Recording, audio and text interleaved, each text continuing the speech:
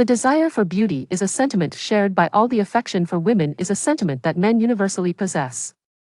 In the vast realm of the entertainment industry, where countless beauties abound, who is truly my destined goddess?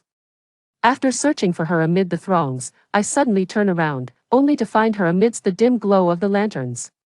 On the morning of September 4, 2008, I was indulging in a much-needed slumber to compensate for the previous night's escapades when my phone rang, its insistent tone dragging me from the embrace of a lovely dream. Who could be so inconsiderate as to disturb my rare moment of bliss? I answered the call, my eyes still closed, and in a fit of annoyance, shouted, "Who is it?" "Dongfang Su, what are you doing?" came the voice of Chow Yu, a wedding host. I took a moment to calm myself and replied, "Sleeping, what's up?" "I've had a car accident. Hurry to the traffic police station to help me pay the fine." Cursing under my breath, I realized this reckless fellow had yet again managed to get himself into trouble. I swiftly dressed, retrieved 2,000 yuan from my drawer, grabbed my car keys, and dashed out of my apartment, taking the elevator down to the basement to drive my Beijing Hyundai 935 towards the traffic police station. Upon entering the station's courtyard, I spotted Chow Yu waiting at the entrance. I rushed over and inquired, "Chow Yu, what happened?" He sighed deeply. "I accidentally damaged someone's electric bike, and they're demanding compensation." As we entered the building, I noticed a middle-aged woman seated on a chair, her face etched with anger as she glared at Chow Yu and then assessed me.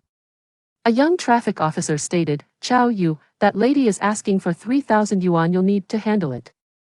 Chow Yu protested, "Officer, a brand new electric bike doesn't even cost 3,000. She's clearly trying to extort me." The woman shot up from her seat, exclaiming, "Thank goodness I was in the restroom, otherwise, I might have been killed by your recklessness. I haven't even asked for emotional damages yet." Chow Yu retorted, "If you hadn't been in the restroom, I wouldn't have collided with your bike. Lady, I'm just a poor man with many mouths to feed, have some sympathy for me." I couldn't help but think how Chow Yu was a master of deception. His father was a major contractor, raking in over $1 million a year, and as a wedding host, he earned a decent sum himself. To claim poverty was truly absurd. The woman snapped, "Enough of your excuses. Pay up now, or I'll have your car impounded. Please, that car is my livelihood. If you take it, my family will starve." He pleaded. "Don't play the victim, your outfit alone is worth hundreds. I won't be fooled." It was impressive how accurately she assessed the value of Chow Yu's attire. She was clearly no ordinary woman. Chow Yu, feigning a pitiful expression, added, "I lost my mother at 3 and my father at 7. My grandparents raised me with great difficulty. I finally found a job, but I couldn't afford a car, so I had to rent this one. To maintain some dignity, I even had to beg to rent this outfit. Can you really be so cruel as to demand money from someone as unfortunate as me?" The traffic officer, unable to listen any longer, set down his pen and said, "Chow Yu, do you want me to hire a musician to accompany your sob story?" Chow Yu, pretending to be hurt, asked, "Officer, what do you mean? Do you think I'm acting?" The officer replied, "I've seen many like you. Hand over the money to that lady immediately. If you continue to resist, I'll revoke your license, and you won't be able to drive for 3 years. I quickly intervened, "Officer, my friend is just joking, please don't take it seriously."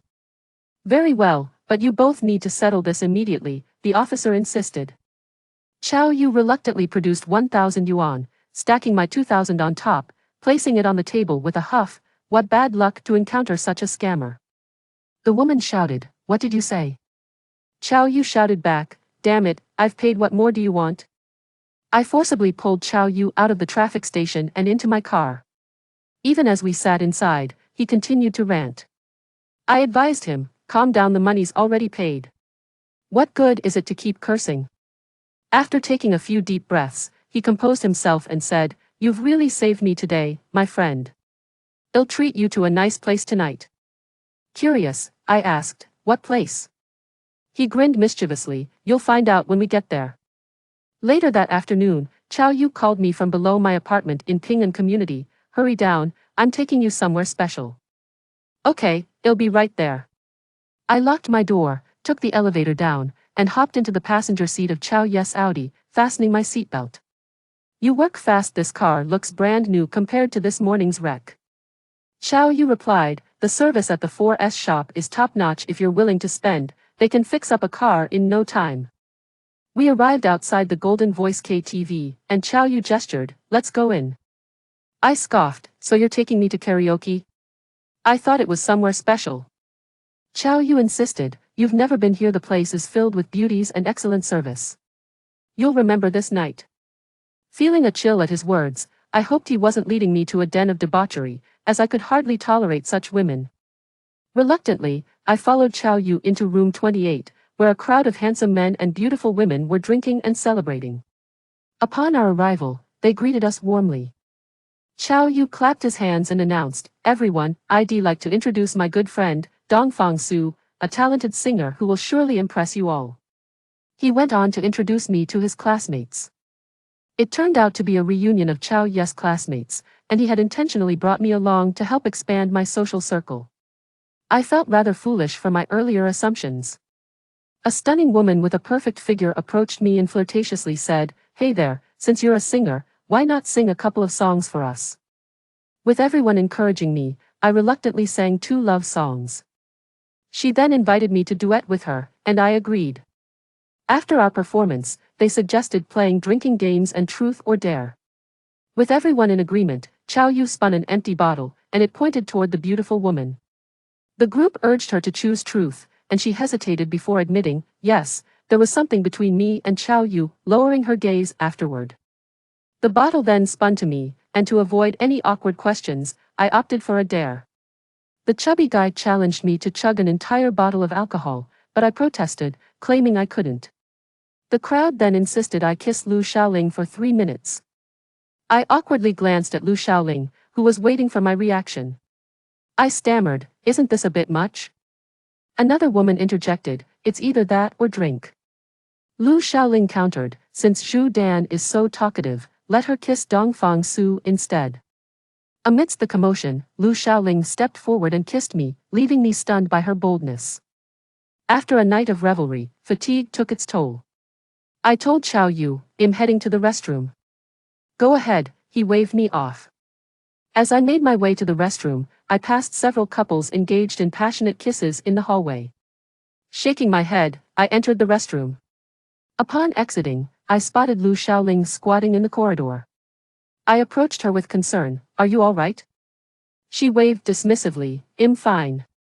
She seemed tipsy, leaning against the wall, her dazed eyes looking up at me as she asked, Dongfang Su, do you have a girlfriend? I chuckled lightly, no, I don't. She gestured, take me home, will you? I hesitated, well all right then. Supporting Lu Xiaoling, we exited the KTV, hailed a taxi, and arrived at the Fuwan Community, Unit 3. After paying the fare, I assisted her into the elevator and up to the 5th floor. Lu Xiaoling retrieved her keys and opened the door. I helped her inside and gently laid her on the bed. Dongfang Su, could you get me a glass of water? She requested.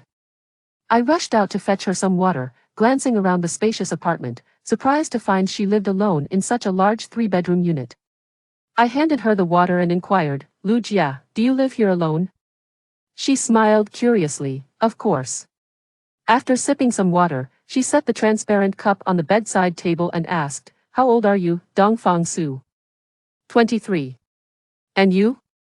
27.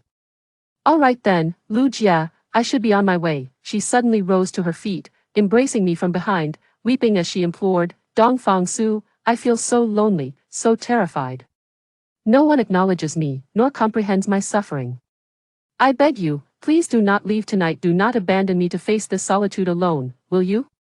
In that instant, my heart raced, and I felt an overwhelming sense of pity for this woman, my emotions tangled in a whirlwind of complexity.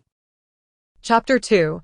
The Splendor of Weilu. On the morning of September 4, 2008, I found myself indulging in the remnants of sleep, recovering from a night spent in revelry at a nightclub. Suddenly, my phone erupted with a cacophony that shattered the tranquility, yanking me from the embrace of a beautiful woman and thrusting me back into the harshness of reality. Who on earth could be so inconsiderate as to disturb my once-in-a-millennium dream?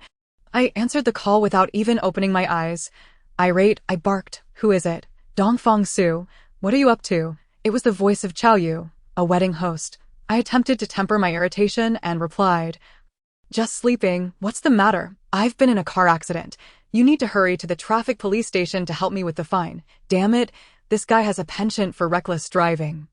And now he has crashed again, expecting me to clean up his mess. What a poor choice of friends." I hung up the phone, hurriedly dressed, retrieved 2,000 yuan from my drawer, grabbed my car keys, and dashed out of my rental unit.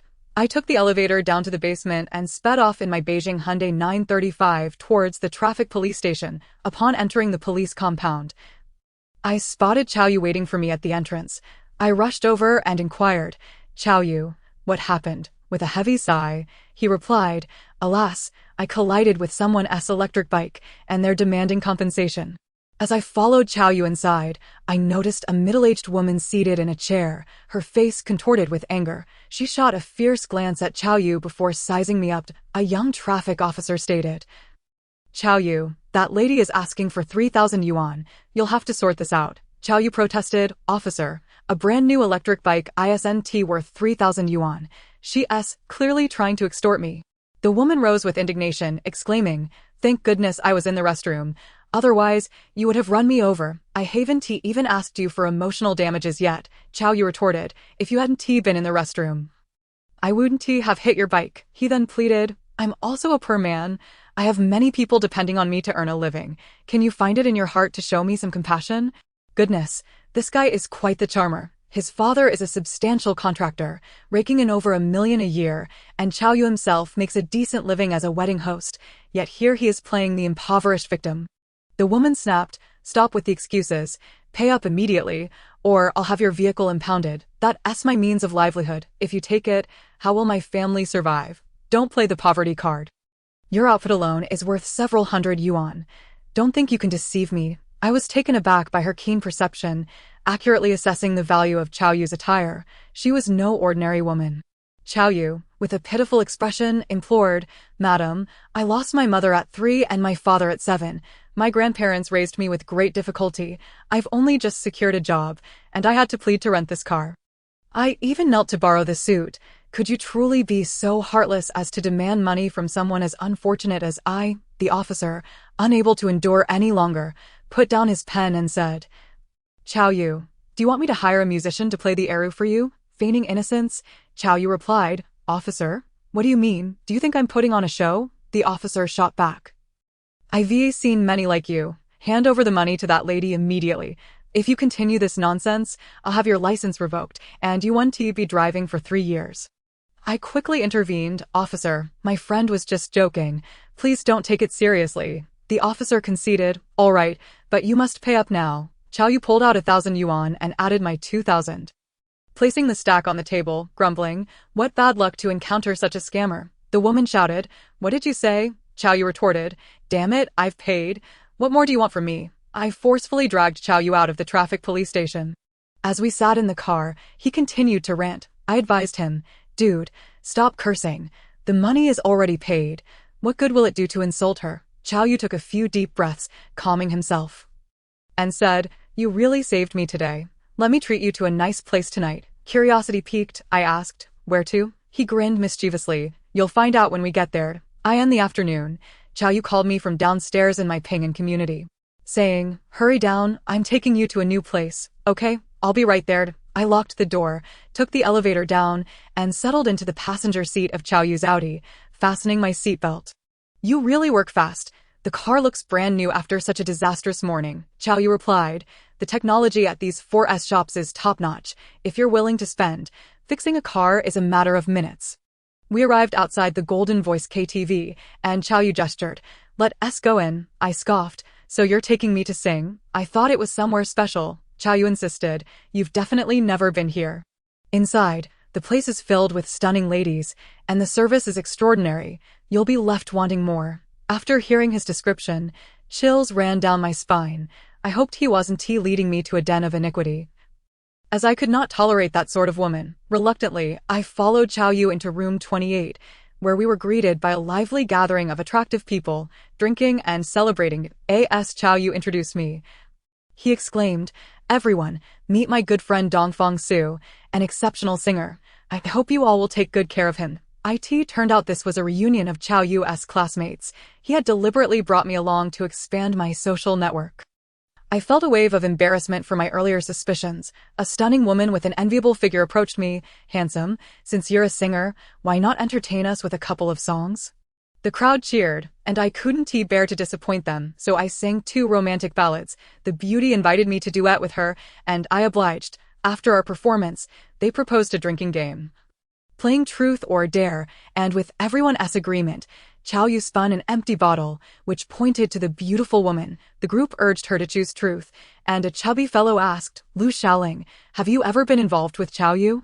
She hesitated briefly before murmuring, yes, and immediately lowered her gaze. The bottle then pointed at me, and to avoid awkward questions, I chose dare. The chubby guy demanded that I down a whole bottle of liquor, but I protested that I couldn't manage that. They then insisted I kiss Lu Xiaoling for 3 minutes. I glanced at her awkwardly. She looked surprised, waiting for my reaction. I protested, "Isn't that a bit much?" Another beauty chimed in, "It's one or the other. If you don't kiss Lu Xiaoling, you drink." Lu Xiaoling countered, "Since Zhu Dan talks so much, let her kiss Dongfang Su instead." The crowd erupted in cheers. And to my astonishment, Lu Xiaoling approached and kissed me. I was taken aback by her boldness. We partied until the wee hours, but exhaustion overcame me. I turned to Chow Yu and said, "I'm heading to the restroom." He waved me off. "Go ahead." As I exited room 28, I walked down the corridor and encountered several couples locked in passionate embraces. Shaking my head, I entered the restroom. When I emerged, I spotted Lu Xiaoling squatting in the hallway. Concerned, I approached her and asked, "Are you all right, beauty?" She waved me off. "I'm fine." She appeared somewhat inebriated, leaning against the wall with dazed eyes. She asked, "Dongfang Su, do you have a girlfriend?" I chuckled. "No." She waved her hand. "Will you take me home?" Reluctantly, I replied, "Well, all right then." I supported Lu Xiaoling as we exited the KTV, hailed a taxi, and arrived at the Fuan Community, Unit 3. After paying the fare, I helped Lu Xiaoling into the elevator and up to the 5th floor. She fished out her keys, unlocked the door, and I gently laid her on the bed.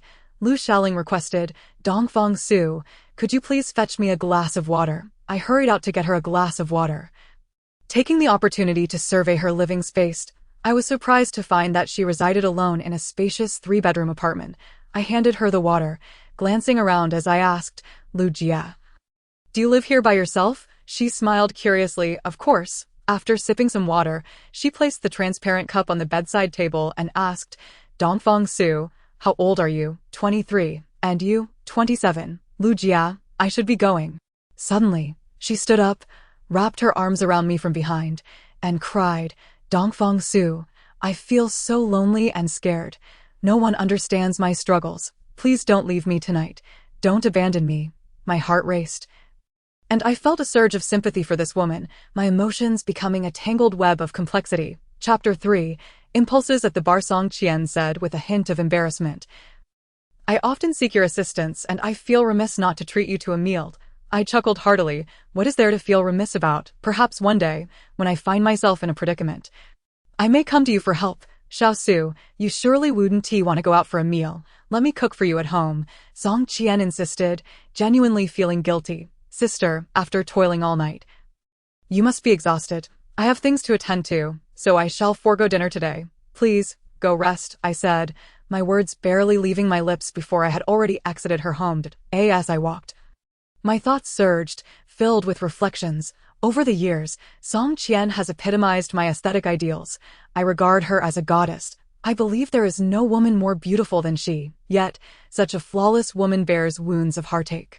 My heart aches for her. Were it not for her family and reputation, I would surely give her husband a stern lesson and find ways to treat her better. However, fate has a peculiar way of playing tricks, allowing Cheng Shihai to know her before I did. Upon returning home, I took a shower, listened to some music, and before I knew it, I had drifted into slumber. When I awoke, it was already past 8 in the evening.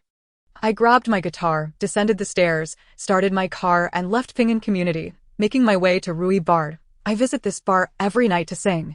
The patrons here thoroughly enjoy my performances, and I relish the sensation of earning money through singing songs I adore.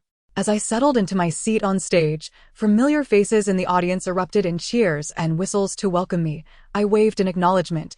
Thank you, friends, for your support. Please, begin requesting songs. A middle-aged man perused the song list and said, "Let us hear Falling for the Wrong Person by you, Tongfei." I nodded, all right, and strummed my guitar. The deeper the love, the deeper the pain. The truer the affection, the more genuine the hurt. A love without resolution leaves me yearning endlessly. Always at midnight I await the dawn, for in dreams you are ever present. The woman I once loved deeply. I fell for someone I shouldn't have, yet she is the woman I love most in this life. Seeing you in tears brings me sorrow. Do not ask how deep my love for you goes. I fell for someone I shouldn't have, yet she is the woman I love most in this life. The more I part from you, the more my heart breaks. Why do those who love each other wound the deepest? The deeper the love, the deeper the pain. The truer the affection, the more genuine the hurt. A love without resolution leaves me yearning endlessly. Always at midnight I await the dawn, for in dreams you are ever present. The woman I once loved deeply. I fell for someone I shouldn't have, yet she is the woman I love most in this life. Seeing you in tears brings me sorrow. Do not ask how deep my love for you goes. I fell for someone I shouldn't have, yet she is the woman I love most in this life. The more I part from you, the more my heart breaks. Why do those who love each other wound the deepest? I fell for someone I shouldn't have, yet she is the woman I love most in this life. Seeing you in tears brings me sorrow. Do not ask how deep my love for you goes. I fell for someone I shouldn't have, yet she is the woman I love most in this life. The more I part from you, the more my heart breaks. Why do those who love each other wound the deepest? The audience erupted in applause. I bowed, overwhelmed with emotion. Thank you, everyone. I then sang a few more love songs as per the audience's requests. At that moment, a sultry woman approached the stage, presenting me with a bouquet of flowers. Thank you, I said, shaking her hand. She then offered 2 cups of white liquor, asking, "Sir, may I toast with you?" "Of course," I replied, clinking glasses with her. A drunken young man shouted, "Singer, I'll toast you 3 cups." I declined, saying, "Brother, I have to drive. I can't drink too much, 1 cup at most." The young man cursed. "Damn it. You drink when a beauty toasts you, but you refuse mine. Why is that?" I retorted. "Hey, why are you cursing?" He shot back. "I'm cursing you. What are you going to do about it?" Infuriated, I responded, "If you want to curse me, go ahead. I want to stoop to your level." The young man hurled a bottle at me, striking my guitar drum squarely, puncturing it. Enraged, I leaped off the stage and gave him a thorough thrashing. 3 burly men nearby rose menacingly to surround me. Just as they were about to act, the bar manager rushed out with 3 security guards, shouting, "Stop, if you want to fight, take it outside. Don't cause a scene here." I returned to the stage to inspect my guitar, which was utterly ruined, and my frustration was beyond measure. Damn it, that guitar was worth several thousand yuan. Was I to let that scoundrel destroy it without consequence? However, having beaten up that drunkard, if I pursued legal action for compensation, he would likely retaliate and ensnare me in trouble. Such a pursuit would be futile. Sighing, I decided to stop singing. I discarded the damaged guitar and turned to leave the bar. As I prepared to get in my car, the 3 burly men approached me, standing in a line. One of them, wearing sunglasses, warned me sternly, "Kid, be careful from now on, or I'll ruin you." I stood my ground. "My guitar is ruined. What more do you want?" The man in sunglasses replied. "What a ruined guitar to me? One day, I might dismantle your car and leave you in pieces." I shot back. "Don't play the tough guy with me. I'm not easily intimidated." At that moment, the drunken man emerged, waving his hand. "Forget it. I'm not in the mood to fight today. Let us go." The 3 burly men turned and left. I drove home, my enthusiasm for everything diminished. Alas, my guitar was destroyed, and I felt a growing disdain for such entertainment venues. How would I survive moving forward? My mind was in turmoil as I lay in bed, lost in thought. Suddenly, Song Qian's sweet, gentle face flashed through my mind, filling me with sorrow. Yet, memories of Lu Shaoling from the previous night and the mysterious woman in black from the taxi ignited a sense of inexplicable intrigue within me. The following morning, I ordered takeout and, after my meal, as I pondered my situation, my phone rang again. "Hello, Dongfang Su, please come to Rui Bar." The voice on the other end belonged to the bar manager. All right, I drove to Rui Bar and met the manager, who handed me a beautiful guitar. saying, Dongfeng Su, this was sent by the young man you fought with last night. He said he was drunk and unintentionally offended you. Hoping for your forgiveness, I examined the guitar, plucked a few strings, and exclaimed, wow, this guitar must be worth over 20,000 yuan. The manager asked, Dongfeng Su, do you know who he is? I shook my head.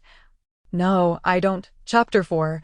The woman with a defiant spirit, the manager replied, he is Yang Wei, the son of Mayor Yang. I was taken aback, thinking, goodness, I seem to have encountered someone truly influential. Regardless, since he proactively offered to replace my guitar, I graciously accepted. I smiled at the manager. So, what about my salary for this month? The manager responded, that depends on whether you intend to continue working here. If you do, not only will your salary remain the same, but you'll also receive a bonus. I contemplated for a moment and said, well, let us consider it a gift for you all for a few nights. I slung the guitar over my shoulder and exited the bar, placing it in my car before driving home. I was pleasantly surprised by the drunken man's sense of honor. My impression of him had improved significantly. However, I had resigned from my job at the bar. What should I do next? A man must find ways to earn a living. Otherwise, it is challenging to establish oneself in this world. 18 noon. I ate a pack of instant noodles, boredom gnawing at me. I pulled out my phone, opened QQ, and added a few online acquaintances, hoping to find a kindred spirit in this realm. I casually struck up conversations with several people on QQ. Suddenly, a user with the username Heroine messaged me. Hello, handsome. I checked her profile. She was a 21-year-old woman from Yuzhou. I quickly replied, hello, beautiful. Oh no. She replied with a grimace emoji. Why not? I responded with a puzzled expression. Why do you care so much? I can't be bothered with you. You can die. You die first. When you die, I'll burn you a stainless steel wreath. When you die, I'll burn you a brother. A stainless steel wreath will leave you infamous for eternity. A brother proves you lacked love in life and die lonely, suffering through lifetimes of solitude. Watch your mouth. When I played this game, you were still in diapers. Little one, do you dare to settle this face to face? Baby, if you're brave enough, come to Huai County to name your address. I'll be there at 11 tomorrow morning for a showdown. I clenched my phone, muttering, damn, how dare you insult me? I casually replied, the one with the surname Wu. I am at the Good Days CF in Huaixin, eagerly awaiting your esteemed presence. All right, whoever does not come is. She added a thumbs down emoji. The next day, I indeed encountered the heroine at the CF, but to my surprise, she was a stunning beauty reminiscent of Song Jia, rather than the fierce and boisterous tigress I had imagined. The heroine coldly inquired, you must be the one with the surname Wang, correct? I scoffed, I am Wu, and I have been waiting for quite some time, you bastard. What will you drink? Turtle. Choose whatever you like. I am called Yang Li, with Yang from the Yang tree and Li meaning beautiful. You may call me Dongfeng Su, a double surname meaning the rising sun in the east. Dongfeng Su, I pity you, she remarked with a mischievous glint in her eyes. Yang Li, I feel sympathy for you. I did not detest this rival. However, I was determined not to lose in verbal sparring against her. I pity your parents for their inferior genes that resulted in your rugged and unremarkable appearance. I sympathize with your grandparents and maternal grandparents for passing down such abysmal genes to your parents, rendering you a VIP among the ugly, a vision of unparalleled hideousness. You are unprecedentedly ugly. A true calamity, your ugliness transcends time, echoing through the universe. You are unmatched in your grotesqueness. Among ugly men, you reign supreme. Among ugly women, you are the queen. Delightful. Yang Li sat down, fanning herself with her hands, and said, it has been ages since I engaged in such a verbal duel. I sighed. You are the first to seek someone out for a quarrel in such a unique way, Yang Li asserted. You are the first to dare to speak to me in such a manner. I dismissively replied, humph, what is there to be afraid of? Do you think you are a princess? She nodded slightly, seemingly uninterested in further argument, and gently smiled. Dongfeng Su, we have bickered enough. Shall we not have something to drink? I smiled in agreement and summoned a waiter to order 2 cups of coffee. Yang Li curiously asked, Dongfeng Su, you don't intend to finish the coffee and then ignore me, do you? I chuckled. What else do you wish for? She playfully suggested, at the very least, you should take me out for a bit. To honor the local hospitality, no, I retorted. Do you expect me to take you to an amusement park? Her eyes sparkled as she replied, that would be fine. Why not? What a character. I merely jested, and she took it seriously. I rolled my eyes. You are quite childish, aren't you? She dismissed my comment. What of it? As long as it brings joy, anything goes. With no choice left, I pouted and took her to the amusement park. Yang Li hopped onto a roller coaster, screaming with abandon, delighting like a child. I indulged her for a while, then jumped off the ride and sat on a yellow plastic chair to rest. Dongfang Su, why have you stopped playing? Yang Li asked as she sat next to me after spending another 10 minutes on the Ferris wheel. I looked up and said, it's too childish, lacking in interest. Yang Li took a sip of water and said, Dongfang Su, I don't wish to return home tonight. Find me a place to stay. I scoffed. Huaixian is vast. Surely you can find a hotel. A strange smile crossed her face as she said, how about I just crash at your place tonight? I pointedly remarked. Yang Li, I recall us being adversaries, do I not? She confidently replied, and what of it? I came to Huaixian because of you. You must take full responsibility for my lodging and meals. Good heavens, I never anticipated a girl would cling to me over a quarrel. It seems I must provide for this audacious woman tonight. She truly is the most shameless person I have encountered. And her audacity rivals that of any man. I consider myself bold, but I would never unhesitatingly venture to a different city to quarrel with someone I barely know. Furthermore, how could she, a young woman, dare to stay alone at the home of a man she had known for less than a day? Am I too naive, or is she the true wolf? Hey, Dongfang Su, are you secretly cursing me for being shameless and lacking in decorum? Yang Li suddenly inquired. I was taken aback and hurriedly replied, how could that be? You underestimate me. To mask my fluster, I continued, besides, you are nothing to me. Your character is of no concern to me. Yang Li pouted, what does it matter what you think? Either way, I am staying at your place tonight. Fine, let's go. I acquiesced, still feeling a twinge of guilt for doubting her character, and teasingly asked, you little rogue, what do you want to eat? Yang Li was not offended by my appellation and replied, anything will do. I winked, splendid. Then we shall have instant noodles. She was agreeable. That works for me. I love instant noodles.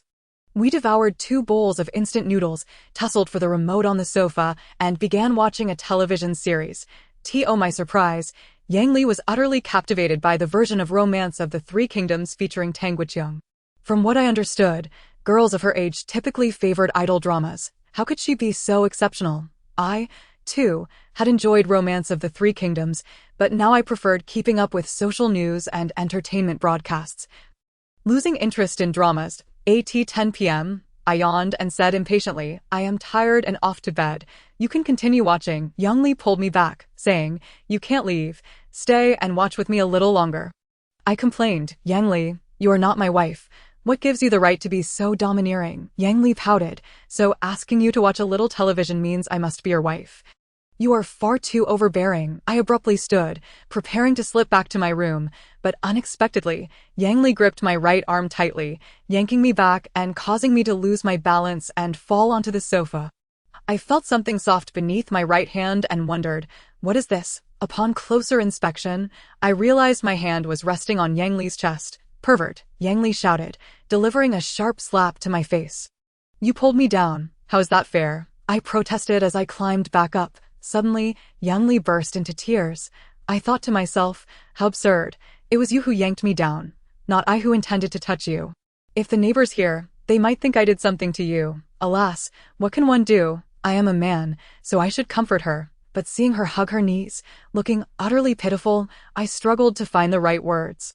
After a few minutes of weeping, Yang Li calmed down and murmured, men are all worthless, deceitful, and untrustworthy. Observing the hint of despair on her beautiful face, I simply stood silently, refraining from interjecting or countering her words. Unexpectedly, she asked out of the blue, Dongfang Su, do you desire me? I was taken aback and felt a stir of excitement. Yet, considering it might be a trap, I replied, not really. She seemed somewhat disappointed and questioned, why not? Am I not pretty enough? After a moment's thought, I answered, we barely know each other.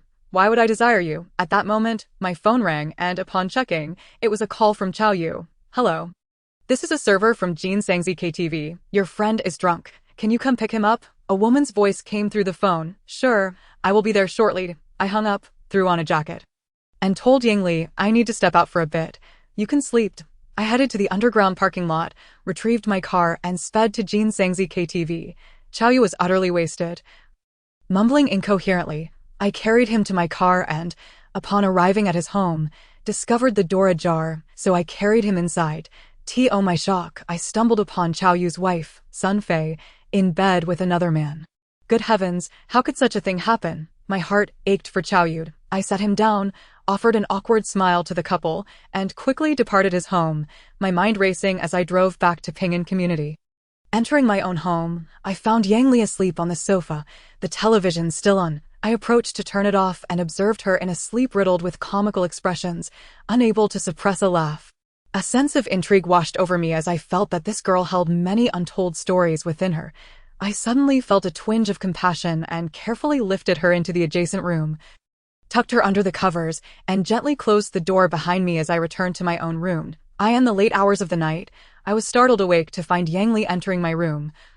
Shutting her clothes and climbing into bed beside me, my heart raced with excitement as I embraced her form and kissed her face, just as I was lost in the moment. I suddenly opened my eyes to realize that the passionate encounter I had imagined with Yang Li was merely a fleeting dream. Rather than feeling disappointment, I was filled with relief. I would rather not have girls like Lu Xiaoling, who are so risky, as that would utterly shatter my remaining hopes for love. The following morning at 9 o'clock, I rose from my slumber, donned my attire, and as I entered the bathroom to brush my teeth, I was taken aback to discover that my face had been transformed into that of a large calico cat. Puzzlement enveloped my mind. How could my visage have undergone such a metamorphosis? Could it possibly be the handiwork of Yang Li? Just as I was grappling with this bewildering conundrum, I caught sight of Yang Li leaning against the doorway, laughing heartily. "Ha, look at this big calico cat." Infuriated, I realized it was indeed her doing. I chased her outside, enveloped her in an embrace, and smeared a generous amount of toothpaste across her face. Yang Li retaliated by hurling sofa cushions at me, sending white feathers scattering in every direction. After we had completed our morning rituals, we ordered takeout and indulged in a satisfying feast. Suddenly, Yang Li seemed to undergo a remarkable transformation. Becoming unusually quiet, we engaged in casual conversation about our lives. She inquired about my lifestyle. "Dongfang Su, I had no idea you were a singer," Yang Li exclaimed in disbelief, with a sense of pride. I responded, "Of course. Could you sing a couple of songs for me?" She asked eagerly. "Certainly," I replied, retrieving my guitar and serenading her with 2 songs. Yang Li offered insightful critiques of my performance, which I found to be immensely beneficial. I could hardly fathom how such a playful and mischievous girl could possess such musical prowess. She then sang a heartfelt love song, displaying remarkable talent. I was left in wonder, pondering the depths of her abilities. At noon, I finally bid farewell to the exasperatingly beautiful Yang Li. In her absence, it felt as though the entire world had fallen into a tranquil silence. 2 o'clock in the afternoon. I sought to expand my skills and break free from my limitations, yearning to create songs that reflected my unique style. I powered on my computer and settled down to study sheet music in peace. Just then, a call from Song Qian interrupted my solitude. I answered, "Sister, what's the matter?" She replied, "Xiaosu, I've been evicted by my landlord. Could you come help me move my things?" I generously responded, "Of course, I'll be there right away." I drove to the entrance of Jianan Community, where I found Song Chen waiting for me. I stepped out of the car and inquired, "Sister, what happened?" With a forlorn expression, she explained, "I've fallen behind on my rent, and they won't let me stay." "What a shallow-minded person," I suggested. "Why not move in with me?" She looked at me in astonishment. "How could that be?" I asked in confusion. "Why not?" She slowly replied, "If I live in your place, how would you date? Besides, we are 2 people of different genders living under the same roof. What would people think if they found out? If my husband finds out, he would certainly divorce me." After uttering her last sentence, her brows furrowed tightly, indicating her strong disapproval of my suggestion. I calmly stated, "You're overthinking it. We are merely good friends. Staying with me for a few days is no big deal. And once you find a new place, you can move out immediately." She appeared somewhat swayed by my reasoning yet still harbored doubts. "But I can't afford rent right now, and I don't want to stay in your place for free." I chuckled, "Sister, I subsist on instant noodles daily, which has taken a toll on my stomach. You're an excellent cook. You could prepare me some delicious meals, and that would make it seem like you're contributing, wouldn't it? Well, all right then, I'll stay temporarily, but I promise to move out as soon as I have the funds," she conceded, her face reflecting a sense of resignation. I loaded Song Qian's belongings into the car, secured the trunk, and once she and her son were seated, I started the vehicle. Upon arriving at Ping'an Community, Song Qian held her son Yang Yang's hand as we returned to my home. I assigned them to the room Yang Li had occupied the previous night. From this day forward, I would no longer live alone, and my lifestyle would need to be more restrained, of course. I had never engaged in any wildly reckless behavior. I was merely a bit carefree. I couldn't imagine what might unfold from this cohabitation with Song Qian and her son, but I was certain it would not align with my hopes. Song Qian, feeling a bit bored, began pacing around the living room, searching for something to occupy herself. I encouraged her. Sister, why not take a break? She replied, Xiaosu, is there anything I can do for you? After a moment of contemplation, I realized she was a practical person, and if I didn't assign her a task, she would likely feel uneasy. Thus, I ventured out to purchase some ingredients, asking her to prepare a meal. Song Qian's culinary skills were truly exceptional, and I merely assisted her in the kitchen. Cooking alongside her felt remarkably warm and comforting. I found it unfathomable that Cheng Shihao could neglect such a capable wife. Leaving her at home without care, how could he find peace of mind? Chapter 6. Heartfelt breakfast. Once the meal was prepared, Song Qian and I set the table, calling for Yang Yang to join us as we officially commenced dining. It was a delightful experience to watch such a charming face enjoy the meal. However, I held a deep respect for her. I would not merely regard her as a beautiful woman, but place greater value on our friendship and emotional connection. After the meal, while Song Qian washed the dishes in the kitchen, I entertained Yang Yang with games in the living room. Yang Yang was exceptionally bright and excelled at any game he played. I asked Yang Yang, which school do you attend? He responded, Mom ran out of money, so I have to stop attending this semester. Does your father not provide any support? I inquired. Dad hasn't returned in a long time. He replied, what about your grandparents? Do they not help? I probed further. Grandpa and Grandma blame Mom for being incapable of keeping Dad, so they don't want us anymore. I thought to myself, what kind of twisted logic is this?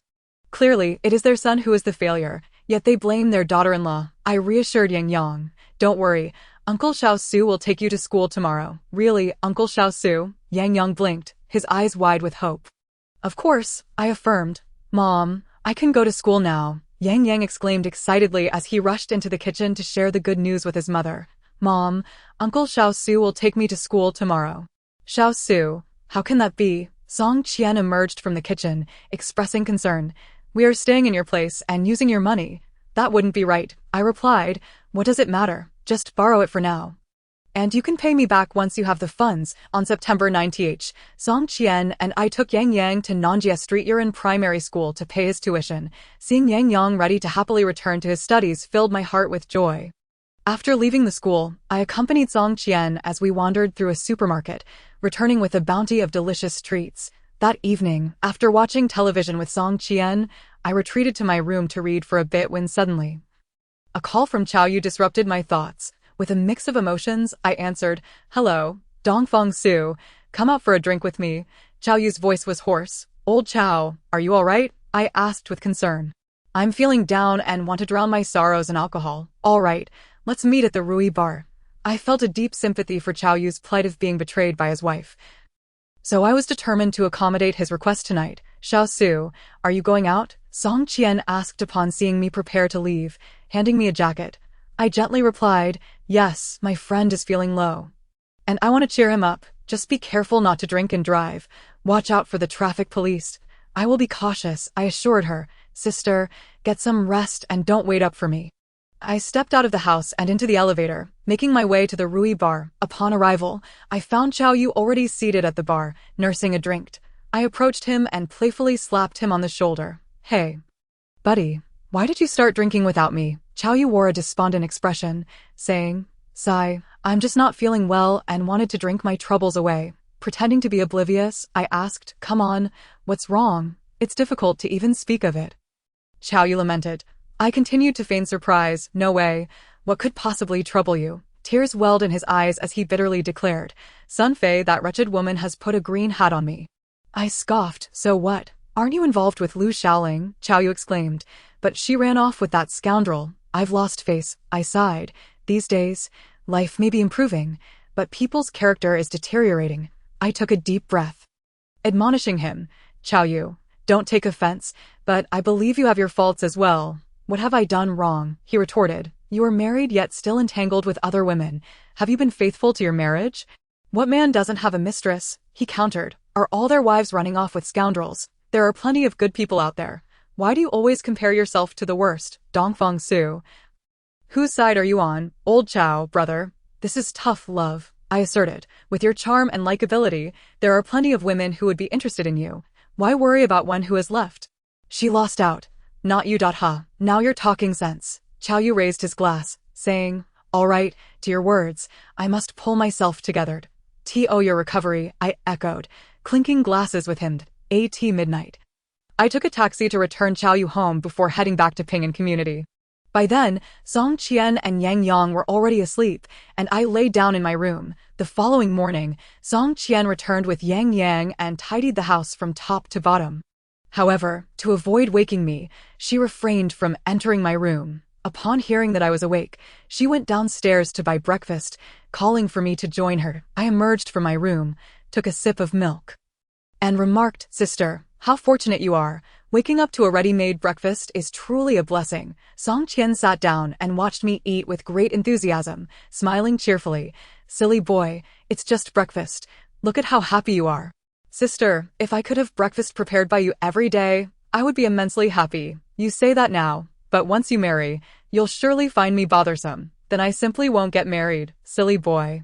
What nonsense is that? Both your parents and I are eagerly waiting for you to bring home a beautiful bride. Upon hearing Song Qian's words, an inexplicable sadness washed over me for a moment. Indeed, her words were entirely reasonable and filled with concern, yet I couldn't help but feel a pang of heartache. With ulterior motives, I asked, Sister, do you see me as just a little kid? Song Qian chuckled and replied, Not at all. I don't think you are childish. You are quite sensible. However, in my eyes, you and Yang Yang are equally the ones I care about the most. Her gentle remarks cut through me like daggers. I wasn't sure what I wanted to hear. All I knew was that my heart ached. Of course, no matter how tumultuous my emotions were, I wouldn't let them show. Suddenly realizing that Song Qian hadn't had breakfast yet, I hurriedly asked, Sister, why haven't you eaten breakfast? I don't have the habit of eating breakfast. She smiled. I poured half of my milk for her and handed her some fried dough, saying, Sister, please eat with me. It doesn't taste good if I eat alone. At last, she consumed 2 pieces of fried dough and half a glass of milk. After breakfast, I pondered over musical scores at the computer while Song Qian sat beside me, conversing. Song Qian was quite unfamiliar with computers and curiously asked, Xiaosu, is it easy to learn computers? Yes, it's quite simple. I explained the basic operations to her and suggested, since you're studying tailoring, learning computers will make it easier for you to delve into fashion design. I think you should learn. Song Qian replied with a hint of self-doubt. Right now, I can't even afford Yang Yang's tuition, so what's the use of learning computers? I encouraged her, saying, Miss Song, having multiple skills is never a burden. If you learn computers now, when you have the money, you'll be able to learn fashion design with ease. Chapter 7, Heart Disease. Song Qian sighed. Alas, with my clumsy nature, even if I had money, I wouldn't be able to learn fashion design. I laughed. I envision you as a future fashion designer. A fashion designer? Huh? I wouldn't even dare to think that. She found my words a bit far-fetched. What's so unthinkable about it? A soldier who doesn't aspire to be a general is not a good soldier. I continued to encourage her. Xiaosu, thank you for your encouragement. Suddenly, she found confidence and bravely declared, Then I shall be your student. Please don't think I'm foolish. Song Qian sat at the computer, and I bent over her shoulder, guiding her hand in hand as she diligently learned, holding her rough hand and leaning my face close to hers. Listening to her steady breathing, my heart raced and my entire being tensed. I suddenly realized how much I enjoyed this atmosphere. I worriedly thought, I have secretly loved this unfortunate woman named Song Qian for 3 whole years. Can I truly not let her go? Yet she is a married woman. Can I really continue to love her? My heart was filled with contradictions and turmoil. Xiaosu, what's wrong? Song Qian noticed my distracted demeanor. I snapped back to reality and said, Oh, I'm sorry, I spaced out. She playfully asked, What girl are you thinking about now? I smirked. Which girl could I possibly think about? Just daydreaming. After a few hours of learning, Song Qian suddenly exclaimed, Oh no, it's noon. I need to go pick up Yang Yang. I stood up and said, Sister, let me go instead. No need. I can get to the school in a few steps. By the way, Xiaosu, what will you have for lunch? I'll pick up some groceries on my way back. A thought struck me. How about this? I'll go pick up Yang Yang and you can buy the groceries. Song Qian smiled slightly. All right then, but be careful. We set out together, heading to the school and the market respectively at 12:30 p.m. I returned home holding Yang Yang's hand, and Song Qian was already busy in the kitchen. I entered the kitchen to help her and noticed she had forgotten to tie her apron, so I hurriedly tied it around her waist. That moment, without thinking, I impulsively wrapped my arms around her from behind, resting my chin intimately on her shoulder, and asked, Ms. Song, what are you planning to cook? Unfazed, Song Qian lightly patted my head and said, you'll find out soon enough to go watch TV in the living room. I'll call you when the food is ready. Her nonchalance made me feel quite embarrassed. Clearly, she regarded my earlier action as mere playful affection, without any suspicion of ulterior motives. I, too, was unsure of what was happening to me and what I truly desired. I suddenly felt that this lifestyle was perilously risky. If this continued, I would inevitably disappoint Song Qian, and at that point, I might not even have her as a friend. After lunch, reflecting on the moment I embraced Song Qian, I felt a wave of anxiety. No, I cannot let her down. I must establish a good image in her heart. Just then, my phone rang. I answered, hello, this is Dongfang Su. Xiaosu, your mother's heart condition has relapsed. Hurry to the county hospital. We are preparing to transfer her to Yuzhou Fukan Hospital, my father said urgently. Without a second thought, I drove to the county hospital, checked on my mother, and just as the ambulance from Yuzhou arrived, I sent my parents off in the vehicle and drove towards Yuzhou at Fukan Hospital. My mother was admitted to the ward for a series of examinations and soon entered the preoperative preparation stage. The hospital required a deposit of 100,000 yuan for medical expenses, and my father and I were at a loss, unsure of where to gather such a substantial amount of money. In this fiercely competitive metropolis, where everyone was preoccupied with making money, few would extend a helping hand for someone else's life-saving needs. Those like me, who appeared outwardly successful, found it even harder to receive assistance. My father suddenly came up with an idea. Xiaosu, your car is worth over 100,000 yuan. Why not sell it temporarily? Once your mother recovers, I can gradually save up to buy you a new one. I sighed, but I've had it for 2 years. And now it's only worth around 60,000 to 70,000. Selling it might not even cover my mother's medical expenses. My father replied, if we can sell it for 70,000, I'll borrow the remaining 30,000 from relatives. I agreed. All right, to save my mother. I'll do whatever it takes. My father and I split up and quickly managed to gather the 100,000 yuan for my mother's medical expenses and handed it over to the hospital. That night, my mother was wheeled into the operating room, and my father and I anxiously waited outside for 7 hours. Finally, we saw her being transferred to the intensive care unit. I stayed with my father to care for my mother for a week. Seeing her recovery progressing well, I ventured out to search for work, hoping to earn back the money for that Beijing Hyundai as quickly as possible. Although my father promised to buy me a car, I preferred to spend my own money. Using my parents' money would only fill me with guilt. I worked at a construction site, carrying bricks, lifting steel molds, and pushing concrete, solely taking on the hardest jobs. However, after a month, I had only earned 3,000 yuan. After subtracting my pocket money, I couldn't even save 1,000. At this rate, it might take me 10 years to earn back the money for the Beijing Hyundai. One day, I went to a water supply company and asked the manager, brother, do you have any work available? The middle-aged man in a suit looked me over and said slowly, young man, you look too handsome to be an ordinary person. Why would you come to a place like this looking for work? Feeling embarrassed, I admitted, well, to be honest, I have no qualifications, no voice, and no acting skills. If I don't come to these lower-tier jobs, I won't be able to make a living. The man replied politely, oh, I see. Then how about you become a water delivery worker? Thank you, brother. I bowed. I received a blue work uniform and an electric tricycle, paid the deposit, loaded the water, and set off for the delivery address. Upon arriving at Baihe building, I picked up a barrel of water and explained to the security guard before entering the company lobby. Upstairs, I encountered a middle-aged man dressed in all designer brands.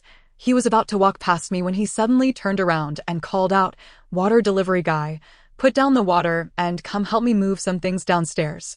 I smiled and politely replied, "Brother, I'm really sorry, but I have a task to complete. If I keep other customers waiting, it could affect the company's reputation. I hope you understand." The man threatened, "Kid, do you know who I am?" To dare openly refuse my orders. I felt a surge of defiance, yet my curiosity got the better of me, and I asked, "Who are you?" The man arrogantly declared, "I am the renowned Wu Changqi, well known throughout Yuzhou." I wanted to say something scornful but held back, responding amicably, "Brother, I can see you're not an ordinary person, but I truly have pressing matters to attend to. Perhaps you could find a mover instead?" Chapter 8. A great humiliation. Wu Changqi let out a cold scoff and remarked, "Young man, I had initially intended to offer you a transportation fee, but since you are so obstinate about following orders, I shall have to make you work for free. Otherwise, I will ensure that you cannot survive in Yuzhou." Unable to endure any longer, I replied, "Sir, my sole responsibility is to deliver water. I am not obliged to provide any other services. Please do not delay my work. I still have other tasks to attend to." Ignoring him, I placed the water in an office designated by their supervisor, exchanged the empty water drum, and, under his furious gaze, exited the Baiha building, starting my tricycle to head to the next destination. After a week of working as a water delivery man, my skin had darkened considerably from the sun. I was acutely aware of the arduous nature of this job. However, I refused to yield and was determined to persevere. One day, I returned to my rented room, utterly exhausted. After a hasty warm shower, I collapsed into bed and fell into a deep slumber. There is no greater pleasure in the world than drifting into a blissful sleep after a day of toil.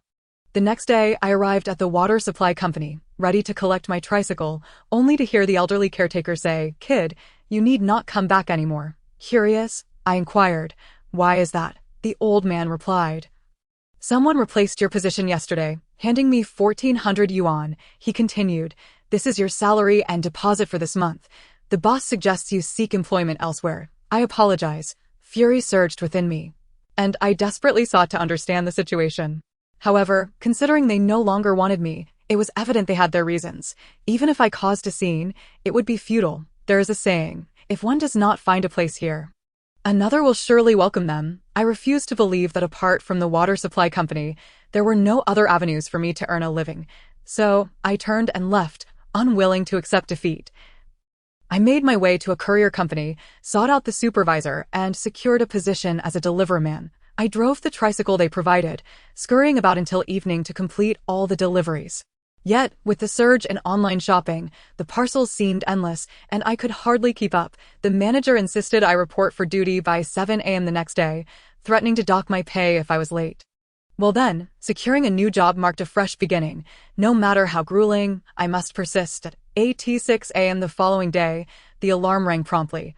I hurriedly dressed, washed up, consumed 2 slices of bread and a glass of milk, locked the door, and departed for the courier company. Upon receiving the tricycle and loading the packages, I glanced at the order addresses and began my deliveries. I traversed vast expanses of Yuzhou City, and should I encounter an elevator out of order in any apartment complex, I would have to climb numerous flights of stairs. If a customer raised an issue with their order, I had to appease them. Otherwise, I risked a complaint that could lead to my dismissal. Alas, only those who have endured such a job can comprehend its hardships. After laboriously delivering parcels for over 40 days, I thought I had secured my position, only to be met one day by the courier company's supervisor, who said, "Dongfang Su, here is your 3,000 yuan salary.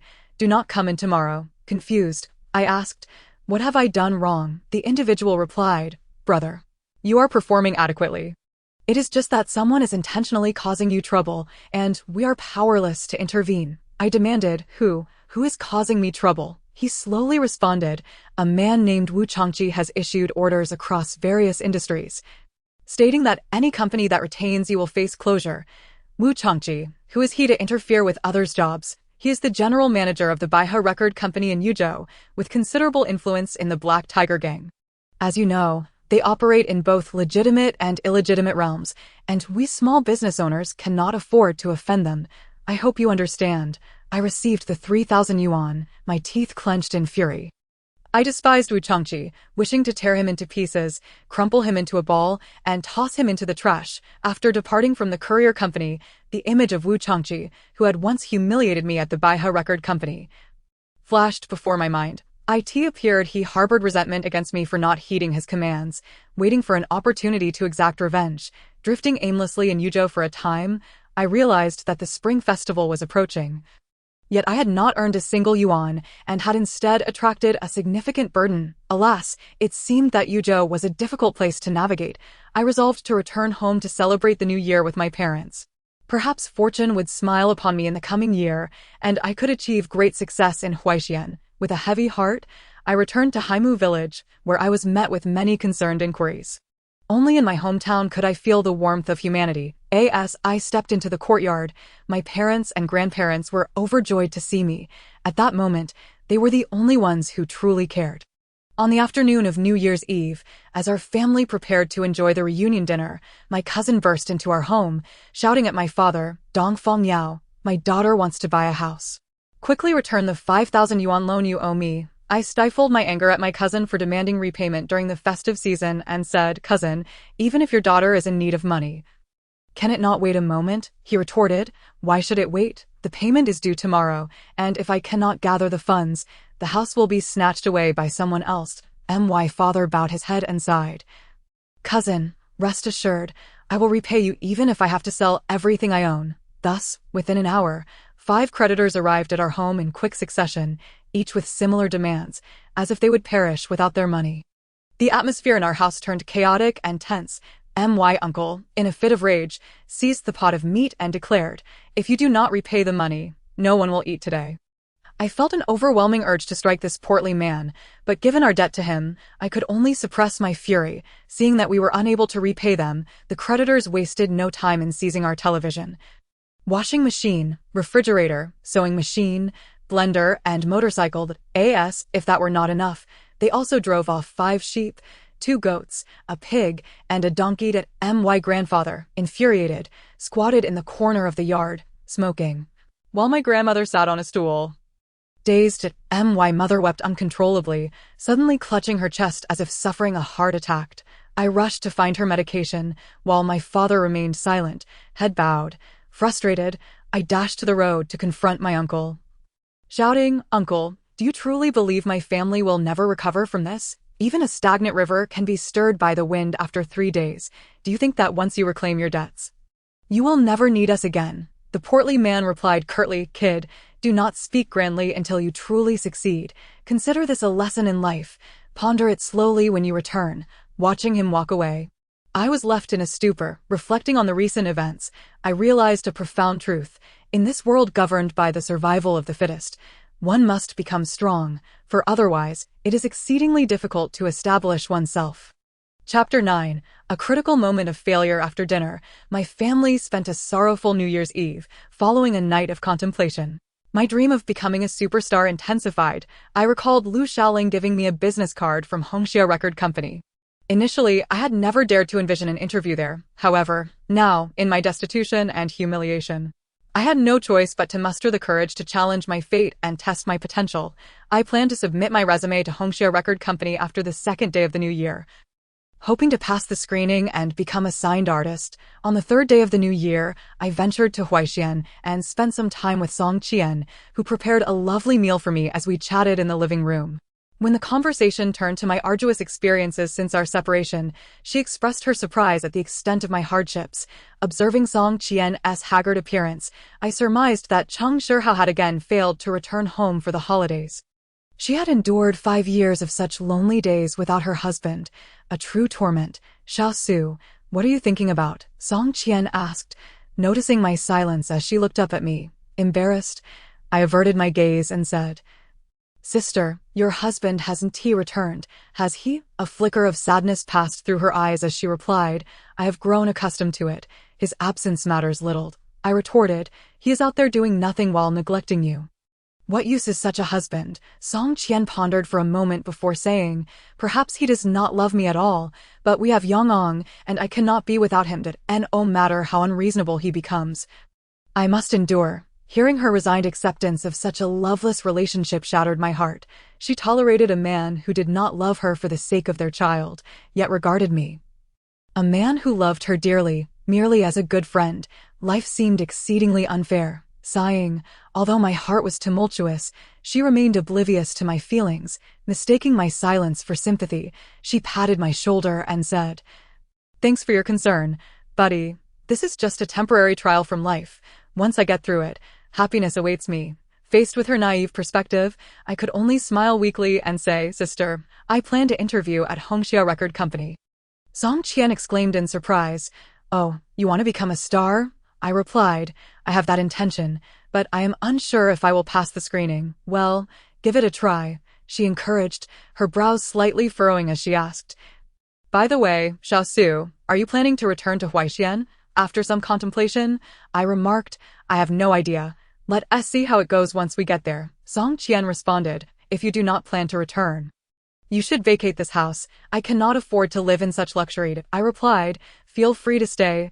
I've paid a year and a half's rent, and I can still occupy it for another 6 months this year." Song Qian conceded, "Very well, I shall return this half-year's rent to you once I can." I chuckled, "No need for that. Regardless, you won't be able to reclaim the rent if you don't stay.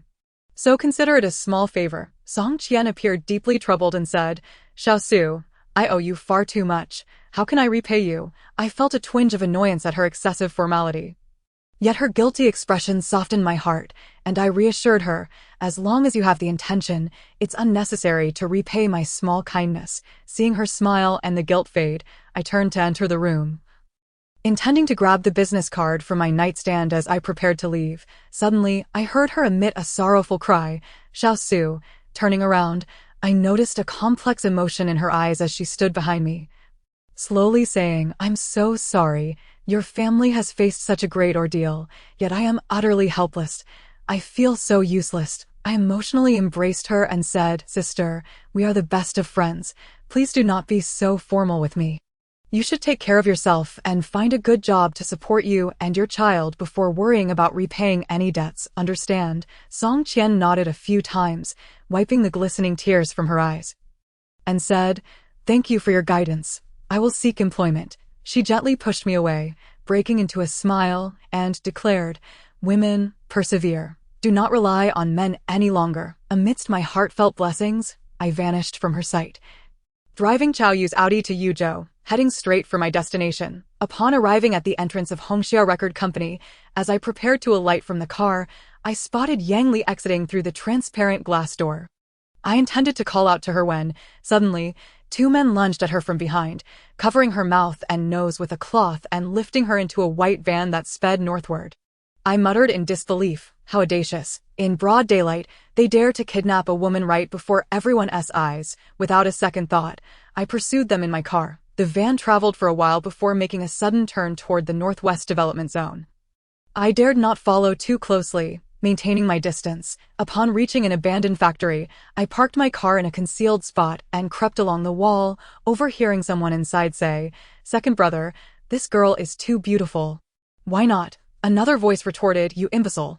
All you think about is women. Have you forgotten? We kidnapped this girl to extort a large sum from her father." "Second brother, I was wrong," came the reply. "All right. Let us wake her up and have her call her father."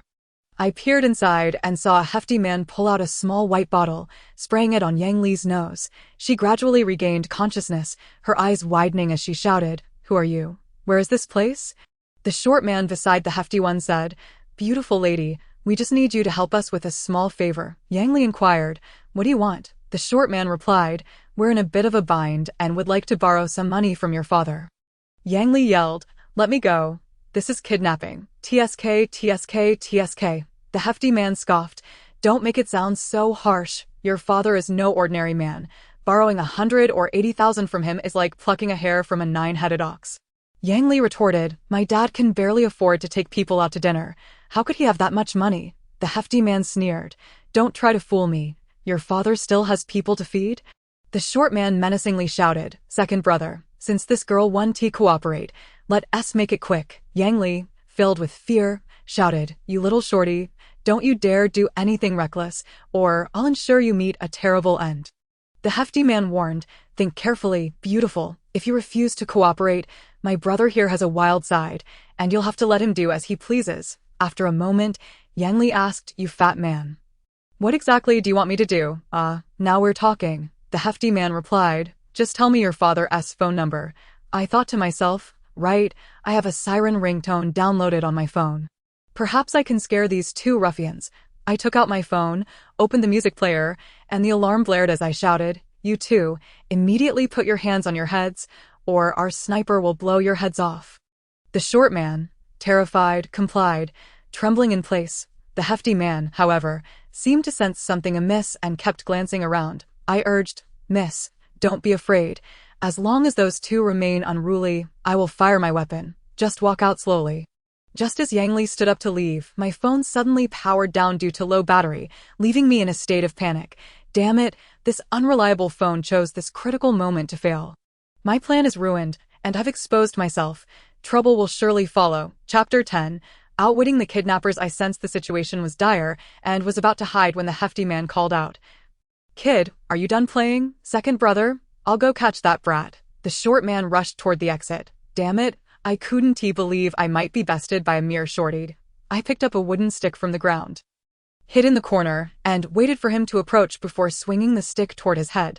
To my surprise, the short man ducked just in time and flung a handful of white powder at me, instantly causing me to feel dizzy and collapse. When I regained consciousness, it was dark, and I found myself tied to a pillar. Looking around, I saw the two men sitting on a wooden plank playing cards, while Yang Li was tied to a pillar 2 meters away from me. I thought to myself, this is it. I'm doomed. Why did I even come to Yuzhou to face this foreign torment? The hefty man laid down 5 cards and asked, "Kid, you're awake?" I smiled and replied, "Brothers, let us speak calmly. Why take things so seriously?" The hefty man retorted, "Aren't you good at playing the cop? Let us see you do it again." Yang Li asked, "Dongfang Su, what are you doing here?" I responded, "This isn't your home. Why should you be here while I cannot?" The short man declared, "I'll let you live another night. Tomorrow I'll call for the money and then finish you both off."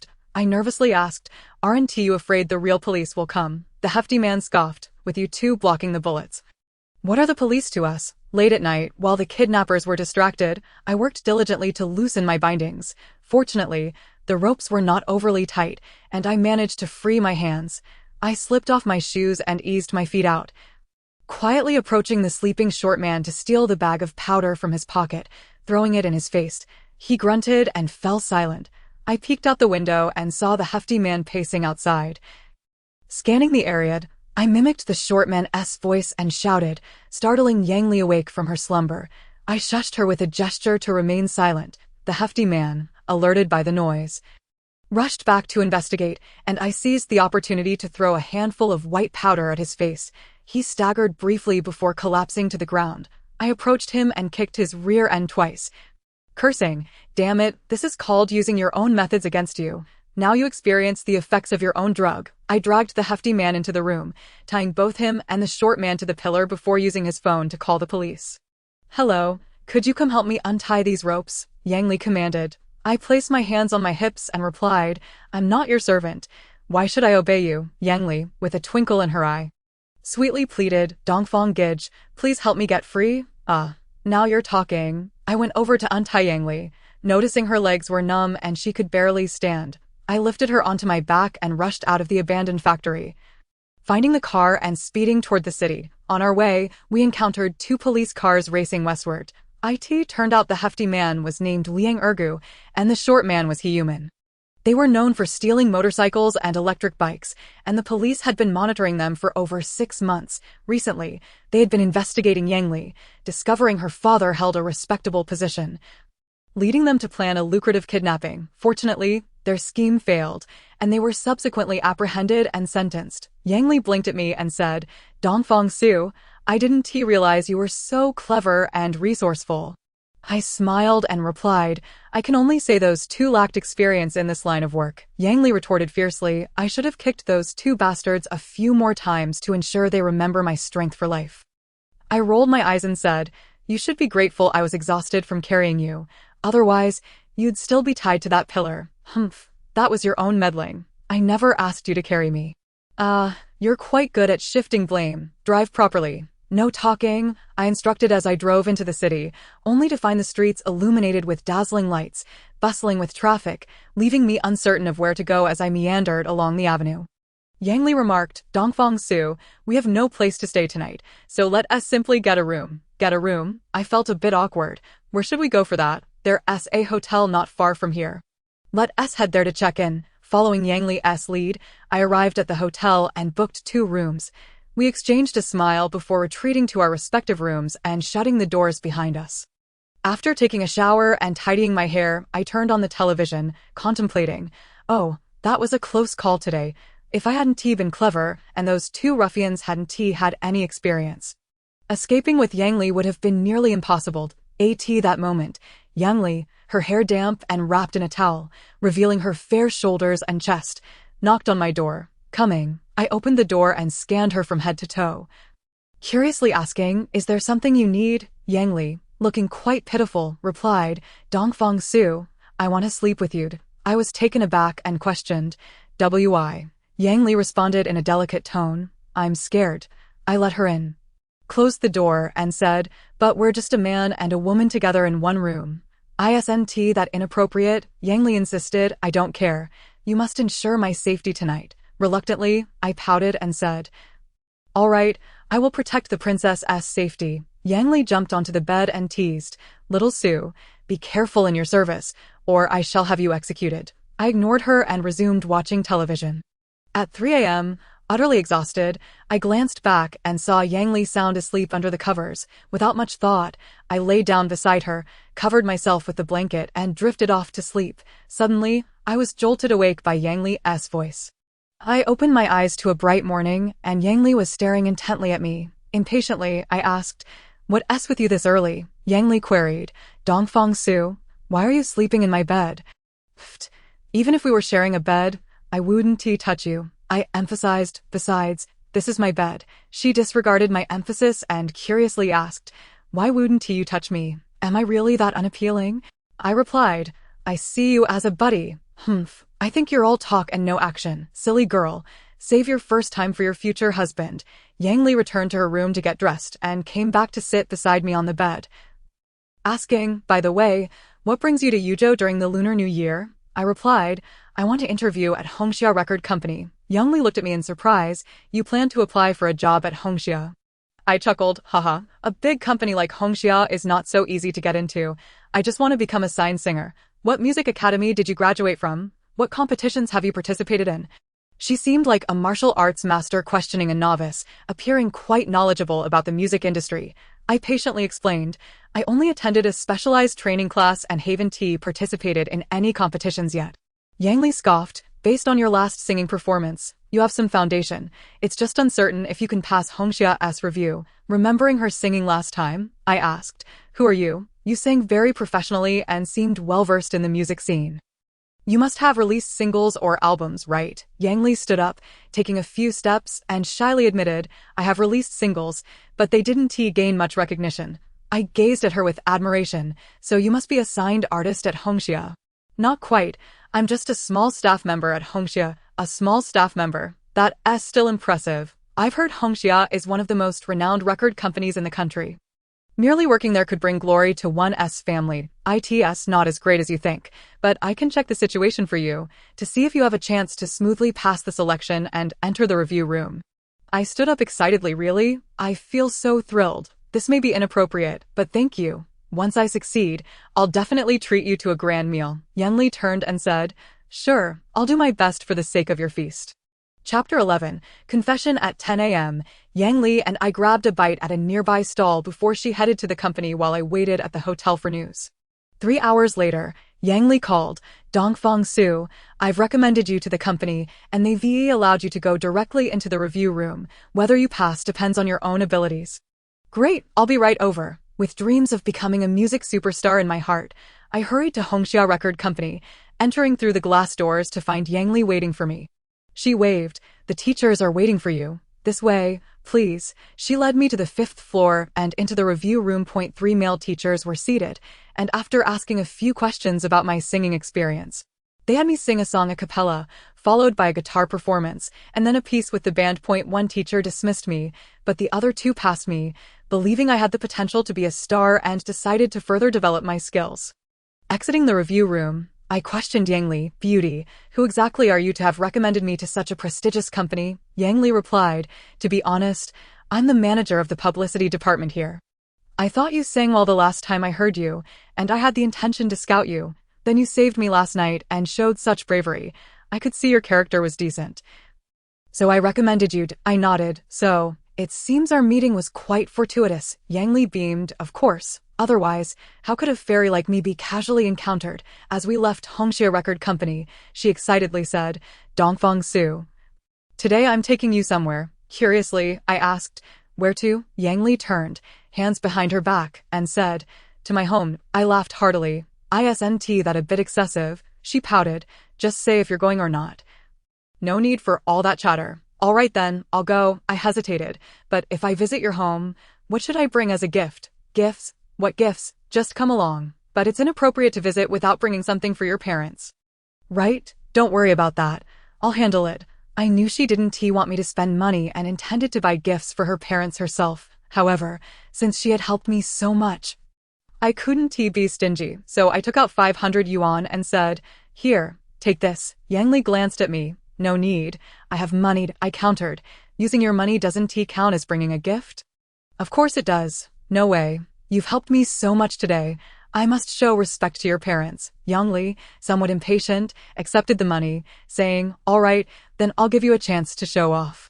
Yang Li and I went to the supermarket to buy a gift and arrived at a residential complex on Qingshui Road, where her parents warmly welcomed me. I wasn't sure of their status, but they were extremely cordial. During the meal, I suddenly encountered someone I never expected to see, a rather slender, not so tall, yet handsome man, none other than the drunken man I had confronted at Rui Bar. Yang Wei asked in surprise, Dongfang Su, what brings you here? Yang Li glanced between us and asked, oh, you two know each other. Yang Wei replied, not really. I questioned, Yang Li, he is your. Yang Li explained, oh, he's my younger brother. After a moment's thought, I asked Yang Li's father, so, you must be Mayor Yang Hong? Yang Li's father chuckled, haha, that my mind raced as I realized Yang Li was the daughter of the mayor. Which explained why those two kidnappers said her father was no ordinary person. If I were to end up with Yang Li, I would become the mayor's son-in-law, and then I could make a name for myself in the world. Of course, I had no intentions of pursuing a romance with Yang Li, as my heart belonged to another. After the meal, Yang Li and I left the mayor's house and returned to the hotel. Suddenly, she shyly said, Dongfang Su, my parents think you're a good person and could be a son-in-law for the Yang family. What? I gently tapped her forehead. Yang Li, what's gotten into you? I only went to your house for a meal. How could your parents think of me as a potential son-in-law? Yang Li replied, I told them you were my boyfriend. They wanted to meet you, so I brought you back, and they took a liking to you. But what's the reason behind this? I asked. Yang Li confessed, honestly, I developed feelings for you the first time I met you. Then you saved me last night. I've decided that I will marry no one but you. A sudden weight pressed upon my chest, and my mood turned heavy. I have yet to recover from my astonishment. Countless individuals have sharpened their wits in hopes of attaching themselves to the daughters of the powerful, only to see their aspirations dissolve into distant dreams. Yet, when I encountered her in the flesh, I found no joy in the reality. After careful contemplation, I solemnly declared, Yang Li, I must apologize. I harbor no feelings for you. Yang Li, agitated, inquired, why? What is it about me that falls short? I replied, your appearance is striking, your figure is enviable, and your family background is commendable, virtually flawless. Her expression darkened with melancholy as she pressed, then why do you not feel anything for me? With no intention to wound her, I struggled to devise a gentle yet firm rejection that would spare her dignity, lest I feel ungrateful. Ultimately, I distilled my thoughts into a single phrase, the current of love between us is simply not electrified. We can only remain the closest of friends. I believed my explanation to be sufficiently delicate, yet it proved too blunt. Yang Li, in a fit of fury and humiliation, stormed out, her face a portrait of disappointment. A profound turmoil stirred within me. I sat in silence for a minute, exhaling deeply, my heart heavy with discontent. Perhaps I ought not to have been so direct in my refusal, yet I was undeniably devoid of affection for her. To be more circumspect might lead to further entanglement and inflict greater harm upon her. My heart was troubled and sorrowful, yearning to vanish into a crevice of the earth. Bowing my head, I buried my hands in my hair, lamenting, "Oh, how I wish that Song Qian could express her feelings for me as passionately as Yang Li has, to show concern for me and to love me in the name of romance." Alas, she treats me more like a beloved younger brother, offering me no semblance of romantic affection. Why does fate toy with me so, rendering my emotional existence so passive? Yang Li returned to my room, retrieving her bag with newfound determination and declaring, "Dongfang Su, mark my words, I shall have you, sooner or later." With that, she turned and left. I found it perplexing. In the mere span of our 2 brief encounters, totaling less than 4 days, how could she have fallen for me? Am I truly endowed with such irresistible charm? Chapter 12. The divorce trap, you wicked woman. I have been nothing but sincere with you. Yet you have inflicted the deepest wounds upon me, rendering me powerless to recover. The phone rang, and I hastily pressed the answer button. "Hello, Xiao Su. How are you over there? Is everything going smoothly?" "Sister, I am well. You need not worry. I have delightful news. Hongxia Record Company will have 2 music instructors giving me lessons tomorrow. They plan to groom me into a pop star. Is that so? How wonderful. Do you need any money? There is a registration fee, but I will work to earn it. Just be careful and call me if you have any troubles. Sister, remember to learn more about computers and not give up halfway." "I know. I study every day." The next day, I arrived at Hongxia Record Company and met with a male and female instructor, both middle-aged and courteous. They engaged in light conversation before commencing my lessons. After the first class, I felt immensely enriched, suddenly aware of the vast gaps in my knowledge. To cover the registration fee, I sought temporary work each day after school, earning a few dozen yuan. In this arduous environment, my aspiration to become a star grew ever stronger. I sought not a surrounding throng of beauties, but simply a life free from hardship. The grueling realities of lower-class existence had exposed me to the bitterest of life's experiences. Time flew, and in the blink of an eye, 3 months had passed, during which my musical skills soared. Experts deemed my foundational knowledge satisfactory, yet they noted my lack of stage experience and urged me to practice more. Coincidentally, a renowned musician named Wang Bo was set to visit Yuzhou, and the experts recommended that I seek him out as a mentor to gain stage experience. On April 13th, in a bid for fame, Hongxia Record Company decided to organize a concert featuring Wang Bo. It was said that Wang Bo had also been groomed to stardom by Hongxia Records in his early days, and I was eager to witness this esteemed figure in action. Fortunately, I had the opportunity to meet him during the concert. He was of modest height, slightly stocky, with long hair, small round eyes, and a pair of red-framed glasses perched on his nose, clad in a black winter coat. He sang while pacing the stage, his voice resonant and powerful. Through company arrangements, I had a 15-minute face-to-face conversation with Wang Bo, who expressed admiration for my potential and offered valuable advice. However, due to his free-spirited nature, he was reluctant to take on apprentices, and I felt it inappropriate to press the matter. With my hopes of mentorship dashed, I found myself at a crossroads and decided to request leave from the company to return to Huaixin. In pursuit of my dreams, I had been unable to see Song Qian for quite some time, and my heart longed for her presence. It was the perfect opportunity to alleviate my feelings of longing.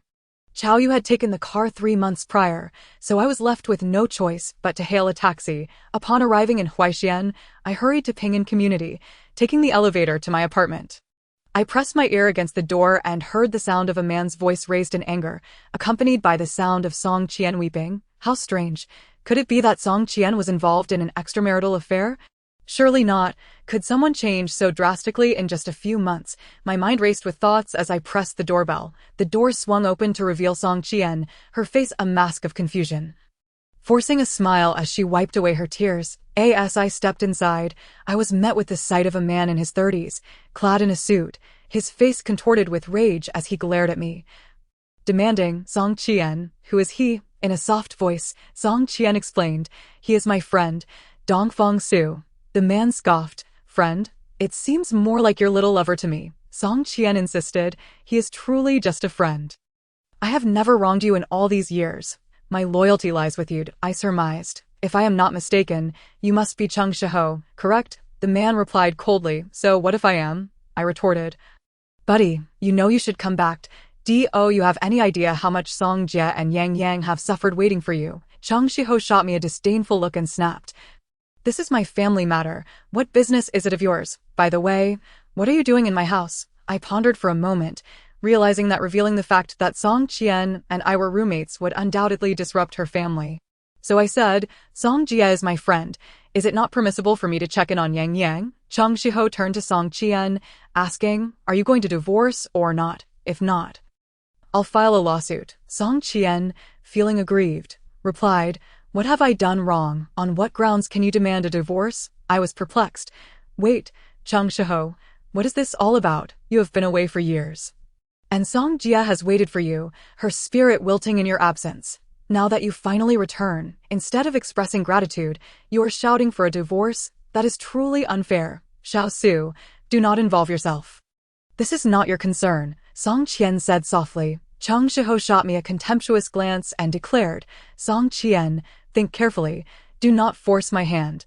I cannot be bothered with you any longer. My lawyer will speak to you. With that, he turned and left. Song Qian collapsed heavily onto the sofa, sobbing uncontrollably. I approached and wrapped my arms around her, offering comfort. Why are you crying? He is merely a heartless man. He is not worth your tears. With her head resting on my shoulder, she trembled as she said, Xiao Su, what have I done wrong? Why does he treat me this way? I exhausted all my words to console her, but her sorrow was too profound. No matter what I said, her tears flowed endlessly. Feeling helpless, I could only share in her grief. The next day, Chang Shiho's lawyer visited my apartment, delivering a lengthy discourse on divorce, ultimately breaching the last of Song Qian's defenses. She consented to the divorce and signed the agreement as dictated by the lawyer. After the lawyer departed, Song Qian retreated to her room, collapsing onto her bed, burying her head beneath the covers. I did not wish to disturb her, opting instead to eavesdrop on her movements from outside her door. Afternoon arrived, and she remained ensconced beneath the blankets. I entered her room, urging her with concern. Sister, please at least eat something. If this continues, you will fall ill. She suddenly flung off the covers, leaping from the bed, and slipped on her shoes before striding out. I anxiously inquired, where are you going? To pick up Yang Yang. She replied, slamming the door as she rushed downstairs. I accompanied her to the school, only to learn from the teacher that Yang Yang had already been taken by his father. Song Qian dialed her ex-husband's number, demanding, Chang Shiho, on what grounds did you take my son? Chang Shiho's voice came through the phone. Oh, I forgot to mention, the divorce agreement states that Yang Yang is to reside with his father. You signed it. The agreement is legally binding. You scoundrel, return my son to me. Song Qian cried out in desperation. It is too late. Yang Yang will soon board a plane to America with me. Chang Shiho hung up, cutting off communication. Tears streamed down Song Qian's face as she dashed toward a nearby department store. Alarmed, I pursued closely behind her. We raced to the rooftop, where she climbed onto the iron railing. Preparing to jump, I shouted, wait, please. Chapter 13. Expressing the heart. Song Qian shouted in anger. Do not approach. Speak from there. I pleaded through tears. Song Qian, why do you so undervalue your own life? She wiped her tears and replied, in the span of a single day, I have lost my husband and my son. What meaning does life hold for me now? I lamented. You only think of your husband and son. Do you not realize that there are others who care for you as well? If even they do not want me, who else could possibly care? What about your parents? Do they not care for you? I do not matter to you. Do I? You have your parents and younger siblings, while I have mine. In the future, you will marry and have children. Without me, you will continue to thrive. My tears have burst forth like a dam, and the grievances that have festered for 3 years finally find an outlet. Song Qian, I know you have never regarded me as an adult, but do you understand how I have endured these past years? I have loved you for exactly 3 years, yet you have a family and always perceive me as a child. And my heart is nearly shattered by your indifference. Song Qian appeared taken aback, then smirked derisively, saying, Xiao Su, I know you want to save me, but I truly wish to end it all. Please, just go. I mimicked her and climbed onto another railing, declaring, Song Qian, jump if you wish. Since I cannot be with you in life, let us die together. She descended from the railing, her face filled with concern as she urged, Xiao Su, do not do this. Come down. Song Qian, I genuinely adore you. Unless you promise to marry me and never attempt to take your life again, I will leap from here this very moment. I was not merely threatening her. If she would not accept me at this moment, with her being single, I would truly feel that life held no meaning. Song Qian's face paled in fear as she replied, Xiao Su, I promise you. Now come down. I stepped down from the railing, swept Song Qian into my arms, spun her around twice, and kissed her cheek, saying, Song Qian, I love you. She wriggled free from my embrace and dashed downstairs. Back in the house, she cocooned herself in her blanket once more. So much had transpired that day. Her fragile heart had reached its breaking point and truly needed time to process. I quietly kept vigil by her bedside. I sat there until deep into the night, dozing off, and eventually fell asleep beside her. When I awoke, daylight flooded the room, the bed was empty, and Song Qian was nowhere to be found. I hastily donned a jacket. Oh no, she hasn't gone and attempted to take her life again, has she? I sprang to my feet and rushed out of the house, my heart racing as I bolted downstairs. Just as I exited the community gate, I spotted Song Qian approaching, a basket of vegetables hanging from her arm. Xiao Su, you're awake? She asked, her face alight with joy. Yes, indeed, I replied, running my hand through my hair. Song Qian came closer, taking my hand, and said, Xiao Su, let us go home. My heart swelled with excitement. I had never imagined that one day Song Qian would walk hand in hand with me. We strolled back into the house like a pair of love-struck young lovers, and she began to prepare a meal while I assisted her. I was puzzled by Song Qian's sudden change of heart. Could it be that she had truly emerged from her sorrow? After dinner, Song Qian tidied herself up and quietly sat at the computer, delving into fashion design. I was increasingly bewildered. Just yesterday, she had been on the brink of despair, yet today she had transformed so rapidly. Song Qian typed a few keys and inquired, You must be wondering why I am so calm today, right? I nodded, admitting, I truly do not understand. Song Qian sat upright and explained, I've come to realize that I am currently weak and penniless, merely a target for Cheng Xinghao's bullying. Starting today, I will work diligently to learn fashion design. Once I become strong, I will reclaim custody of Yang Yang from him. In her words, I sensed a powerful undercurrent of resentment, so potent it could pierce the heart. However, as long as she could find her footing, I would gradually help her dissipate that resentment and find happiness. I sat beside Song Qian in a chair and assured her, I support you. We will surely reclaim custody of Yang Yang. Xiao Su, I'm sorry, but I cannot be your girlfriend for now, Song Qian said, her expression filled with guilt. I forced a smile and replied, It's all right. I will wait for you. Song Qian gently explained, Xiao Su, I believe it is impossible for us.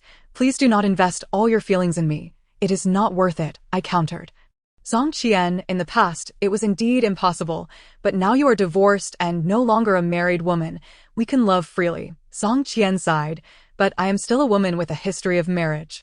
Marrying me would lead to mockery from others. I exclaimed, We can love freely. It is not immoral. Why should they mock us? In any case, I will marry no one but you. Song Qian leaned against me and said, I am a woman who has been married and has children. What is it that you love about me? I wrapped my arms around Song Qian and replied, Well, your virtues are countless. I could sing their praises for 3 days and nights. Is that so? Absolutely. Then, tell me, you are mature, composed, responsible, devoted to love, and your cooking is simply irresistible. Am I truly that wonderful? Indeed. She sat up straight and said, I want to indulge in idle chatter with you. I need to study. I sagely suggested, Song Qian, why not enroll in a specialized fashion design academy? You would learn much faster that way. She expressed her concerns, saying, But wouldn't that require tuition? I encouraged her. For the sake of success, you should pay it. However, I am currently financially constrained. Where would I find the tuition? A thought struck me, and I said, I will soon receive my salary. Once I do, I will enroll you. No, how can I keep relying on your money? She firmly refused. I jested, my money will eventually belong to you. There is no distinction between us. Besides, even if I invest in advance, you can repay me double once you start earning. Song Qian laughed, but we are not even in a relationship yet. Your investment could easily go to waste. I shrugged and declared, I do not care. As long as I can have you, I am willing to risk it all. Song Qian seemed to have an epiphany, darting into her room and returning with something from her nightstand, placing it in my hands. Xiao Su, this is a sweater I knitted for you. Try it on and see if it fits. My heart soared with joy as I quickly donned the vibrant red sweater, feeling as though it were the warmest garment in the world. Overcome with emotion, I gently kissed her forehead, feeling the pinnacle of happiness. Observing my childlike delight, she could only smile, standing before the computer. Alas, it was a sweater she had crafted for me as a friend. How I wished she would create something for me in the name of a lover. Yet, all things must unfold in due course. One cannot rush the process, as haste makes waste. I must grant her ample time to gradually fall in love with me. Chapter 14. Drowning Sorrows in Wine on the night of April 25th. I took Song Qian to the square, when suddenly fireworks erupted, dazzling in color, spelling out Song Qian, I love you. In bold letters across the sky, I retrieved a red rose from my pocket, knelt on one leg before Song Qian, and earnestly asked Song Qian, will you be my girlfriend? Overcome with emotion, she covered her mouth with both hands, tears streaming down her face as she exclaimed, Xiao Su, when did you prepare these fireworks? I had no idea. I smiled and replied, if you agree to be my girlfriend, I will tell you. Song Qian gazed deeply into my eyes for a long moment, sighed heavily, and said, Xiao Su, I'm sorry, but I do not favor relationships with younger men. We are simply not suited for one another. I express my dissatisfaction. You truly mind my age. No wonder you have always regarded me as a child. But what are you afraid of? That I would not cherish and tolerate you? Yes, I may lack the maturity of a middle-aged man, but I am willing to die for you. Is that not enough? Song Qian replied gently, you are wonderful, a remarkable young man, but I am still healing from the pain of my broken marriage. I do not wish to engage in romance right now. Please seek someone else. I muttered in disbelief. How can one simply shift their affections? Do you believe love can be so easily given and taken away? Song Qian, in despair, cried out, I do not understand love or men. I can only be toyed with. I am the biggest fool in the world, all right? Dongfeng Su, no matter what you say, I can only see you as a younger brother. Please do not press me further. She turned and ran away in tears. I stood helplessly, watching her retreating figure, my heart heavy with sorrow. Chao Yu emerged from the shadows of a streetlight, patting my shoulder as he said, Brother, try to see things in perspective. A woman's heart is a mystery we will never fully comprehend. I asked in frustration, Why does she have to see me as a younger brother?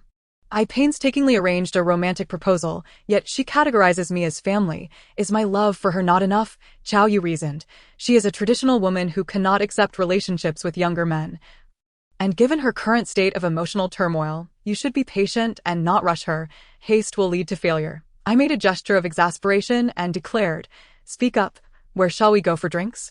We shall not return until we are intoxicated tonight. Chao Yu suggested. How about Rui Bar? We arrived at Rui Bar, ordered 24 beers, and settled at the bar, after downing a glass. Chao Yu remarked, Brother, after the Spring Festival, I will report to the city television station. This may be our last chance to drink together. City television station, hosting a show? I raised my glass in solidarity. Yes, which program? Entertainment Daily. Not bad. I've heard that show has incredibly high ratings. IT is acceptable. Certainly preferable to languishing at home all day. I never anticipated that Chao Yu would emerge from the anguish of his shattered marriage and, through examination, secure a position as the host of the most popular program at the municipal television station. I am genuinely delighted for him. We ordered another round of beer from the waiter, consuming a multitude of bottles, both of us teetering between intoxication and lucidity, engaging in nonsensical banter, alternating between laughter and tears. Fortunately, Chao Yu maintained a modicum of sobriety, assisting me out of the bar, hailing a taxi and delivering me home, where he entrusted me to Song Qian before departing. Through my hazy vision, I could not help but gaze at Song Qian, convinced she was the most beautiful woman in the world. Song Qian bashfully admonished, Stop looking at me. Your gaze is giving me goosebumps. I grasped her hand and professed, Qian, I love you. She pouted, responding, I know, but why don't you tell me you love me? I found myself at a loss for words. I embraced her, leaning in for a kiss, yet she evaded me desperately, pushing me onto the sofa. My heart ached intensely, a longing to weep overwhelming me. Yet I ultimately restrained the impulse, settling into silence. Since she was so concerned about my age, why should I impose upon her, rather than creating discomfort for us both? It would be better to bury these feelings deep within my heart. Facing this torment alone, as my thoughts surged tumultuously, I unwittingly drifted into slumber. I and my dreams. I married Song Qian twice, wed Yang Li once, and ultimately found myself in a quarrel with a woman clad in black. Just as the furious woman raised her fist to strike me, I awoke. To my astonishment, daylight had broken, and I discovered I was lying in my own bed. I sat up and checked my phone. It was now 9 a.m. I thumped my heavy head and descended to the living room, where I found breakfast had been prepared on the table, a note resting beneath the plate. Upon reading it, I saw it said, Xiaosu. My second uncle has passed away, and I must return to Jing County for the funeral. Remember to eat breakfast when you wake. Also, you are far too heavy. I exerted tremendous effort last night to get you onto the bed. So please take better care of yourself and refrain from drinking so much. Here, I must apologize for not accepting your proposal last night. You are indeed an outstanding and handsome young man, one whom any woman would be fond of. It is simply that I do not wish to date a younger man. I hope you understand. Song Qian. I felt a pang of sadness for a moment. Then, in a gloomy mood, consumed the breakfast she had prepared. After freshening up, I sat down at my computer. At noon, the doorbell rang unexpectedly. Overjoyed, I thought Song Qian had returned, and I hurried to the door, opening it with great reverence, only to find it was Yang Li. Surprised, I asked, "What brings you here?" Yang Li entered, set down her bag, and sat on the sofa, saying, "I missed you. Aren't you busy with work?" I inquired, "I have no shifts this week. I start again next week. Have you eaten?" "Not yet. Are you going to cook for me?" "I can't cook. If not, you'll have to settle for instant noodles. Why don't we just go out to eat?" "I've already eaten. What did you have?" "My wife made it. Don't joke. You just got back a few days ago and you're already married. It's not funny at all." I pulled out a photo of Song Qian and handed it to her, saying, "This is her. Isn't she beautiful?" Yang Li glanced at the photo, her expression shifting dramatically, sitting in stunned silence for a moment before reluctantly saying, "Your wife is indeed beautiful. Congratulations on your happy union. However, you didn't invite me to drink at your wedding. Surely you should bring out some of your treasured wine to make amends. That is a must." I felt a twinge of regret for showing her Song Qian's picture and hurriedly retrieved a bottle of white wine as an apology. Yang Li, deeply affected, consumed more than half the bottle before demanding more. I forcibly took the bottle from her grasp. She drunkenly pointed at me, cursing, "Dong Fengsu, you scoundrel, I missed you so much and loved you dearly. Yet you always avoid me, hurting me, and even married another woman. Dong Fengsu, what have I done wrong to deserve your rejection?" I carried her into Song Qian's room as she continued to protest. I helped her remove her outer garments, revealing her exquisite form before me. Her chest heaved alluringly, igniting desires within. Chapter 15. The Fool in Love. Yang Li wrapped her arms around my neck, pressing my head against her bosom. An intoxicating fragrance filling my senses, rendering me momentarily numb. She mumbled intermittently, "Dong Fengsu, I love you." I was ready to surrender to her. I discarded my outer clothing and lunged towards her, but suddenly, thoughts of Song Qian flooded my mind. She was so beautiful, so gentle. How could I betray her? No, I could only engage in such acts with Song Qian, absolutely not with another woman. Thus, I halted. I swiftly dressed and rushed to the bathroom, splashing cold water on my flushed face, internally repeating, "I cannot betray my love.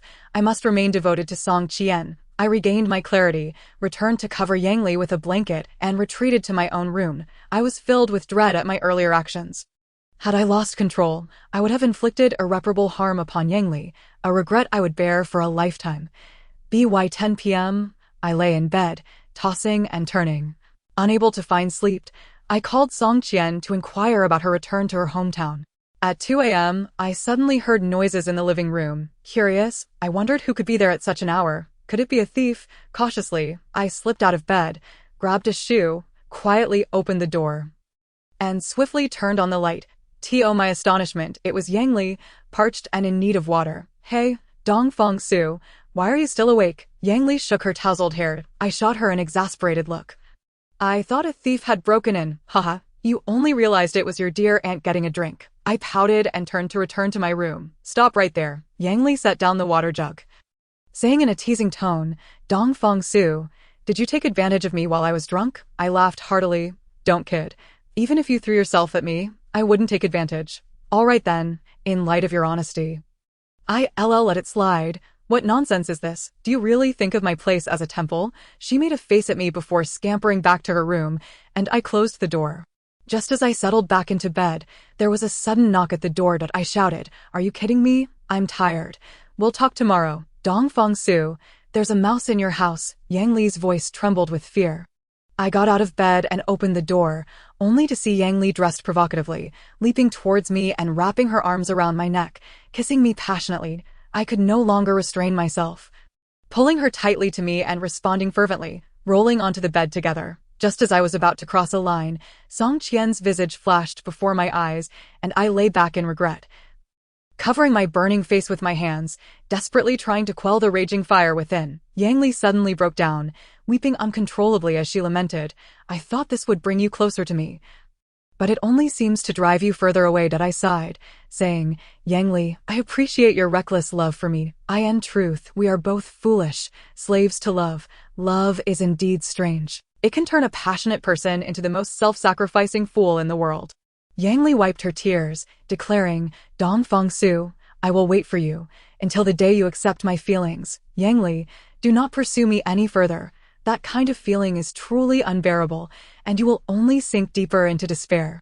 Rather than live a mundane life, I would rather be a moth drawn to the flames of love, even if it means being burnt to ashes. You are truly mad, and it is you who has driven me to madness."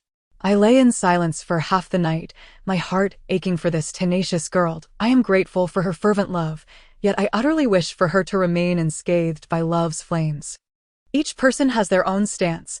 Every fool who believes in love has the right to their obsession and the freedom to choose their beloved. In the realm of love, none should bestow upon another, for that would be a desecration of love, an irresponsibility towards the one who loves you. Only with genuine affection can one honor the sanctity of love. Love is sacred and inviolable. Only sincere devotion can elucidate its true essence. Thus, regardless of how painfully Yang Li loves me, I cannot pity her.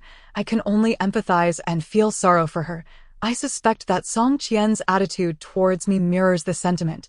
Therefore, even if she does not love me, I cannot blame her. It is a matter of basic dignity. After much contemplation, I said, "But I am already married. No matter how desperately you wait, it will be in vain." She nonchalantly replied, "That doesn't concern me. As long as your marriage falters, I will have a chance to win you." I hesitated, saying, "Yang Li, why can't we just be the best of friends? Why complicate things so? Dong Fangsu, I initially didn't love you that much, but your rejection only made me unable to let go, spiraling into an uncontrollable desire." Yang Li slowly recounted, "Throughout my life, everyone has revolved around me. After graduating from high school, I found myself surrounded by many men, able to summon them at will and dismiss them just as easily. Eventually, I encountered my boss, whose mature charm and gentle consideration enveloped me in warmth. I believed we had fallen deeply in love, eagerly anticipating his proposal. Little did I know, instead of a proposal, I would one day receive news of his untimely demise. I was taken aback, sitting upright and exclaiming, 'How could this happen?' Yang Li continued, in his will, he revealed that he was a cancer patient and had only shown me kindness to nurture talent, with no deeper intentions. How foolish I was to think my love was reciprocated. I find myself utterly despondent about love. I pondered for a moment and asked, 'Were you still mourning when we first met?' Yang Li replied, 'Yes. I despised men then. I believed all men were deceitful, lacking sincerity and loved. So why did you come to Huai County to meet me? Those whom I interacted with online were usually content to be scolded by me. Yet you stood your ground and even retaliated sharply. I wanted to know who you were and what made you think you could stand on equal footing with me.' Nodding, I fell silent. Yang Li curled up, hugging her knees and murmuring, 'I have always lived like a princess, and you are the only one who treats me as an ordinary woman. I found you to be exceptional. Later, when you displayed bravery and outsmarted the kidnappers and treated me with such chivalry at the hotel, I perceived you as a worthy man to entrust my life to, which is why I introduced you to my parents.' I said, 'Had I known your intentions behind bringing me home to meet your parents, I would have certainly declined, thus avoiding any embarrassment for you. Do you have any idea how much your rejection pained me? I wished I could have found a hole to crawl into.' She replied, 'I'm sorry, but I do not love you, and I must resolutely refuse you. Otherwise, I would be straddling two boats, a situation you would not appreciate. Summoning the courage to seek you out was no small feat, only to discover you were already married. You know what it means to have your heart ripped apart. Do you understand what heartbreak feels like?' Tears streamed down Yang Li's face once more.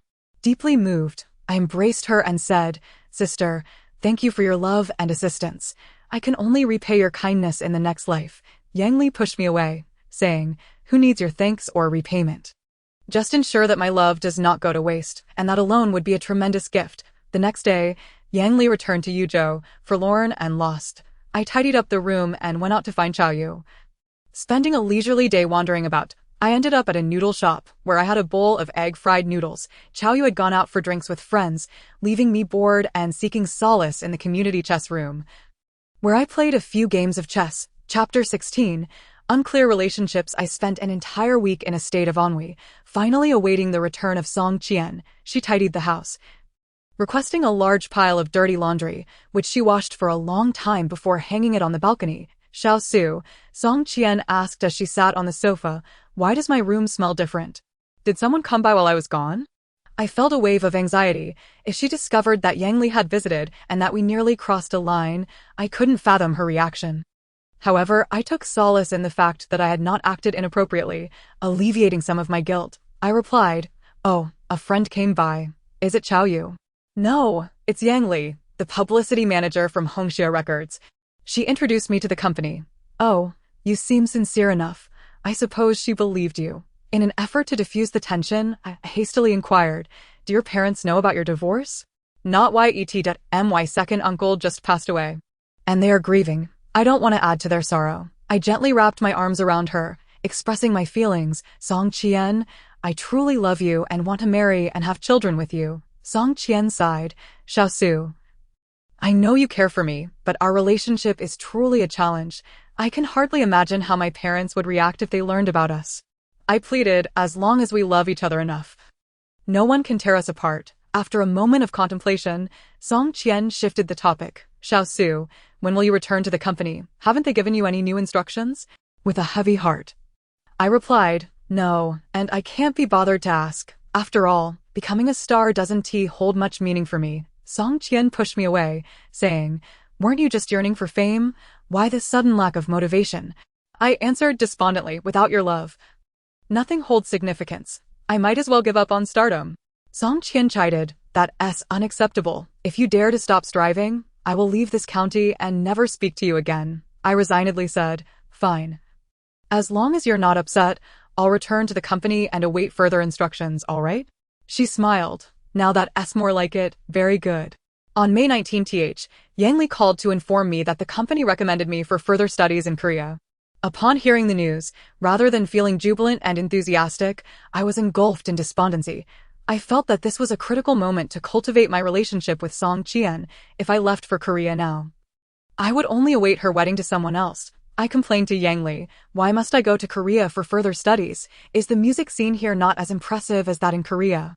Yang Li reprimanded, Dongfang Su. Please understand that talent does not grant you the right to be capricious.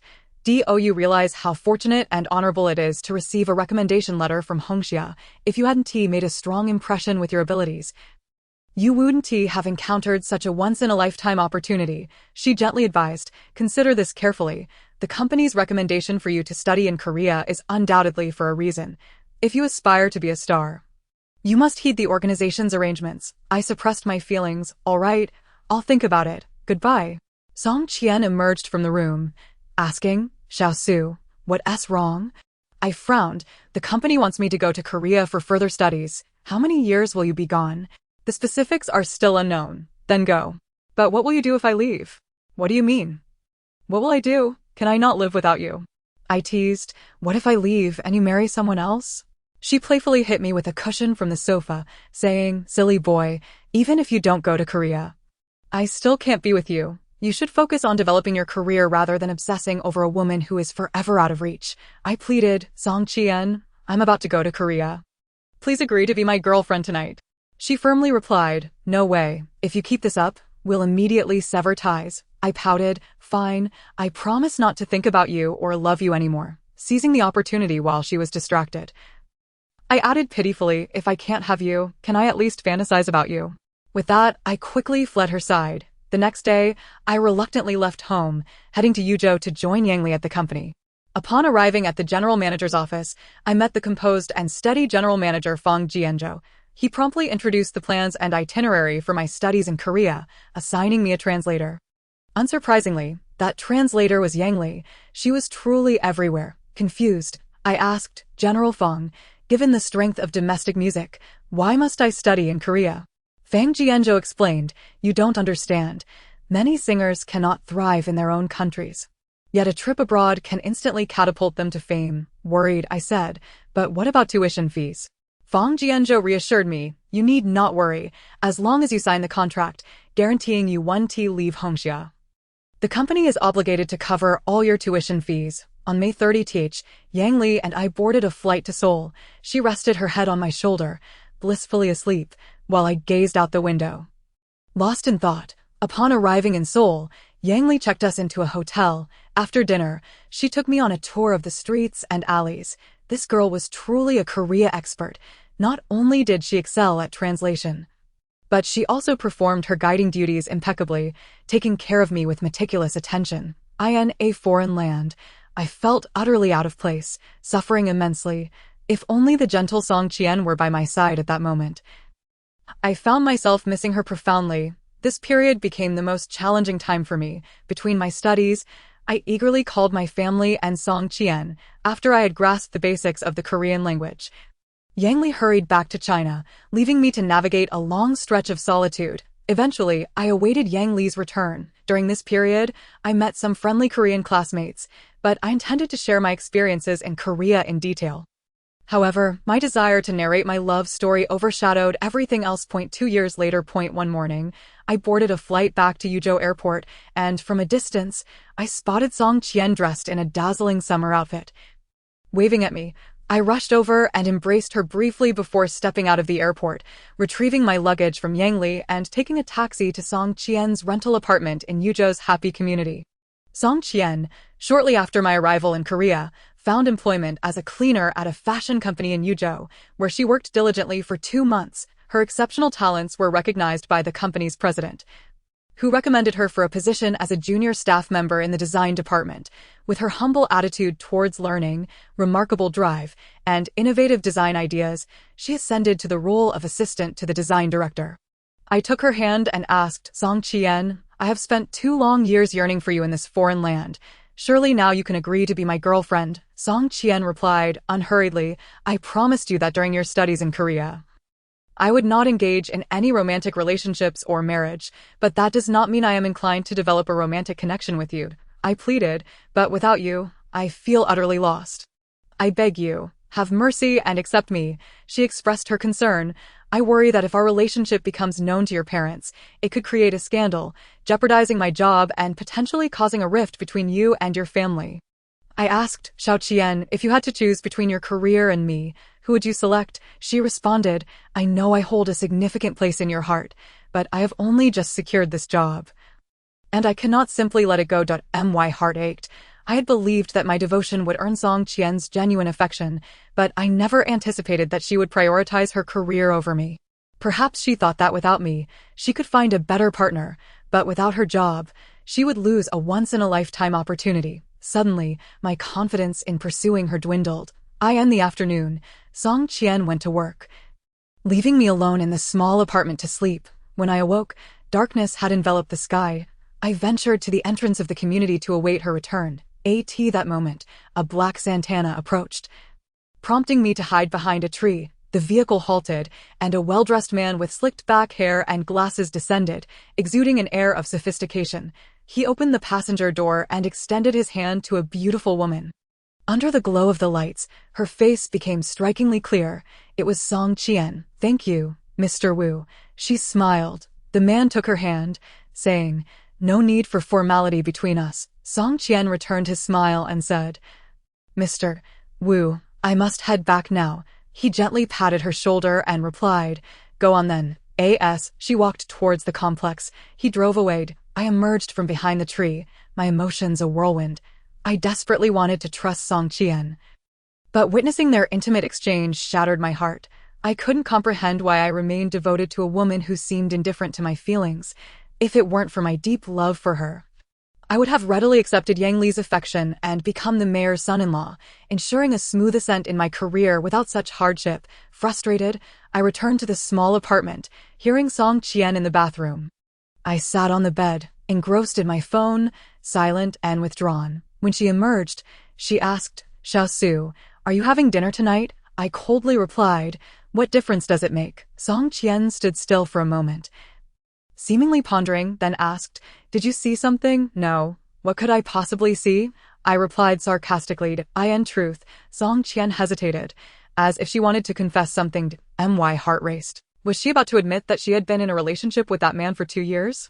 Chapter 17. A public kiss. Song Qian explained, "That man was our company's general manager. He saw me on the road and insisted on giving me a ride home, so I got into his car." I felt a wave of relief and followed up with, "Then why was he holding your hand?" Song Qian exclaimed, "How would I know? If he wanted to hold my hand, what could I do?" I muttered, "You are often so cold to me, yet warm and welcoming to other men." She looked at me with a hint of indignation and said, "Hey, Dongfang Su, I remember we aren't in a romantic relationship. So why are you unjustly accusing me?" I was at a loss for words, stubbornly insisting, "I don't care. Once I fell for you, I won't allow other men to have any sort of physical interaction with you." She spoke earnestly, "Xiao Su, I know I owe you a lot, and I'm trying my best to make it up to you, to understand and even cherish you, but this is merely friendship and has nothing to do with love. Yes, you love me, but I see you as a close friend. We have no concept of being a couple." I exhaled deeply, falling silent.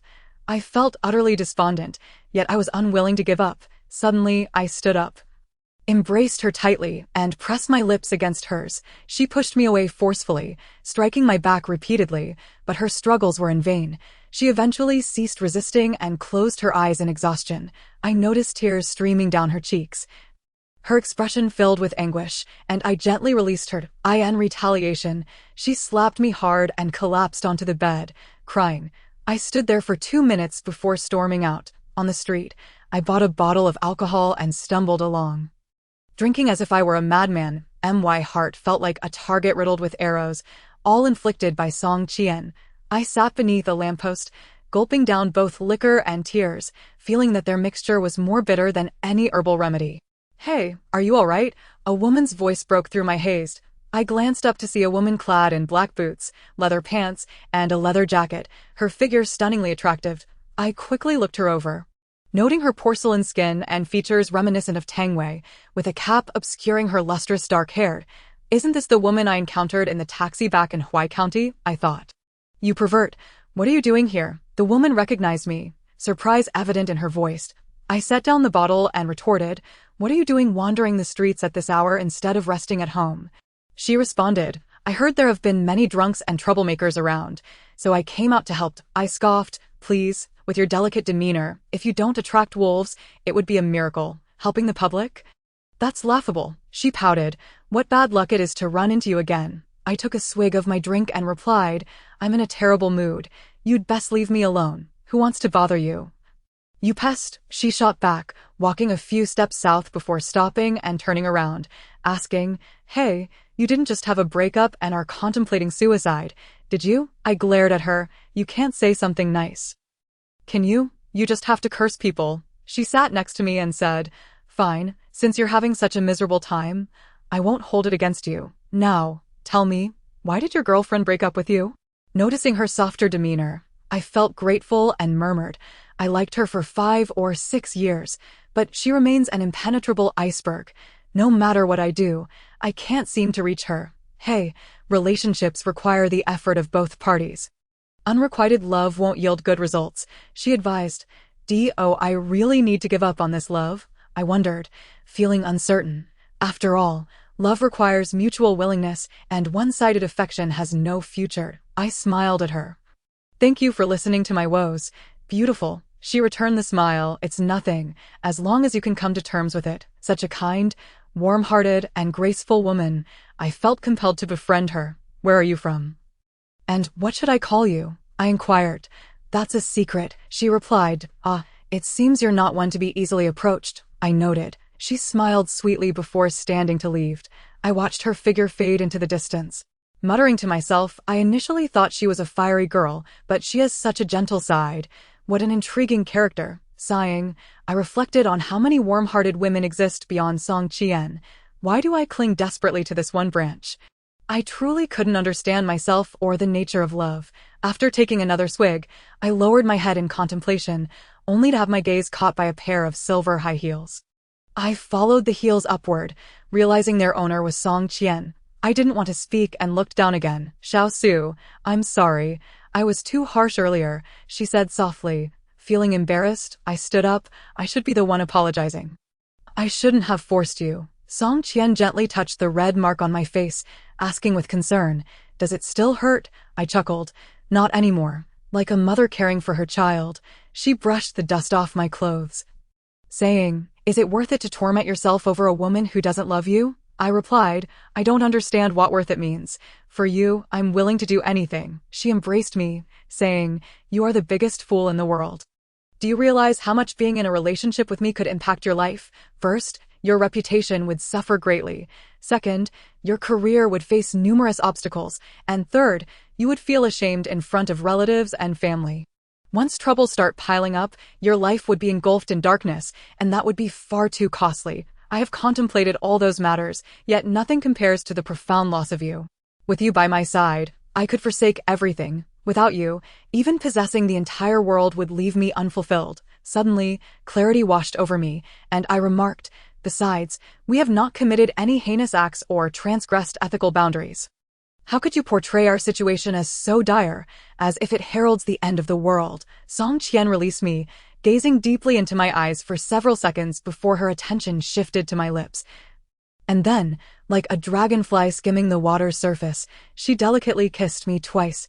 My heart raced with exhilaration, nearly leaping from my chest. Seizing the moment, I leaned in to capture her fragrant lips with my own. And she responded passionately as we embraced each other fervently. After a long while, we gradually parted, our eyes meeting in blissful harmony. I inquired, your previous stance has always been resolute. What has prompted you to suddenly embrace my feelings? Was it my earlier words that swayed you? Chapter 18. Elopement. Song Qian approached a utility pole and said, in truth, I was already profoundly moved by your willingness to leap from a building to save me and your extravagant gesture of fireworks to profess your love. However, the thought of your earnest ambition to become a star plagued my conscience. I feared that if our romance were to come to light, it would severely impact your career and personal life, thus preventing me from accepting your affections. Rationality clears the mind and warned me against jeopardizing your future and familial bonds for a fleeting moment of emotion. Perplexed, I responded, at that time, I merely pretended to jump to save you and set off fireworks to win your heart. It hardly qualifies as romantic. Did it genuinely move you so deeply? Song Qian shook her head, saying, perhaps for the current generation, a single display of fireworks may not hold much romantic value, yet I had never understood the essence of romance until you illuminated that feeling for me and revealed its significance. Surely, Cheng Shihao did not lack in such romantic gestures before marrying you. We were introduced through a matchmaker, without ever dating, and my marriage was entirely orchestrated by our parents, devoid of any agency on my part. After marriage, he often resorted to physical violence against me and seldom returned home during the holidays. I assumed all marriages were akin to this, enduring and self-sacrificing. It was only when I contemplated suicide after being cast aside that I realized there was someone in this world who silently loved and cared for me. My heart felt as if it had been removed from a refrigerator and set in the sunlight. That sensation is beyond your imagination. Subsequently, your fervent pursuit left me flustered and bewildered, yet gradually, it warmed my heart. My fervent pursuit consisted merely of reciting a few eloquent lines of affection. Have no other men ever harassed you in a similar manner? Indeed, others have pursued me, but those wretched men spoke in crude and lewd terms, making me feel nauseous and inciting a desire to retaliate. You, however, are different. You not only refrain from such behavior, but also profess your love with lines reminiscent of a television drama. I perceive that as true romance. Song Qian twirled around the utility pole and declared, only those who understand and respect love will pursue their beloved in a romantic and civilized manner. Those who rely on vulgar means to woo their partners fundamentally misunderstand love. They shall never create a romantic atmosphere. Oh, you flatter me. In truth, I am not well versed in such matters. I merely believe that if one genuinely loves another, one should express those feelings openly to as for whether it succeeds. That is left to fate, of course. My impulsive kiss today was perhaps excessive, and I must reflect on my actions. I pressed further. Do you not fear that this might impact my career now? Song Qian replied, of course, I fear it, but seeing you so battered for my sake leaves me with no reason to continue rejecting you. We can face our parents together, shoulder the negative repercussions, and embrace all challenges as one. I wrapped my arms around her playfully and asked, should I call you Qian or sister? Song Qian playfully tapped my head and said, silly boy. If you do not even know this, what business do you have in love? Perhaps we should just part ways. Upon returning to our rented room, I held Song Qian's hand and said, since we have decided to be together, let us be honest with our parents. What must come will come in due time. Song Qian hesitated, expressing her fears, but I am still afraid. I worried. I encouraged her. What is there to fear? What is destined to happen cannot be avoided, and our love will not be so fragile. She clenched her fists and bravely declared, very well, if it is for you, I shall face anything. She confessed our relationship to her parents, who responded with stern disapproval. She recounted the torment and grievances she endured in her marriage, leaving her parents in tears over the phone, reluctantly consenting to our relationship. However, my parents, upon learning of the situation, erupted in fury, berating me vehemently, declaring they would never accept my union with Song Qian. Feeling utterly humiliated, as Song Qian had anticipated, the very next day, my father and mother arrived in Yuzhou to confront me. Faced with their righteous indignation, I could only wave a white flag in submission, providing perfunctory responses. However, their relentless pursuit of resolution would not cease until they attained their goal. My mother called Song Qian aside and pleaded, Song Qian, I understand you are heartbroken over your divorce, but have you considered my son, Xiaosu? He is still young and has a long road ahead. If you marry him, how will he be perceived in the village? I implore you to break things off. There are plenty of good men in the world. Why must you cling to my son? Song Qian, feeling aggrieved, replied, Auntie, I am not clinging to Xiaosu. We genuinely love each other. My mother retorted, genuine love? You, a divorced woman, dare speak of sincerity? I see you as deliberately seeking to ruin my son. Song Qian began to waver, yet reflecting on my unwavering support for her. Tears streamed down her face. She wished for her departure to bring me happiness, but would that truly bring me joy? She could not bear to see me suffer the heart-wrenching pain she experienced when Cheng Shihao abandoned her. After much contemplation, she delicately navigated the conversation with my mother before returning to consult with me. I too had faced a lecture from my father, and upon seeing Song Qian return to discuss, I suggested we escaped the entrance of the community. Song Qian and I stood facing each other. Xiaosu, what shall we do now that your parents do not approve of our relationship? I have an excellent idea, but I fear you may not cooperate. What idea? Let us elope. Elopement.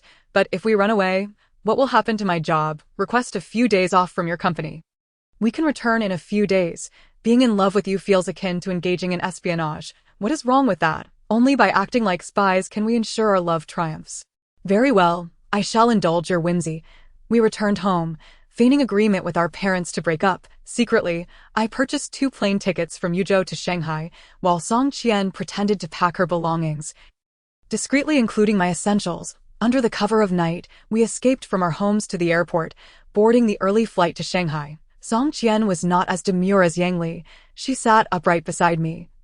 Yet the subtle intimacy between us was palpable enough for others to recognize our bond as romantic rather than familial or platonic. Although I sometimes craved a fiery passion, this state of being felt quite satisfactory. Upon arriving at Shanghai Airport, we mingled with the crowd, wandering the city for a while before checking into a hotel and having a bite to eat. Chapter 19. Song Qian's disappearance. Song Qian had never traveled before. Upon arriving in Shanghai, her curiosity was insatiable as she snapped photos at every turn. Over the past 2 years, she had learned to chat on QQ for work. She uploaded all her photographs to her QQ space. After a full day of exploration, we finally collapsed on a pristine white bed. I rested my right arm on her forehead while she playfully placed her left leg on my abdomen. And we frolicked like 2 children. Tio, subdue me. She flipped over and pinned me down, gripping my arms tightly. You think this can hold me down? I asked with a grin. If you have the ability.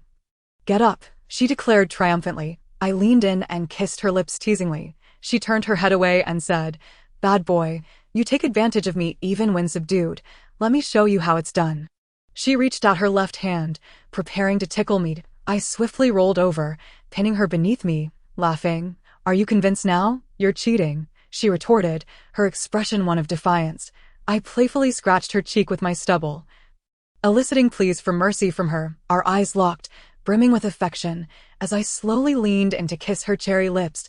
My parents, discovering my absence with Song Chien, frantically attempted to reach me by phone, but were met with silence. My father deduced we had eloped and vowed never to acknowledge me as his son again. My mother scolded me briefly before returning to Haimu village with my father. Being farmers with traditional values, my parents, despite their hard work, could not accept the reality of my relationship with a divorced woman. Yet, my love for Song Chien was not a fleeting whim. We genuinely cared for one another, and our relationship did not contravene moral standards or harm anyone. Why should we yield to societal expectations? Having spent over half a month in Shanghai, Song Qian's company urged her to return, and we flew back to Yuzhou. After Song Chien resumed her work, I began preparing for my own musical endeavors. One day, feeling utterly bored and idly playing on my phone in a small room, I received a call from Yang Li, who invited me out for drinks. After pondering for a moment, I decided that staying in was unappealing, so I ventured out to clear my mind. Upon arriving at Xingyu Bar, I met Yang Li. With a playful grin, she asked, "Hey handsome, I haven't seen you since you returned from Korea. Where have you been?" I replied, "Haha, I was accompanying my wife on a trip to Shanghai." Yang Li's expression shifted slightly as she sighed. "What a blissful couple you are." Concerned, I inquired, "Why do you want to drink again today? Are you feeling down?" She replied with a hint of melancholy, "I've missed you. You never take the initiative to call or message me on QQ. You're such a cold-hearted creature." I teased her. "Then why not find a boyfriend? Let him pamper you." She responded earnestly, "I only want you to care for me." Seeing her in distress stirred discomfort within me, yet I could not reveal my true feelings and helplessly remarked, "I have a wife now. I can't possibly split myself to care for you." "Let us drink," Yang Li exclaimed, raising a large glass and drinking fervently. "Take it easy." I snatched the glass from her. She retorted defiantly, "Don't meddle with me. Let me drink myself to death." I shot her an exasperated glance. "Do you think I enjoy controlling you? If you get drunk and become a burden, I'll be the one carrying you." She quickly changed her tone. "Fine, I want to drink much. You go ahead. I'll drink if you're worried about me." I lifted my own glass and took a few sips. Half an hour later, I suddenly felt dizzy and disoriented. I was unaware of how long it had been when darkness enveloped me, and I lost consciousness. When I regained awareness, I found myself lying in a brightly lit room, and upon touching beside me, I discovered a woman. Who could she be? Could it be Song Chien? Turning my head, I gasped in shock to see it was Yang Li, both of us devoid of clothing, our garments strewn across the floor. Had someone deliberately brought us here, stripped us of our clothes to humiliate us for some ulterior motive? Just then, Song Chien, seemingly unaware, pushed the door open and stumbled upon the unsightly scene. Before fleeing in tears, panic surged within me as I realized the gravity of the situation. I hurriedly dressed, intending to chase after Song Chien, but Yang Li grabbed my arm. "Dongfang Su, you've taken me and now you want to leave without a word? How can you be so heartless?" Confronted by two women, I found myself utterly speechless. I had always maintained my composure when drinking. How had I committed such a grievous error? I could not allow Yang Li to report me and must protect Song Chien at all costs. I shook off Yang Li's grasp and dashed out, only to discover I was in a hotel. I ran out of the hotel, making my way back to my small room, only to find it in disarray. With all of Song Chien's belongings gone, I hailed a taxi to the bus station, searching frantically for her but to no avail. I then scoured the train station and airport, yet still found no trace of Song Chien. Where could she have gone? Desperate, I returned to Song Chien's family home, but she remained elusive. I felt as if I were spiraling into madness. Where could my dear Chien have disappeared to? "Please don't hide from me. Please don't turn off your phone." With a glimmer of hope, I logged into QQ on my phone and searched meticulously, only to find she had deleted me. It was over. She must hate me immensely and would never speak to me again. I couldn't fathom how I had been so foolishly intoxicated to end up in such a predicament with Yang Li. Yet, the events had transpired, and any explanation would seem feeble, only making it appear as though I were shirking responsibility. Alas, it seemed my fate with Song Chien had reached its end. Not only was Song Chien missing, but I also had no idea what chaos Yang Li had stirred. It truly felt as if the heavens had conspired against me. Returning to Yuzhou, I walked despondently into my small room, catching a faint whiff of Song Qian's lingering scent. How I longed for her to appear before me, smiling gently, ready to hear my explanation. With a heavy sigh, I collapsed onto the bed, tears streaming uncontrollably as if a dam had burst. Recalling Qi's about in winter, I sang sorrowfully, "Softly I shall leave you. Please wipe away the tears from your eyes. I am the long, dark night in the days to come. Dear, do not weep for me. Though the road ahead may be bleak, please bless me with your smile. Though I face the wind, though I walk in the rain, I call out to you amidst the storm. I end the days without you. I shall cherish myself more in the years without me. Take good care of yourself. You ask me when I shall return home. I softly ask myself the same. Not now, but when. I suppose it shall be in winter. Not now, but when. I suppose it shall be in winter." Chapter 20. Analysis by Chao Yu. I turned off my phone and lay in bed for 2 days and nights without sustenance. My lips were parched, stubble covered my face, and I looked as haggard as a specter. I had no strength left, my heart numb with pain. Upon finally opening my phone, I discovered 5 unread messages and 5 missed call notifications. One by one, I checked them, 3 from Yang Li and 2 from Chao Yu. I decided to call Chao Yu. "Hello, Dongfang Su, where are you?" "I'm at Xingfu Community, just resting." "What is up? I heard you were in Yuzhou and wanted to catch up." "Sure, come on over." I sent him my address. "You wicked woman, I've been sincere to you, yet you've hurt me the most, leaving me powerless to rise." Yang Li called again. "Hello, what's the matter?" My voice came out low and weary. "Dongfang Su, where have you been? Why do you keep your phone off?" "I haven't gone anywhere, Dongfang Su. After what you did, do you not intend to take responsibility?" "Responsibility? What do you want?" "You must divorce immediately and marry me." "Humph, I'm left with nothing but an empty shell." "You can have it if you wish." "What kind of attitude is that?" "I'm sorry."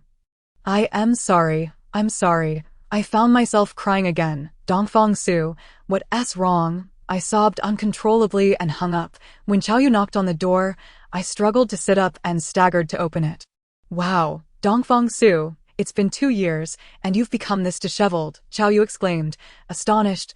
He stepped inside and remarked, "Goodness, this place is a pigsty." I sipped some water, slumping on the edge of the bed.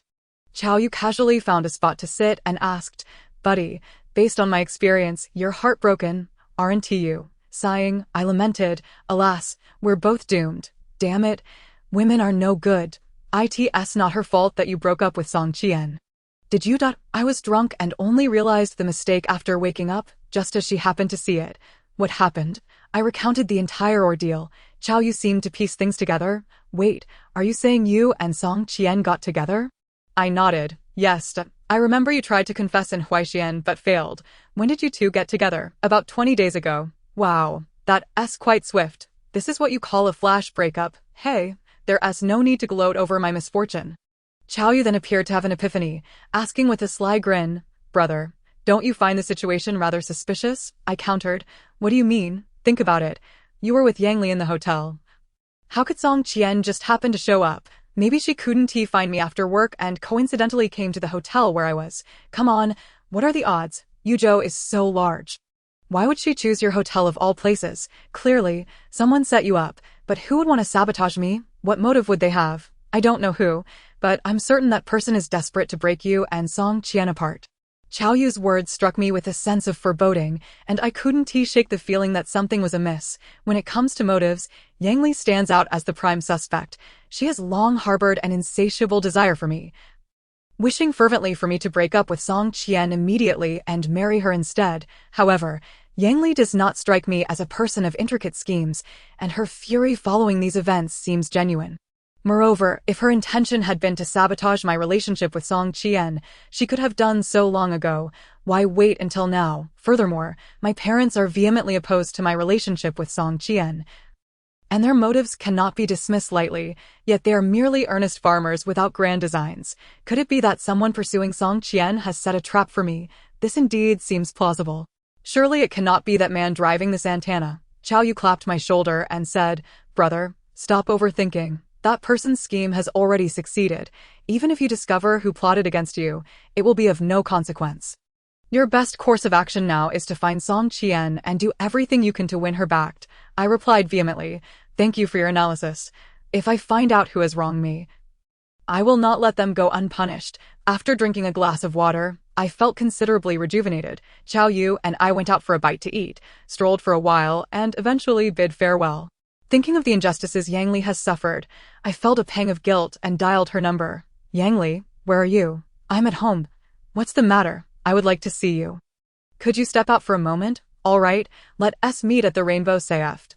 I entered the Rainbow Saft and chose a seat in the northeast corner. After waiting for 10 minutes, I saw Yang Li arrive and waved at her. Today, she wore a pink short skirt that accentuated her fair skin. A pair of pink high heels elongated her figure, giving her legs a striking allure. Her flowing chestnut hair framed her face beautifully. Enhancing her features, a glamorous pink handbag perfectly complemented her ensemble, making her appear exceptionally elegant. I wondered if she had dressed up deliberately for me, as she looked extraordinarily stunning today. Yang Li adjusted her skirt and took a seat across from me, ordering 2 cups of coffee with sugar, sipping delicately.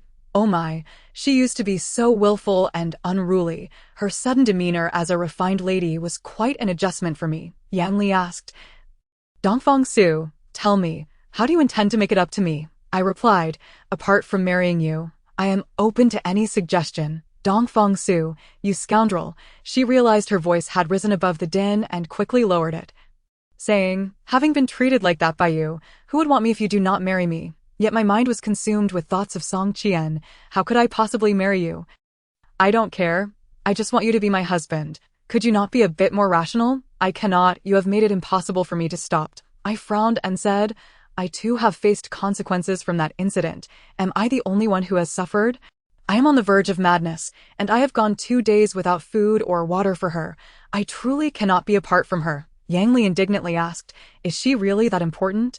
Could you truly not survive without her? Even if I were to live, I would be nothing more than a walking corpse. But without you, I too would merely be a hollow shell.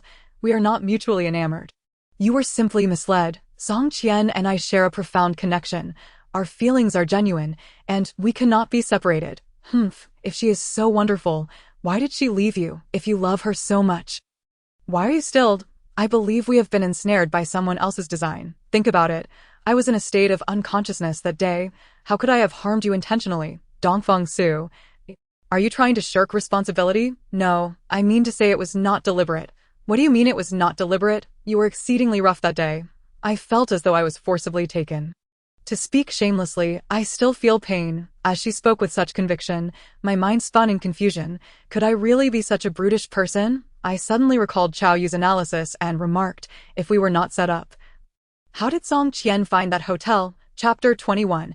The youth singer competition. Yang Li stated matter-of-factly. When we took a taxi from Xingyu Bar to the hotel, a yellow taxi followed closely behind us. Perhaps it was Song Qian tracking us. If that were the case, it indeed aligns with the entire affair, but can one truly harm another in a state of unconsciousness? I clasped my head in despair, exclaiming, it seems I must atone with my life. Yang Li, I no longer wish to live. I do not wish to live either. Yang Li retorted, I always thought you were an honorable man, helping you enter Hongxia and accompanying you to study in Korea for 2 years. Who would have thought you would treat me that way and still refuse to acknowledge it? I stood up and stormed out of the SAF, running frantically down the street like a madman. When I finally exhausted myself, I found myself at the company where Song Qian worked. I gazed at the building with a heavy heart, feeling as though my heart was shattering. Why must fate toy with me so? It had granted me the chance to win Song Qian's affection, only to cruelly snatch it away. How can I endure such torment? Dongfang Su, even if you wish to deny it, is it necessary to run away so hastily? Yang Li caught up with me. I sighed and murmured, this is where Xiao Qian works. She shaded her eyes and looked at the structure of the building, saying, sigh, is it really worth it to be so distraught over a woman? I shouted, of course it is. Do you have any idea how much I love her? But no matter how much you love her, she has left you and will never forgive you. You must face reality calmly. Yang Li, please tell me how I can find Xiao Qian. Dongfang Su, wake up. It is not that you are insincere. It is just that you and Song Qian are fated to be apart. Do you think that loving her enough will lead to her being yours? In truth, everyone's marriage is predetermined. No matter how hard you try, it is futile. I shouted in anger, to hell with fate. What right does it have to dictate my marriage? I love Song Qian, and I will marry her. What can it do to me? Yang Li said softly, Dongfang Su, you really do not need to be so sorrowful. There are many wonderful women in the world.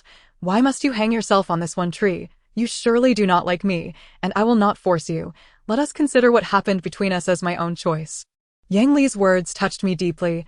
I never expected her to be so forgiving, yet, on the other hand, even though she does not hold me accountable, I cannot simply act as if nothing has happened. My feelings for Song Qian remain unresolved. I genuinely cannot marry her and will carry this guilt for a lifetime. With a heart full of gratitude towards Yang Li, I returned to my small room and lay on the bed. Deep in thought, wait a minute, I took Xiao Qian to SH. Could she be there? No, I must go to SH. Perhaps Xiao Qian is truly there. The next morning, I boarded a flight to SH, searching the places we once visited together. Yet still found no trace of her. Despair washed over me once more, a suffocating wave of hopelessness. As Song Qian said, when love fails, one should strive for success in their career, since she does not wish to see me. No amount of effort on my part will yield results. I must let her make her own choices. I returned to Yuzhou and saw in the news that a youth singer competition was to be held soon in Yuzhou, a truly exhilarating announcement. If I could win the competition, it would surely catapult me to fame. I was filled with excitement and resolved to sign up. Soon, Fang Jianzhou called me, urging me to participate in the youth singer competition. Thus, I began to prepare for the event with great urgency. On July 11, the organizers of the youth singer competition opened the doors for auditions, inviting young singers from all around to register. By the time I arrived to sign up, thousands had already registered, but fortunately, I had not missed the deadline. On July 18, the auditions concluded and the semifinals commenced. After several days of competition, only 120 contestants remained on the list. On July 25, the finals began, with 40 contestants emerging victorious. On August 2, the grand finale commenced, with contestants battling fiercely. After a week of intense competition, the top 10 were determined, and I secured the 8th place. Over the next 9 weeks, rounds would progress from 10 to 9, 9 to 8, 8 to 7, each week broadcast live on the Yuzhou Entertainment Channel. After competing in the 8 to 7 round on August 23rd, I advanced to 5th place, and friends and family saw me live on television, showering me with calls. My Weibo followers surged past 10,000, and shares skyrocketed. However, the Hongxia record company, which had nurtured me, imposed strict requirements on my conduct. I could no longer live as freely as before. From the auditions until now, Yang Li had been cheering for me from the sidelines, a gesture that deeply moved me. How I wished that the person encouraging me all along was Song Qian. Regrettably, she seemed to have vanished from the world, never to be seen. The greatest sorrow in life is loving someone who does not love you back. While those who love you are not the ones you desire, caught between love and being loved, I felt utterly powerless. I feared that I might succumb to fate and choose to spend my life with Yang Li. On the night of September 27, the competition for the championship officially commenced, and the 3 finalists prepared to take the stage. To my surprise, I spotted my parents in the audience. Seeing them brought tears to my eyes. Truly, nothing is greater than the love of parents, and no bond is more selfless than that of family. Originally, my parents were extremely excited to watch the live broadcast of the youth singer competition on television. However, they were still upset with me and had no desire to contact me. Eventually, my mother softened and continuously persuaded my father. Yesterday afternoon, my father learned from Chao Yu that I had not been in touch with Song Qian for quite some time, which led to him calming down. This morning, my parents took the early bus to Yuzhou and checked into a hotel. I and the crowd. My father waved at me, and I smiled back at him and my mother. I am truly grateful that they came. Below the stage, tens of thousands of spectators were constantly screaming and cheering, waving glow sticks, while 5 judges sat in a row. On stage, after I and 2 other contestants had introduced ourselves, we returned backstage to prepare for the competition. As the host called out names, the 3 contestants took turns to perform and then received feedback from the judges. Ultimately, the beautiful He Shangnan secured 3rd place, while I and the handsome Lin Jiaoliang continued to compete. After Lin Jiaoliang and I had finished our performances, the judges provided a detailed analysis of our strengths and weaknesses before the audience was asked to vote to determine the winner. The host announced, "Now it's time for the campaign segment. Lin Jiaoliang, please share a few words with the audience." Lin Jiaoliang said, My parents divorced when I was 8, and I have relied solely on my mother since childhood. After graduating from middle school, my mother worked 3 jobs a day to support my music education, only resting for 5 hours each day. I am immensely grateful for my mother's unwavering support. Regardless of whether I win the championship today, I will continue my music career to repay her for the years of hard work and dedication, following a thunderous applause from the audience. The host turned to me. Dongfang Su, would you like to say a few words as well? I replied, my parents have showered me with love throughout my life, yet I fell in love with a woman they disapproved of, which upset them, leading to days of silence between us. However, they are here today, and I am truly touched. They are the greatest parents in the world. I wiped away my tears and continued. I would like to take this opportunity to convey a message to someone who has distanced themselves from me due to some unpleasant events. Things are not as you imagine. If you still love me, please do not continue to avoid me. If leaving will bring you happiness, then I sincerely wish you well. Regardless of whether I win the championship today, I will continue to sing, hoping that all lovers eventually find their way back to each other. After the audience's applause, the host remarked, what a passionate romantic and a grateful son. May they find peace and happiness, and may their wishes come true. Now, let us proceed to the voting segment. I will briefly explain the voting process. Here we have 99 plastic balls. Please cast your votes for your favorite contestant into the ballot box. As the audience began to cast their votes, both Lin Jiaoyang and I felt extremely tense. When our ballot boxes both reached 40 plastic balls, the audience suddenly gravitated towards Lin Jiaoyang. This was troubling. It seemed I had little hope. Yet, when Lin Jiaoyang's count reached 48, the audience redirected their attention back to me. However, just as my count reached 49, another audience member cast a vote for Lin Jiaoyang. This resulted in both of us being tied, leaving only the most crucial vote remaining. Everyone held their breath, awaiting the result. Chapter 22. Encountering assassins. A young man approached me from the audience, shook my hand, and smiled, saying, I really like your songs, but I can't vote for you. I replied with a calm smile. That's all right. It doesn't matter who you vote for. After casting his vote for Lin Jiaoyang, he turned and hurried off the stage. The host announced the voting results, and I briefly embraced Lin Jiaoyang, offering my congratulations before stepping off the stage. Lin Jiaoyang delivered an acceptance speech, and the competition officially concluded. However, there would be a farewell party next week, where the top 10 contestants would appear on stage once more. I settled down with my parents and Yang Li at the nearby Lao Kang Hotel. Introducing Yang Li to them, they took a great liking to her, engaging in conversation well into the night. I had an inkling that I had made a rather foolish mistake by introducing Yang Li to my parents. She was already exceptional, and with her ability to entertain them, they would undoubtedly view her as the ideal candidate for a daughter-in-law. If they allied together, my future days would be. The next day, Yang Li took my parents shopping for an entire day, purchasing a massive collection of clothes and items. I attempted to pay for everything but was unsuccessful. I felt like a mere shadow, trailing behind them without being able to interject a single word. What was Yang Li up to? I would have preferred her to be a bit cooler towards my parents. The more she endeared herself to them, the more unease I felt. My parents seemed to be intentionally accepting Yang Li's generosity, readily accepting everything. They had never behaved this way before. What had changed today? Alas, it was too late to alter anything now. I could only go along with their whims. Upon returning to the hotel, night had fallen, and I was utterly exhausted. After showering, I intended to rest when Yang Li called, saying, Dongfang Su, I'm downstairs with uncle and aunt, and we're about to have dinner. Come down quickly, I'm tired. You all go ahead and eat, I said reluctantly. Neither uncle nor aunt has complained of fatigue, so you can't be the first to tire out. That doesn't make sense. All right, I'll come down, okay? Faced with Yang Li's insistence, I had no choice but to relent. The next day, my parents returned to our hometown, and I followed the company's directives to prepare for my first album release. Although success was within reach, I felt no joy. If I could not resolve my feelings for Song Qian, no amount of career success would free me from this cloud of disappointment. Sigh, I truly wished to abandon this unpromising love and simply marry someone. Leading an ordinary life. After the farewell party for the youth singer competition, I released my first album, which became a massive hit.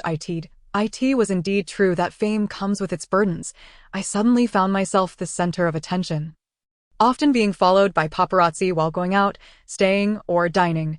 I struggled to adapt to such a lifestyle. With the album's success, I purchased a spacious three-bedroom apartment for my parents in Ping'an community in Huaixin. Providing them a place to live, to keep them engaged, I opened a grocery store for them. However, the dream of marrying a daughter-in-law remained unfulfilled for the time being, and I could only postpone it further. On November 1, after concluding my tour in the provincial capital, I flew to Changsha. Upon exiting the Changsha airport, I was surrounded by a throng of fans in the square, just as my bodyguards and I attempted to escape the crowd.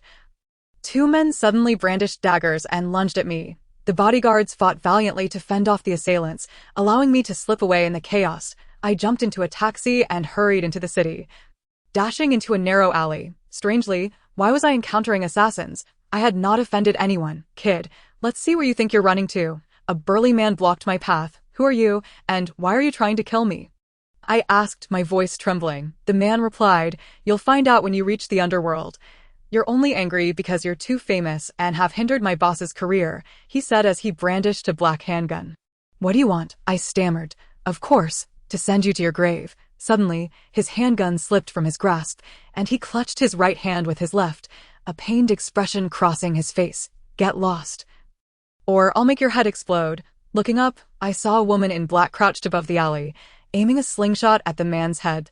Oh, that was close. Had it not been for this heroine, I would have certainly met my demise in this alley today. The burly man, tilting his head, asked, Who are you? The woman in black replied, none of your business. If you don't leave now, I won't hold back. The man, filled with fear, turned and fled. The woman leaped down, picked up the handgun, and smashed it against the wall, declaring, You celebrities are such a hassle. Even walking down the street, someone is trying to kill you. I glanced at this enigmatic heroine, feeling an eerie sense of familiarity, yet out of fear of her gaze, I dared not look closely. I clasped my fists and said, Miss, thank you. Had it not been for your timely intervention, I would have been finished today. Forget the thanks. If you don't get moving, they'll be back, she urged, grabbing my hand and leading me swiftly out of the alley. I couldn't shake the feeling that everything happening before me was a dream. How could such bizarre events occur in reality? Perhaps such thrilling encounters of a heroine rescuing a hero only belonged in martial arts novels. Yet, this was indeed my current experience, and it was perilous. My life was at stake. As we emerged from the alley, an Audi suddenly sped towards us, blocking our path, and 4 men in black stepped out of the car. The black-clad heroine said to me, These are our people. Get in quickly. I climbed into the car with them, arriving in front of a grand building. They led me inside, taking the elevator to the 9th floor and entering an office. There, a middle-aged man leaned back in a massage chair, a cigar clenched between his teeth, exuding an air of arrogance as he rested with his eyes closed. The heroine said, Boss, we've brought the person back for you. An unsettling feeling washed over me, and my heart sank. The middle-aged man opened his eyes, sat upright, and scrutinized me for a moment before asking, Young man, you are Dongfang Su from Hongxia Record Company in Yuzhou, correct? Summoning my courage, I replied, Yes. How did you know? You don't need to concern yourself with how I know. However, I have heard that your Hongxia Record Company has monopolized the market, completely overpowering the Baihe Record Company. Is that true? You're referring to the 2 most renowned record companies in Yuzhou. I have no knowledge of their rivalry. It seems you have mistaken me for someone else, I replied. The middle-aged man moved to the window and stood with his back to me, taking a couple of puffs from his cigar before saying, Kid, I'm offering you 2 choices. You can pick whichever one you preferred. I inquired, What are the options? First, you immediately terminate your contract with Hongxia Record Company and sign a new agreement with Baihe Record Company. Second, you take 2 pills and ruin your voice. There's no third option. Indeed. Thirdly, I could arrange for someone to throw you from the 9th floor. Good sir, what you propose are 3 dead-end paths. How am I to choose? It ultimately depends on whether you wish to live, suffer, or die. Naturally, I wish to live. Then you must sever ties with Hongxia Record Company and align yourself with Baihe Record Company. However, the penalty for breach of contract is exorbitant. I cannot afford it. Do not worry about that. Baihe Record Company is willing to cover a portion of your penalty. What you are doing is criminal. Do you not fear that I will report you? Haha, to be frank, our organization leaves no trace. The police have been searching for us for 10 years and have yet to find even a strand of hair. Go ahead and report us. I am curious to see what you will accomplish. Damn it, it seems I have encountered the underworld today. What should I do? That woman in black truly knows how to act. I just referred to her as a heroine.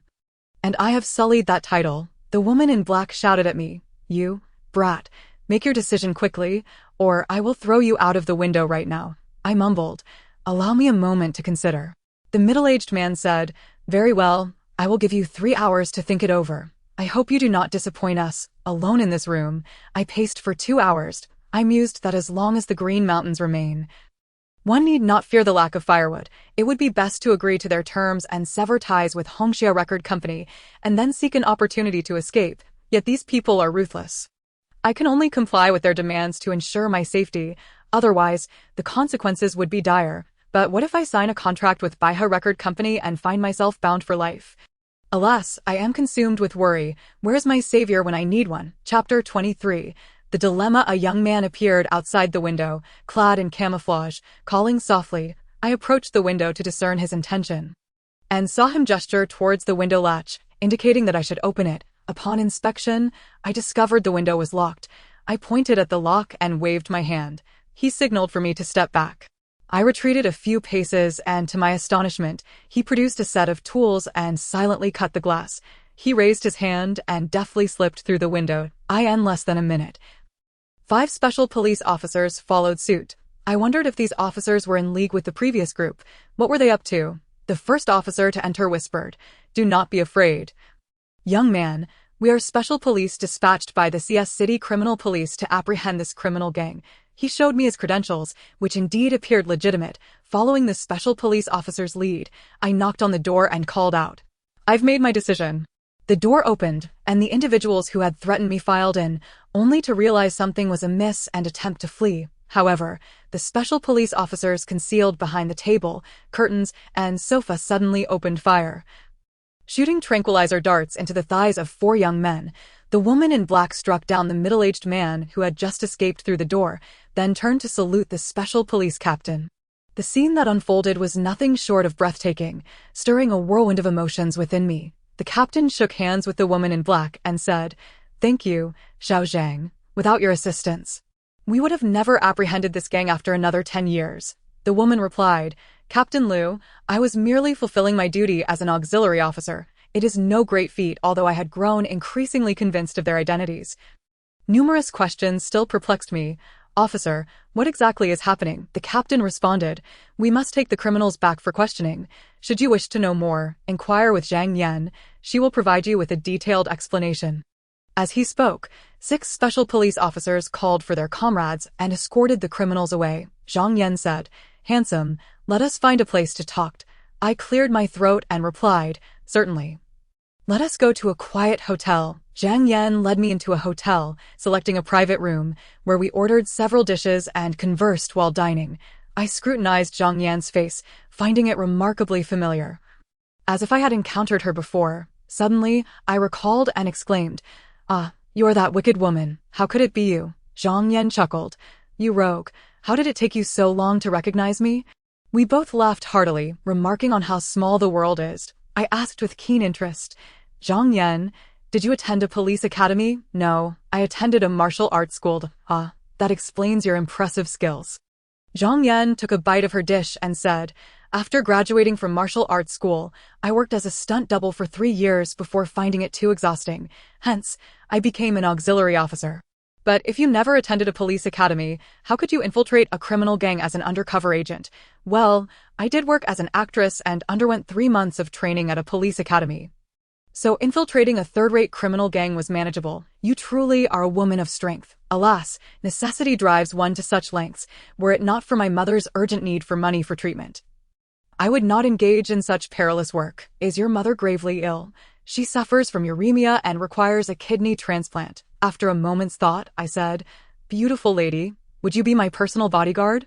Ah, be your bodyguard? Do you not already have one? Zhang Yan looked at me, astonished. They are merely useless drunks. How could they compare to you? If you become my bodyguard, I could also have you work as my agent. And soon you would earn a handsome salary. Being a bodyguard is acceptable, but as for being an agent, I think not. I am not cut out for that. Were you not once an actress? Surely, you can manage being an agent. That may be true. I have not only seen pigs run but have also experienced it firsthand. However, we have only known each other for less than a day. How can you trust me? I must trust you based on your filial piety and dedication to your work. Very well, I will resign from the criminal police team immediately and start working for you tomorrow. By the way, will Baiha Record Company face legal consequences for hiring thugs to intimidate? Of course, any large corporation or group associated with that criminal organization will face punishment. The next day, after finishing my tour in Changsha, I traveled with Zhang Yan and my team of bodyguards and musicians to BJEJSH, Hangzhou, and QH Inner Mongolia for further performances. Once all the tours concluded and the Spring Festival approached, I returned to my hometown to celebrate the new year with my family, staying in Yuzhou to investigate the whereabouts of Song Qian. On February 20, 2012, I saw on the news that Yuzhou recently hosted a winter fashion show, and the chief designer was none other than Song Qian. Could it be that she has remained in Yuzhou since our separation? But why have I not seen her even once? Could it be that she never leaves her home? No, I have finally glimpsed a ray of hope. I must seek her out. I arrived at the fashion company, intending to enter, but was stopped by security. I pleaded, "Brother, I am searching for someone. Please let me in." One security guard replied, "Sir, you are not an employee of this company. Without the permission of the executives, you cannot enter." Zhang Yan tugged at me and said, "Forget it.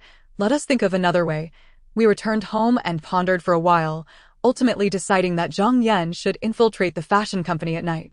That evening, Zhang Yan scaled the fashion company's building and entered the archives, using a flashlight to examine the personnel list. Indeed, she found Song Qian's information. It turned out that Song Qian had been residing in Yuzhou all along, and she had now been promoted to chief designer. After hearing Zhang Yan's report, my mind was in turmoil.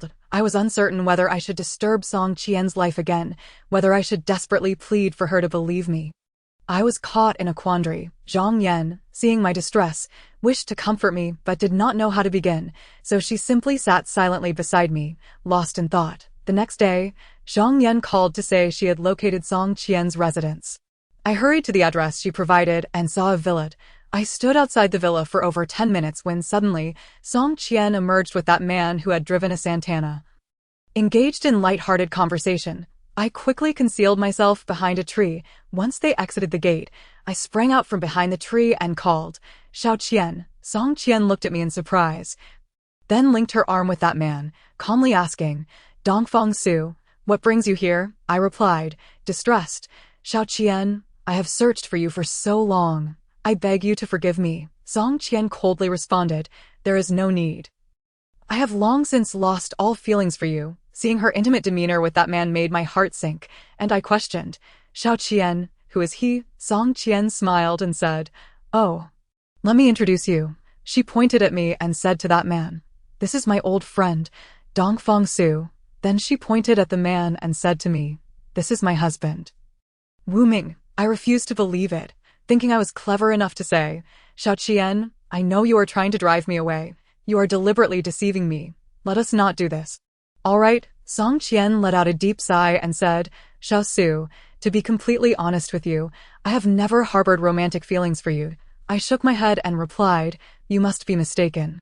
If you did not love me, why would you engage in so many romantic endeavors with me, even eloping together? How could you care so much about my association with Yang Li, constantly avoiding me?" Chapter 24. One man, two women. Xiao Su, I can only say that you're overthinking, she continued. My past affection for you is feigned, and our elopement was merely a way to repay your kindness. I was angry with you and that girl because I always believed you to be a good person, only to find out you are just as flawed as other MENAS for your assumption that I was deliberately avoiding you. That is a misunderstanding. I have been tirelessly working on that winter fashion exhibition and simply had no time to go out, Song Qian explained with remarkable composure, adding, "Alas, I am a busy person, never able to find a moment's rest." By the way, Xiao Su, I saw you participating in that singing competition on television. You did quite well. I regret not being able to cheer you on. I truly apologize for that. I gazed at Song Qian with teary eyes, feeling utterly aggrieved. I never imagined she could speak such words with such tranquility. Indeed, her statements aligned perfectly with her past actions during our relationship. And her emotionally charged explanations regarding Yang Li were also intricately tied to the truth. And oh wonder the disparity between her and Yang Li was so stark. It turned out she had never intended to engage in a romantic relationship with me. While Yang Li genuinely loved me, I always thought love could be simple, yet I was oblivious to the fact that an overly mundane romance could stem from a lack of affection. I cried out, Xiao Qian, no matter what you say, I refuse to believe it. If you hate me, then curse me, hit me, or tell me to leave. Your nonchalance is incomprehensible. Song Qian replied, Xiao Su, please be rational. I am now married. I implore you to cease your disturbances. Like a beggar, I pleaded for her love, yet she, too, was a person in need of affection, leading to my heartless rejection. In a moment of despair, I felt an overwhelming urge to weep uncontrollably before her. Zhang Yan emerged from behind a tree, shouting at me, Dongfang Su, have all the good women in the world perished, if she does not love you? There are plenty of others who do. Why should you be sorrowful over a deceitful love? She then coldly scoffed at Song Qian. I thought the woman Dongfang Su longed for was something extraordinary.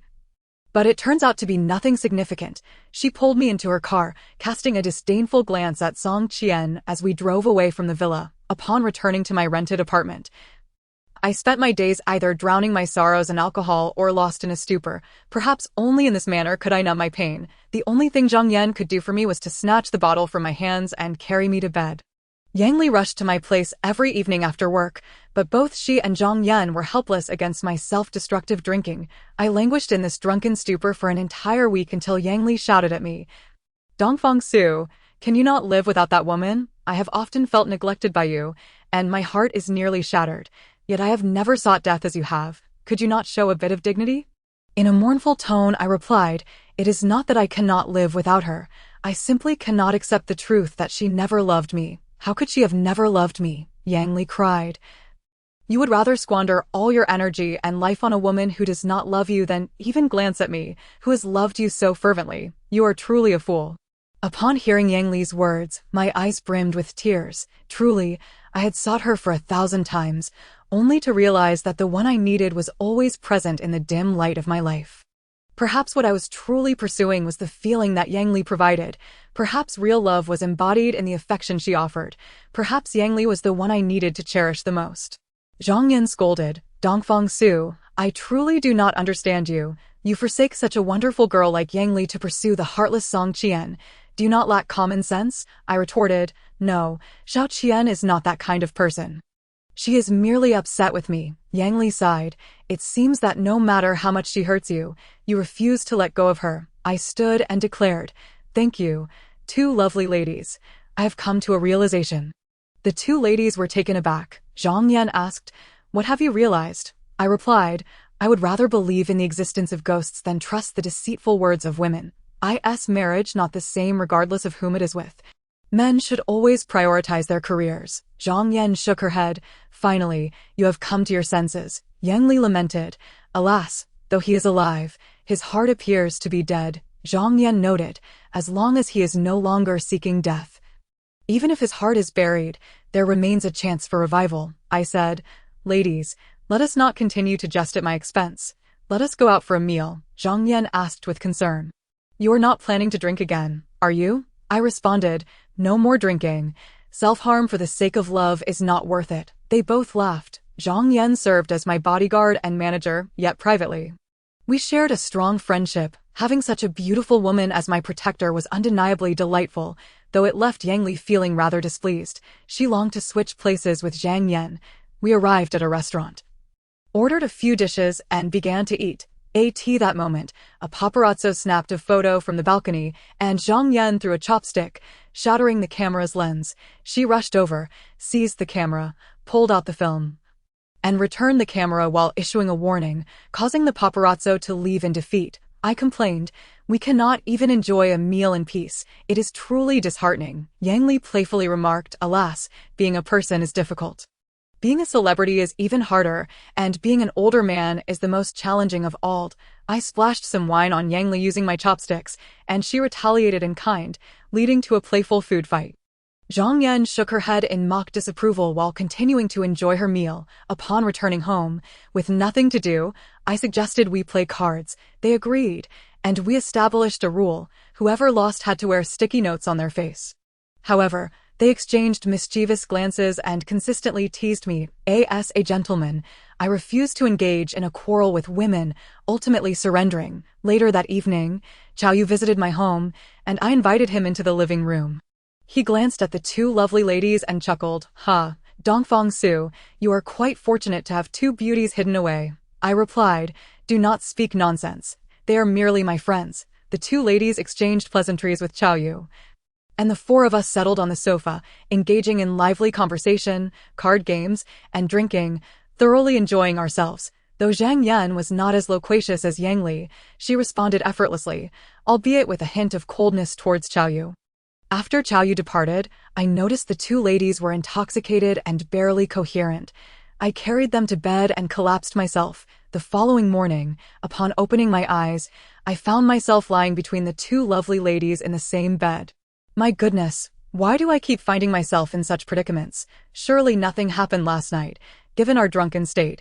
Perhaps I should slip away before they awaken to avoid complications. However, before I could rise, I suddenly sensed Zhang Yan stirring. With no time for deliberation, I quickly shut my eyes and pretended to be asleep.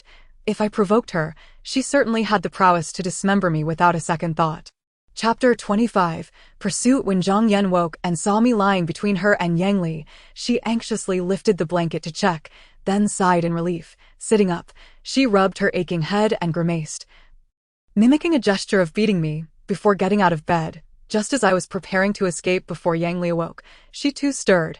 She flashed me a sweet smile, kissed my lips, and whispered, "Darling, we slept together again. Is this not fate?" I continued to feign sleep. After Yang Li left, Zhang Yan prepared breakfast and retrieved a book from the study, settling on the chair beside my bed. Resting her legs on the bed as she read quietly, I pretended to awaken slowly, stretching my limbs and asking, "What time is it?" Zhang Yan replied languidly, "It is 9 a.m. "Oh, it seems I got drunk again last night." "You must have enjoyed yourself thoroughly, no?" "What do you mean? You were cuddling both me and Yang Li under the covers. Is that not enjoyment enough?" "Surely not. Did that happen?" I could only feign ignorance. I did not expect you to have such a preference."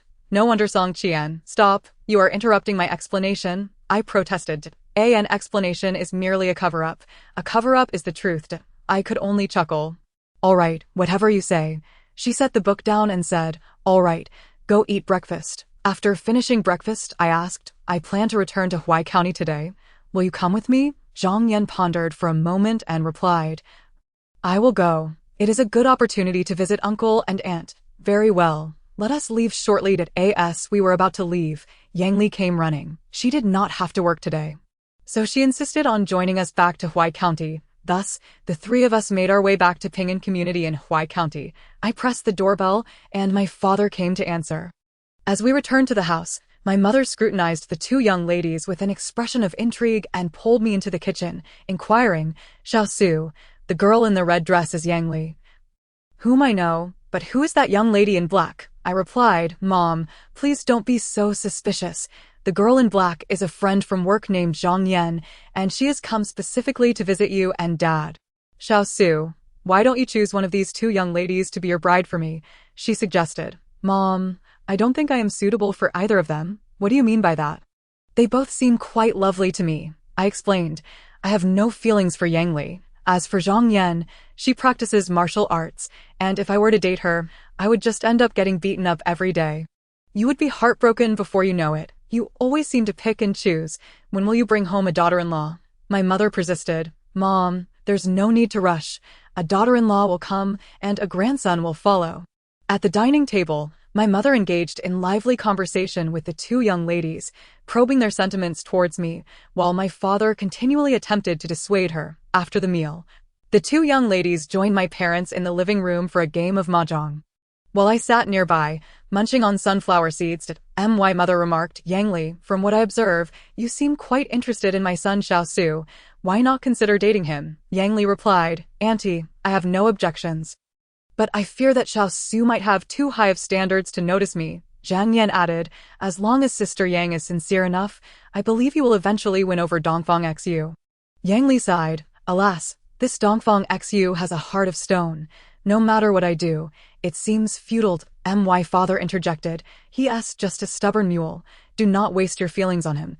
If there is someone more suitable, pursue them without delay. My mother then turned her attention to Zhang Yan, asking, "What do you think of my son Xiao Su?" Zhang Yan, playing a tile, remarked, "He's quite good. Do you have confidence in winning him over?"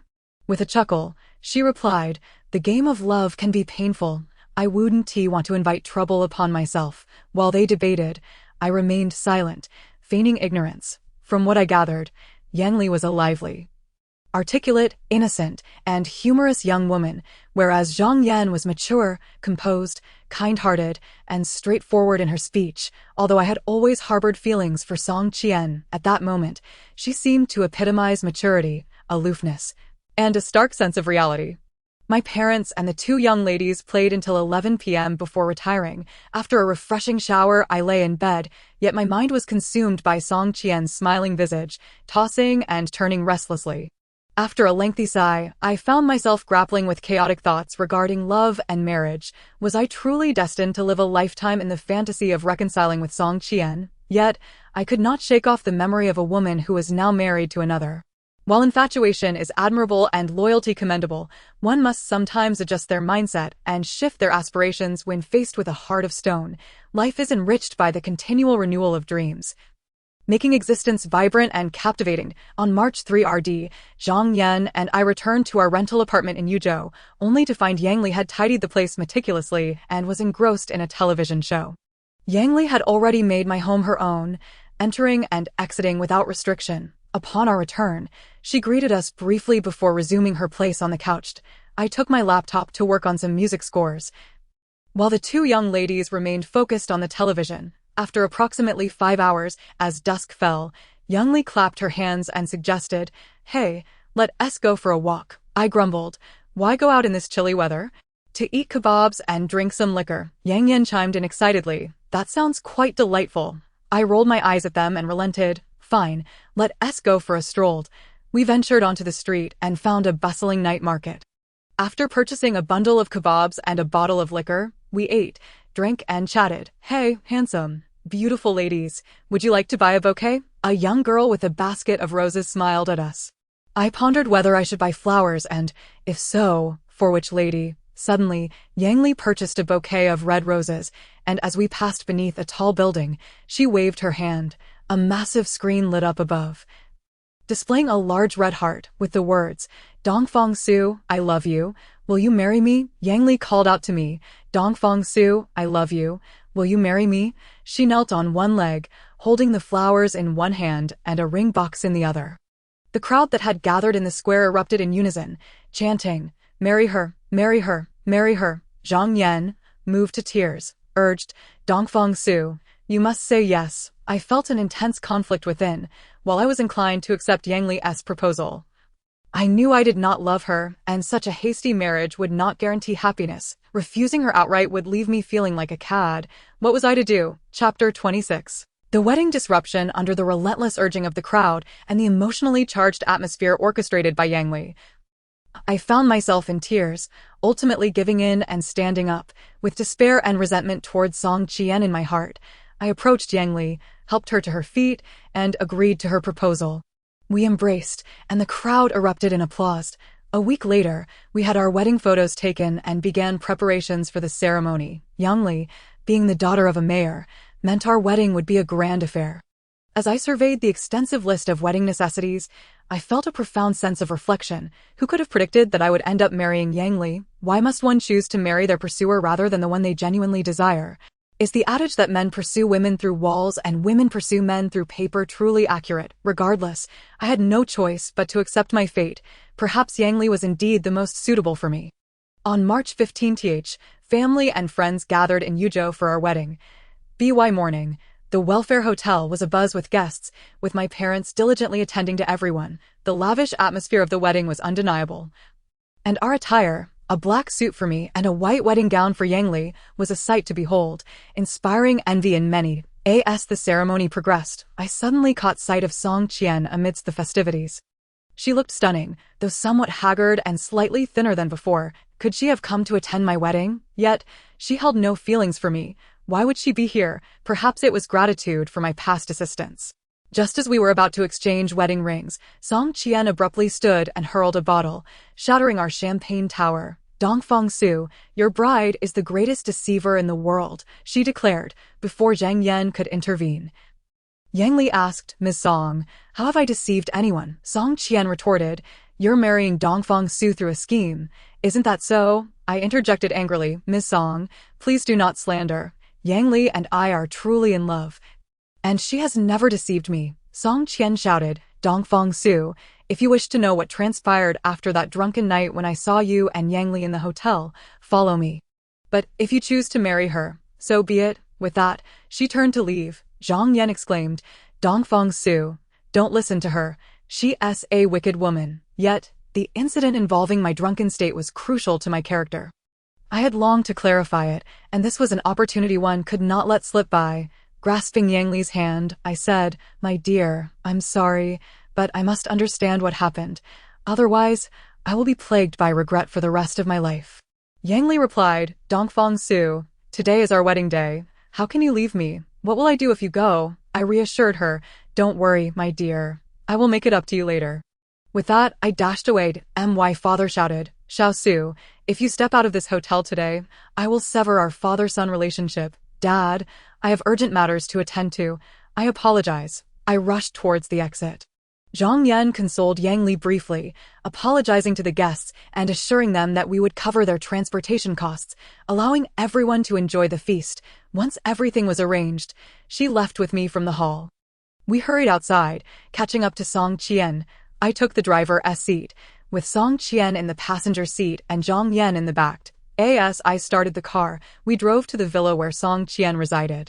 She invited us to sit down and poured us each a glass of water. Zhang Yan asked Song Qian, what trickery are you planning? With a slight smile, she replied, I'll show you something that will clarify everything. Song Qian inserted a disc into the player and turned on the television. The screen flickered to life, revealing a video from a bar, where Yang Li was seated at the bar, dropping a pill into a bottle. I then appeared beside her, and we exchanged a few words before Yang Li began to drink heavily, and shortly after, I too consumed several drinks laced with the pill. A mere 10 minutes later, I found myself collapsed against the bar as Yang Li waved her hand to summon 2 men to carry me away. The television screen flickered, revealing the scene of me being escorted into a hotel by those 2 gentlemen. Deposited into a room, the screen flickered once more, displaying several compromising photographs of Yang Li and me, in which I remained with my eyes tightly shut. Song Qian remarked to me, that day, I suddenly received a message from an unfamiliar number, containing these very photographs. No sooner had I received the MMS than an anonymous text followed, stating, Song Qian, your husband is at XX Hotel, in room XX, engaging intimately with a beautiful woman. If you doubt this, go see for yourself. To confirm the sender's claims, I rushed over and indeed, there you were, lying bare on the bed. At that moment, I felt as though my heart had shattered. Zhang Yan and I exchanged bewildered glances. Zhang Yan said, but when Dongfang Su came to find you that day, your words were profoundly different from today. What she said that day was merely in a fit of anger, interjected Wu Ming as he entered the room. In fact, after you all left, she collapsed in tears, pulling out her phone to call Dongfang Su, but I stopped her. Song Qian approached him with a smile, asking, brother, you're back? Wu Ming replied, yes. Xiao Qian, have you told Dongfang Su the truth? Song Qian responded, I was just about to. Wu Ming turned to me and said, Dongfang Su, you must be unaware of who I truly am, right? I remained silent. He continued, I am not Song Qian's husband. I am her cousin. Ever since Song Qian separated from you, she has been living with me, witnessing her languid existence each day. I felt immense sympathy and encouraged her to design a winter fashion line. To my surprise, she succeeded. After the fashion show concluded, I officially promoted her to design director. A week ago, she unexpectedly received an invitation from that Yang Li, announcing your impending wedding, which plunged her back into despair, causing her to weep incessantly. I took it upon myself to investigate the reasons behind your breakup, and after thorough inquiry, I acquired the surveillance footage from the bar and hotel, finally uncovering that all of this was orchestrated by Yang Li. That woman is truly cunning, Zhang Yan scoffed. Perhaps those videos were fabricated by your technical team. Technology is remarkably advanced these days. Wu Ming replied, this young lady may doubt my Xiao Qian, but think carefully. If it weren't for Yang Li's elaborate scheme, how would Xiao Qian have received the MMS and text? Zhang Yan countered, Mr. Wu. Don't forget that was an anonymous message. Anyone besides Yang Li could have sent it. How can you be so certain it was her? Chapter 27. The truth revealed, I said. According to Yang Li, she was fully conscious at the time. Without her permission, no one could enter that room. Zhang Yan suggested, perhaps someone had secretly installed a camera in that room. And those photographs were merely screenshots from the video. Song Qian added, even if Yang Li didn't take the photos, it is still sufficient evidence to prove that someone framed Xiao Su. Wu Ming stated, as you all know, Yang Li is merely a department manager at Hongxie Records, but does anyone truly know her real identity? Zhang Yan and I exchanged puzzled glances, both finding his words peculiar. Wu Ming continued, in truth, Yang Li is the chairwoman of Hongxie Records. I was taken aback, unable to believe that someone as young as Yang Li could run such a large company. She was indeed talented. But why had she concealed this from me? Wu Ming asked, Dongfang Su, are you aware of how many conspiracies lay behind your studies in Korea? I shook my head. I do not know. Wu Ming explained. In fact, it was Yang Li who orchestrated everything to separate you from Song Qian. I defended. The evidence demonstrates that my time in Korea was pivotal. Otherwise, I would not have become a renowned singer. Wu Ming nodded, conceding, that is true. Yet, Yang Li's methods are exceedingly despicable and unfair to Song Qian. Zhang Yan remarked, love is inherently selfish. Victory and defeat rely solely on one's capabilities, devoid of fairness. Song Qian sighed, I understand that life is rife with the law of the jungle. If Xiao Su prefers Yang Li, I will concede. I wish them well, though Yang Li's actions in disrupting my relationship with Song Qian were egregious. I could not bring myself to harbor hatred towards her, regardless of her underhanded deeds. They were all driven by her desire for me, making it impossible for me to despise her. However, Song Qian was utterly innocent. How could I bear to abandon her? Wu Ming said, Dongfang Su, now that the truth has been revealed, you understand who is right and who is wrong. You must decide your own marital fate. I lowered my head, remaining silent. I found myself in a predicament, unsure of how to proceed. Zhang Yan stated, Song Qian, do not take offense at my words. Since you chose Dongfang Su, you ought to trust him. How could you so easily believe others' slanders? Having witnessed Dongfang Su's compromising situation with Yang Li, you should express your anger and grievances directly to him rather than avoiding him. When he sought you out, you could have been clear and direct, and, even if he was pained, he wouldn't have been driven to despair. Do you realize that he has hurt himself deeply for you on 2 occasions? Do you know how many sleepless nights he has endured for your sake? You criticize Yang Li as being despicable and shameless, yet everything she does is centered around Dongfang Su. It is all out of love for him. Can you match that? Wu Ming interjected, young lady, your words are misguided. If Yang Li truly centered her life around Dongfang Su and sincerely loved him, she would have supported him and Song Qian, wishing them well, rather than seeking to possess him through cunning and subterfuge. Zhang Yan replied, perhaps Yang Li loved Dongfang Su too deeply to let him go, leaving her no choice. Wu Ming retorted. Does love justify unscrupulous actions? Does a lack of options excuse reckless behavior? I shouted. Enough, stop arguing. Allow me to make my own decision. I stood up and declared, Zhang Yan, let us leave. Upon returning home, I collapsed onto the sofa, while Zhang Yan offered me a few words of comfort before turning to her computer to play games. Having been repeatedly hurt by 2 women, I had grown somewhat numb to love. And I began to question whether genuine love existed at all. Why did those who loved me and those I loved both cause me pain? Was this perhaps the flaw of love? It was no wonder that people say love is like syrup, sweet upon entry yet sour upon consumption. I had certainly experienced this firsthand.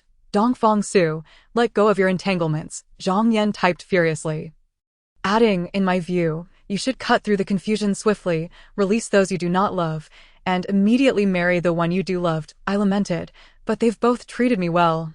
I do not wish to hurt anyone. Yet by remaining indecisive, you may end up hurting them all. Rather than 3 suffering together, it would be better for one to despair while 2 find happiness. Then let us strike at the root of the problem. Strike at the root? How so? I'll withdraw, extinguishing their flames. That could work. But Zhang Yan turned to me and asked, Dongfang Su, do you truly have no feelings for them at all? Yes, they have utterly destroyed my dreams of love.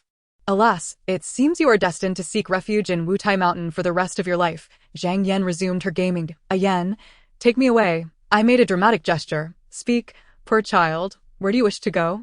Sister will take you. Zhang Yan's eyes remained glued to the computer screen. I pleaded, anywhere is fine, as long as it's away from this city. Zhang Yan paused her typing and said, then let us go to my home. Your home? I suddenly realized I didn't even know where Zhang Yan lived, feeling ashamed as I asked, by the way, where is your home? BJ. Oh, so it's the capital. Then let us go to BJ tomorrow. I had a sudden idea. Zhang Yan, let us drive to BJ tomorrow. Zhang Yan was taken aback. That sounds exhausting. What is there to fear and fatigue? We can take breaks along the way and enjoy the scenery. Let us forget it. You need to rest now. Don't waste your energy on traveled. As I suspected, the company will soon arrange for you to release a new album. It would be disastrous if you're not in the right state of mind. Lesson learned. It seems the trip to BJ must be cancelled. By the way, it seems you haven't visited your parents in a long time? Indeed, that requires the boss to give me time off. Time off is just a matter of words, right? Zhang Yan, you should go home tomorrow, but your safety it's fine. Who would be bored enough to assassinate me these days? Since the boss has granted leave, I'll go home to see my parents tomorrow. If there's a need, this female hero will return immediately. She made a comical gesture of punching her fist and promptly resumed typing. The next day, I escorted Zhang Yan to the airport, returned home, packed my bags, and prepared to head to Huaixin when Yang Li arrived. She bore no trace of anger towards me and remained as lively as ever. Darling, where are you off to? Yang Li asked softly. I replied nonchalantly, anywhere is fine. Darling, what's wrong? She inquired in an ingratiating tone. Nothing. What could possibly be wrong? What could I dare say? I responded tersely. Yang Li suddenly questioned with a sullen expression. You abandoned me at the wedding yesterday to run off with Song Qian. What did she say to you? I retorted. What could she possibly say? It's just your little tricks and deceit that left everyone in a frenzy. I isn't it. Her tone softened instantly as she replied gently, Darling, I'm sorry. It was my fault. But if I could think of an easier way to win your affection, why would I resort to such measures? Yet you are clearly the chairman of Hongxia Record Company. Why deceive me into believing you are merely the publicity department manager? I responded. That's just a minor distinction in title. Does it really matter what I say? It concerns your integrity as a person. Don't you think that as significant? I conceded that I had been remiss, but can't you feel the depth and sincerity of my feelings for you? Even if you are not a seasoned player in matters of the heart, you ought to sense my passion and love. I exhaled deeply and murmured, Yang Li, I know we are indeed well matched and often in sync. Yet I can't shake the feeling that I don't love you enough. She asked, heartbroken. What are you trying to say? Chapter 28. Letting go, I coldly stated. I have decided to start afresh. To wipe the slate clean. Can you be more specific? She inquired. I plan to let go of the feelings I have for both you and Song Qian and return to the time when we first met. If either of you is fated to be with me, then we can naturally develop into a couple. If neither of you feels any connection with me by then it will be left to fate. However, hope you and Song Qian can compete fairly, without any underhanded tactics. All right, as long as you don't favor Song Qian, I can compete with her on equal terms. That is only natural. I was surprised to have devised such a clever plan for an escape. This way, it would allow them to resolve their grievances and eliminate animosity, while our love triangle could unfold easily and naturally. Devoid of ulterior motives. Of course, Yang Li was quite assertive, and Song Qian might not be her equal, but love requires genuine feelings. It cannot simply be acquired through forceful or cunning means. I conveyed my thoughts to Song Qian via text, and she agreed. It seemed that resetting this love triangle was indeed a wise strategy. I believed I would no longer develop feelings for either of them. After bidding farewell to Yang Li, I returned to Huai County and brought back a plethora of items for my parents. Today, my father personally took to the kitchen, preparing a lavish feast. After the meal, he gently asked, Xiao Su, are you full? I replied, I'm quite full. He picked up a broom and gave me a sharp whack on the backside, scolding, You little rascal, let us see if I don't knock some sense into you for having the audacity to return. I remarked, Why is Dad being so gentlemanly today? It must be the calm before the storm. As I dodged, I asked, What are you doing, Dad? You little scoundrel. Why did you leave Yang Li behind at the wedding yesterday? She deceived me. It was a grave trick. My mother intervened, saying, "Dear, don't be angry. Let us hear what the child has to say." I recounted how Yang Li had taken me to the hotel, causing Song Qian to leave in a huff. My father said, "That girl was only trying to look out for you. If I could have thought of such a brilliant idea, I would have hired someone to get rid of Song Qian long ago." I murmured, "Is it so wrong for me not to date Song Qian?" My father dropped the broom and walked outside, hands clasped behind his back, after a moment of sadness in my room. I rallied myself. I turned on my computer, opened a traditional opera website, and selected a renowned Qin opera, 15 strings of coins, to watch it. I end the play, The Gambler Luoshu, tempted by wealth, murders Yu Hulu, with neighbors speculating it was the deceased's daughter who had an affair and stole wealth while killing her father. I was furious, but thankfully, the Suzhou governor Quang Zhong discerned the truth, clarified the situation, and delivered justice for the deceased's daughter. After shutting down the computer, night had fallen, exiting the Pingan community. I encountered two of my middle school classmates, one named Yi Xiaolong, now an engineer, and the other Qi Mingxian, a sales director at a real estate company. Qi Mingxian said, "Dongfang Su, you've really made it big. Do you still recognize your old classmates?" I replied, "What nonsense is that? Even if I were a superstar, I would still acknowledge my old classmates." Yi Xiaolong chimed in, "You were always first in music class back in school. Who would have thought you'd actually become a singer?" I smiled lightly, saying, "What singer? That's all fleeting fame. You two are now affluent, and that's what truly matters." Qi Mingxian said, "We were the trio of swordsmen back in school. And today's encounter in Huai County is a stroke of luck. Let us go grab a drink at the bar." I exchanged amused glances with Yi Xiaolong and followed Qi Mingxian to the Rui bar, where we found 3 seats and sat down. Yi Xiaolong asked, "What drink shall we have, brothers?" I responded, "Although our status has risen since the past, I don't believe in extravagance. Let us just get a couple of bottles of ordinary wine."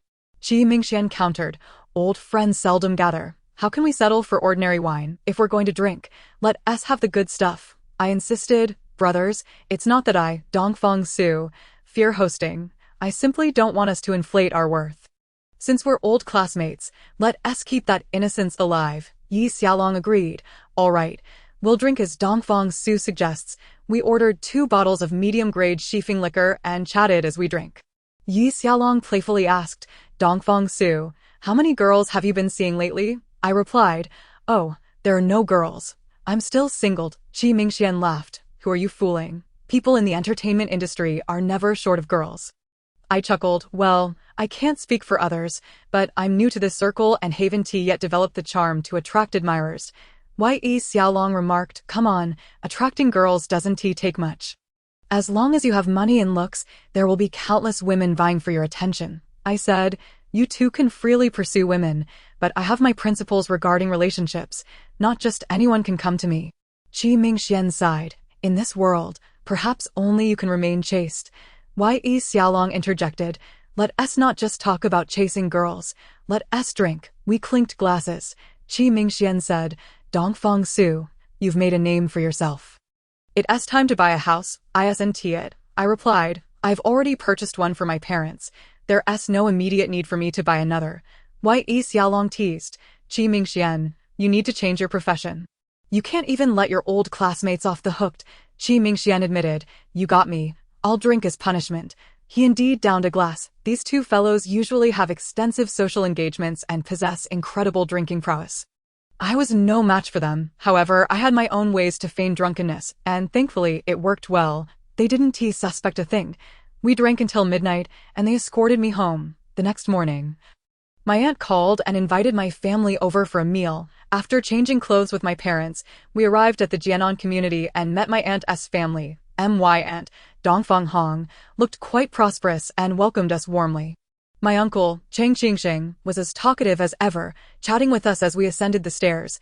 My cousin, Cheng Ying, sported a short haircut and appeared very spirited, showing great courtesy to the guests. Upon entering the living room, I noticed a beautiful young woman, around 21 or 22 years old, seated on the couch. My uncle introduced her, saying, "This is the daughter of my colleague, Shui Rui." He then introduced the young woman to my family. Comparing her looks to Song Qian, Yang Li, and Zhang Yan, I could only say that she fell short, yet she possessed a unique beauty that was incomparable. In truth, everyone has their own distinctive charm.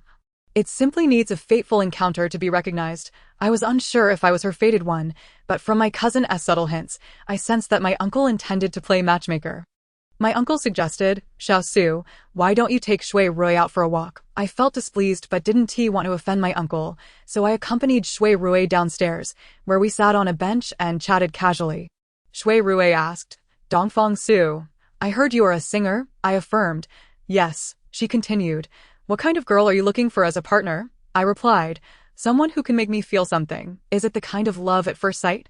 "Not necessarily, as long as I feel a spark. Time isn't an issue." She then inquired, "For example, could someone like me make you feel that way?" "Shui Rui, since you are my uncle's colleague's daughter, let's be frank. My parents and aunt have been trying to set me up repeatedly without success. Today, my aunt suddenly invited us over for dinner, and I came without much thought, only to find out they want to matchmake me again. I suppose this time they will have to accept defeat. So, you have no feelings for me at all?" she asked. "Not at all. You are wonderful. It's just that." "Just what?" "I have a girlfriend." Shui Rui stood up and shouted angrily. "How can you come to a blind date if you have a girlfriend? Aren't you playing with me?" I hurriedly stood up to explain. "Shui Rui, in truth, I was unaware that my uncle summoned me for a blind date. Nor do they know that I have a girlfriend. This entire situation is a colossal misunderstanding. Your family is too complicated. Without clarifying anything, they recklessly arranged this match. I apologize. Please do not blame my uncle, for it is entirely my fault. Never mind, since it is merely a misunderstanding, let us each return to our respective homes and seek solace with our mothers. However, I kindly ask you to speak a few kind words in front of my family. Otherwise, they might very well devour me alive." "Kind words? What kind of kind words?" "Just tell them that we are not suited for one another, and that you have no feelings for me," Shui Rui cheerfully replied. "Very well. I shall repay your kindness with goodwill and lend you a hand." "Thank you. You are truly wonderful," I said. "Enough. If I were truly that great, why would you not have feelings for me? My heart has already taken residence with another woman. I cannot accommodate another goddess within." Shui Rui ascended the stairs to explain the situation to my parents and uncle before turning to leave. My father wore a scowl, clearly displeased with me. My goodness, while it is said that there are 3 forms of unfilial conduct, with having no descendants being the gravest, it surely should not warrant hastily pairing me with just anyone for marriage. If refusing to conform to their arranged marriage constitutes unfilial behavior, then I must apologize. I believe that the matter of marriage is far too significant to be treated lightly and must be approached with careful deliberation. I am a person of principles. Whether in career or marriage, I shall not easily bow to fate. Chapter 29. Stubbornness. Song Qian called, and I stepped outside to answer the phone. "Hello, Xiao Su. May I come to your home?" she inquired. "That, I fear my parents may not approve, but I miss you." Could it be that Song Qian is about to fire the first shot in the battle for love? It seems that Yang Li's trench must also be ready, poised to open fire at any moment. It appears that my life is destined for unrest. "If you are not afraid of my parents, then do come," I declared. "I will have to face them eventually. It is better to confront it sooner than later. Then come over." Song Qian arrived in a transport van to Huai County, entered the Pinyin community, and met me. I led her back to the living room where my parents were. My father shot a disapproving glare at Song Qian before storming off. My mother displayed no signs of joy, retreating to her own room. Their hostility loomed like a mountain between Song Qian and me, suffocating us. During dinner, Song Qian addressed my parents, uncle, and auntie. "I understand that it may be difficult for you to accept me as a divorced woman, but I truly love Xiao Su with all my heart. If you grant us your blessing, I promise to treat him well and be exceedingly filial to you." My father retorted, "But if you and Xiao Su marry, how will we ever return to Haimu village? You must know that the opinions of others can be quite fearsome. Words can drown a person." Song Qian remained undeterred. "That won't happen. In time, they will grow accustomed to it. Moreover, both Xiao Su and I have jobs. We can bring grandma and grandpa to live in the city, and that way, we will not face the villagers' disdain." My mother interjected, "But my son has such good prospects. Surely he could find a suitable girl."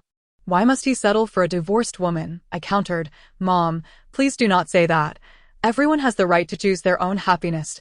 My mother replied, I cannot concern myself with others' rights, but my son absolutely cannot marry a divorced woman. Song Qian responded, Auntie, you harbor prejudice against divorced women, regardless of whether it is a first or second marriage. As long as I treat Xiao Su well, isn't that what constitutes a good marriage? My mother insisted, setting everything else aside, you are 5 or 6 years older than Xiao Su. That simply will not do. I attempted to defend Song Qian, saying, Mom, age is but a number. A woman marrying a man younger by a few years is not an issue. My father interjected forcefully, Are there no other people in the world?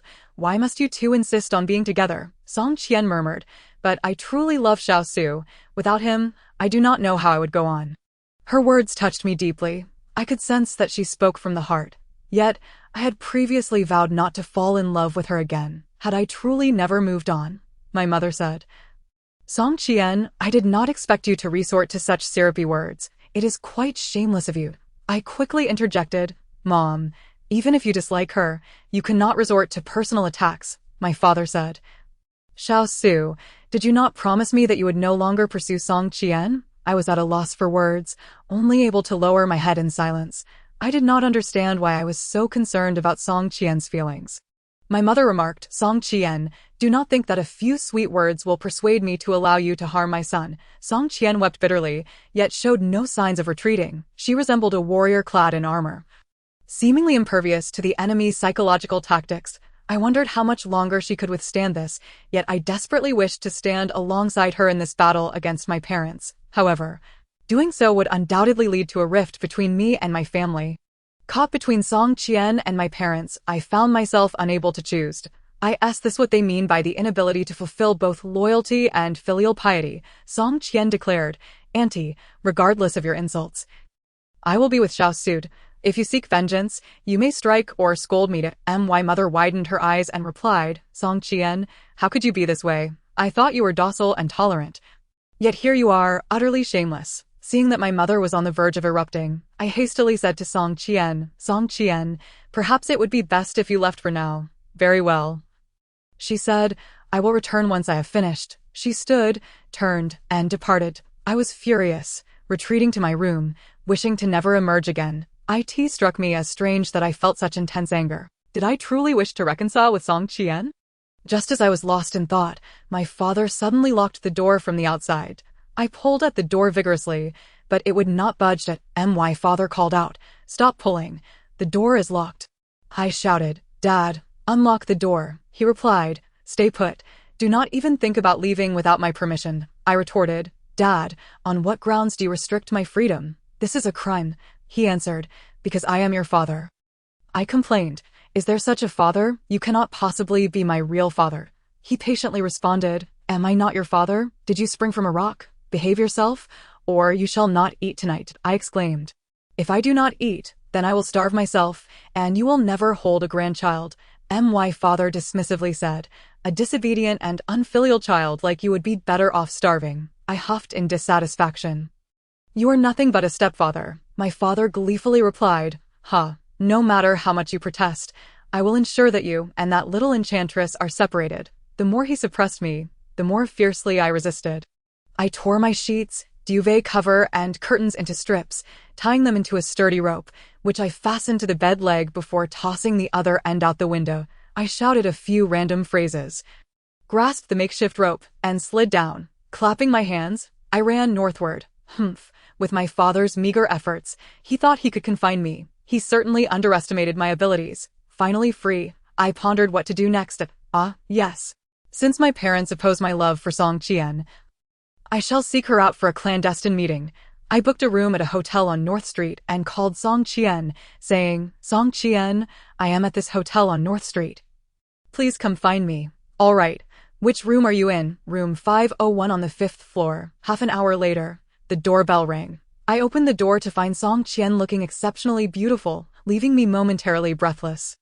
I invited her inside, closed the door, and our eyes met, a silent understanding passing between us. Her gaze was extraordinarily enchanting, capable of igniting a fire within, causing my heart to race. Song Qian leaned her head against my chest and said, Darling, let us get married. I can no longer endure a life without you. Overjoyed, I responded, Absolutely. As long as we marry, everything will fall into place. But will your parents agree? They must agree. For my marital affairs will not be dictated by anyone. While filial piety is paramount, I do not condone foolish loyalty. Darling, have I caused discord between you and your parents? Am I truly a villain? Who dares to label you as such? I certainly do not feel that way. But your parents disapprove of our relationship. How can we marry? If need be, I will sneak out the household registration book, and we shall acquire our marriage certificate first. Song Qian lifted her head and said, "Isn't that inappropriate? There is no other option. It must be done." Chapter 30. Stubbornness Part 2. Under the cover of night, I stealthily entered the Pingan community, tiptoeing to my front door, straining to listen. My parents were still engrossed in their television program. My mother asked, "Dear, where do you think Xiao Su has gone after climbing out the window?" My father replied, "Wherever he wishes. I shall no longer concern myself with him." As though I never had a son. Sighing, I thought, in my opinion, we should cease our interference. Let him marry whoever he chooses. You inquire about the day he fell into a predicament, pondering how we, as an elderly couple, shall navigate our future. Am I truly the sort of person lacking in understanding? My only desire is to prevent him from entangling himself with a woman who has been married before, tarnishing the reputation of our ancestors. Should his affections lie with a maiden of good standing, I would not utter a word of dissent. Perhaps we are overthinking this. I find that Song Qian possesses a commendable character and is not of dubious nature. Should she become our daughter-in-law, I doubt anyone would dare mock us. Our roots are in the countryside, where minds are not particularly progressive. If those gossiping women were to discover that Song Qian is a divorcee, they would surely seize the opportunity to slander her, leaving us with no way to return to Haimu village. That is a valid point. Yet, I observe that Xiao Su is utterly entranced by that little enchantress.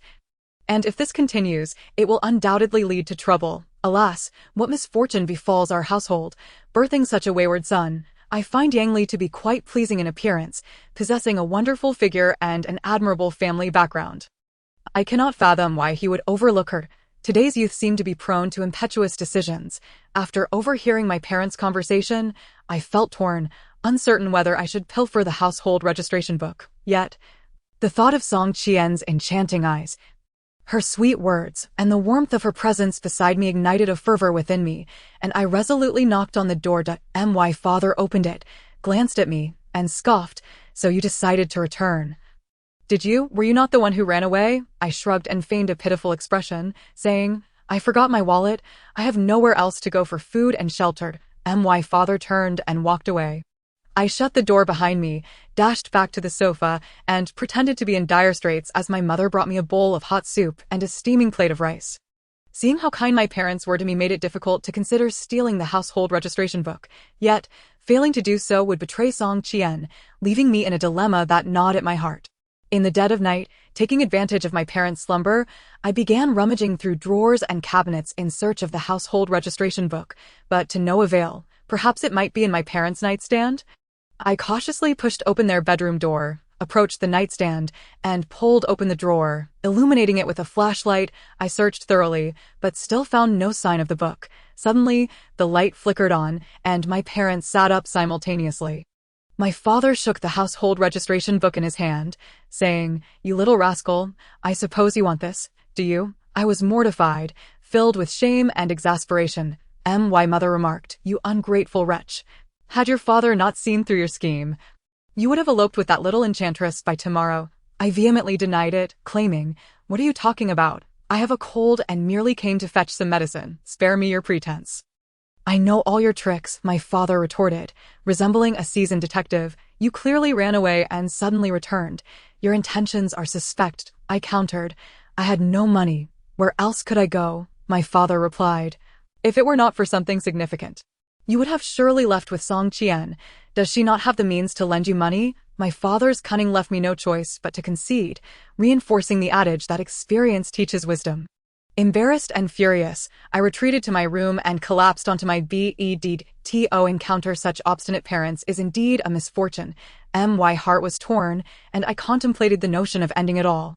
Alas, it is not worth quarreling with my parents. Sooner or later, I shall find a way to move these two mountains aside, and I must learn from the story of Yugong. I called Song Qian and said, Dear, I apologize, but my father has discovered my plan to steal the household registration book, and I may not be able to marry you for the time being. ITS, all right.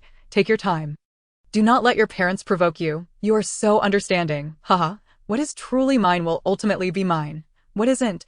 No amount of anger will change that. Very well. It must be as such. The next day, I learned that my aunt's family planned to return to their hometown to visit my grandparents, so I purchased gifts and joined their journey. My grandparents had raised me with great affection, and I could not afford to show them less respect than my aunt. However, upon arriving in Haimu village, I soon realized that many were casting judgmental glances in my direction. I felt a deep sense of discomfort, fearing they were aware of my relationship with Song Qian, spreading rumors and distorting the truth, painting us as irredeemable figures. When my grandfather saw me, he appeared displeased, only conversing with my aunt's family and leaving me to the side. My grandmother called me into the courtyard and asked, Xiao Su, the villagers say you are entangled with a divorcee. Is that true? Frustrated, I replied, I can associate with whomever I please. What concern is it of theirs? Child, you must not speak in such a manner. Their gossip is meant for your own good. Grandmother, I believe Song Qian possesses many admirable qualities and treats me exceptionally well. Her marital history is of no consequence. Xiao Su, therein lies your error. Look at your current situation. What kind of virtuous woman could you not attract?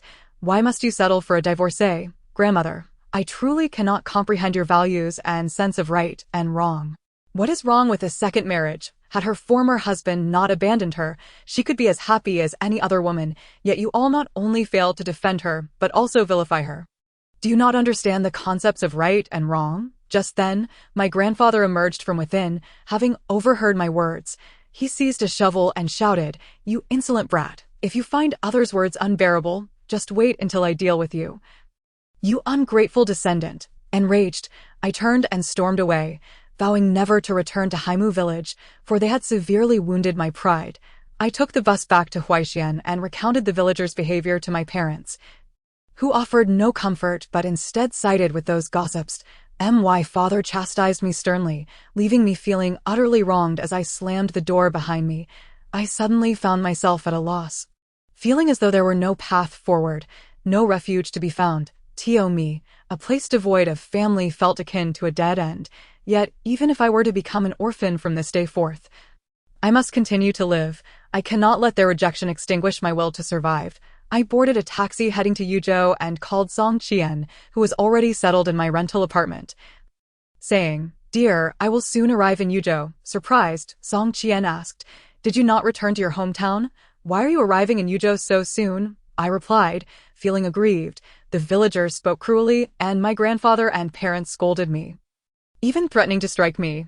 I can no longer bear the thought of returning home. Song Qian felt deeply ashamed, saying, I am sorry. It is my fault that you have been ostracized and left without a way out.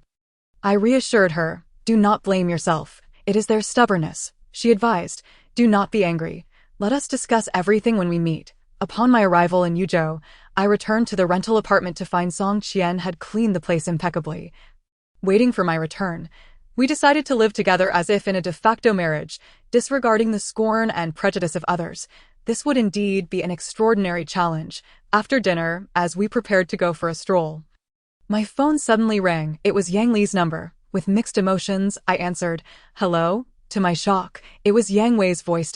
My heart raced, and I asked anxiously, What has happened to her? Chapter 31. A sudden car accident. Yang Wei sobbed.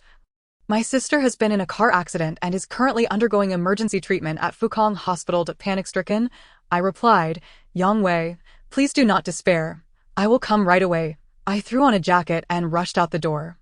Hailing a taxi to Fukong Hospital, I sprinted up to the third floor and found Yang Wei, his face awash with tears. He leapt up from the plastic chair and landed a punch on me, exclaiming, Dong Fengsu, you scoundrel, if you had not abandoned my sister at the wedding to run off with that enchantress, she would not be so heartbroken. If she were not heartbroken, how could she have had an accident? I pushed Yang Wei aside and urged, Yang Wei, do not be impulsive. Even if you were to kill me, it would not change anything. Once your sister recovers, you may do as you wish. Yang Wei's eyes blazed with fury, and he seemed ready to strike again when a doctor emerged from the room, asking, Who is the patient's family? Both Yang Wei and I stepped forward, saying simultaneously, I am. Yang Wei added, I am her brother. The doctor replied, the patient has passed the critical period, but I inquired, Doctor, how is she? The doctor continued, she has suffered severe spinal injuries and may face high-level paralysis. You must prepare yourselves mentally at that moment.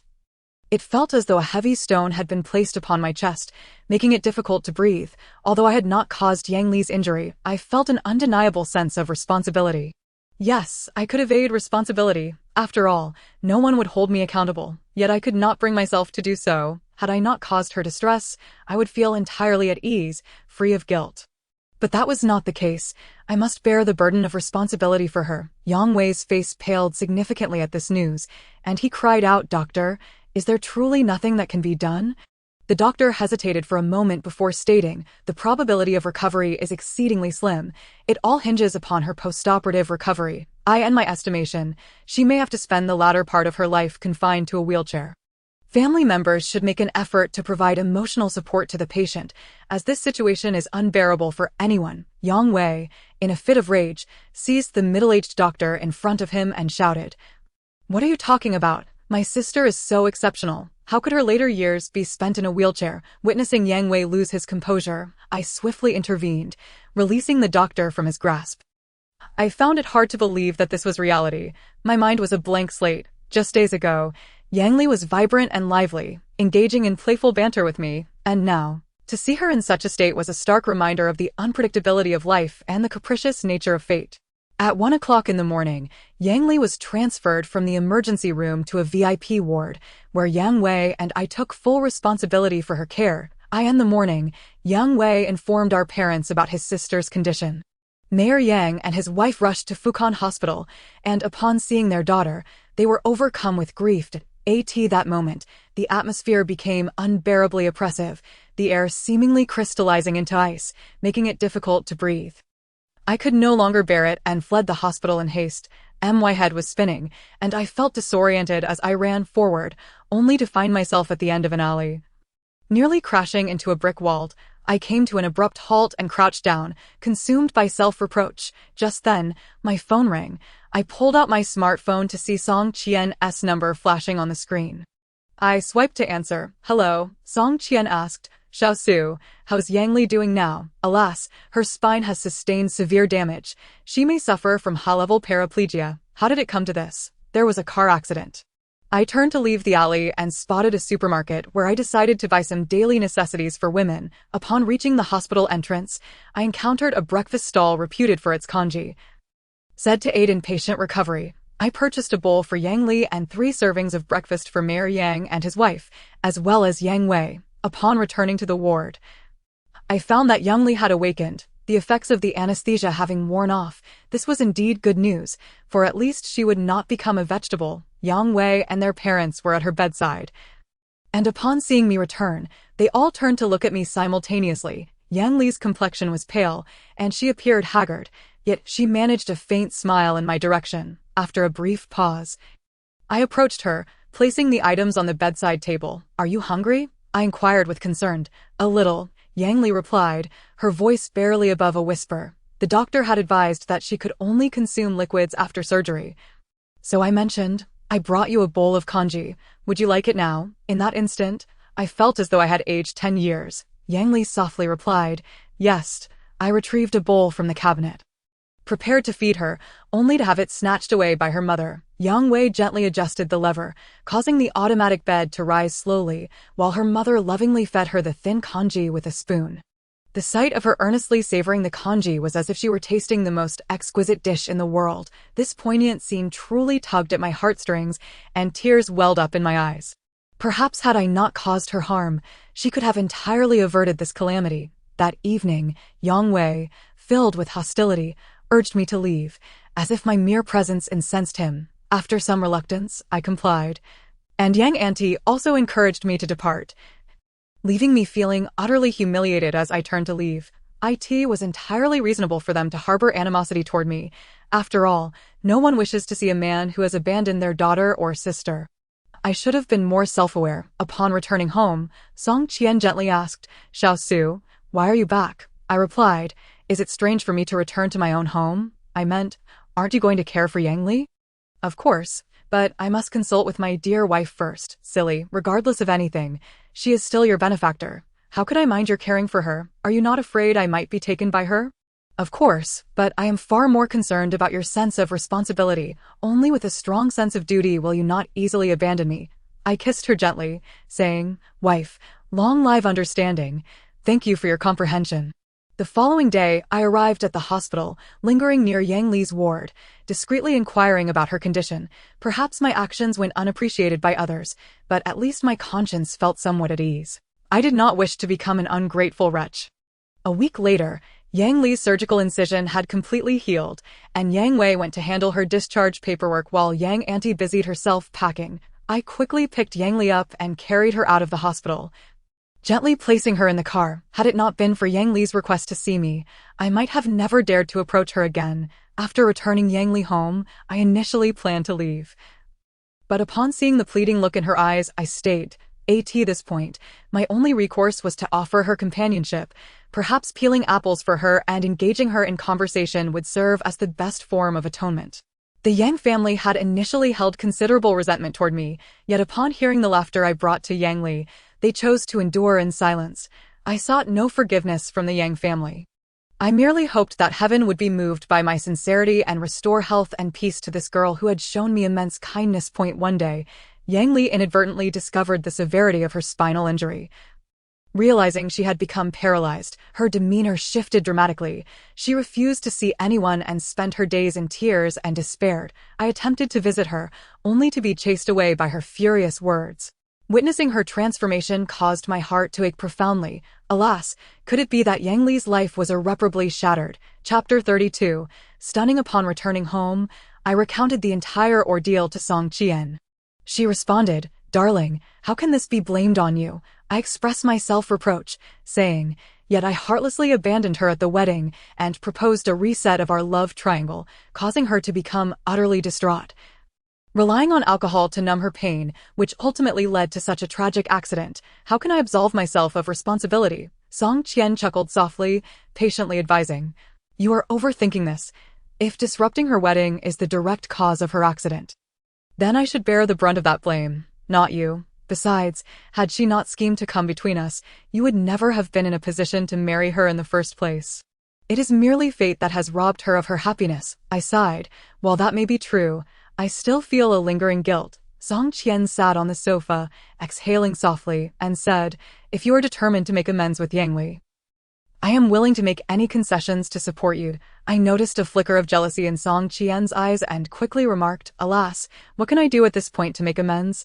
Perhaps offering myself to her might inspire her to strive for life, but a marriage devoid of love is utterly hypocritical and would only add to her misery. There is nothing I can do but wish her well. One must never view love as a lifeline. It will only drag you deeper into despair. When two individuals share similar health statuses and are not far apart in circumstances, a sweet romance may blossom.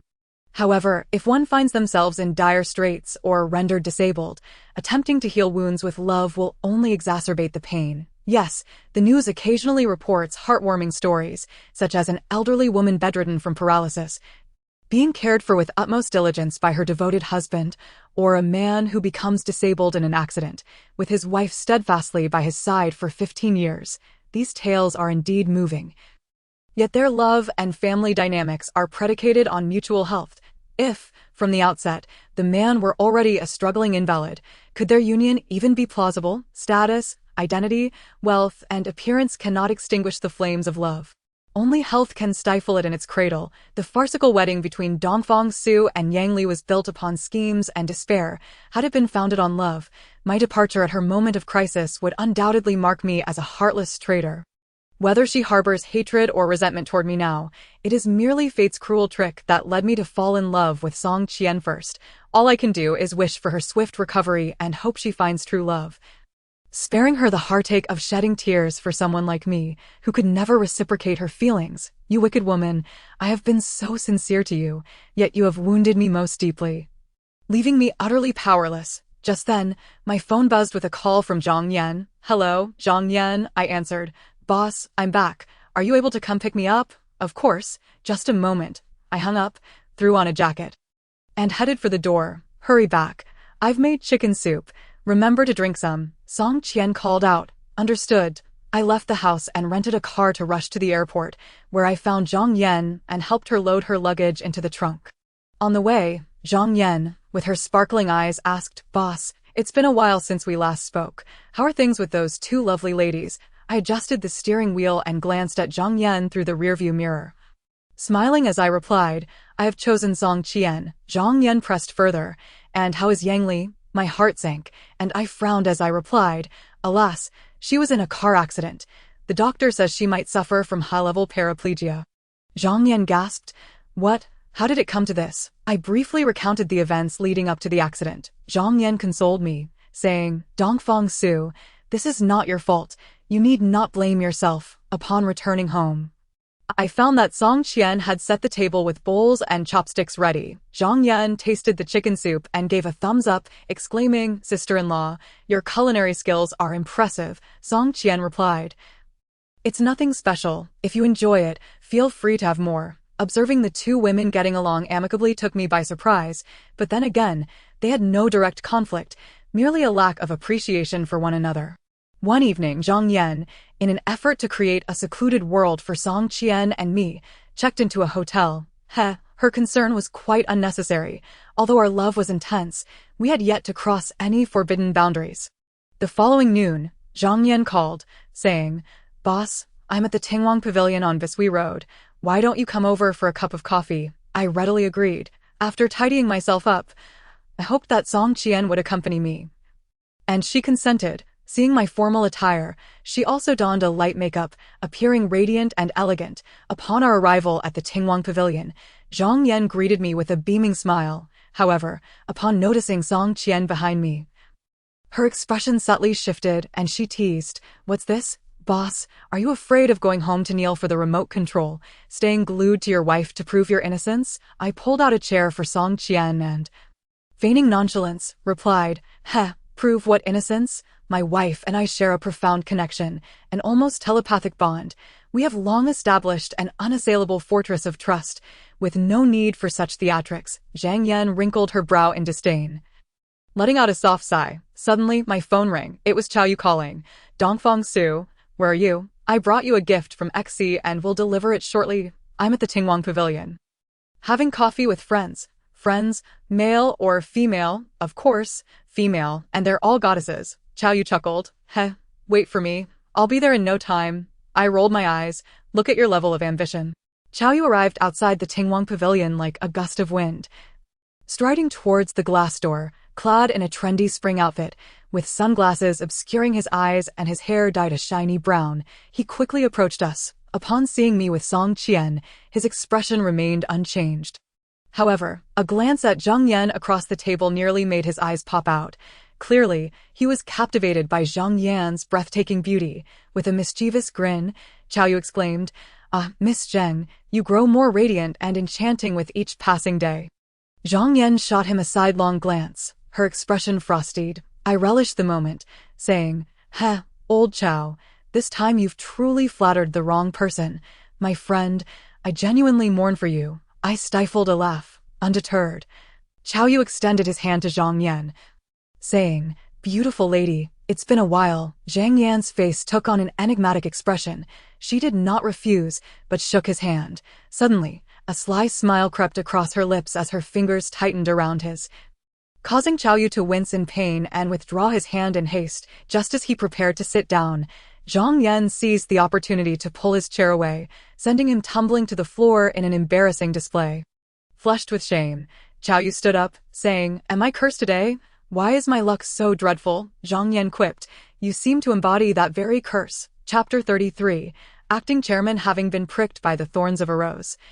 Chao Yu, in a fit of indignation, retorted, A curse is still better than a plague like you. Zhang Yan shot back. Who are you referring to? Chao Yu, no longer retreating, declared, I'm talking about you. Yes, you. What are you going to do about it? Are you out of your mind? Do you have a remedy for that? You're already beyond help, with no cure available. Do you possess a miraculous cure that you would dare to offer? All I have are lethal poisons. If you seek death, you're welcome to come and collect any time. Observing their escalating quarrel, I interjected playfully, all right, let us bring this talent show of verbal sparring to a close. The two contestants, both fuming, took their seats. I graciously ordered 4 cups of coffee to quell the brewing storm. Song Qian remained silent, finding their bickering utterly tedious and unworthy of her attention. The two, now aware of her indifference, felt a wave of embarrassment wash over them. Chao Yu produced a bead-shaped trinket, saying, Dongfang Su, I brought you this heavenly bead from XC. It can ward off evil. I inspected what he called a heavenly bead and inquired, is this thing truly as magical as you claim? Chao Yu shrugged, who cares if it works, just take it. I handed the bead to Song Qian, who began to toy with it in her hands. After leaving the Tingwang Pavilion, I took Song Qian home, while Zhang Yan took a taxi back to the hotel, and Chao Yu's whereabouts remained unknown. The next day, Zhang Yan visited my home, took a sip of water, and said, Boss, I have some doubts regarding Yang Li's accident. Curiously, I asked, what do you suspect? Do you think Yang Li orchestrated this accident herself? Of course not. I believe this was no ordinary accident. Someone may have intentionally harmed Yang Li. Who would wish her harm? Song Qian interjected from her position at the computer. Zhang Yan replied, from what I understand, Baihe Record Company has been eager to outmaneuver Hongxia Record Company. Perhaps they hired someone to commit murder. I pondered, that makes sense. However, without evidence, we cannot make baseless assumptions. Zhang Yan asserted, I have a way to find evidence. Skeptical, I asked, what method? The criminal gang I infiltrated is employed by Baihe Record Company.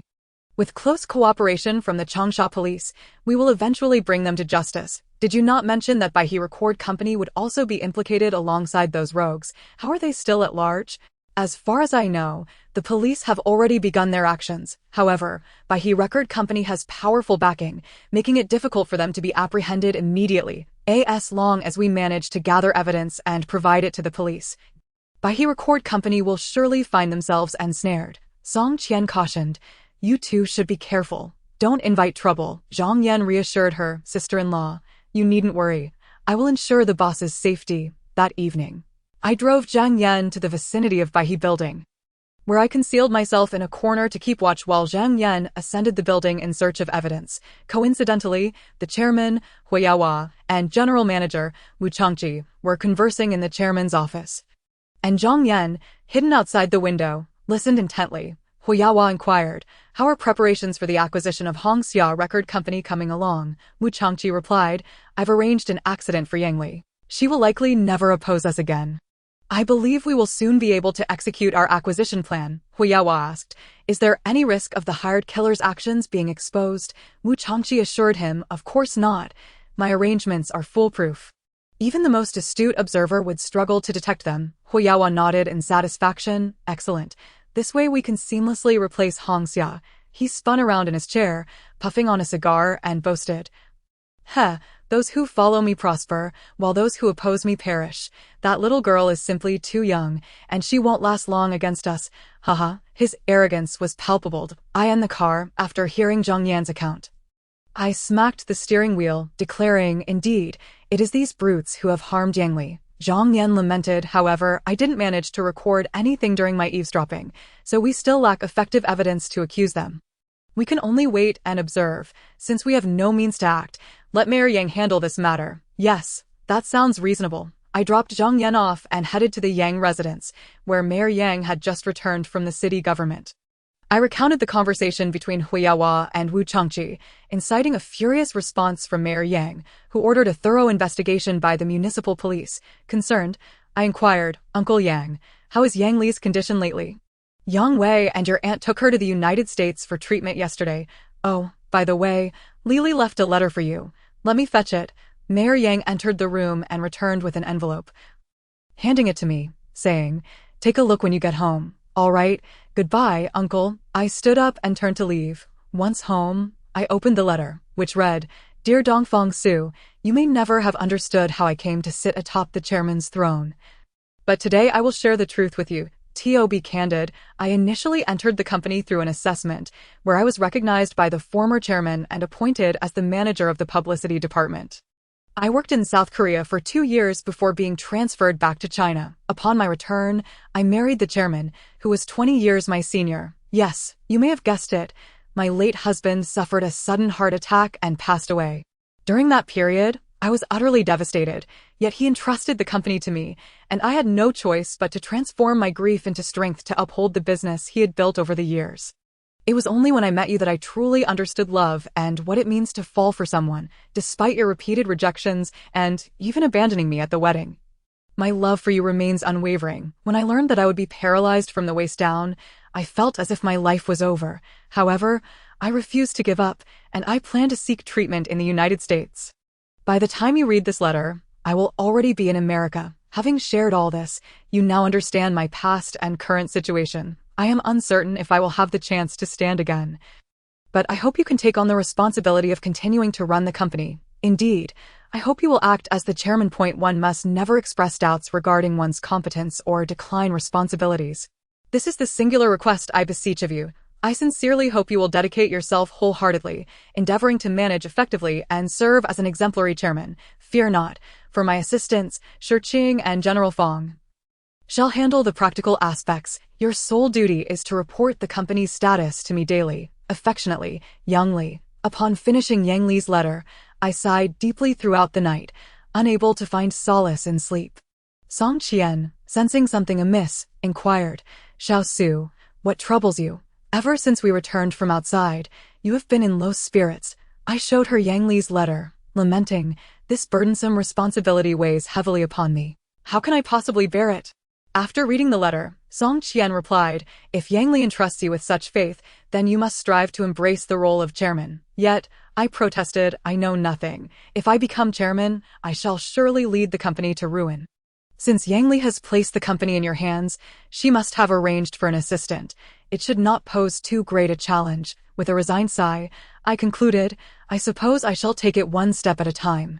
One day, I entered the Hongxia Record Company building, making my way directly to the chairman's office. I in the elevator, I encountered Fong Jianzhou, who succinctly briefed me on the current workflow. Upon arriving at the office, he continued, Chairman, Director Yang has appointed an assistant for you, who will arrive shortly. She will provide a detailed introduction. Sitting in my leather chair, my hands resting on the desk, I replied, very well, you may attend to your duties.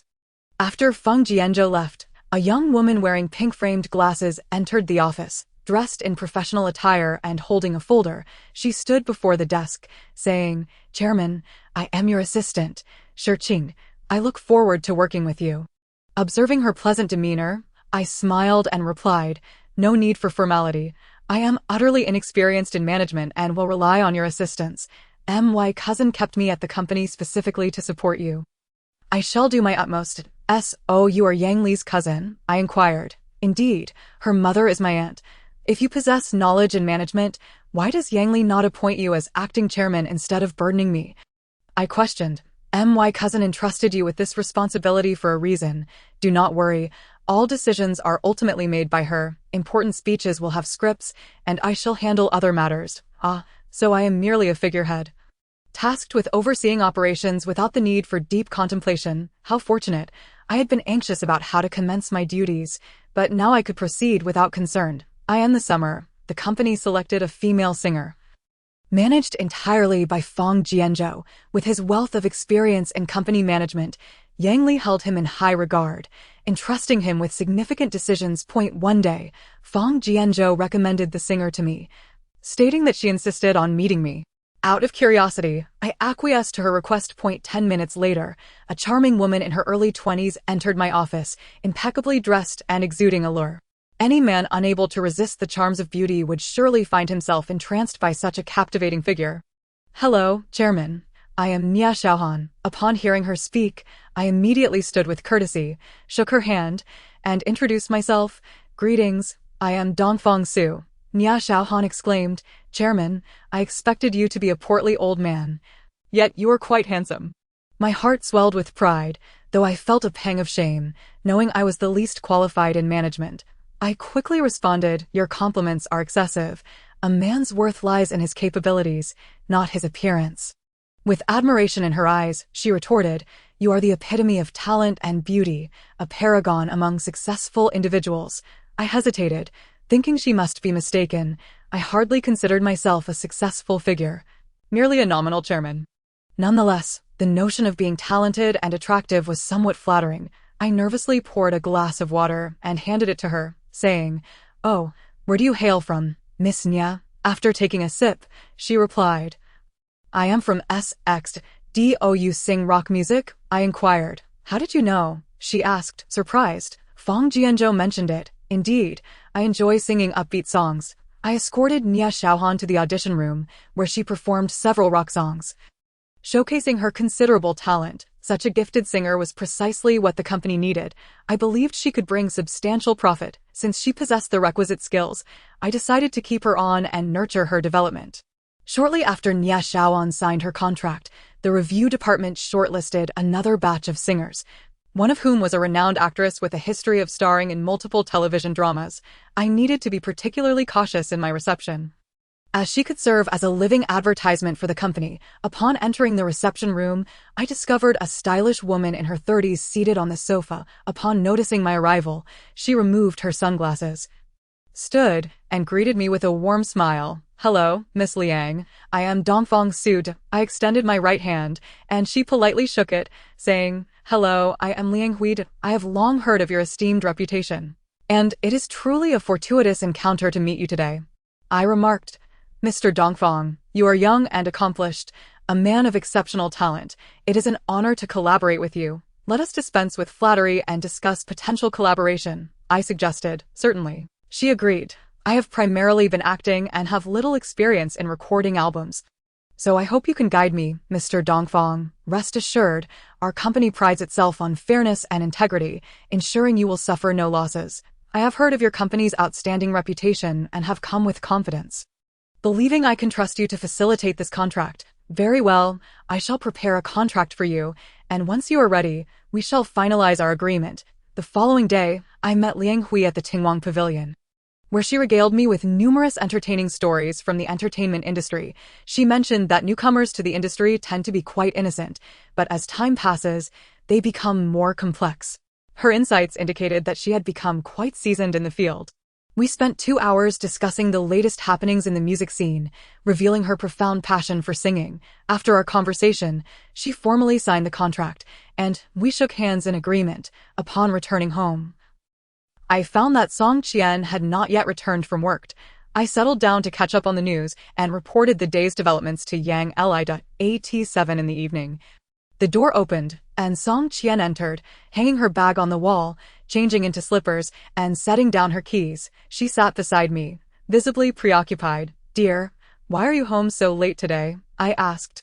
"The company decided to implement personnel changes and held an impromptu meeting," she replied. "Personnel changes? You are not losing your job, are you?" I questioned, concerned.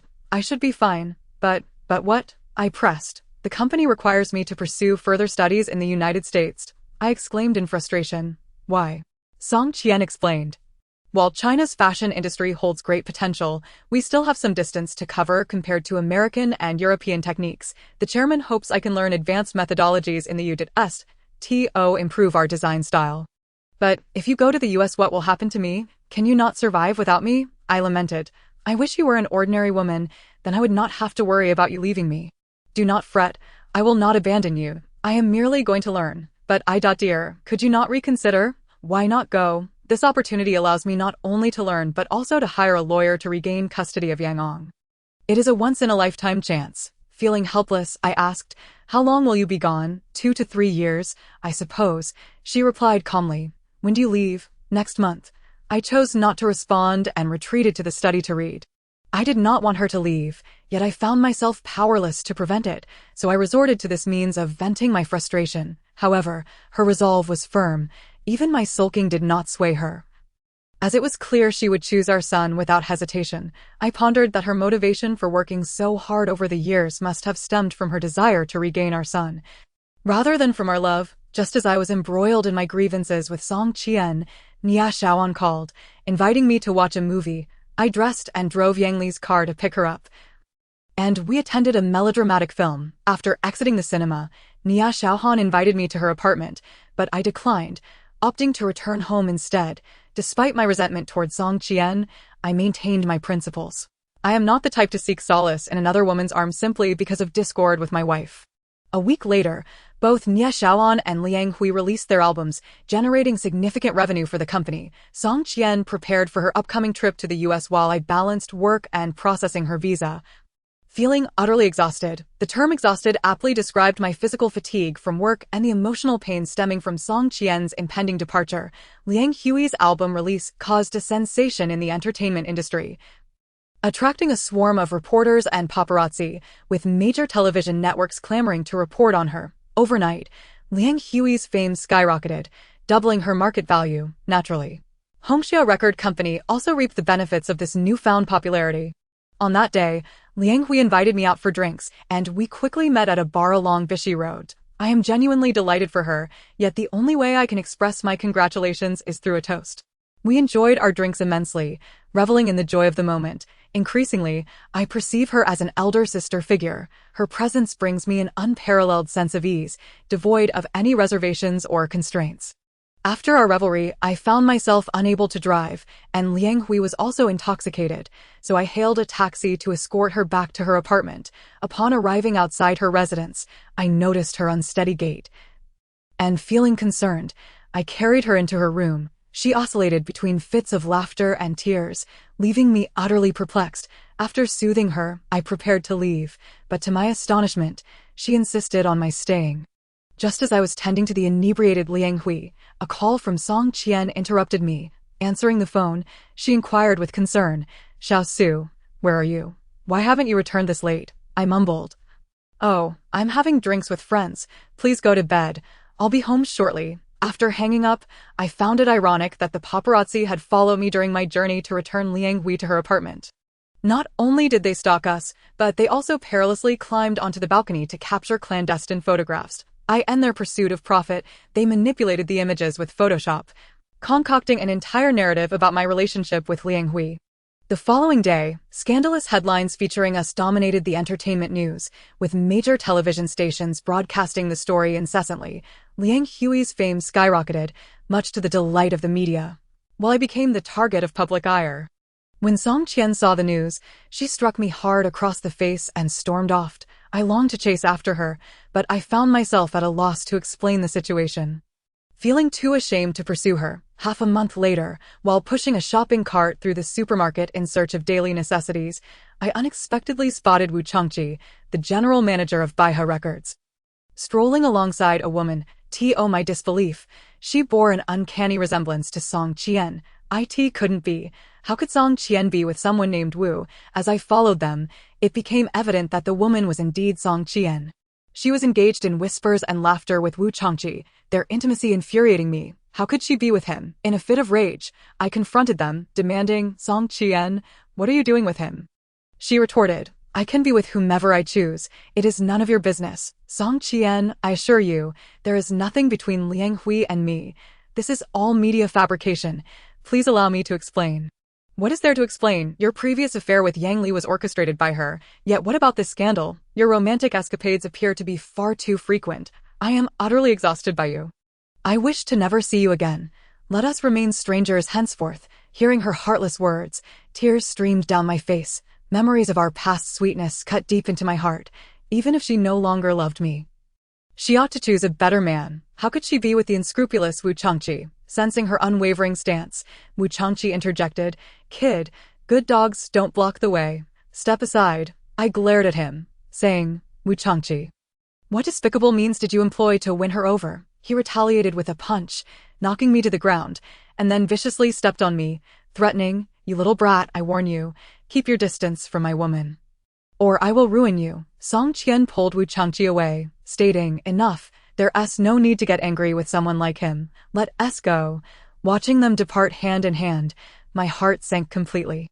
It felt as if the sky itself was collapsing. How did Song Qian and I arrive at this juncture? Was it truly destined that we were not meant to be? Sigh, the woman I loved. Song Qian departed from me in discord. The one who loved me, Yang Li, was rendered a shell of her former self by others. It seems I am fated to live out my days in solitude. I rose despondently from the ground, pushed my cart to the checkout, paid for my items, and returned home. Lying down, I contemplated for a long while, realizing just how much I had overlooked during my relationship with Song Qian. Although the disapproval of my family had frustrated me, love without their blessing could never endure. However, the root cause remained that scandal. The entertainment industry truly wreaks havoc. Chapter 34. The Wisey Incident in the Summer. The company selected a female singer who was to be managed by Fong Jianzhou. With his extensive experience in company management, Yang Li placed great trust in him, granting him full authority over significant decisions. One day, Fong Jianzhou recommended the singer to me, insisting she wanted to meet me. Out of curiosity, I acquiesced to her request. 10 minutes later, a charming young woman in her early 20s entered my office. Impeccably dressed and exuding confidence, any man unable to resist the allure of beauty would undoubtedly be entranced by such a captivating figure. "Hello, Chairman. I am Nia Xiaohan." Upon hearing her speak, I promptly rose to greet her, shaking her hand as I introduced myself. "Hello, I am Dongfang Su." Nia Xiaohan remarked, "Chairman, I expected you to be a portly old man. I did not anticipate you to be so handsome." I felt a surge of pride. Yet remembering my lack of true management skills, I felt somewhat ashamed and quickly replied, "You flatter me. A man's worth is ultimately determined by his abilities, not his appearance," with admiration in her eyes. Nia Xiaohan responded, "You are a paragon of talent and youth, a model among successful individuals." She must have misunderstood. I cannot claim to be a successful person, as I merely hold a titular position.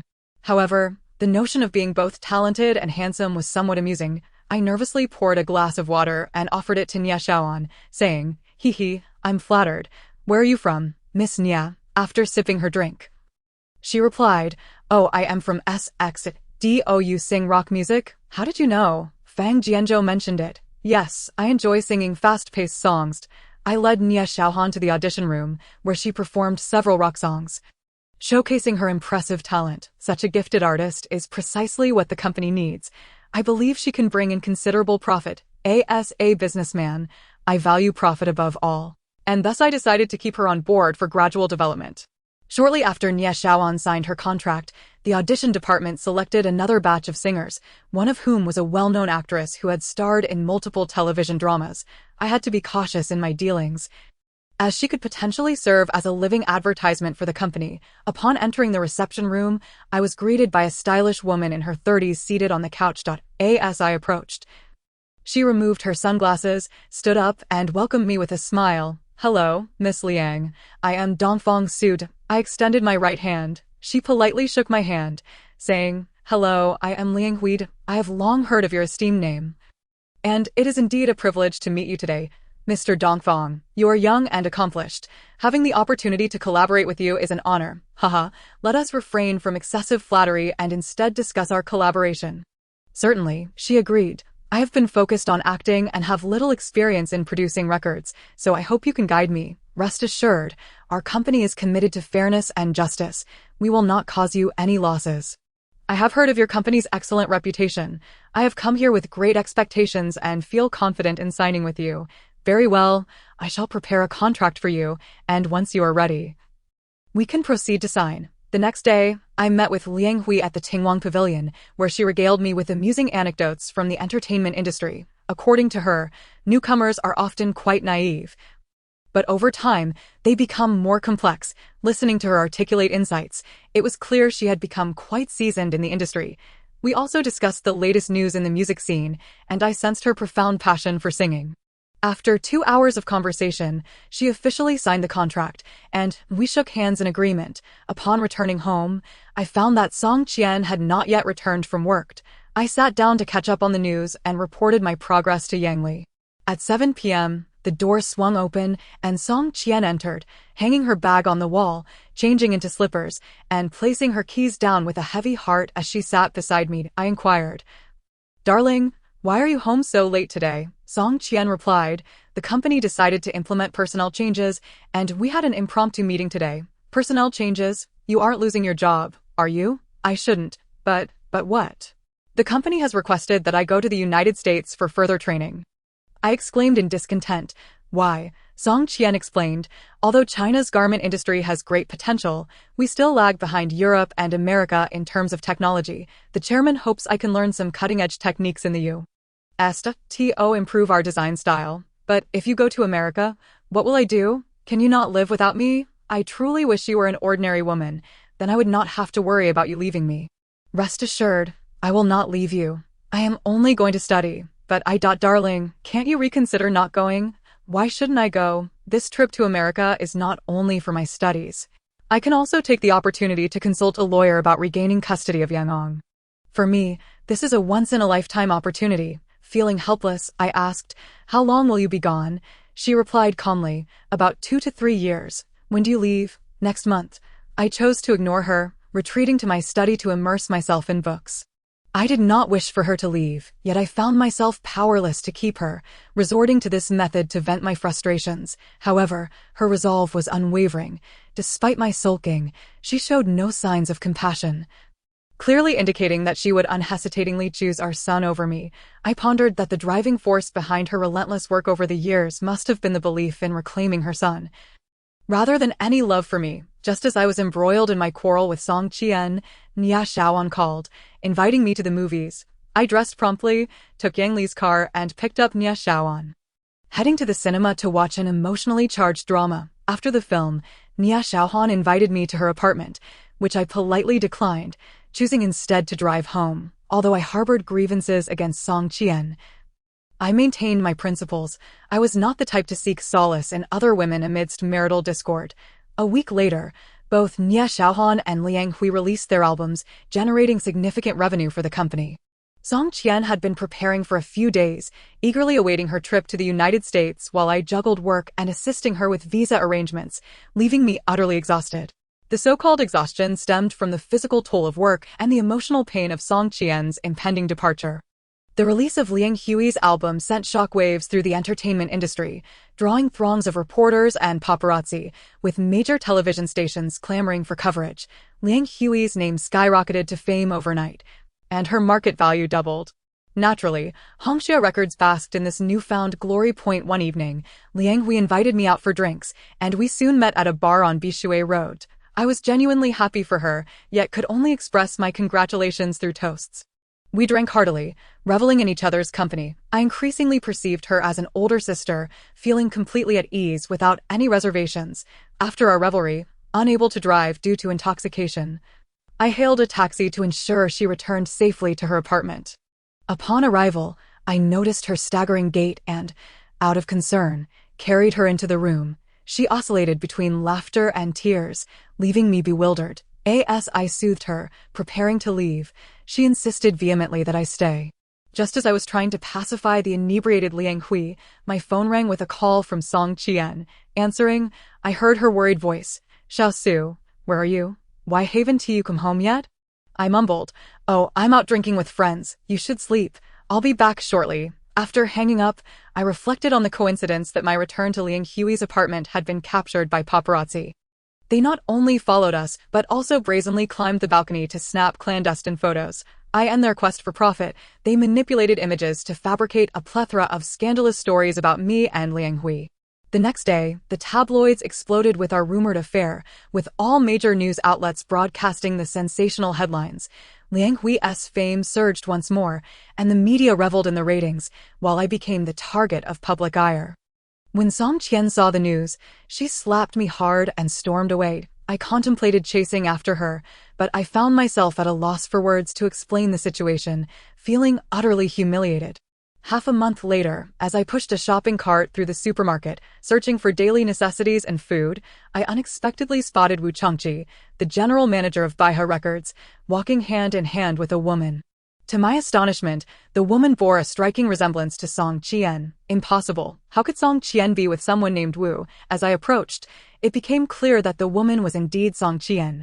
She was engaged in intimate conversation and laughter with Wu Changqi, igniting my fury. How could she be with him? I confronted them, blocking their path, demanding, "Song Qian, what are you doing with him?" She retorted defiantly, "I can be with whomever I choose. It's none of your business." "Song Qian, I assure you, there's nothing between Liang Hui and me. It's all media fabrication." "Let me explain." "What's there to explain?" "The last incident with Yang Li was orchestrated by her, but what about this latest scandal? Your escapades are simply too numerous. I'm utterly exhausted from you. I never wish to see you again." May we live our lives without crossing paths. Her callous words unleashed a torrent of tears from my eyes. Memories of our past sweetness pierced my heart like daggers. Yet, even if she no longer loved me, she ought to choose a better man. How could she be with the notorious Wu Changqi? Seeing Song Qian's unwavering stance, Wu Changqi interjected, "Kid, good dogs don't block the road.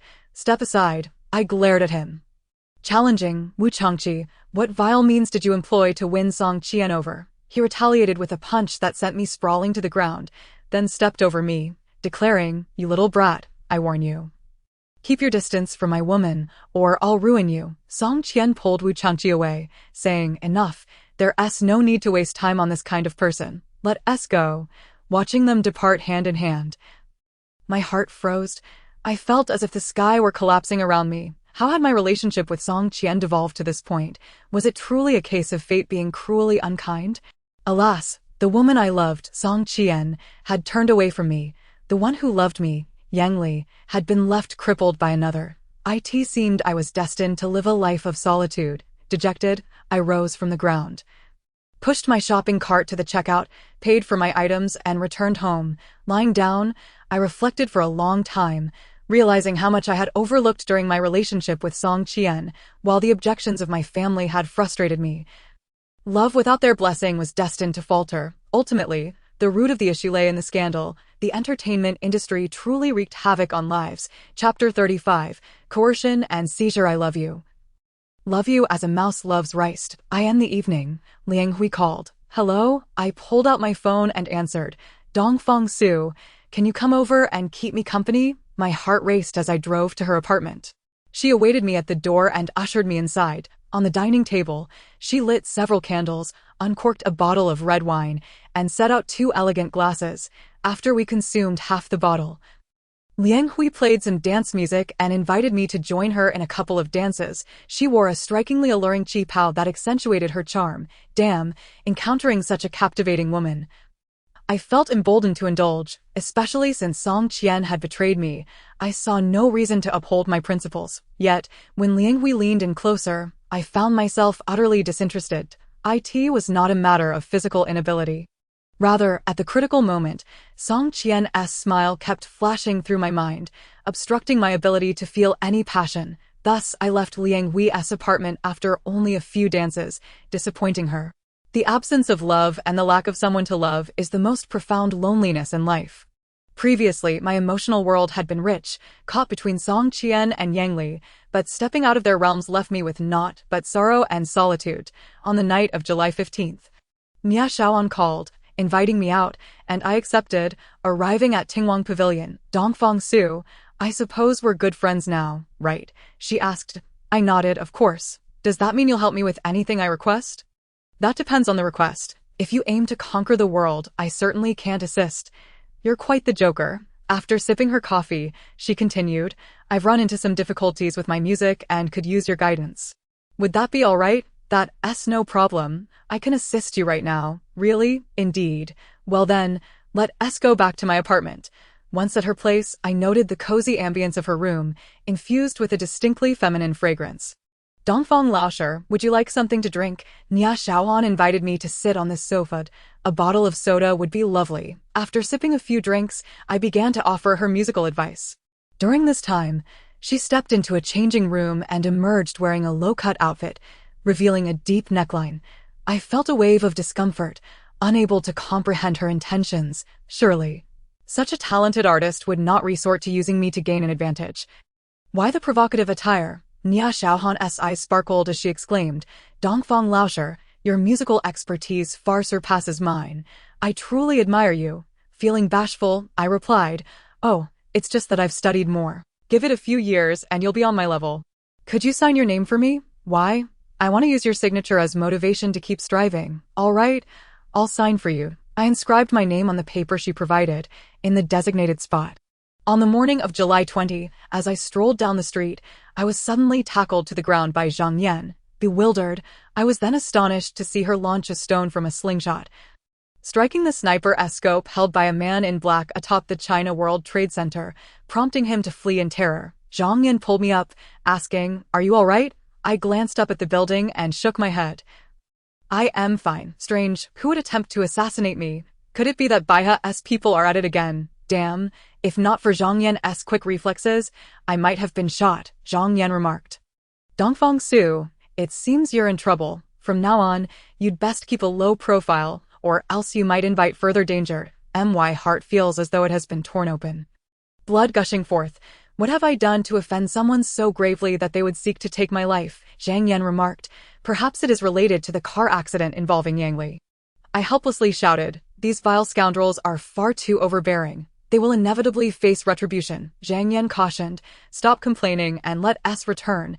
Be careful not to become a target for snipers. I accompanied Zhang Yan back home, not allowing her to stray even a step away from my side. In the past, I believed my courage was ample, yet now I realize I am but a coward. That night, as I slept in my room and Zhang Yan occupied the adjacent one, the front door was suddenly forced open, and a dozen burly men stormed in. Zhang Yan rushed out of her room, demanding, "Who are you?" A bearded man replied, "Little girl, let me enlighten you. We are the execution squad of the Black Tiger Gang." Zhang Yan inquired, "What do you intend to do?" The bearded man sneered, "Our mission is to eliminate Dongfang Su, but he has no enmity with you. Why kill him? We act on behalf of others. Our job is to kill, not to concern ourselves with the details." As he spoke, the gang lunged forward with their blades. Zhang Yan swiftly dodged, delivering a flying kick that toppled two of the men, then striking out with her fists to repel three more. The gang was left dumbfounded by Zhang Yan's extraordinary strength. The bearded man lunged towards her with a knife aimed at her abdomen. She sidestepped, deftly disarming him and sending him flying over 10 feet, crashing into a group of muscular men. Zhang Yan shouted, "Boss, run!" I sprang from my bed, grabbed 2 tennis rackets from the wall, and dashed out of the room, feigning bravery as I positioned myself in front of Zhang Yan. Upon seeing 5 or 6 burly men rushing at us with knives, I hastily retreated behind Zhang Yan. Damn it, true courage cannot be feigned.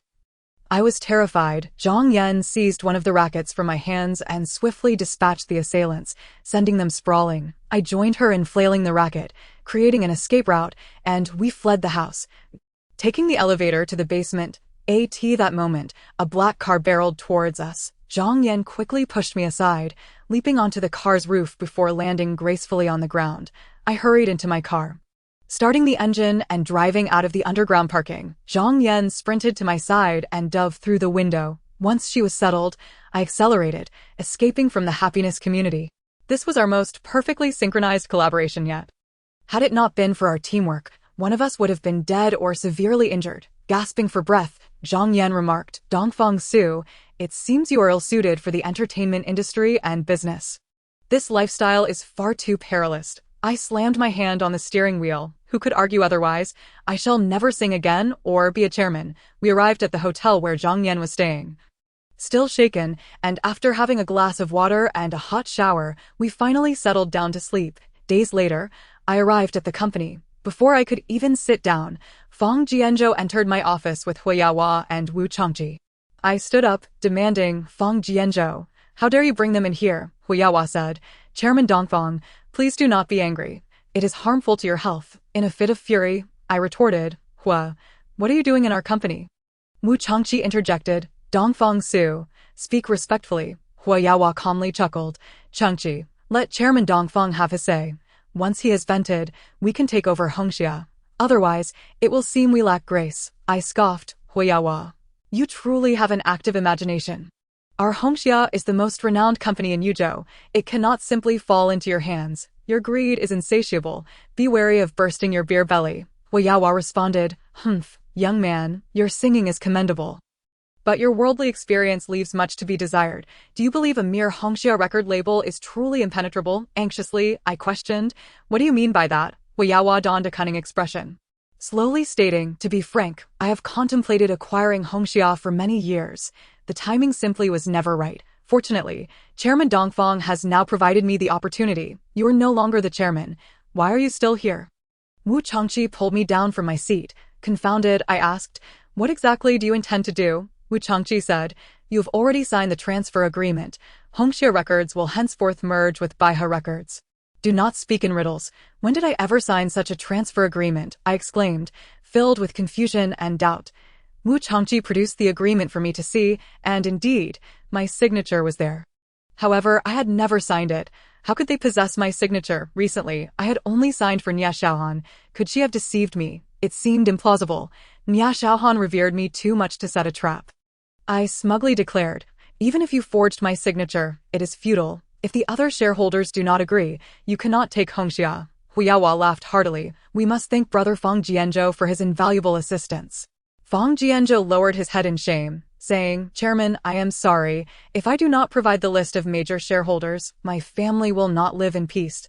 I was nearly driven to despair. Baihe Records had resorted to assassination and intimidation, committing every imaginable evil. Why was no one addressing this? If allowed to continue unchecked, they would surely throw Yuzhou into chaos. Wu Changji looked down on me, saying, Dongfeng Su, do you understand everything now? I continued to argue. I am merely the acting chairman of Hongxia. Whatever you do will not be legal. That is not for you to worry about, Huyawa shamelessly retorted. Will you leave Hongxia voluntarily, or shall I call someone to throw you out? I angrily replied, do not rejoice too soon. Your retribution will come in due time. Wu Changji attempted to charge at me, but several younger men restrained him. I stormed out of the office, driving to the Yang residence, where I recounted the details of how Hongxia Records was taken from me. Mayor Yang comforted me, saying, Child, you cannot blame yourself for this. Do not feel guilty. Perplexed, I asked Uncle Yang, what kind of backing does Baihe Records have that even the city police dare not act against them? Sai is Huyahua's uncle. Who in the city would dare to touch him? Surely someone must report this upwards. The situation above is exceedingly complex. Even reporting it may not yield results. Chapter 36. A strange cry, alas. In these times, the collusion among officials is all too common. Even if reported to the central authorities, nothing can be done against nephew. It is no wonder that the police in Changsha ceased their investigation into Baihe Records. I returned to Zhang Yan's hotel, sighing for what felt like an eternity. Zhang Yan asked, Dongfeng Su, what troubles you? I lamented, sigh. Hongxia Records has been taken by Huyawa. Oh, Zhang Yan responded. Oh, is that all you have to say? Are you not the least bit surprised? Everything was within my expectations. What is there to be surprised about? How do you know they possess the capability to seize Hongxia? You have faced a series of assassination attempts. And suddenly it has become eerily quiet. They surely have greater schemes in store. The calm before the storm is always foreboding. It would be peculiar if they did not attempt to claim Hongxia. Sigh. Yang Li entrusted the company to me, yet I have failed her. I am utterly useless. This was all a premeditated plan by Huyawa and his ilk, no matter how astute you are. You could not have foreseen it. Zhang Yan paced the floor, saying, if we speak of intelligence, Yang Li surpasses you, yet did she not meet with misfortune? I simply cannot fathom how, in this day and age, such darkness still endures. Do the journalists not have an interest in Huyawa and his uncle? Everything requires time. Only when the time is ripe will those villains fall into the clutches of the law. Do not despair. In due course, what they have taken will be returned in its entirety. Listening to Zhang Yan's encouraging words, my heart felt lighter. I could only hope that the people of Baihe Records would indeed face legal consequences, granting justice to those they have wronged. For now, I remain bound by my contract with Hongxia, still obligated to produce records, yet I have no desire to share the fruits of my labor with Huyawa. What am I to do moving forward? The next day, Wu Changji called, saying, Dongfeng Su, do not forget that your contract with Hongxia has not been dissolved. Should you dare violate its terms, expect to face compensation. I was left speechless with anger as I hung up the phone. It appears I must endure in silence and bear this heavy burden for the time being. Zhang Yan typed a few keys, stating, you've stepped right into the wolf's den. I plopped heavily onto the bed, lamenting, sigh. When will Yang Li recover and return? I believe she can certainly defeat Huyawa. Yang Li is currently preoccupied with her own matters. How could she possibly find the strength to fight? I was deeply saddened by the thought that a capable woman like her had been rendered incapacitated while I, a seemingly useless person, remained unharmed. This is what is known as the fortunate having their own celestial protection. Misfortune and fortune do not vary with the individual. Alas, once Yang Li returns, I shall marry her. Do you think that expressing sympathy, pity, or gratitude truly equates to treating her well? But in what manner can I repay the debts I owe her? There is no need for you to bear such a heavy burden. You should focus on your own responsibilities and mend relationships with those around you. Your incessant self-blame will only serve to create further turmoil, disrupting the trajectory of your life. However, I genuinely do not wish to sing for that scoundrel. Huoyawa, it would be too much of a disservice to Yang Li. Yet, it matters not. Consider it as singing for Hong Xia instead. I truly wish to abandon my singing career altogether. However, such a decision would inevitably expose you to significant financial liabilities, leaving you in a state of poverty that would be no better than your current situation. Ultimately, I was persuaded by Zhang Yan. I resolved to continue striving to release records, patiently awaiting Yang Li's return to reclaim Hong Xia. I love you as a mouse loves rice. I glanced at my phone. Nia Xiaohan was calling. Damn, she dares to call again. Does she wish to trick me into giving her an autograph? Hello, what is it? I asked curtly. I want to see you. Can you come to my apartment? Her voice was exceedingly soft. After she deceived me so terribly, she still has the audacity to invite me to her apartment. Does she truly see me as a soft persimmon to be squeezed? I feigned calmness and replied, all right, I'll be there shortly. Zhang Yan inquired, who is it? I shrugged on a jacket. Nia Xiaohan, concerned. Zhang Yan asked, what does she want from you? Is there another trap? It shouldn't be. I pose no threat to them, so why would they set a trap for me? Just be cautious. I exited the hotel and drove to Nia Xiaohan's apartment, where I met her. She wore a blue short skirt, looking exceedingly alluring. I followed her inside and sat on the sofa. Nia Xiaohan handed me a bottle of beverage and said, Dongfeng Su, you must know that the forged transfer document's signature was provided by me. Right? I huffed in displeasure. I know. She lowered her head in guilt. I'm sorry, I shouted. What good does it do to say that now? She explained, but if I didn't give it to them, they would have killed you. Should I be thanking you for not letting me die? In truth, that night, I sincerely wanted your autograph. I truly regarded you as an idol. I asked that so? I asked mockingly. Yes, just 3 days after your near assassination. Wu Changqi suddenly came to my apartment, professing his affection for me. During our conversation, he noticed the signature on the wall and insisted on taking it with him. I couldn't win against him, so I had no choice but to give it to him. Only yesterday did I learn that he used that signature to forge a transfer authorization document, stealing Hong Xia Record Company from you. Hearing her say this, she seemed quite innocent. Yet could the situation truly be as simple as she claimed? If it were indeed as she said, she would surely be willing to testify on my behalf and assist me in suing Wu Changqi and his accomplices for fraud. Thus, I cautiously suggested, fine, if what you say is true, then you will accompany me to the police station. She anxiously glanced at me. What do we need to go to the police for? I declared loudly. To testify for me and help me reclaim Hong Xia. It's futile. The police chief is the son-in-law of, and Huoyawa is the nephew of. Do you think we stand a chance? Damn it. Why does everyone seem connected to? Indeed, we cannot contend with them. It is better not to offend them. I smiled slightly. My apologies. I misunderstood you. She returned a faint smile. It's all right. If there's nothing else, I shall take my leave. I stood up to depart. Suddenly, Nia Xiaohan hugged me from behind, trembling as she said, Dongfeng Su, please don't leave. Knowing full well what she was doing, I asked, what are you up to? She replied passionately, I love you. I beg you. Don't abandon me. I turned to face her, gazing into her eyes, which radiated a deep affection that quickened my heartbeat and set my entire being trembling. Though Nia Xiaohan's appearance could not compare to Song Qian, Yang Li, or Zhang Yan, she possessed a compelling allure. More importantly, she was the woman favored by Wu Changqi, and out of a sense of revenge, I felt compelled to engage with her. As I embraced Nia Xiaohan, the image of Song Qian reappeared in my mind, her enchantment stirring my thoughts into disarray. I pushed Nia Xiaohan away and fled the apartment, collapsing into tears in my car. Song Qian had betrayed me, yet I could not forget her tenderness, nor her smile. She lingered in my heart like a piece of gum that had lost its sweetness, stubbornly refusing to be discarded. She was akin to a thorn that could not be removed, piercing my heart with excruciating pain. She resembled a basin of lukewarm water, sending shivers throughout my body. After grieving for a moment, I drove back to the hotel. Zhang Yan inquired with concern about Nia Xiaohan's behavior before returning to her computer.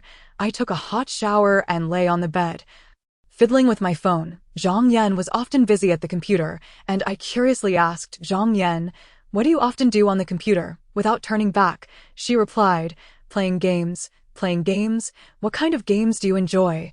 CF, QQ Speed, QQ Dance, and so forth. Aren't those just children's games? Why do you still play them? You wouldn't understand. If you excel in these games, you can earn a lot of money. Earn money? Yes. Other players see the items I earn and are willing to buy them.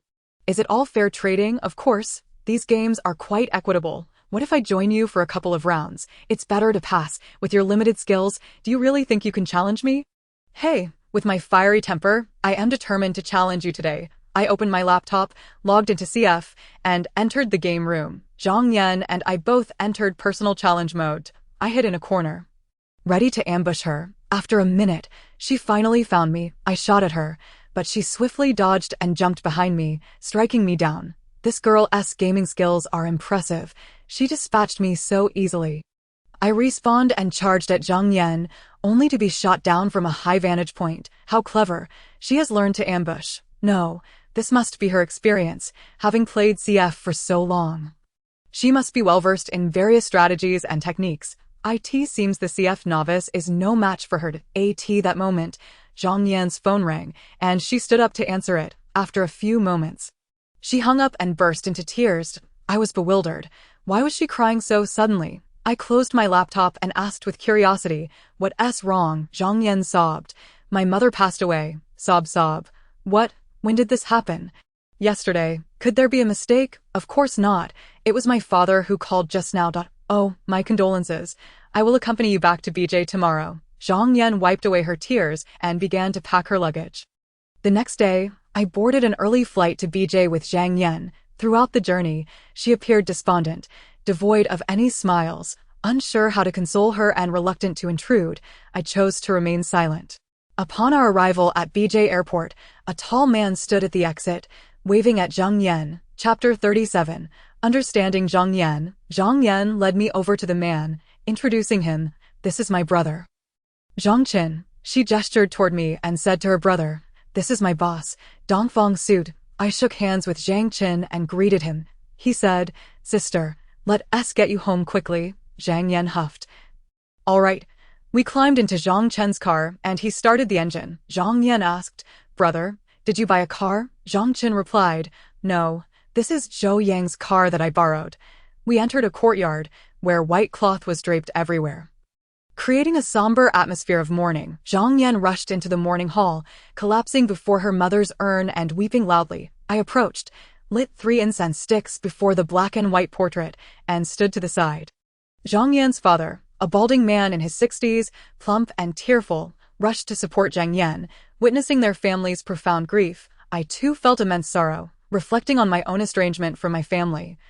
I feared that one day I might also face the loss of a loved one, regretting not having reconciled in time. After Zhang Yan finished crying, she introduced me to all her relatives. They all regarded me with curiosity, speculating about my relationship with Zhang Yan, yet the family was remarkably friendly, harboring no hostility towards me. Zhang Yan's father, Zhang, a retired police officer, engaged me in conversation to learn more about me. I felt somewhat awkward. Did he truly think I was Zhang Yan's boyfriend? How could they entertain such an idea? That evening, the Zhang family invited me to stay in their courtyard. Noticing the numerous relatives, I figured it would be quite crowded at night, so I opted to find a hotel instead.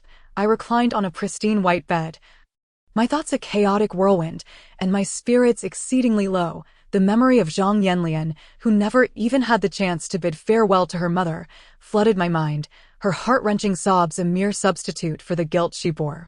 Anxiety began to creep in. I feared I too might never see my parents one last time, a regret I would carry for eternity. Tossing and turning, I finally managed to drift into a fitful sleep.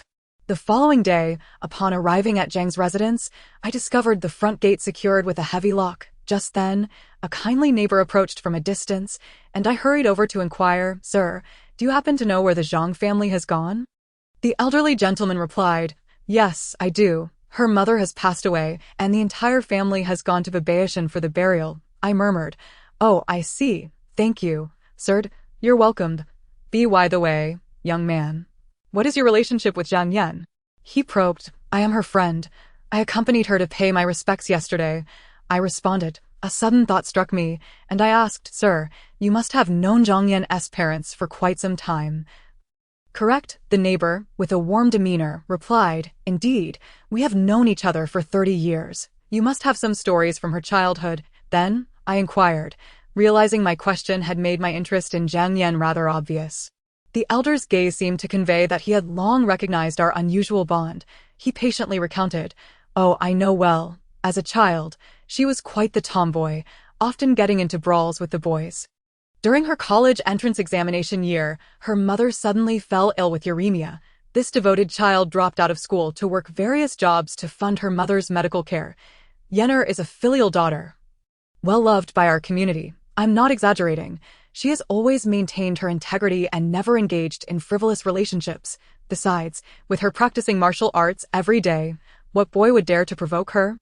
I chuckled in agreement. Indeed, that's true. I sat with the neighbor for 2 hours, and just as I was about to leave, I spotted Zhang Chen's black car returning. I stood up and, as the vehicle came to a halt, I rushed over to support Zhang Yan as she stepped out. With genuine concern, I asked, Are you all right? Her eyes were swollen, and she replied, I'm fine. Sorry to keep you waiting. I smiled. I just arrived myself.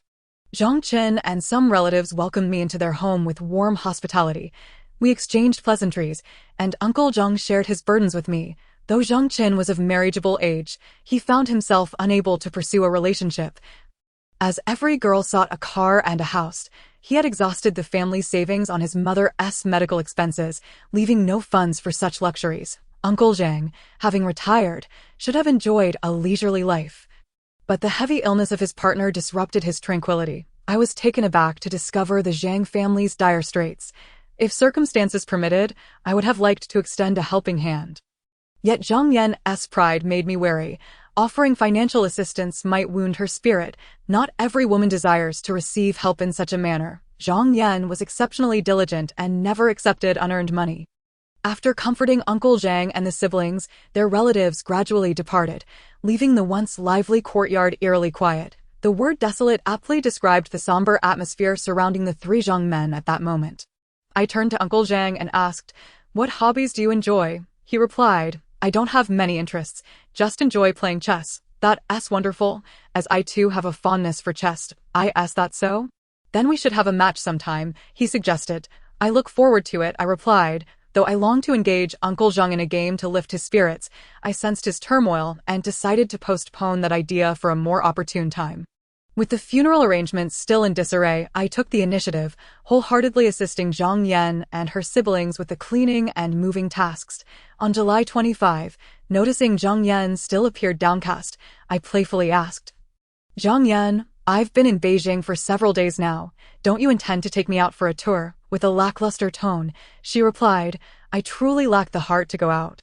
Why don't you find someone else to accompany you? I pondered for a moment and said, Find someone. You are my only friend in Beijing, and considering this is your territory, how could I possibly seek out another? Very well, she conceded reluctantly. We made our way to Tiananmen Square, where we paused for a moment to lay 2 bouquets at the memorial before wandering through the Forbidden City. Zhang Yan, dressed simply and without makeup, still radiated beauty, albeit with a hint of weariness. Although she lacked the enchanting allure of Song Qian or the sultry charm of Yang Li, she possessed a rare, innocent beauty, one that is indeed precious. In a world where rarity is valued, perhaps Zhang Yan's purity could very well eclipse those who are conventionally deemed beautiful. Of course, at this moment, I was unable to quantify the beauty of these 3 women, as each possessed their own unique qualities and merits. Upon exiting the Forbidden City, Zhang Yan asked, Dongfang Su, where would you like to go next? I replied, Let us visit the Water Cube and Bird's Nest. After exploring the Olympic Park, night fell, and we decided to head home. Suddenly, a young man darted past Zhang Yan, colliding with her as he sped away. Hey, you. Stop, Zhang Yan yelled, taking off in pursuit, before I could process the situation. She had already apprehended the young man. In an instant, a glimmering dagger appeared in his hand, and he lunged at Zhang Yan. Swiftly employing her martial arts skills, she subdued him, forcing him to relinquish her phone and wallet.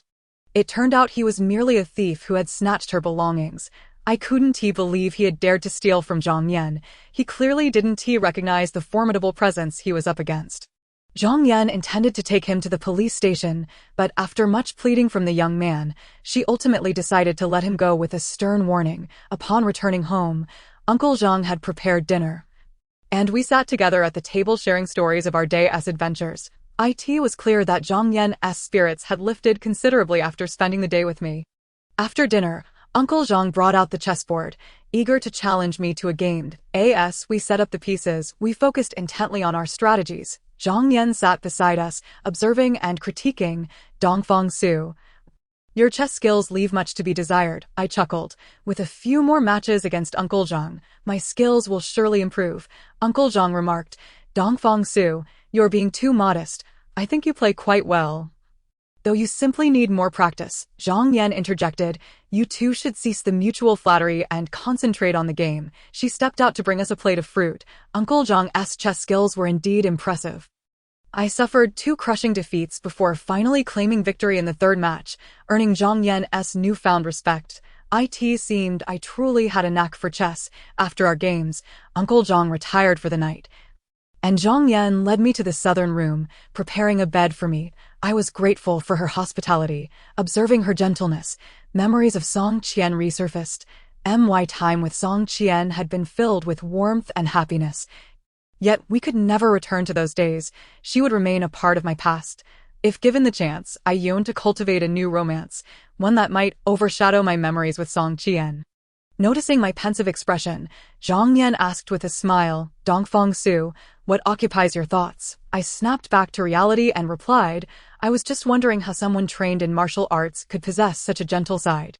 She shot me a glance and said, do not view those of us in the martial arts world through a tinted lens. We are not simply brawn over brains. We possess intelligence and sensitivity as well. Besides, you are my boss and graciously accompanied me home, so it is only fitting that I treat you well. It's a matter of reciprocity. Indeed, you make a valid point. Now, get some rest. I will step out. All right, good night. I settled into bed, pulled out my phone and browsed WeChat, only to receive a friend request from an online acquaintance. After confirming, the other person initiated a conversation. Hello, handsome. I responded, hello, who are you? I am a woman from afar who has long admired you and wishes to be friends. Who could this be? Is she perhaps a fan? However, I hadn't publicized my WeChat ID. How did she discover it? I certainly hope this wasn't the beginning of a telecommunication scam, as I found such antics utterly vexing. I asked that so. I am honored. Though I am not particularly fond of strangers, I suppose I must uphold the pretense of courtesy. That's wonderful. Thank you. No need for thanks. She sent me an image of a handshake, and I replied with a smiling emoji. What are you up to? I'm getting ready for bed. Oh, then sleep well. Good night. Good night. I set my phone down and closed my eyes, pondering if this woman from afar could be Song Qian. Unlikely. She despised me, and when she left for America, she hadn't even informed me. Why would she reach out now? Whatever. It's not worth fretting over a stranger. Chapter 38. A letter from Yangli. One morning, after finishing my morning routine and preparing for breakfast, I suddenly received a call from Wu Changqi. What's the matter? I asked. You must release an album soon, or the company will sue you for breach of contract, he declared bluntly. I know already. There's no need for your warnings, I retorted, my irritation palpable. As soon as I finished speaking, I swiftly hung up the phone. Zhang Yan was in the courtyard, pouring out the water she used to brush her teeth by the faucet. Wiping her mouth, she inquired, who was it? I replied, Wu Changqi is urging me to release an album. So, you're returning to Yuzhou? Yes, I need to prepare for the album release, but I'm currently out of sorts. I can't ensure your personal safety. It's all right. I should be able to handle the danger on my own. You heading back to Yuzhou, which is akin to venturing into a den of tigers and dragons. How can you possibly guard against so many assassination attempts? It's not as dire as you suggest. I no longer pose any threat to Wu Changqi and his associates. They have no reason to target me. That's hard to say. Who knows when they might take a disliking to you and strike? But if you're not in good shape, I have no other recourse. There are plenty of martial artists in the world. Can't you hire another bodyguard? Aside from you, I truly can't find anyone I can trust. If things go awry, my bodyguard could easily turn into someone else's assassin. Can you not survive without me? I will eventually marry. What will you do then? No worries. I'll marry you instead. That way, you can be both my bodyguard and my wife. Wouldn't that mean you need not marry anyone else? As Zhang Yan filled her hands with water from the faucet, she splashed it at me and retorted, "What are you talking about?" I ran while singing, "Wife, I was wrong. I won't dare again." She laughed and said, "Dongfang Su, you're doomed. Just wait." She began to chase after me. In a moment of inspiration, I dashed back into the house. Just as Uncle Zhang emerged from the kitchen with 2 plates of dishes, I had finally found my shield. Zhang Yan rushed back inside, and upon seeing her father, she could only obediently sit down. I felt an immense sense of pride, but this girl was quite crafty. She actually stepped on my foot. Alas, I was like a mute eating bitter herbs, suffering in silence. Uncle Zhang noticed my grimace and curiously asked, "Dongfang Su, what's wrong?" I forced a smile and suppressed the pain, saying, "Oh, it's nothing. I'm just practicing my mouth movements." Zhang Qin returned from the door, saying, "Dad, Xiao Wei said she doesn't want a house. She just wants a car to marry me." Uncle Zhang remarked, "The Zhou family is quite affluent in Beijing. Being able to marry into them really alleviates concerns about the betrothal gifts." Suddenly, his expression darkened as he lamented, "But even if the Zhou family doesn't require betrothal gifts or a house, we still can't manage that." I replied, "Uncle, you needn't worry. I'll advance Zhang Yan 300,000 yuan of her salary to secure Zhang Qin's car. And she can gradually repay me later when she starts working." Uncle Zheng hesitated for a moment and said, "How can that be? Yenner has taken an advance on your salary. When will she be able to repay it? What if she decides to stop being a bodyguard one day? How will she repay you then? Even if Zhang Yan quits, your family can find other work to pay me back. Isn't Zhang Qin's lifelong happiness more important?" Zhang Yan interjected, "Dongfang Su, I appreciate your kindness, but let's forget about the salary advance." She blew a sigh and continued, "Let's just take out a loan from the bank and gradually pay it back in the future." I countered, "A loan? Isn't it better to have your boss advance your salary than to take out a loan?" Zhang Yan replied, "If you advance my salary, I won't feel at ease. A loan feels more justified." After considering, I said, "That's fine. I'll prepare to lend you the money." Zhang Qin chimed in, "That's a good plan. When we have the funds, we'll pay you back with interest. So it doesn't feel like we owe you a favor." Zhang Yan looked at me and said, "All right then, what interest rate do you propose?" I replied, "Currently, rural loans carry a rate of 0.02 yuan. I can lend you 300,000 yuan at that rate. How does that sound?" Zhang Yan nodded, "Sounds good. It's fair." Thus, I transferred 300,000 yuan into Zhang Yan's bank account, and she handed me a promissory note. With the funds secured, Zhang Qin promptly went to the car market and returned with an Audi sedan. Seeing that the Zhang family could smoothly arrange a marriage, I felt genuinely happy for them. I packed my luggage, hailed a taxi to the airport, purchased my ticket, and as I prepared to enter the boarding gate, Zhang Yan appeared behind me. I was taken aback and asked, "What brings you here?" Zhang Yan replied, "I came to see you off." "Haha, you're too kind. No need to see me off. You can head back." I waved my hand. "You've been a tremendous help to my family." "Thank you." Zhang Yan expressed her gratitude. "It's nothing. You've saved me many times. Shouldn't I help you?" I reassured her. "Regardless, you are a benefactor to my family. I wish you a smooth journey." The announcement echoed. "The flight to Yuzhou is about to depart. Passengers who have not boarded should hurry." A beautiful female voice resonated through the speakers. "You can go back now. I'm leaving." I turned and entered the boarding gate, swiftly boarding the plane. Upon arriving in Yuzhou, I wheeled my suitcase out of the airport and took a taxi back to the hotel where Zhang Yan previously stayed. My car and belongings were entrusted there. As soon as I entered the hotel, they promptly returned all my items. I set up my laptop, connected to the internet, and first sent a message to Zhang Yan on QQ to assure her of my safety. Zhang Yan replied, "I've already contacted the composer and lyricist for you. They will soon send you their works. As for the contract, I will handle that. You needn't worry." I said, "You've been incredibly considerate. I will await the 2 experts to come to Yuzhou and collaborate with me." She sent me a picture that signified her anticipation. That moment, I received an email and, upon opening it, found a letter from Yang Li.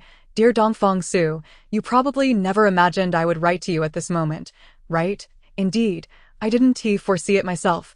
Longing can compel one to undertake actions one never thought possible. My thoughts of you have taken root deep within me. I can never erase you from my mind.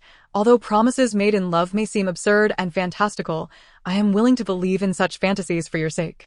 Loving you is a thought I can never change, a thought that sustains my will to live, without you lingering in my mind.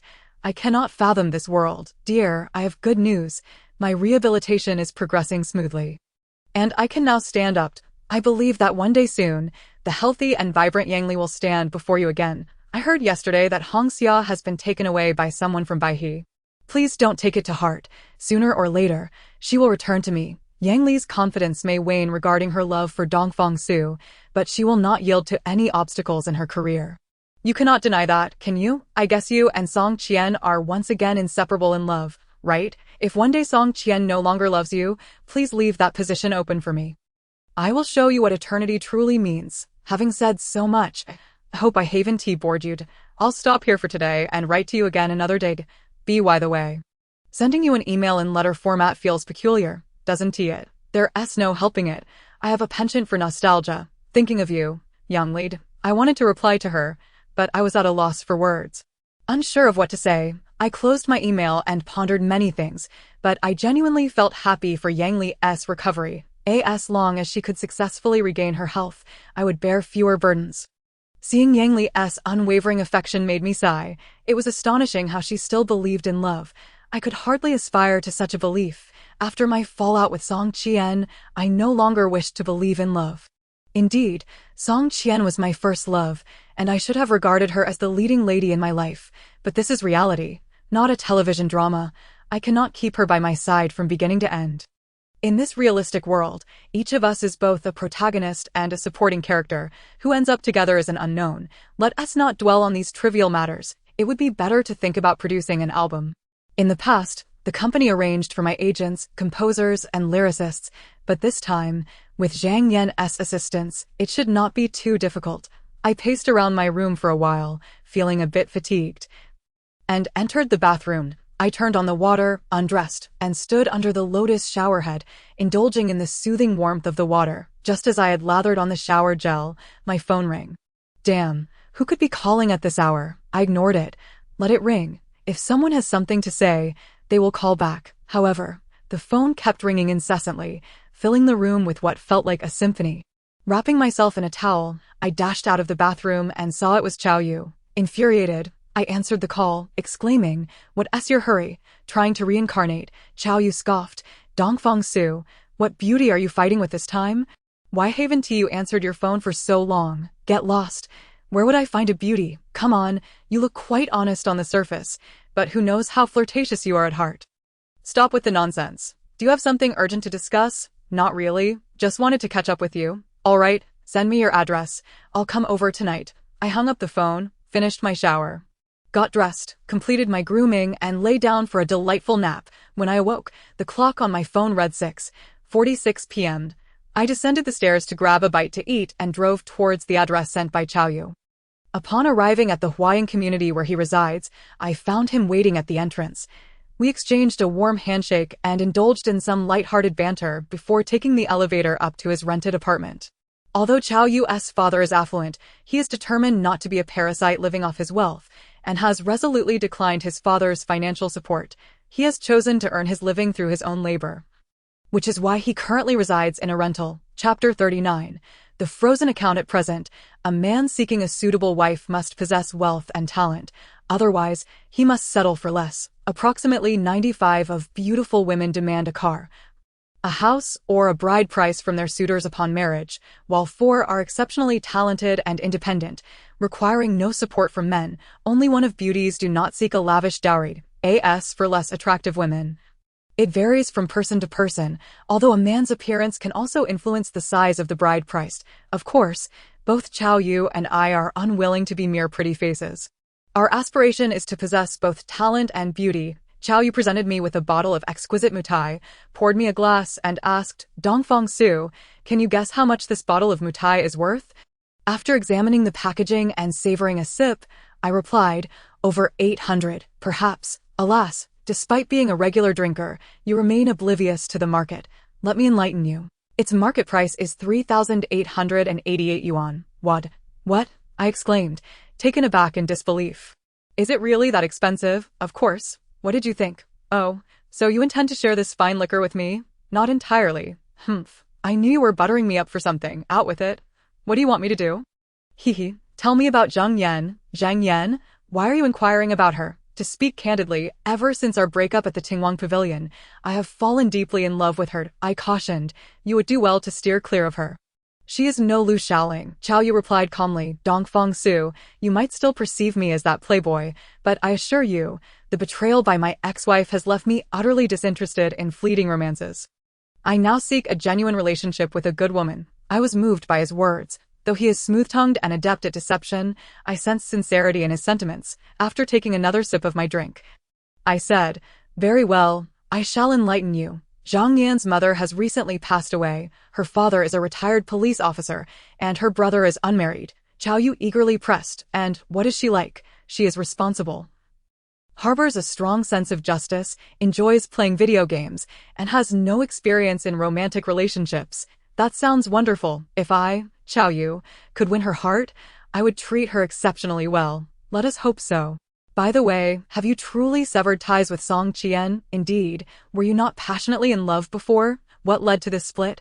She harbors a great deal of resentment towards me, and I have lost my feelings for her. If you cannot reconcile, it is better to part ways sooner rather than later. I see that Young Li has been quite fond of you.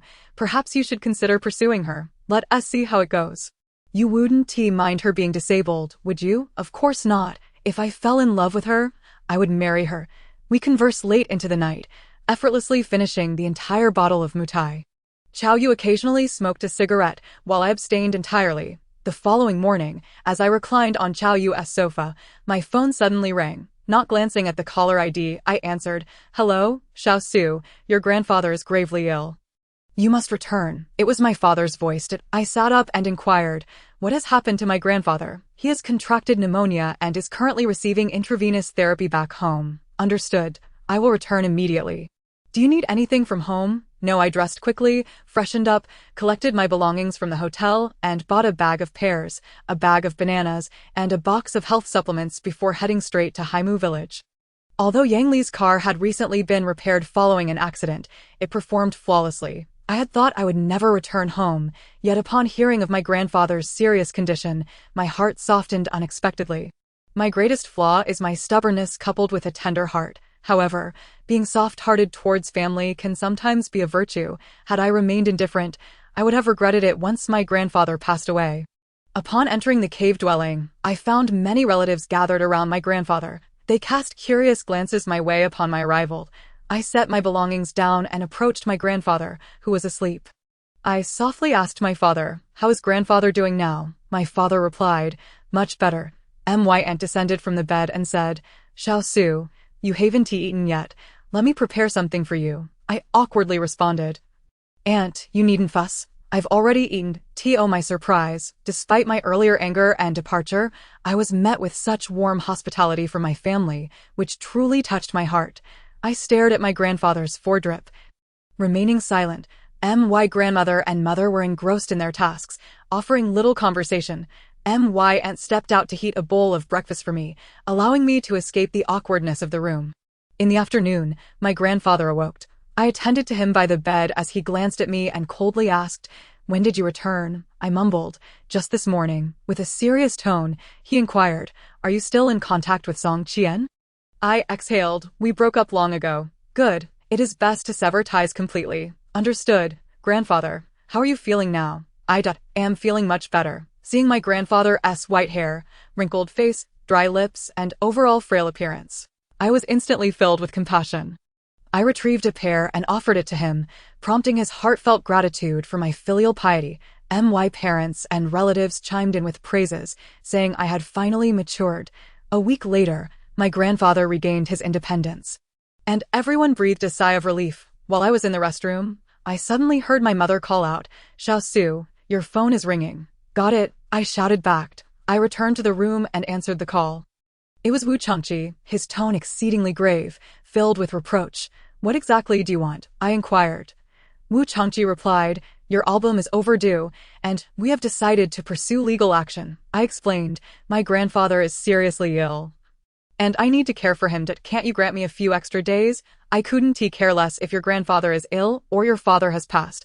I will see you until you are destitute and miserable. Is there truly no room for negotiation? None whatsoever. Expect a court summons soon. Hearing that there was no turning back, I erupted in anger. Then bring it on. Do you think my father is easy to intimidate? Very well. Just wait. Wu Changqi hung up, and my father, having overheard my outburst, entered the room to inquire what happened. Wu Changqi is blaming me for not releasing the album on time and intends to sue me. How did it come to this? He is deliberately making things difficult for me. You must leave immediately and return to Yuzhou to publish the album. It's futile. They have already filed a lawsuit. My father's brow furrowed in frustration, lamenting his inability to alleviate my troubles. I offered him some words of comfort and lay down on the bed, contemplating whether I could enlist some reporters to expose the misdeeds of Wu Changqi and Huiyawa. However, I realized that could easily backfire, leading to defamation charges and further legal troubles. Forget it. If I must face adversity, I shall confront it head-on. I worried that my assets would be frozen by the court. So I hurried to Huai County and transferred all my property into my parents' names, hoping this would shield me from legal repercussions, although I do not condone underhanded tactics. I felt no shame in being caught by Wu Changqi while attempting to fulfill my filial duties. 3 days later, I indeed received a court summons. Huiyawa's lawyer warned me, Mr. Dongfang, you have failed to fulfill your contractual obligations and owe a compensation of 5 million yuan. We hope you can gather the cash promptly. Otherwise, we reserve the right to freeze or seize all your assets. I retorted, do not attempt to intimidate me with your threats. I have not harmed the company in any way. What grounds do you have to freeze my assets? You have breached the contract. Do you not owe compensation? Breach of contract refers to my failure to provide written notice to the company before signing with a third party, causing significant losses. Now, I have merely failed to complete my assignments on time. Once I fulfill my obligations, there will be no adverse effects on the company. You could simply deduct my bonus. How can you demand cash for breach of contract? Do you think I am ignorant of labor contract laws? Having delivered my argument, the opposing lawyer departed in silence. Little did they realize I am not so easily bullied. However, they will undoubtedly pursue further action against me. Thus, it appears that the opposing lawyer was not persuaded by my arguments. Rather, he sought to strike a decisive blow against me. 3 days later, despite my utmost vigilance, I was unable to foresee that the Municipal People's Court would meticulously investigate my accounts, unearthing my fraudulent transactions and freezing all of my assets. I was engulfed in a tempest of anger, sorrow, and helplessness, resigned to my misfortune. Oh heavens, grant me the power to vanquish those vile individuals in the name of the moon. Wu Changqi called me, taunting, Dongfang Su, do you think that by transferring your funds, the court will be powerless against you? Soon, I shall bring you to utter ruin. I retorted stubbornly, do not revel in your triumph. I shall not let you escape unscathed. Fortune fluctuates. Everyone faces adversity at some point. You had better live a long time, for I will ensure that you meet a most unfortunate end. You certainly boast grandly. Young man, well, I shall relish seeing what you can do against me. He scoffed. I hung up the phone, astonished at how thoroughly I had been ensnared, blaming only my own lack of legal acumen. However, one learns from hardship, and I vowed to remember the pain Wu Changqi had inflicted upon me. Given the chance, I would exact a profound revenge on those two scoundrels, Wu and Hua. Days later, I returned to Yuzhou to facilitate my legal battle. I sought to rent another apartment in the happy community of Yuzhou. The previous rental had overpaid its rent, sufficient to cover the damages inflicted by the assailants, which is why the landlord had not pursued me afterward. I found the landlord quite agreeable and decided to rent from him again. Aside from Yang Li's vehicle, I possessed nothing, with all expenses covered by my parents. However, the property I had purchased for my parents was already under their name before I received the court summons, thus it remained unfrozen, and they could sell it at any time should the need arise. Of course, my parents currently operated a store, providing for my living expenses, so selling the house was not immediately necessary. Chapter 40, Meeting a fan just as I was enveloped in despair and frustration.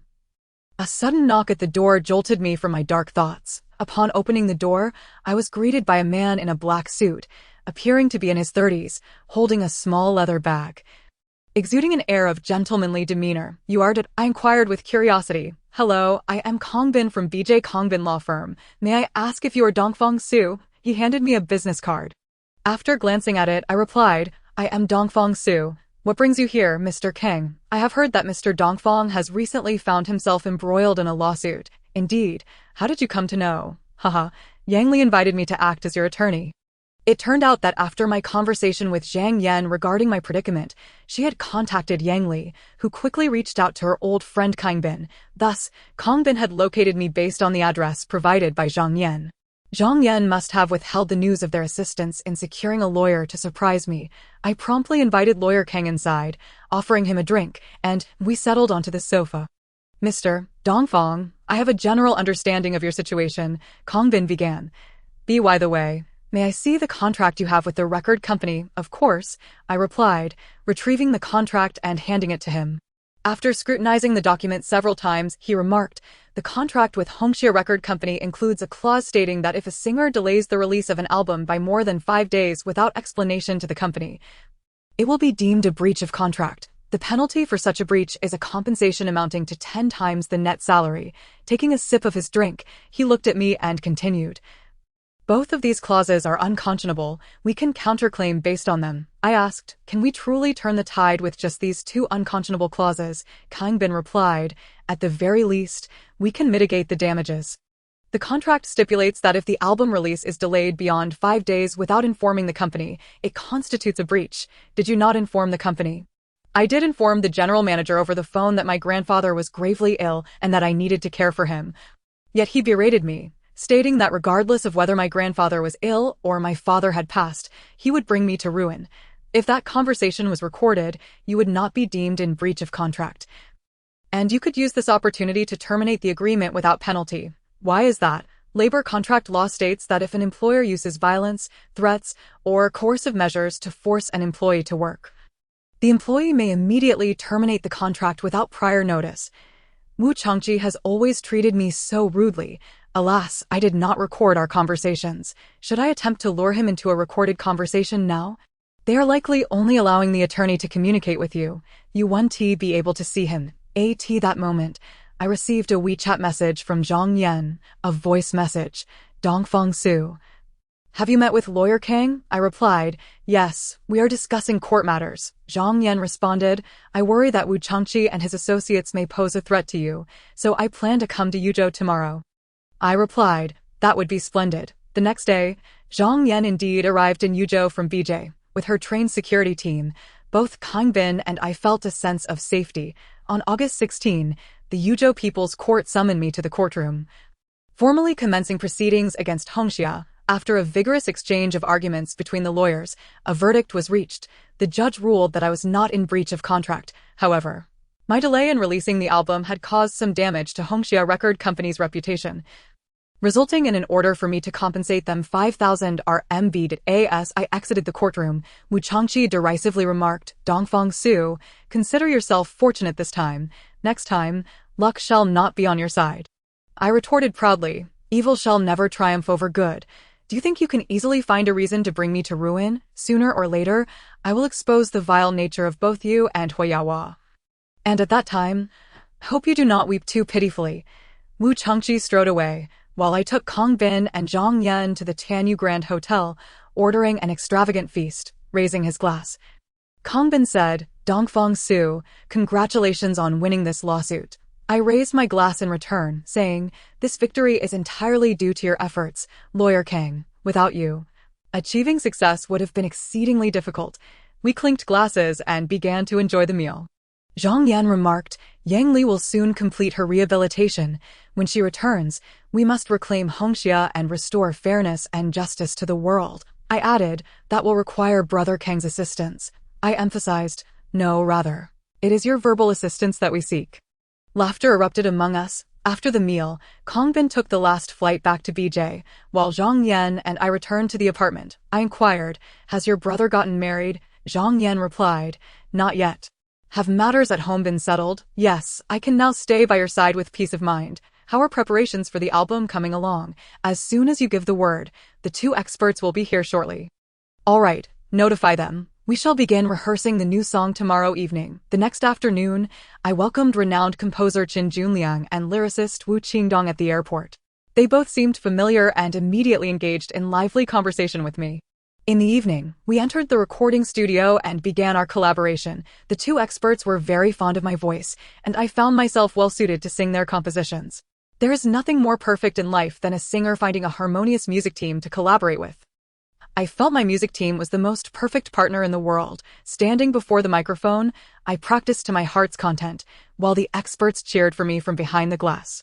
We practiced until the early hours before finally returning home to rest. The next day, I practiced again, and the lyrics were finally perfected. Everything was in place, save for the final push, and thus on August 18th, we officially commenced recording the album. While Wu Changqi and I were at odds, he was obliged to fully support me in our work. Otherwise, I could leverage the law against him. On August 20th, I successfully released my second album, The Signing Event. I received numerous gifts from fans and admirers who were incredibly generous, purchasing all the albums I had recently released. However, this was to be expected. With such a perfect music team, the album release was naturally smoothed. As for my income, it was, of course, quite satisfactory, but the exact amount shall remain a secret. Shortly after the album's release, I was inundated with letters from fans, most of which were effusive praises, though some offered various suggestions. One fan, named L. Ping, wrote, "Dear Dongfang Su, I am your devoted admirer. If possible, I would love to treat you to a meal. I hope you will grace me with your presence." My invitation may appear somewhat abrupt, but my sincerity is undeniable. As a small businessman, listening to music is my joy, and you have brought me happiness. Not long ago, I was abandoned by my husband and was trapped in a realm of sorrow. But your songs have helped me emerge from that darkness. In 1,000 words, what I wish to convey is simple. I wish to meet you, and the location is at your discretion. Who is this L. Ping? Her brief message was so moving that I felt compelled to accept her invitation. Otherwise, it would appear quite ungracious. Yet, I did not know her at all. What would I say upon meeting her? This indeed posed a dilemma. Zhang Yan, noticing my furrowed brow, approached and asked, "What troubles you?" I handed the letter to Zhang Yan, and after perusing it, she remarked, "Since someone has invited you to dinner, why not go? Do you also believe I should attend? Indeed, why not? As time goes on, the number of people inviting you to dine will only increase. You ought to acclimate to it sooner rather than later." "Very well, I shall go," I informed LV Ping using the contact information she provided, and we agreed to meet at Tingwang Pavilion on Banshui Road at 2 p.m. on August 22. It was my first encounter with such treatment, and it felt rather peculiar to me. I had assumed that only female celebrities received such invitations from the opposite sex. I was surprised to learn that male stars experienced the same. Was LV Ping's invitation merely a simple gesture for a meal, or did she harbor ulterior motives? If she were more alluring and charming than Liang Hui, I would indeed find it difficult to navigate the situation. At 1:55 p.m. on the 22 ND, I arrived punctually at Tingwang Pavilion and took a seat in the southwest corner. 2 minutes later, a woman clad in brown entered, adorned in high heels. Her shoulder bearing a chic handbag, her hair a vivid red, and a pair of glasses perched on her nose, which lent her an air of elegance. Her attire was entirely designer, exuding an aura of wealth and grace. Could it be that she was the very LV Ping? She approached me and softly inquired, "Are you Dongfang Su?" I stood and replied, "Indeed, and you are I am LV Ping," she said, extending a delicate, fair hand. We shook hands, and I expressed, "A pleasure to meet you." She summoned a waiter and ordered the most expensive cat poop coffee available at the establishment. After we finished our coffee, LV Ping said, "Dongfang Su, it took me quite some effort to meet you. 1 cup of coffee, simply 1 tea suffice. Come, let us dine at Tianyu Hotel." I replied, "Oh, but the food there is quite expensive. Is it necessary to spend so lavishly?" She chuckled, "Oh, that is of no concern to me. I am accustomed to treating others to extravagant meals. In that case, I shall graciously accept your invitation. Let us go." We exited Tingwang Pavilion, where a red BMW awaited us. LV Ping invited me into the car. Who was she, to possess such wealth, making me feel rather underprivileged? However, the court had recently returned all my assets. Should I choose to flaunt my wealth, I could certainly do so, though I preferred not to display it ostentatiously. Naturally, in the presence of those affluent individuals, I would have little opportunity to show off. I settled into the passenger seat, fastened my seatbelt, and gazed straight ahead. LV Ping mirrored my actions, starting the engine and driving towards Tianyu Hotel. INA private room at Tanu Hotel. We sipped 2 glasses of red wine before the meal commenced. I inquired, "Where is Miss LV from?" "I hail from Mu County," she replied. "Mu County. Quite remarkable. In recent years, its economy has surged, particularly in coal and real estate development. It is said that Mu County is the treasure trove of Yuzhou." Nicknamed Little SH. "Oh, you flatter me," she responded. At present, Mu County is thriving, but I can confidently predict that in the near future, its economy will plummet. And those short-sighted business magnates will surely suffer great losses. This is what one calls the law of extremes. When prosperity reaches its peak, decline is inevitable. LV Ping, truly a business elite, spoke of economics with such fluency. "What line of business are you in?" I asked. "Guess." I patiently guessed. "Real estate." LV Ping shook her head. Coal mining. Close enough." "Wow, a wealthy woman. You are not so bad yourself." I, however, pale in comparison to you business moguls. We wealthy women may appear glamorous, commanding the winds and rains. Yet who knows the struggles we endure behind the scenes? As for men, I prefer quality over quantity, enduring loneliness instead. Yes, countless men pursue me, but they are all after my wealth. How many truly care for me? Observing her deep sadness, my heart ached. I felt as though she was another reflection of myself. How was I any different? Subjected to the whims of women and suffering from loneliness, Liang Hui and Nia Xiaohan were indeed lovely. Yet I knew little about them and could not discern whether their affections were sincere or merely a game. Thus, I remained guarded against any emotional openness. Deep down, I yearned for a pure-hearted girl outside the entertainment industry with whom I could genuinely fall in love and marry. I reassured her, though 9 out of 10 men may be unworthy, there remains a 10% chance of encountering a good man. There is no need for such pessimism. It matters not. Without men, women can still live splendidly. It is good to have such a mindset. Dongfang Su, what type of woman do you prefer? Intelligent, gentle, and understanding. What about appearance? As long as she can hold her own before an audience. That suffices. We engaged in light conversation for another 2 hours, and as the evening grew late, LV Ping said, "Thank you for taking the time to meet me today." I smiled and replied, "No need for thanks. One should always be courteous to their fans." LV Ping called her driver, who then escorted me back to Xingfu Community. Upon exiting the vehicle, I turned to leave. She rolled down the window and called out from a distance, "Dongfang Su, I hope we have the chance to meet again." I turned and responded, "Certainly.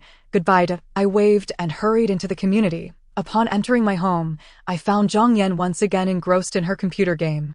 She glanced at me and asked, "Boss, have you eaten? If not, I can prepare something for you." "I've already eaten." I set my keys down, poured myself a glass of water, and settled onto the sofa. "Boss, how is your relationship with LV Ping progressing?"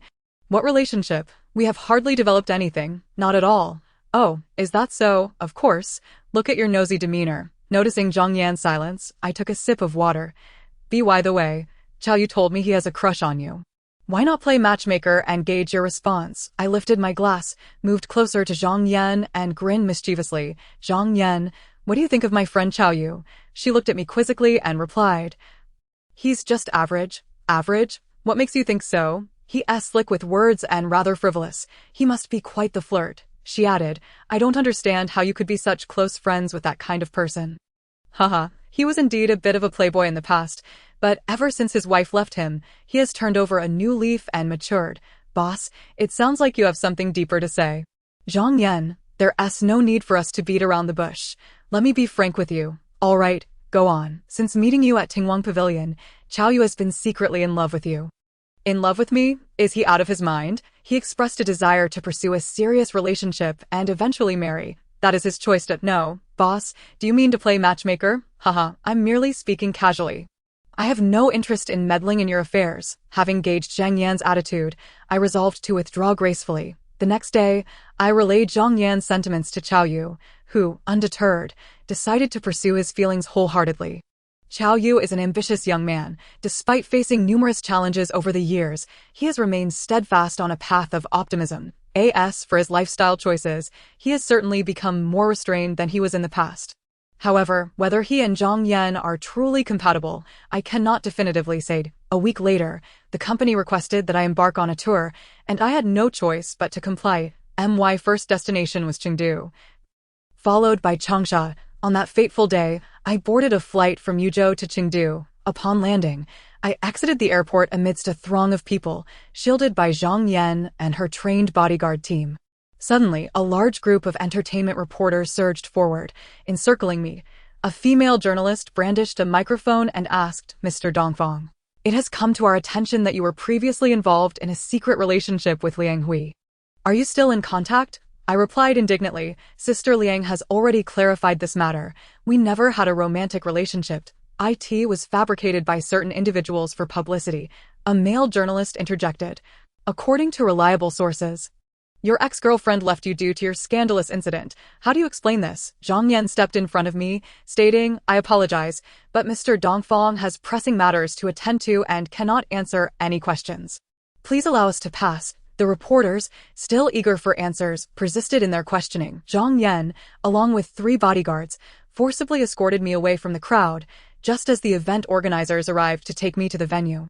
Many strive desperately to break into the entertainment industry, yet once inside, they often regret the unpleasant experiences they encounter. Although the industry is rife with opportunities, it leaves one devoid of privacy and secrets. The paparazzi, in their relentless pursuit of survival, spare no effort in their invasions of privacy. I have grown thoroughly weary of the entertainment world and yearn to withdraw, permanently distancing myself from its chaotic affairs. Upon reaching the apartment, after dinner, Zhang Yan made arrangements for the next day's concert and returned to my room. I was chatting on WeChat when I noticed her return and asked, "Will we encounter any reporters tomorrow?" Zhang Yan remarked, "It shouldn't be a problem now. I have already arranged for someone to take precautions on the way to the performance stage." "That's reassuring. I detest those parasites," I replied. "It's nothing. Everyone has their own way of surviving. And they have no choice. Just try to avoid them as much as possible." The following evening, under the vigilant protection of numerous bodyguards, I arrived at the backstage of the concert stage and encountered many luminaries of the music industry. In the presence of these stars, I felt like a mere inconspicuous, dim little star. For newcomers, hard work is imperative. Otherwise, the plight of being overshadowed will remain unaltered. When it was my turn to appear, I ascended the stage and was greeted by a sea of darkened faces in the audience, among them my fan club. My devoted admirers waved glowing silver sticks and cheered loudly. As the music began to play, I grasped the microphone and sang, "In the darkness, we met. Your beauty intoxicates me. Once upon a winter, I silently fell for you. On a bone-chilling night, we embraced. It was your kindness, your charm, that left me yearning for more. Yet, as summer arrived, we drifted apart. Why won't you hear my explanation and insist on leaving me? You are the cruelest woman in this world, more heartless than anyone else, knowing full well that I weep for you. You walk away without a glance." Continuing on with him, "I am the face of your betrayal. I can only stand in the rain and weep. Go, go, go. All of you leave. Let our love end here, without you. Who shall I love? Without me, are you well? In the fading moments, I silently shed tears for you. On an unexpected morning, you departed from me. It is your ruthlessness, your coldness, that pierces my heart. Yet it is only at the moment you choose to leave that we truly feel sorrow. Why won't you listen to my words, insisting on following him? You are the cruelest woman in this world, more heartless than anyone else, knowing full well that I weep for you. You walk away without a glance." Continuing on with him, "I am the face of your betrayal. I can only stand in the rain and weep. Go, go, go. All of you leave. Let our love end here. You are the cruelest woman in this world, more heartless than anyone else, knowing full well that I weep for you." You walk away without a glance. Continuing on with him, "I am the face of your betrayal. I can only stand in the rain and weep. Go, go, go. All of you leave. Let our love end here. Go, go, go. All of you leave. Let our love end here." Upon concluding the song Let It End Here, I was met with enthusiastic applause from the audience. Zhang Yan, moved, shed tears from her position off-staged. A girl in her 20s rushed onto the stage, presented me with a bouquet of flowers, embraced me briefly, and then turned to leave. I bowed to the audience in gratitude and returned backstage. Zhang Yan escorted me back to my apartment, beginning to arrange my itinerary for Changsha. Many readers may wonder at this point what Zhang Yan's monthly salary is. Haha, her agent's salary is 4 000 yuan, while the bodyguard's salary is 5,000 yuan. Of course, if she takes on more responsibilities, facing greater risks and hardships, her salary would increase accordingly. Upon returning to Yuzhou, I plan to raise her monthly salary to 20,000 yuan. On September 14th, I arrived at Changsha Airport. Zhang Yan had someone survey the surroundings to ensure no one was blocking our way before leading me out of the airport. The service attitude of the concert organizers is typically excellent. They always send a car to greet the singers. After all, hosting a concert brings substantial income, and who would harbor animosity towards money? If there's profit, no one would exhibit poor manners. However, some newly debuted singers with little fame often must fend for themselves. We took the vehicle provided by the Changsha concert organizers to the nearest apartment to the concert venue. Exhausted, I lay down on the bed and fell asleep. After an undetermined amount of time, I was awakened by Zhang Yan, who brought a meal into my room. I must say, Zhang Yan's care is meticulous. Having such an attentive agent and bodyguard brings me considerable comfort. After dinner, I arrived at the concert venue and encountered many stars. However, compared to the stars I had seen at the Chengdu concert, few had made it to Changsha. Chapter 42. The robbery as a third-rate singer. The greatest advantage is the opportunity to meet numerous superstars up close. Of course, every superstar began as a small star, and I need not feel ashamed or belittle myself. After finishing my performance in Changsha, I returned to the apartment. I hadn't anticipated such a tumultuous experience during my last visit to Changsha. This time, it was remarkably smooth. Life is indeed unpredictable. Zhang Yan said, "Boss, rest assured. I have already arranged tomorrow's schedule." I smiled. "I trust you to handle things. Make sure you rest early too. By the way, I forgot to mention something." "What is it?" "Yang Li is returning to Yuzhou tomorrow. We haven't been in touch for a while. Is she recovering now?" "Yes, she has recovered."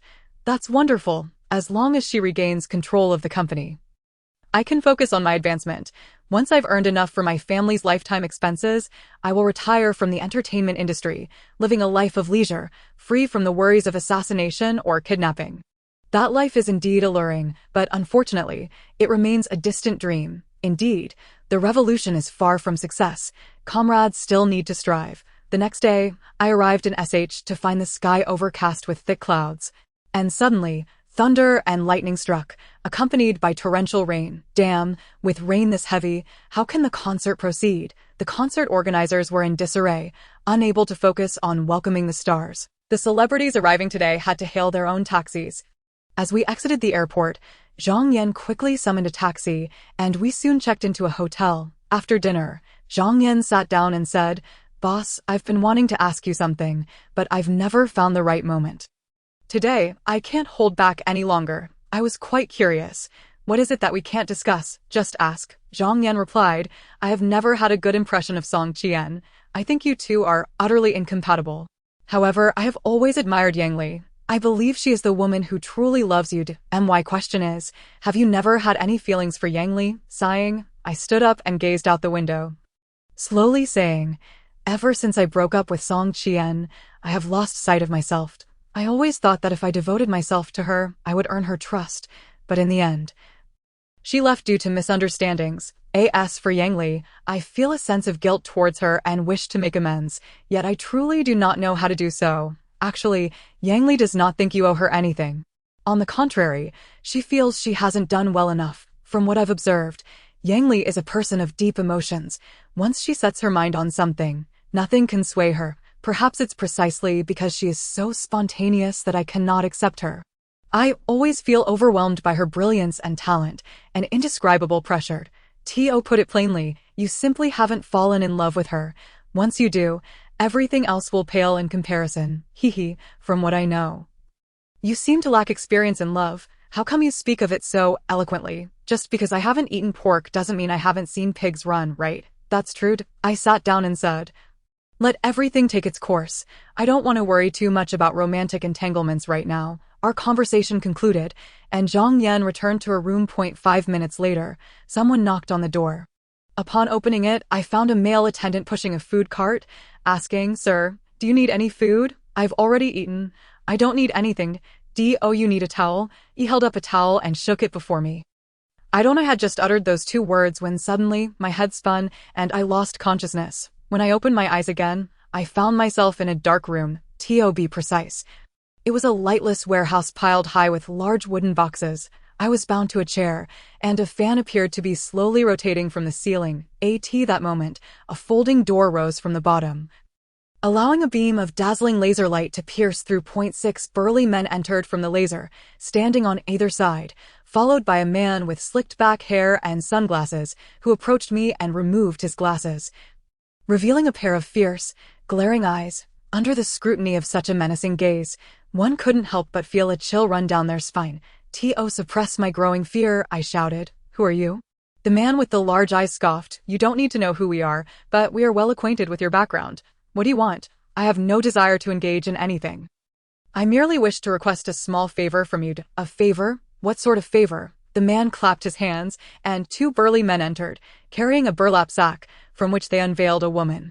Upon closer inspection, I recognized her as Zhang Yan, clad in a black suit, her hair disheveled, her eyes tightly shut, yet possessing a strikingly beautiful visage. This was disastrous.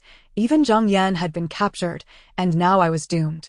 The man grinned malevolently and declared, "As long as you strip off your clothes as well as that young lady's and perform a series of actions as I demand, I shall set you free."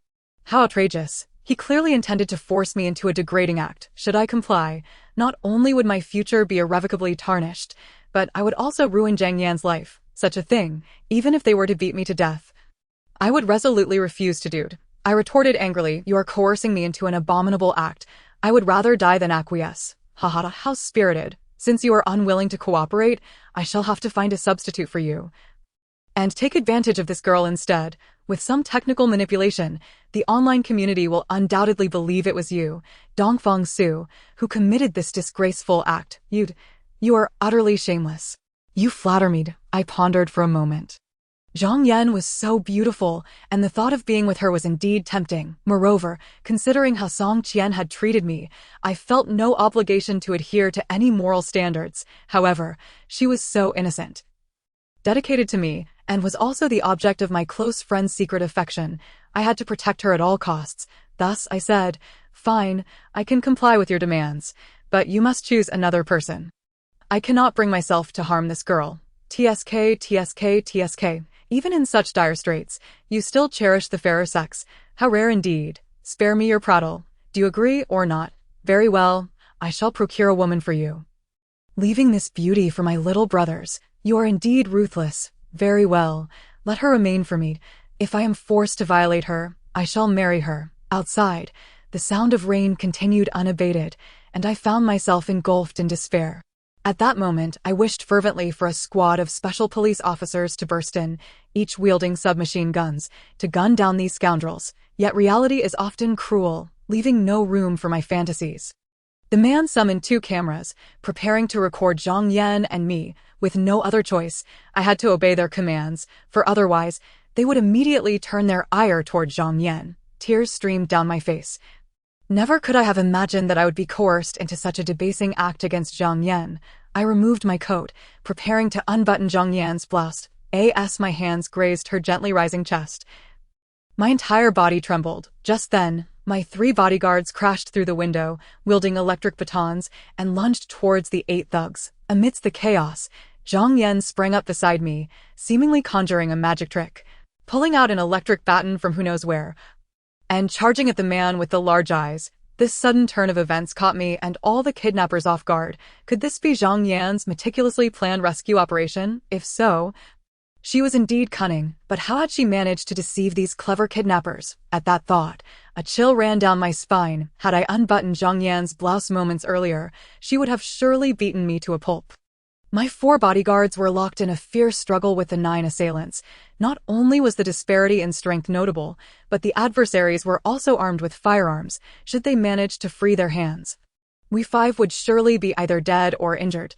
I hastily grabbed a shovel from the corner, smashing the 2 cameras, ready to ambush the kidnappers. Zhang Yan and the large-eyed man were engaged in a fierce exchange.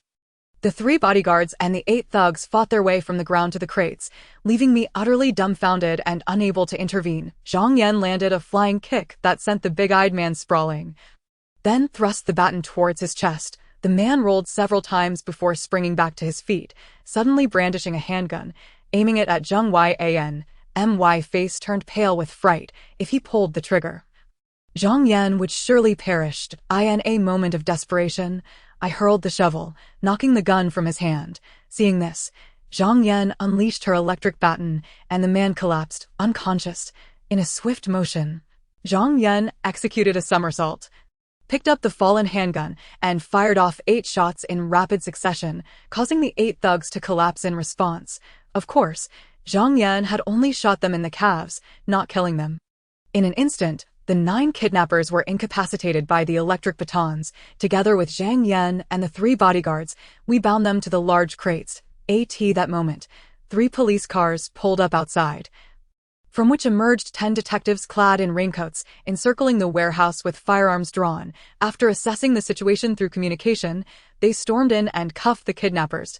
We accompanied the detectives back to the precinct, answered a series of questions, recorded our statements, signed documents, and then returned to the hotel. It turned out that the kidnappers were part of a criminal gang from SH, and the man with the large eyes was nicknamed Butterfly.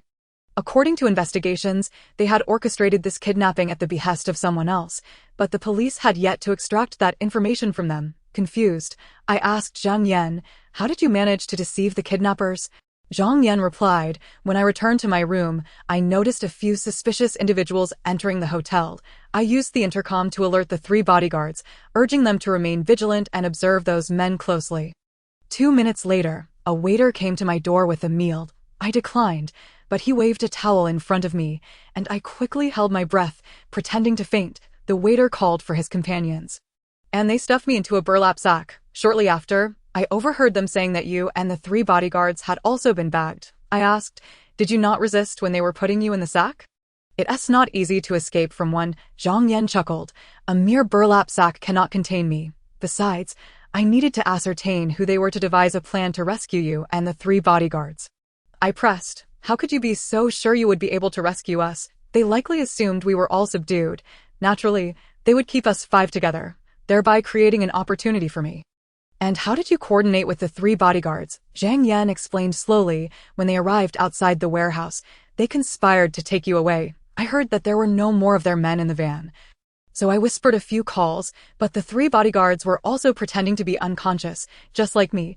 We meticulously devised a plan to rescue you, continuing our charade of unconsciousness. After about 10 hours, they carried me into the warehouse as well. The 3 bodyguards managed to break the ropes binding the burlap sacks, and seeing that there was no one guarding the van outside, they ventured into the warehouse.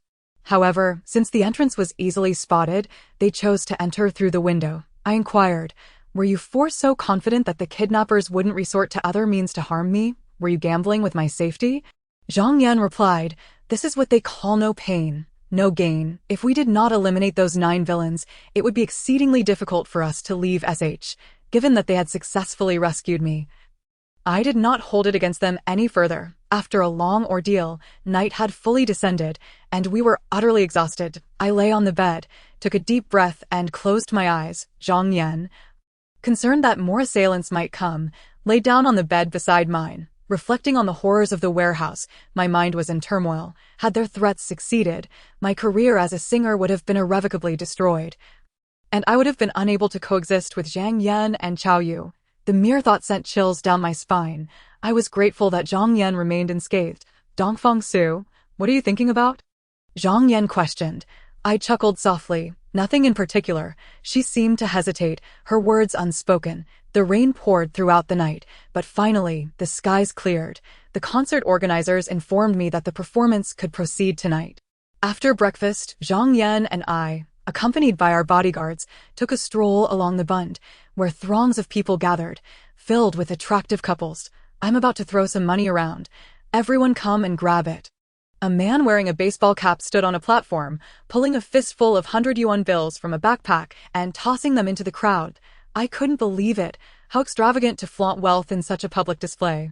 While I was still in shock, I noticed Zhang Yan's face turned pale as she grabbed my hand and pulled me away from the crowd. I understood that her panic was justified, so I followed her in a sprint. Just as we escaped, chaos erupted in the crowd, surging towards the scene of the money being thrown. Oh, Zhang Yan was worried I might get trampled. No wonder she was so anxious.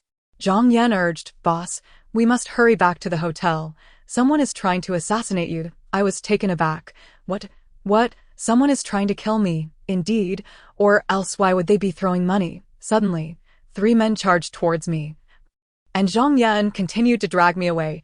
We ran for 2 minutes when suddenly, a rustling sound erupted behind us. Zhang Yan promptly tackled me to the ground as a dagger flew over our heads, landing 2 meters away. That was close. Had Zhang Yan not pushed me down, that dagger would have pierced my back. In an instant, Zhang Yan produced 3 stones in her left hand, rolled, and with a resounding crack, she launched the stones from her slingshot. As the 3 men pursued us from behind, they swiftly darted to either side. Zhang Yan's slingshot unleashed a barrage of stones, and at last, the trio was brought down.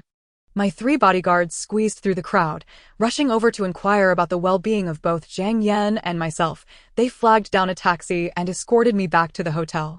That evening, I arrived at the concert venue, remaining ever vigilant. Despite the stringent security measures in place, I still harbored fears that a single oversight could grant a sniper an opportunity. Fortunately, throughout my performance, everything proceeded smoothly without incident. The next day, I fled boarding a flight to BJ. As I sat on the plane, I thought I had finally escaped unscathed, only to be jolted awake at noon when the aircraft suddenly encountered turbulence. Shaking violently, terrified, I clung to Zhang Yan beside me. Damn it, when misfortune strikes, even a sip of water can lead to trouble. Who would have anticipated that today's flight would turn perilous? Had I known, I would have preferred to face an assassin than board this flight. Seeing the fear etched on my face, Zhang Yan comforted me, saying, "It's all right, it will be over soon." Though she appeared strong, I knew she was merely putting on a brave front for my sake. In her presence, I felt like a timid child. Such situations truly test one's courage, and I recognized my own cowardice. However, as the turbulence intensified, it remained uncertain whether we would land safely.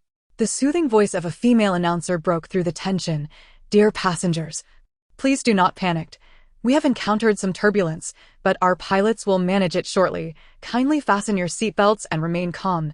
My face was pressed against Zhang Yan's, her warmth acting as a tranquilizer, instilling a sense of security within me. I had never experienced such a feeling before. It was a profound sense of safety. When the plane finally stabilized, my thoughts returned to normal, yet I felt flustered at the intimacy of our position. I quickly released Zhang Yan, straightened my collar, and sat up straight, pretending as if nothing had occurred. Zhang Yan, with her pure heart, surely would not dwell on the moment. In truth, I held a fondness for her. She possessed numerous admirable qualities. Times, I felt that she was the epitome of a true goddess. Of course, she was the object of Chao Yu's affections, and I had no intentions of intruding upon that. Upon our arrival in BJ, Zhang Qin drove me to his family's courtyard, where I engaged in light conversation with Uncle Zhang about various matters. Zhang Qin was busy preparing for his wedding. Leaving us to our own devices, whenever I visited the Zhang family, an indescribable sense of warmth washed over me. Could it merely be a figment of my imagination? I hoped it was not. That evening, I attended the concert, staying close to Zhang Yan. I felt safest in the company of my bodyguards. I could not fathom why so many assassins seemed intent on my life, given my modest fame as a singer. Unless it was those scoundrels within my own company seeking to do me harm, who else would waste their time? Sigh. The burdens of stardom are tiresome. I longed to return to that morning in 2008 when Chao Yu's phone call had roused me from slumber. After performing my album songs, I felt a wave of relief and quickly returned to Zhang Yan's home. I had a late-night snack, took a hot shower, and soon fell into a deep sleep. In a hazy dream, I saw Zhang Yan enter my room, gently sitting at the edge of my bed, reaching out to caress my face while softly asking, "Dongfang Su, do you think I am beautiful?" I glanced at her face, noting her striking features, and as my gaze trailed downward, I admired her graceful figure. Goodness, she was truly a breathtaking beauty, I replied, lost in admiration. "You are beautiful," she continued. "Do you like me?" To mask my inner turmoil, I responded, "You're all right." Suddenly, her demeanor shifted to one of flirtation as she asked, "Do you want me?" What could it be? Had she lost her mind? How could such an innocent girl utter such frivolous words? This was entirely out of character for her. Had she been pretending to be naive all along? A myriad of questions flooded my mind. I cautiously replied, of course, who wouldn't want someone as beautiful as you? To my astonishment, she leaned in to kiss me. That critical moment, I suddenly realized I was still caught in a delightful dream. A twinge of disappointment washed over me, yet I felt relieved.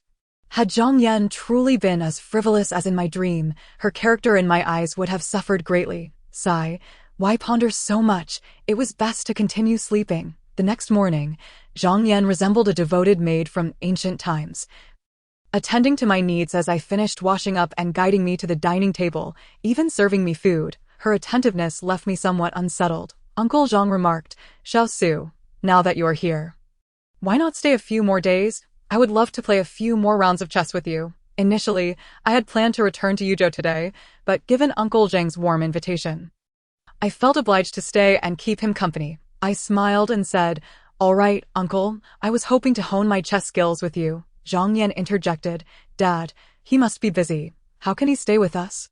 I replied, my tour has concluded, and I have no pressing matters. Uncle Zhang insisted, Xiao Su, if you truly have pressing matters, feel free to return. I have plenty of chess friends.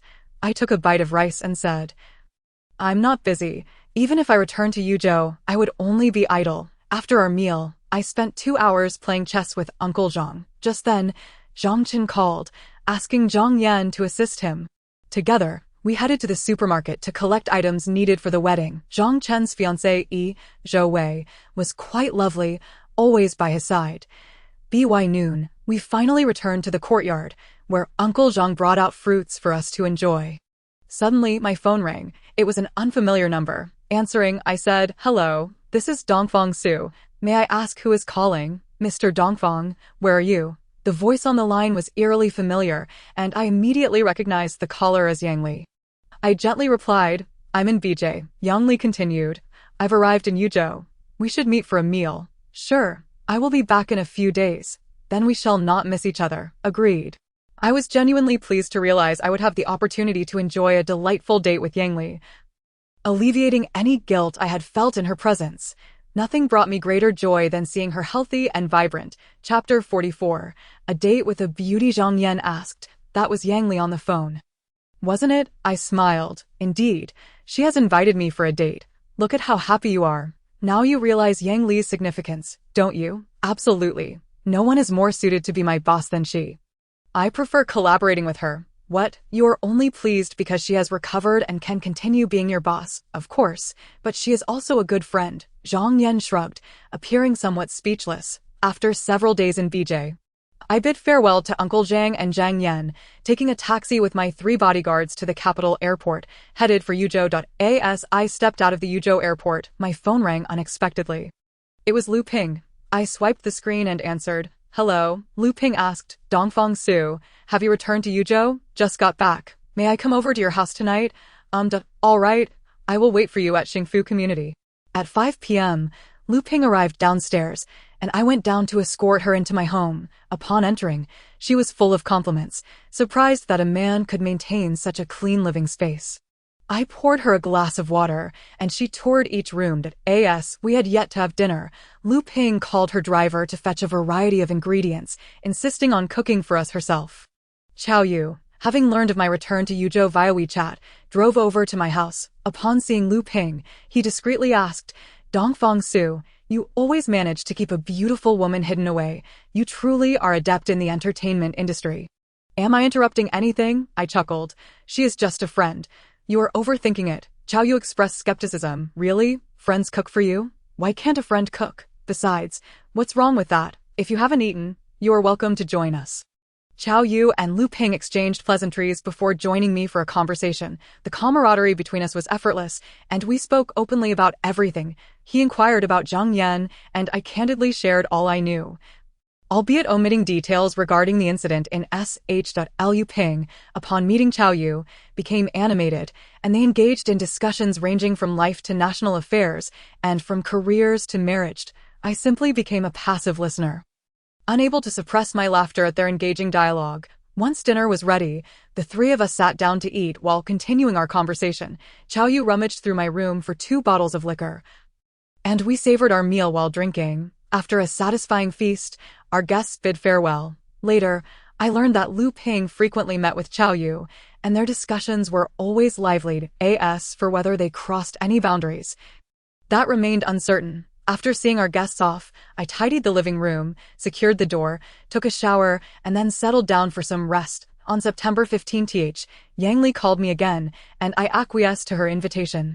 We decided to meet at the Tingwang Pavilion at noon. After having breakfast, I donned a black suit, tied my tie, and groomed my hair before driving to the pavilion. Yang Li arrived 10 minutes early. Upon seeing me, she hurriedly stood up to greet me. She still radiated brilliance and exuded a sensual charm, albeit her physique had noticeably slimmed down. It was not difficult to surmise that during her rehabilitation, she must have endured excruciating torment. Alas, how could a person of such vitality be subjected to such calamity? I gestured for her to sit down, saying, "I apologize for keeping you waiting." She smiled and replied, "I just arrived. How are you? Fully recovered now?" "Yes," I affirmed. "I have risen like a phoenix from the ashes." "That's wonderful. Upon my return, I not only wish to see you, but also intend to reclaim the company. My ex-husband founded that company with great effort, and I shall not allow it to fall into unscrupulous hands. I have already discussed this with Kang Bin, who will soon come as my appointed attorney. If you need any assistance, do not hesitate to ask. That is imperative. Wu Changqi and his associates are capable of anything. You must exercise caution and never let your guard down. Rest assured, they've already harmed me once.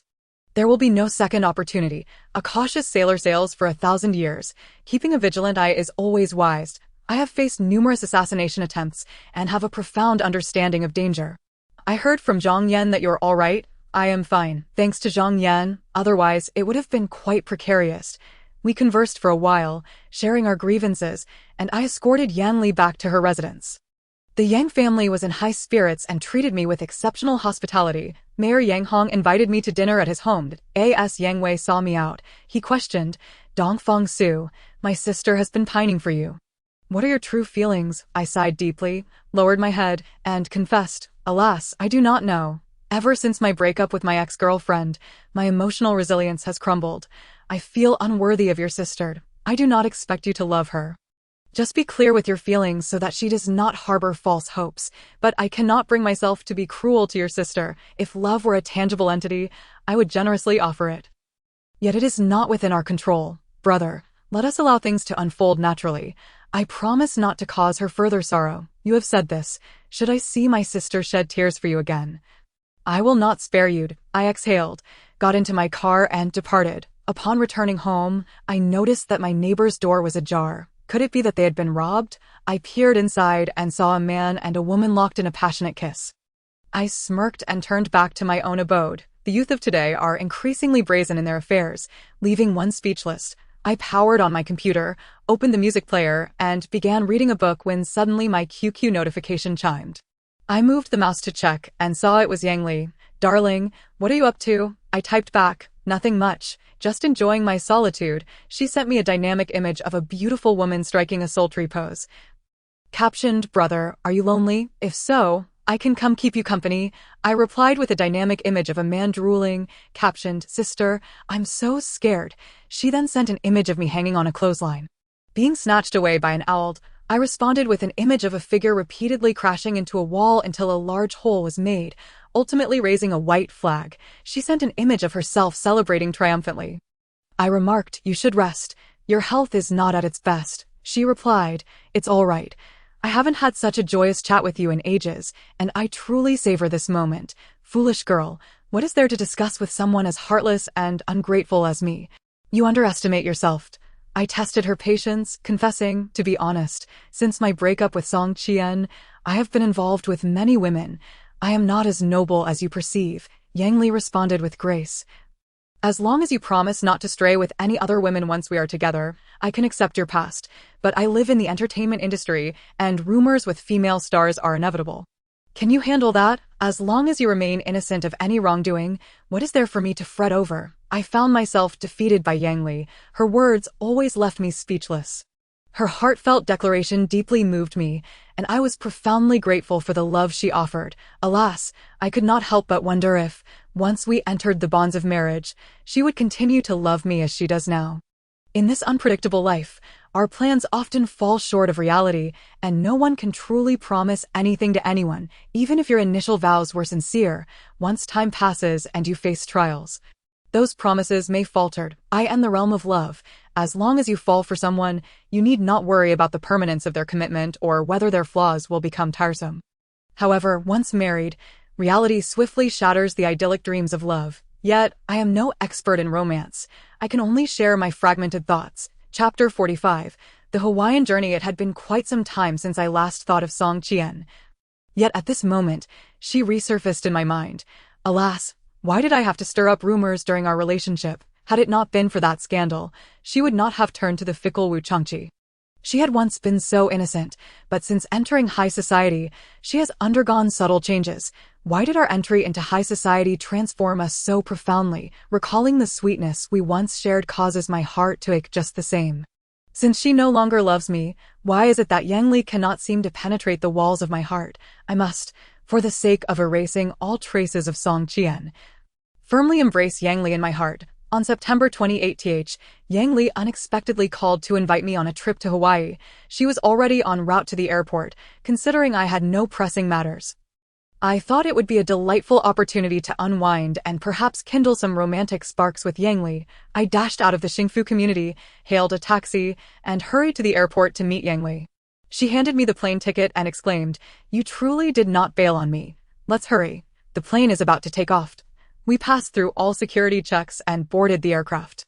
Once airborne, Yang Li donned a sleep mask and leaned back to drift into a gentle slumber, while I sat silently, lost in thought. I recalled how, in the past, she would rest her head on my shoulder during flights. Yet a tragic accident had rendered her demeanor towards me much more aloof. I suddenly felt a sense of estrangement. It was as if I scarcely recognized her. I couldn't help but wonder if she had been cloned by American doctors. After all, the advancements in American science are astonishing. They could very well have the capability to recreate another Yang Li. How absurdly imaginative I had become. Perhaps I could pen a science fiction novel. Why would anyone in America bother to clone Yang Li? With that spare time, they might as well focus on developing nuclear weapons. My mind began to wander as I envisioned sitting on a Hawaiian beach, embracing my lover, sipping coconut juice, basking in the sun, and enjoying the ocean breeze. I lost track of time until the plane finally touched down at Honolulu International Airport. We exited the airport with our tour group and ventured into a vibrant street, sampling the local delicacies. Although the food here could not compare to the rich and varied cuisine of China, it was still a unique experience. The next day, as we prepared to visit the beach, we were met with relentless rain, a dismal environment that shattered my dreams of picturesque coastal scenery. Why does reality so often deviate from our dreams? After half a day of wandering, Yang Li and I were both exhausted, and we returned to the hotel with our tour group, not venturing out again. Alas, the beauty of the landscape pales in comparison to the solace of resting in twilight. As we relaxed, Yang Li sat beside me and said, "Sue, thank you for accompanying me on this trip to Hawaii. I feel as though this journey has been a slice of paradise." Seeing her so joyful brought me comfort, and I affectionately replied, "Li, I feel the same." She gazed at me intently for a while before pleading, "Dongfang Su, will you be my boyfriend?" I longed to respond wholeheartedly, wishing to bring her happiness, yet Song Chien felt like a thorn embedded in my heart, impossible to extract. Despite Yang Li's tender caresses, touching that thorn rendered my heart agonizingly pained. Observing my indecision, Yang Li, disheartened, remarked, "Hee, I am truly foolish, knowing it is impossible. I still pursue you. I am such a shameless woman." My heart ached for her plight as I gently replied, "I am truly sorry. I cannot yet remove Song Chien from my heart. Please grant me a little time." Yang Li murmured, "I understand that you do not favor overly assertive women. Yet I truly, truly love you. I wish I could possess you entirely, cherishing you every moment, day and night." I was deeply moved.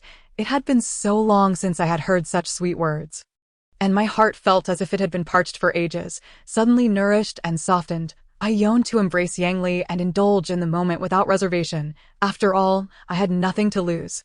Who would not relish the company of such a stunning and enchanting partner? I stood up, exhaled, and declared, "Very well, I accept your proposal, and I hope we can embark on a joyful journey together."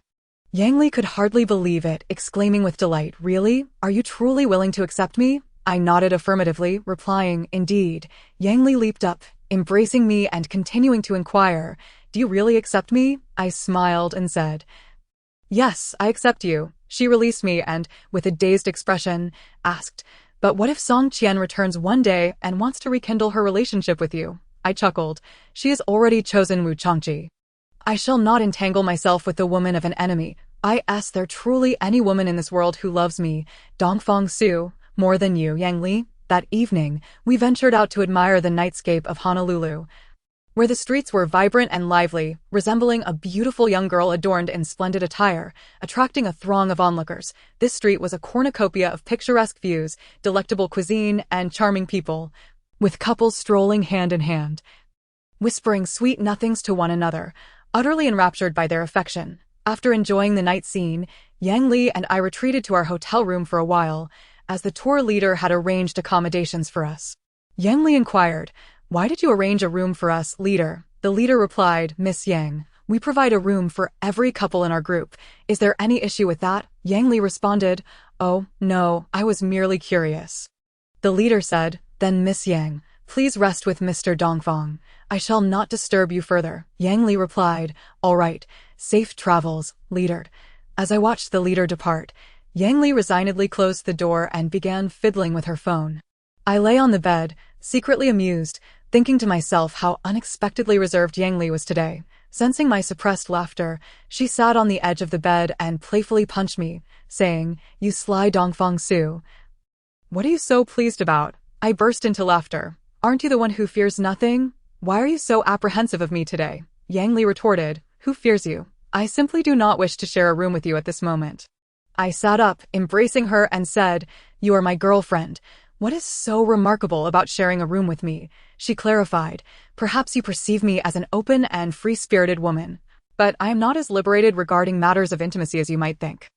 I hope you can understand. With a mischievous grin, I asked, what if I insist on having you tonight? She questioned with a hint of doubt, do you truly desire me that much? I exaggeratedly replied, very much so. She resolutely stated, then I can only apologize. I laughed, very well. I shall sleep on the floor tonight.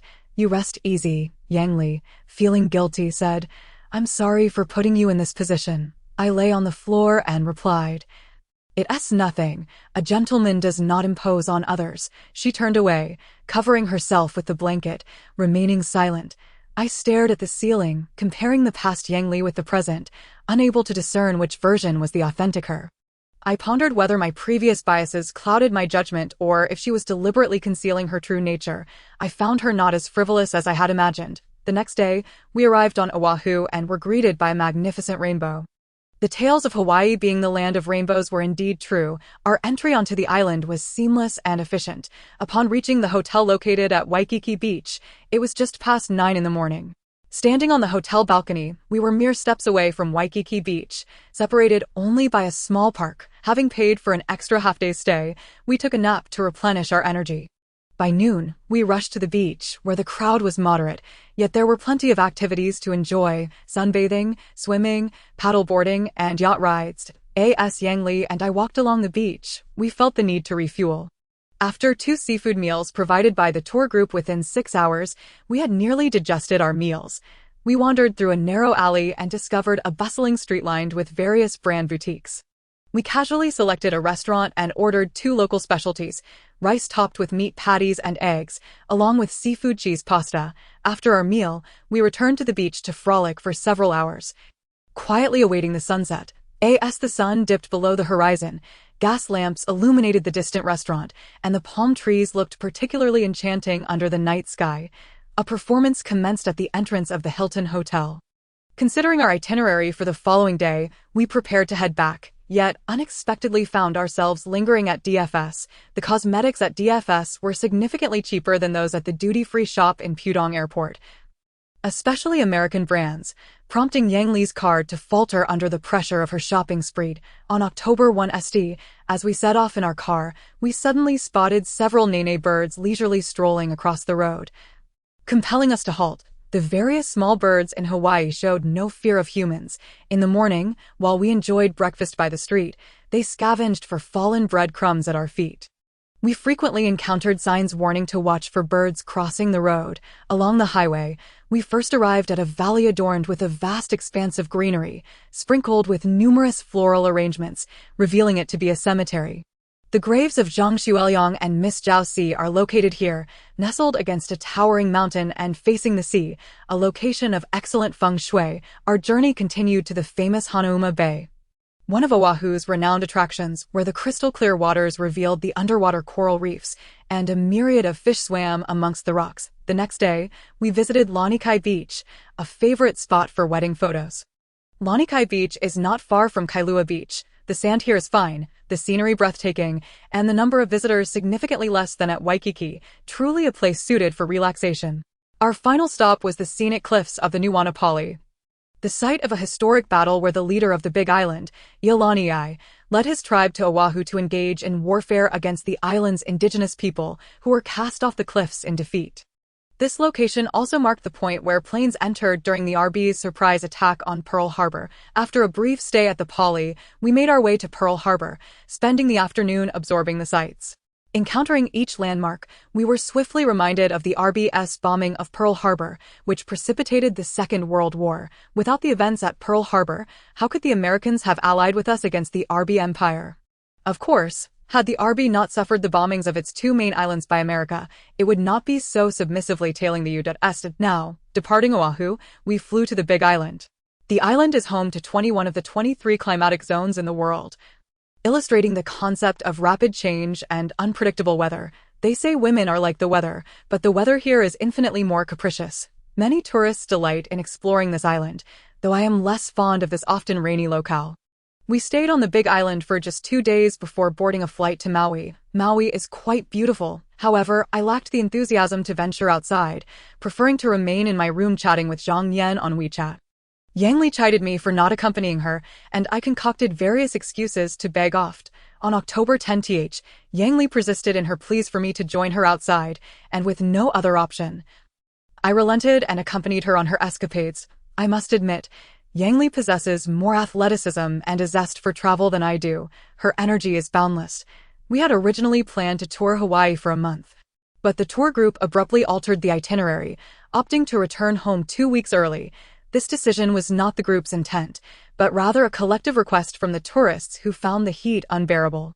On October 13th, we took a local flight back to Honolulu, spent a night at a hotel, and the following day boarded a charter flight with the tour group to Ujo, upon returning from our Hawaiian adventure. It took me 2 days to recuperate. The first thing Yang Li and I did upon resting was share the local specialties we brought back from Hawaii with our closest friends and family. The most precious items I acquired were colorful shells, which I gifted to my cousin Chang'ing, my good friend Chao Yu, and my partner Zheng Yan. They were all delighted to receive these gifts. Though the colorful shells may not hold much monetary value, their appreciation was heartfelt. On October 20th, after leaving Yang's home, I drove Yang Li toward Haimu village. Throughout the journey, Yang Li remained taciturn, quietly gazing ahead from the passenger seat. I gently touched her delicate hand and asked, "What's wrong? Are you feeling down?" Yang Li shook her head. "No, I'm fine." I observed her demeanor and remarked, "Then why do you seem so pensive and uncharacteristically quiet?" Yang Li offered a faint smile. "Is that so? What was my previous demeanor like?" "Well, you used to be lively and full of energy, always sharing fascinating stories, exuding an undeniable allure. And now, you are still energetic and playful. But you have matured considerably and seem less inclined to laugh as much as before. Which version of me do you prefer?" "I like both. Come on, don't evade. Be honest. Perhaps I prefer the mature version of you. But above all, I wish for your happiness. Generally, mature individuals find less joy than those who are youthful. What matters most to me is your emotional state. Are you saying my feelings are more important than yours?" "Indeed. However, my perspective is quite the opposite. If I cannot win your heart, then no amount of happiness will suffice. As long as I can love you, I am willing to make any changes or sacrifices." Listening to her recount such sweet and touching anecdotes, I found myself yearning to stop the car and kiss her for 5 minutes. Yet, reason ultimately subdued my impulse, and I merely smiled blissfully. I never anticipated that being in love with a goddess like Yang Li could bring such profound happiness. I hope she can become the center of my life, allowing me to orbit around her for eternity. Upon returning to Haimo village, I found my grandparents chopping firewood, while my parents tended to the vegetable garden. Seeing my car approach, they all stood up in unison to greet us, despite their dusty appearances. Yang Li showed no sign of disdain, eagerly engaging my mother in conversation. Once inside, Yang Li distributed the local delicacies and souvenirs we had brought back from Hawaii to my parents and grandparents, who were particularly fond of the city girl. They could hardly believe that despite my past treatment of her, she was willing to rekindle our relationship. My father called me outside and asked, "Xiao Su, what is the meaning of bringing Yang Li back today?" I replied, "Dad, I am currently dating Yang Li, and I wanted to show her our hometown, but didn't you say you didn't like her?" "What changed? She is not the same as before. I have developed feelings for her." My father spoke sternly. "If you intend to pursue this, take it seriously and don't be indecisive." I chuckled, of course. "Who do you think I am, your son?" He lit a cigarette and said, "If you truly wish to be together, you should discuss marriage soon. Stop wandering aimlessly. You're the only child we have, and if you don't settle down, we will lose our motivation in everything we do." Scratching my head, I replied, "That depends on what Yang Li thinks. Your admonitions won't change that." My father turned and walked toward the yard. I entered the guest cave, plopped down on the sofa, and switched on the television, browsing through the programs on the satellite receiver. "Xiao Su, where are you?" Yang Li called out from the yard. "I'm here," I shouted back. Yang Li entered the living room, looked around, and sat beside me, saying, "This cave is quite comfortable." I laughed. "It's nowhere near as comfortable as your villa." Yang Li blinked and replied, "To be precise, my home is more convenient, while yours is more comfortable." After pondering for a moment, I asked, "So where do you prefer?" Yang Li said, "Well, wherever you are, I like that place. If you're not with me, even living in a palace would be uncomfortable." I admired her and chuckled. "You're quite clever. You're using sweet words as a smokescreen to evade my question." "Not at all," she retorted. "All right, then I declare my fondness for my hometown's cave. Let us settle here permanently." "Sure, as long as you don't mind letting me suffer here." "I'm indifferent. What you just implied is that as long as I am with you, you'd be happier than living in a palace. Therefore, to ensure your happiness, I shall remain in the countryside." Yang Li playfully punched me, saying, "You're so mischievous. Why do you insist on making me stay in the countryside? Are you worried I might attract other suitors in the city and cause you distress?" I laughed heartily. "Of course not. In truth, I quite adore the countryside and long to share that life with a beautiful companion." Yang Li blinked and said, "I don't dislike the countryside. I just grew up in the city and am not accustomed to rural life." I took her hand gently and assured her, "I understand. Rest assured, I won't force you." Yang Li nestled into my embrace, saying, "You're the best, Xiao Su. Thank you for your understanding." After lunch, I took Yang Li out to the fields to admire the mountain scenery. I carried her on my back and headed towards a higher terrace. The crops in the fields were lush and green, and from our elevated position, we gazed at the distant verdant hills and felt a sense of tranquility. Yang Li pointed to a mountain a kilometer away and asked, "Xiao Su, what is the name of that mountain?" I looked at her finger and replied, "That's Haya Miao. Have you been there?" "Of course. I often took Changing there to pick mulberries and eat wild herbs when I was young." "Wild herbs? What are those?" "They're a type of plant that can be chewed to release a milky juice." "And what about the wild grass?" "Well, that's the first grass to emerge in spring, and its roots have a bit of spice. When I was young, we didn't have spicy snacks, so we used to eat that as a substitute." Yang Li began to sing, "Sheep's belly, handkerchief.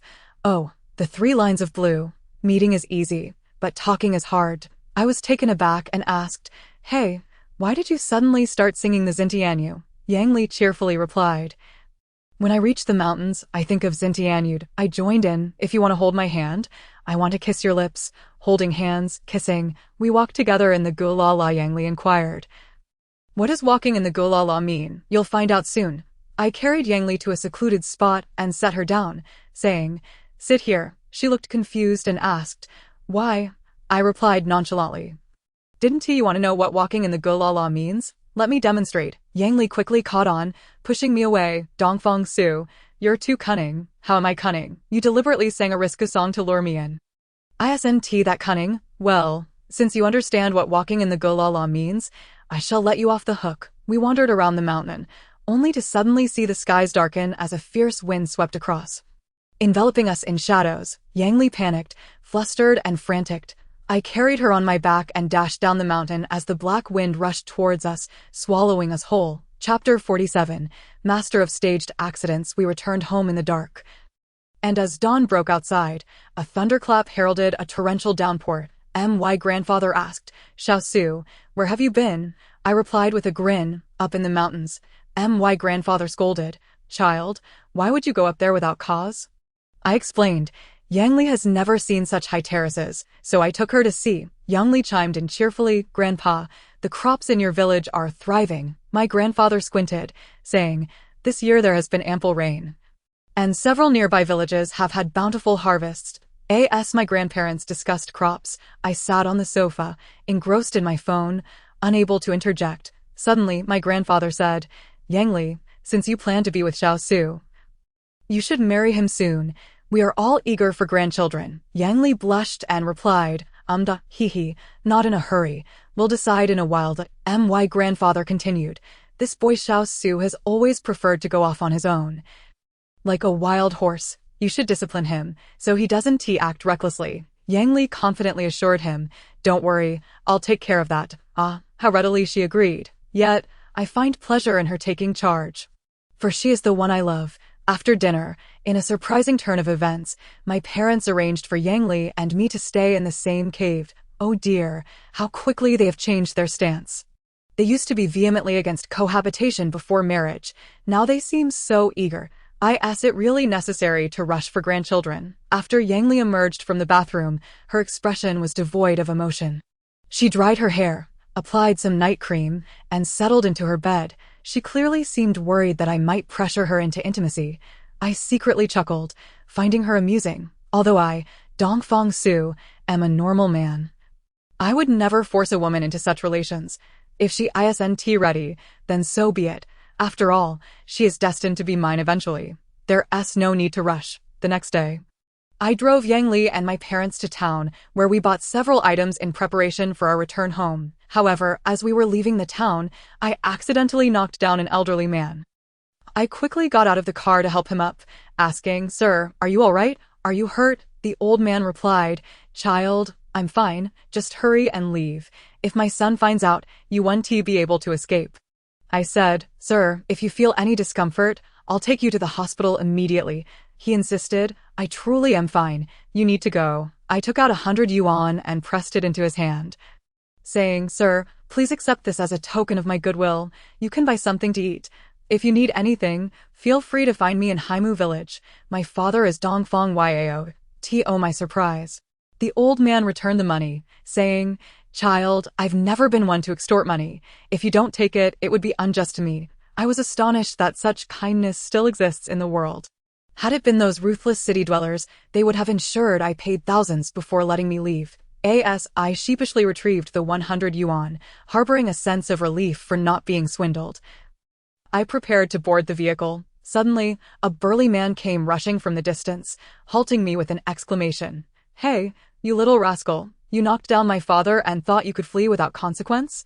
Such a thing is hardly permissible." The elderly man embraced his son and advised, "Young man, you should leave quickly and not concern yourself with my son." I turned and replied, "Sir, since this gentleman insists, let him speak directly to me." The man retorted, "Speak to you, fine, but you must immediately part with 3,000 yuan, or you shan't leave today." I responded, "Brother, I acknowledge that I struck your father, yet given his current condition, surely 3,000 yuan is excessive." The man scoffed, "Excessive? My father appears fine now, but he may very well have internal injuries. A mere checkup at the hospital could easily cost several thousand yuan." Yangli emerged from the vehicle and interjected, "Good sir, since we have indeed struck your father, let us take him to the hospital for an examination and then allow the traffic police to investigate the scene. We shall not deny you what is due." The man replied, "No need for such complications. Just drop the 3,000 yuan and we can forget this matter." Yangli asserted sternly, "That is unacceptable. We have caused a mishap and must accept the consequences. We cannot disregard the proper procedures." The man hesitated, stammering, "Well, let's just go to the hospital for an examination." Yangli replied, "Very well. I shall first call a relative at the Municipal Traffic Bureau. They should arrive shortly." The man muttered, "What bad luck for us. We shall let you off this time." He turned and left with his father. Once in the car and out of town, I remarked. Thank goodness for Yang Li today. Otherwise, we would have been swindled. Yang Li responded. Those two were clearly part of a scam operation. Unless you show some resolve, they will not fear repercussions. My father inquired. How do you know they are scammers? That old man seemed quite amiable. Nothing like his son. Yang Li explained. That old man is a master of deception. He feigned kindness to elicit sympathy and guilt from Xiaosu, making it easier for his son to negotiate when he arrived. My mother added, how can there be such deceitful people in the world? I replied, they are seasoned con artists, and their tricks are undoubtedly sophisticated.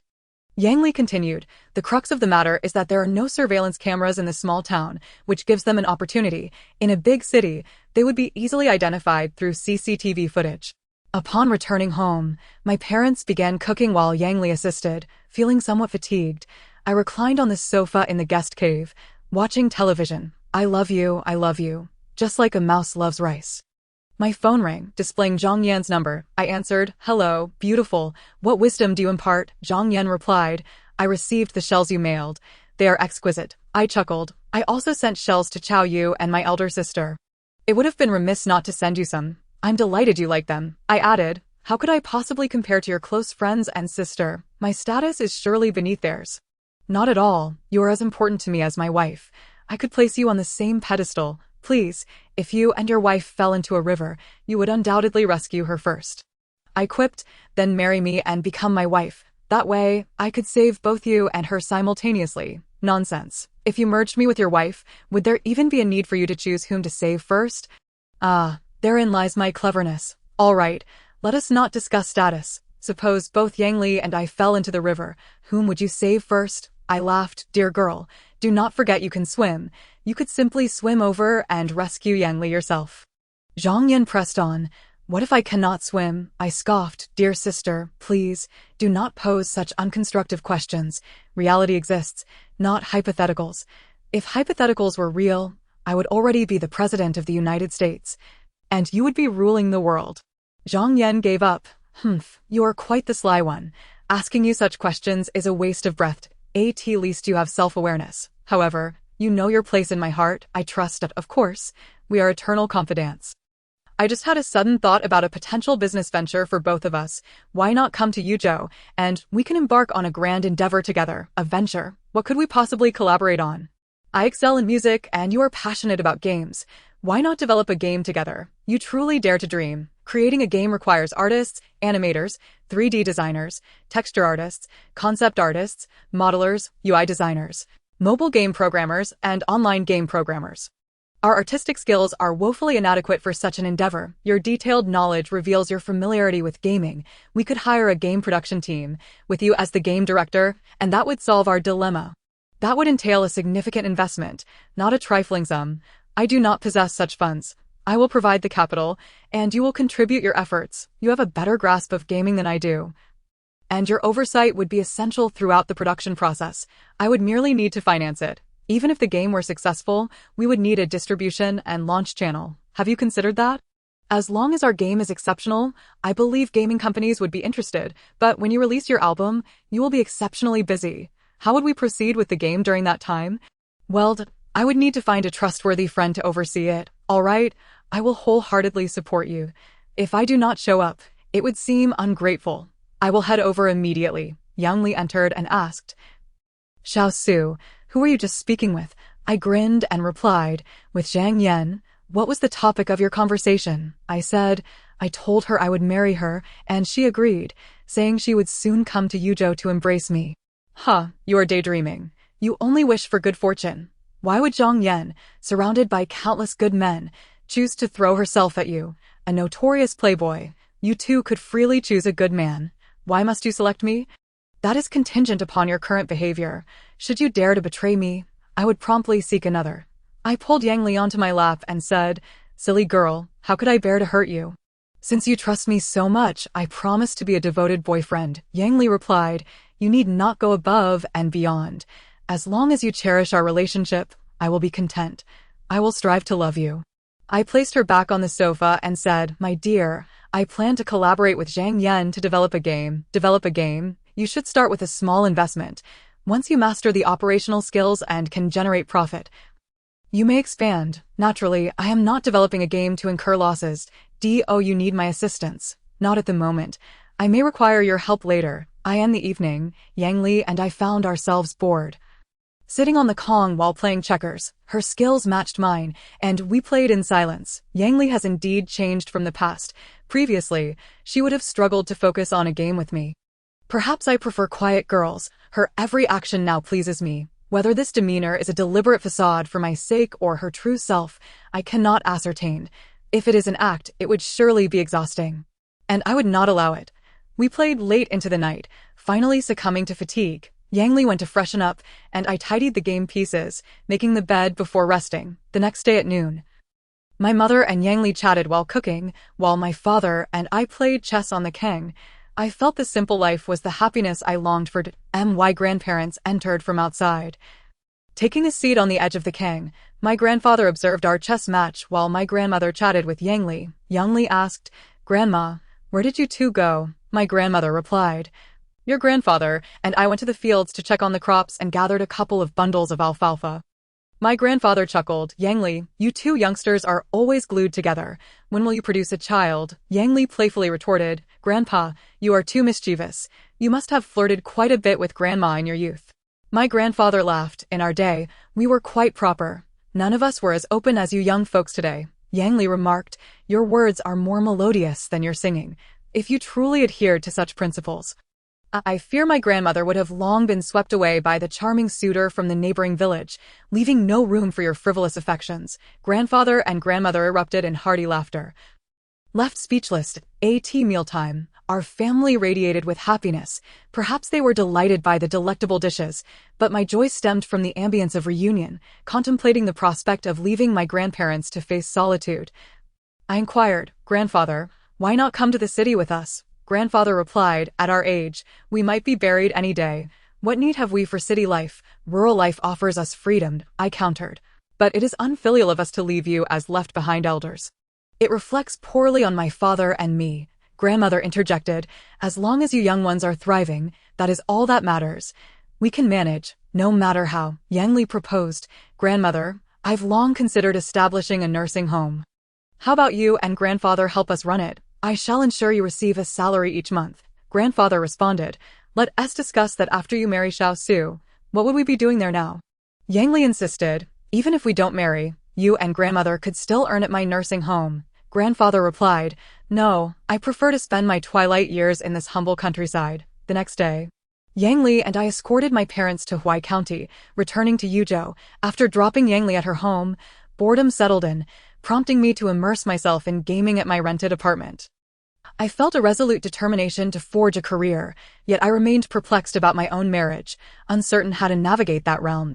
I desired to marry Yang Li, but her thoughts eluded my grasp. Previously, I held the reins, able to propose marriage at will. However, as time passed and circumstances evolved, my power waned, signifying a newfound appreciation for Yang Li. On October 25, Zhang Yan arrived on a flight to Yuzhou, and I had been eagerly awaiting her at the airport. When she emerged from the terminal, I was taken aback. My goodness, she was resplendent in feminine attire, stunning beyond belief, though she had always been beautiful. Her previous attire of black suits and sunglasses made her appear boyish, lacking the allure she now possessed. I waved at Zhang Yan. "Hey, beauty, over here." She smiled and approached my car, requesting to go to Yang Li's home.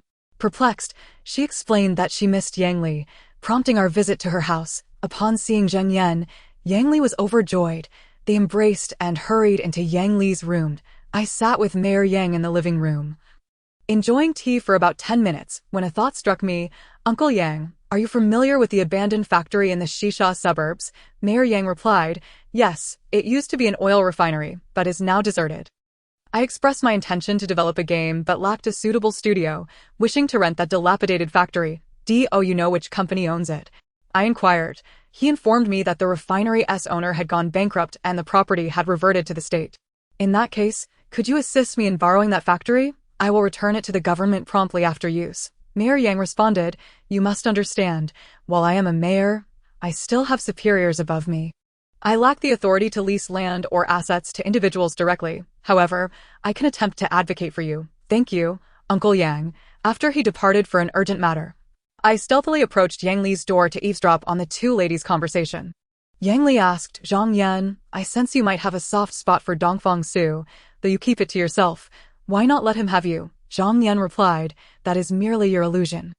There's no spark between us, just a slight understanding. Yang Li remarked, sometimes, that understanding is more significant than mere chemistry. Their dialogue abruptly ceased. Curious about their sudden silence, I pressed my ear to the door, only for it to swing open suddenly, sending me tumbling into the room. The two ladies erupted in laughter, and I realized I had fallen into their trap. Yang Li chided, Dongfang Su, you are quite inconsiderate. Eavesdropping on our conversation, I stood up, blushing, and retorted, you two are hardly paragons of virtue, gossiping about me behind my back. Zhang Yan countered, what gossip? We speak openly in your presence. I protested. This is utterly unreasonable. You are my wives. How can you conspire against your husband? Yang Li commanded. Teach him a lesson. In an instant, the two beauties transformed into fierce opponents, launching a playful assault on me. Zhang Yan teased. Do you think you're Wei Xiaobao with two wives? How shameless. I pleaded. Ladies, have mercy. I realize my folly. After a lively scuffle, Zhang Yan and I returned to my home, where she graciously prepared a delicious meal. This girl is truly adept in both the kitchen and in combat, a true embodiment of both grace and strength. After dinner, Zhang Yan retired to her room, and I took a warm bath before gently reclining on my bed. Reflecting on Zhang Yan's assertion to Yang Li that she felt no chemistry with me, I was left puzzled. I couldn't quite grasp my feelings. Perhaps my idealization of Zhang Yan had led to a sense of disillusionment. The following morning, upon waking, I found that Zhang Yan had prepared breakfast. After washing up, I sat at the dining table, pleasantly starting my meal. Zhang Yan served me a dish, resting her chin on her left hand. Asking, is it tasty, delicious? I replied, somewhat taken aback by her attentiveness. Why are you being so kind to me today? I queried. Is it wrong to treat you well? It's just that your kindness today feels different from before. How so? In the past, we had a superior-subordinate relationship. Caring for me was part of your duties. Now, as friends, your kindness is entirely voluntary, and that feels distinctly different, regardless of past or present. I've grown accustomed to treating you well. If I go too long without doing so, I feel an emptiness inside. Her words deeply moved me, yet I remained uncertain whether her kindness stemmed from habit or genuine affection. Hey, Dongfang Su, what are you pondering? Zhang Yan suddenly asked. I took a bite of rice, replying, nothing much. She glanced at me before returning to her meal. After breakfast, we contacted a game company, which would handle game production while we were responsible for the story and outline. Thus, Zhang Yan and I found ourselves at the computer, racking our brains to devise a plot. Alas, we had never written a story before. How could we draft an outline? At noon, Mayor Yang called to inform me that the government planned to expand real estate in Shisha this year, without any contracts granted to individuals, and the abandoned factory would be repurposed. Zhang Yan sighed. It seems our plans are dashed. I replied, not necessarily. If needed, we can rent a studio elsewhere. Many are producing games today. If they can find studios, so can we. Alas, I'm unfamiliar with Yuzhou.in Beijing. I could easily find numerous quiet homes. Wait, I have an idea. Let us write the game story and submit it directly to the game company, allowing them to handle production. Then we can simply take over the completed game. That would require greater investment. Do you dare take such a risk? I suggested to Zhang Yan. If not, you could learn some production skills and develop a small game.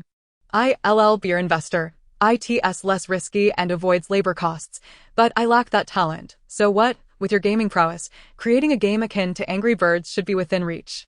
I lack confidence. Confidence is cultivated, not merely spoken. With dedicated effort, there's no skill you cannot master. Suddenly, my phone rang with an unfamiliar number. I answered, this is Dongfang Su. Who is this? A familiar female voice responded. Xiao Su. It's me. I was taken aback. How could it be Song Qian? Hadn't she vowed never to contact me again? Curiosity piqued, I asked. Oh, what brings you to call? Is it wrong to call you just because I have no particular matter?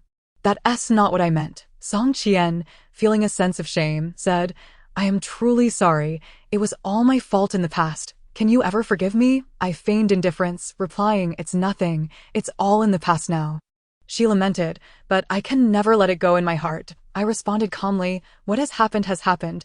What purpose does your lament serve? I am currently very happy and have not been affected at all. That's good to hear. Do you have anything else to discuss? I wish to see you, but I have been particularly busy lately and have no time to go out. I won't take long. Just 10 minutes will suffice. All right then. Let us meet at the pavilion of Prince Ting at 5 this afternoon. Zhang Yan, with a serious tone, said, I do not approve of you meeting that person with the surname Song. I smiled lightly and replied, do you truly think I still harbor feelings for her? Isn't it so? Of course not. My feelings for Yang Li are sincere. How could I possibly still love Song Qian? However, visiting Song Qian like this will undoubtedly lead to unnecessary misunderstandings between you and Yang Li. What do you suggest I do then? No, I will accompany you to see her. That is acceptable. At 5 in the afternoon, Zhang Yan and I arrived at the pavilion of Prince Tung. There, we found Song Qian dressed in white, emanating a fragrance of perfume, her face pallid. Zhang Yan and I took a seat opposite her. Song Qian greeted us and ordered 3 cups of coffee, saying, Xiao Su, why do you bring a bodyguard to meet me? I am not a fierce demon, I explained. Oh, Zhang Yan was bored being alone. So she came out with me for a bit of distraction. Song Qian continued, Xiao Su, I wanted to tell you some good news today. I inquired, what good news? I have regained custody of Yang Yang. Did Wu Changqi agree to help you raise the child? If he does not agree, I can raise him myself. Oh, congratulations. Zhang Yan appeared like a puppet, saying nothing, only sitting next to me engrossed in her phone. Song Qian stirred her coffee with a spoon, lost in thought. We sat in silence for 3 minutes. Suddenly, Song Qian asked, Xiao Su, do you think I am a bad woman? I forced a calm facade. Not at all. How could that be? As long as you do not see me as a bad man, everything will be fine. Song Qian murmured, I know you are not bad. It is I who have always misunderstood you. Zhang Yan could no longer contain herself and indignantly remarked, Song Qian, do you find this amusing? You constantly suspect your lover, only to realize later that things are not as you imagined, then display a repentant demeanor. Begging for forgiveness. Do you not find that rather tedious? Song Qian replied, Zhang Yan, I know you are a straightforward girl, but you have truly misunderstood me. I do not seek to garner or beg for anything. I know I have committed an unforgivable sin and can never rekindle anything with Xiao Su. I only hope to relieve him of the burdens of the past, allowing him to live in peace. Zhang Yan hesitated, then diverted her attention back to her phone. She is one who values honesty, yet she harbors no intent to harm Song Qian. With a sorrowful expression, Song Qian finished her last words, paid for the coffee, and ran away. Concerned that something might happen to her, I prepared to chase after her, but was restrained by Zhang Yan. Dongfang Su, do not soften your heart. That will only lead you back into the mire. Since your relationship has ended, let everything return to zero. I looked at Zhang Yan and said, thank you for your reminder. You, always muddling through matters of the heart, are far too indecisive. Have you not heard? If you do not cut off the dead branches, the tree will be disturbed. In truth, you are overthinking. I merely do not wish for her to encounter any misfortune. After all, we once shared feelings. I am very happy with Yang Li now, and I wish for everyone related to me to remain safe and sound. That is entirely unnecessary. She is very composed and would not do anything foolish. If you pursue her, it will not comfort her, but rather instill false hope. Only when a person is in despair can they give birth to new hope. It is better to let her experience despair than to nurture false hopes. Indeed, let her contemplate things on her own. Upon returning home, we idled about, browsing the internet for materials on game development. If only we could organize a team among acquaintances to embark on a venture together. Suddenly, I thought of Song Qian, who often designs clothing. Her artistic talent is exceptional. If she were to take on the role of an artist, she would surely excel. However, without animators, programmers, and others, it would still be unfeasible. I sighed deeply, collapsing onto the sofa. Zhang Yan asked, what is troubling you? I replied slowly, I wish to form a game development team, but after much thought, I cannot seem to gather individuals skilled in 3D modeling, game animation, texture artistry, and so forth. If only I knew acquaintances who understood these fields, I could mobilize them immediately. Alas, why is it so difficult for people to start a business nowadays? I do not understand. You know nothing of games. Why are you so intent on investing in them? The gaming market is thriving. Successfully investing in a game could yield substantial profits. I can support you in any endeavor. But I do not approve of investing in games. If you truly have a passion for game development, you should learn programming and design, creating miracles through your own efforts. In truth, it is just the lack of programmers and animators. All else is manageable. Who else is available? For art and game modeling, we could consider Song Chien. She is a fashion designer and could handle all artistic tasks. Song Chien, better not. Having her work with you would only incite Yang Li's jealousy. But the issue remains that without her, work cannot commence. This is something you should seek Yang Li's assistance with. She surely has a way. I know she is capable, but I do not wish to trouble her. The following morning, I went out to buy some vinegar and discovered Zhang Yan's door ajar. Upon entering, I found her conspicuously absent. Noticing her slingshot on the bed, I picked it up and absent-mindedly doodled for a moment. Just as I was about to leave, I heard her return. Fearing she might suspect my presence in her room was for some inappropriate reason, I felt a wave of embarrassment and hurriedly hid beneath her bed. Zhang Yan entered her room, closed the door, removed her top, unfastened her belt, sat on the bed, kicked off her shoes, and dropped her trousers on the floor, proceeding to remove her black underwear in the bathroom. Though she faced away from me, so I saw nothing as she stepped into the bathroom, I cautiously crawled out from under the bed, preparing to leave, only to find that she had locked the door. If I exited through that door, I would be unable to lock it behind me, thus exposing the embarrassing incident of having seen her undressed. I was not afraid of her hitting me. I merely wished to avoid losing points in her eyes, yet how could I escape? With no other options, to prevent Zhang Yan from labeling me a lecher, I decided to climb down the balcony and take the elevator back. Fortunately, I managed to descend without incident, otherwise I would not have found peace. After Zhang Yan finished her shower and discovered I had returned to my own room, she asked, "Where did you go after buying the vinegar?" I rolled my eyes, pondering that she must have checked my room when she returned. If I claimed to have been in my own room, the lie would be immediately exposed, so I said, "After I bought the vinegar, I noticed you were gone and went downstairs to look for you. When I returned, your door was locked, so I guessed you might be changing clothes and went back to my room." I was uncertain whether Zhang Yan believed my words, but she did not ask further and went out to prepare a meal. At noon, Yang Li called, "Xia Su, come out and meet me." I asked, "What's the matter?" Yang Li replied softly, "I missed you." "Is that not allowed?" I chuckled. "Of course, it is splendid if all the beauties in the world miss me. Then can you still survive?" Why wouldn't I be able to survive? If I became the common prey of all the beauties, I would surely be torn apart. What a chilling thought. Then I shall be your sole prey. You must treat your prey well, okay? I have treated you quite well. It's just that I haven't yet offered you my most precious body. Am I such a mundane person? Am I not the purest of gentlemen in the realm of love? Who would never tarnish the noble image of love for mere beauty? TSK, the words you say, I fear even you do not believe them. Enough chatter. Come out immediately as you command. Zhang Yan was amused by our conversation, quickly handing me my jacket, saying, "Hurry along to pay your respects to your queen. Be careful not to be banished 3,000 miles away. I am her beloved. How could she bear to exile me?" I donned my coat and departed through the door. Important notice. Our platform's free novel app is devoid of advertisements, free from errors, updates swiftly, synchronizes members' bookshelves, allows adjustments to text size, brightness for reading, and offers an enhanced reading experience. Please download the free reader at amidst. Press and hold for 3 seconds to copy. Chapter 51. Yang Li's past. I found Yang Li outside the Fuxiang Hotel and followed her into the room she had booked. She poured me a glass of water and affectionately settled beside me. Leaning in, I attempted to kiss her, and she closed her eyes. I paused at a distance of 15 centimeters, meticulously admiring her face. After 5 seconds, she opened her eyes and locked her captivating gaze onto mine. I gently stroked her hair and said, "My dear, you are truly beautiful. Do you think there are many ravenous men lurking behind you?" Yang Li replied with pride, "Of course. Men who admire me line up here, stretching all the way to the train station. However, my heart only holds you." I embraced her and proposed, "Darling, shall we get married?" "Certainly. I can accompany you to the Civil Affairs Bureau anytime, but both of us are in the ascendant phase of our careers, perpetually busy. After marriage, we will inevitably spend more time apart, and I worry you might become upset."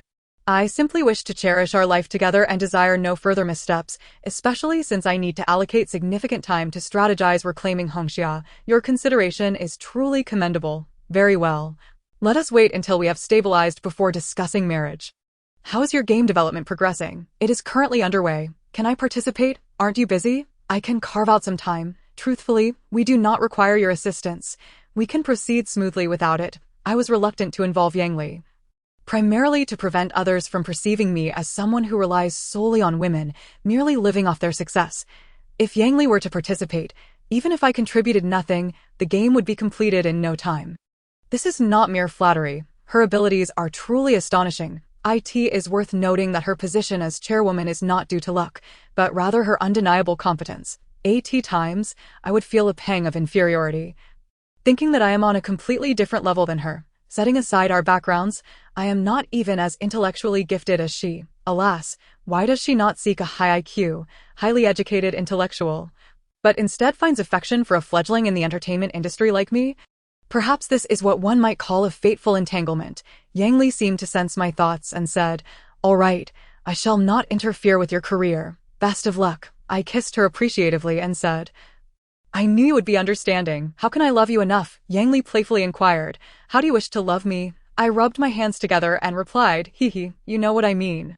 Yang Li stood and said, "Xia Su, I understand you wish to possess me quickly. However, I am not yet ready to comply. Please grant me a bit more time." Confused, I asked, "You have been married before.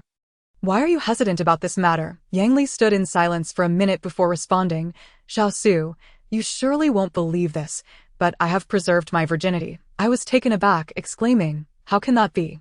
You were once married. I understand your disbelief. In truth, my ex-husband was in the late stages of cancer when we married. He wanted me solely to transfer the company to my name. He had no wife or children. He was incapable of fathering children. His former wife left him and had not been in contact for quite some time. What about his parents and siblings? He was an orphan, having survived by scavenging as a child. Later, he met his wife, who owned a beauty salon and funded his college education. Upon graduation, he began his entrepreneurial journey, eventually establishing the Hongxia Record Company. If his ex-wife sponsored his college education, why did she leave him for his inability to have children?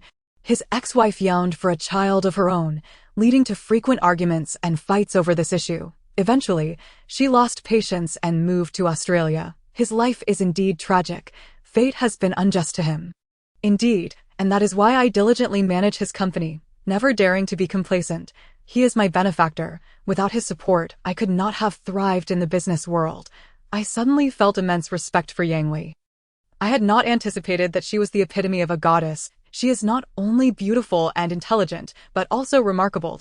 I regretted having sullied such a pure goddess with my base thoughts in the past.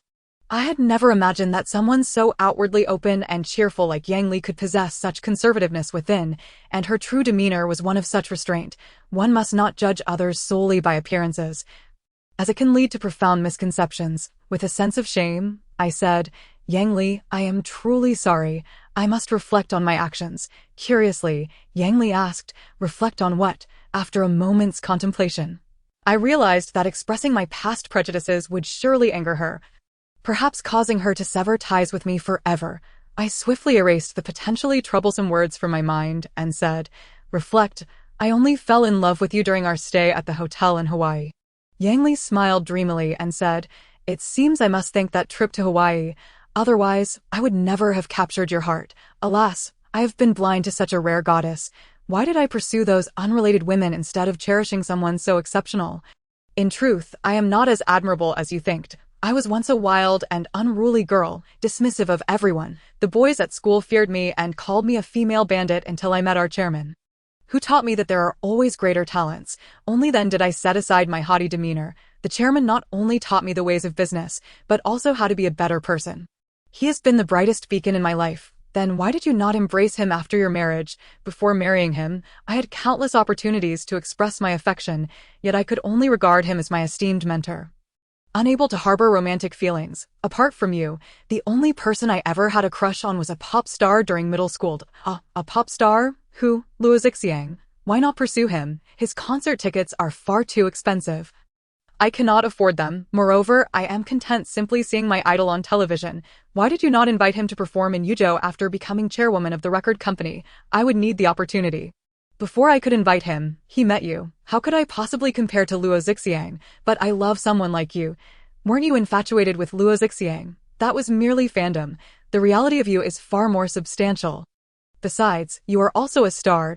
I spent 2 hours in the hotel with Yang Li, driving her home afterward. Today, I felt exceptionally joyful, sensing that I was the happiest man in the world. Chapter 52. An unexpected encounter at the supermarket. As I drove through the streets, I noticed a throng of people gathered by the roadside. Peering through the gaps between their legs, I glimpsed an elderly woman lying on the ground. Alas, people have become so indifferent. The old lady collapsed. Yet they merely stood by, watching the spectacle instead of rushing her to the hospital.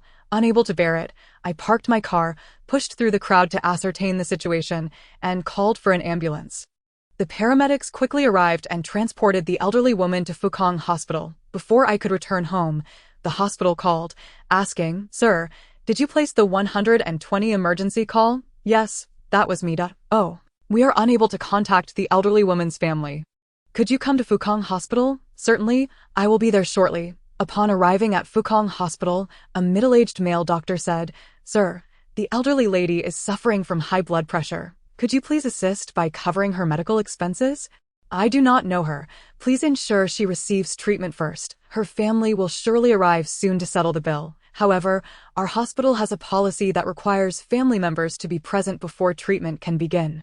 "Sir, you must see this through. If you save a life, you must ensure their care. What kind of hospital is this? It is truly lamentable that they would let someone suffer rather than provide assistance. They say doctors are angels in white, yet here, the doctors seem to care only for money. I end this era of GDP.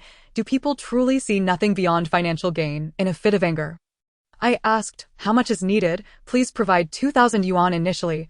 I swiftly transferred the funds and drove home. Upon entering my house, I suddenly remembered that I had not left my contact information for the elderly woman.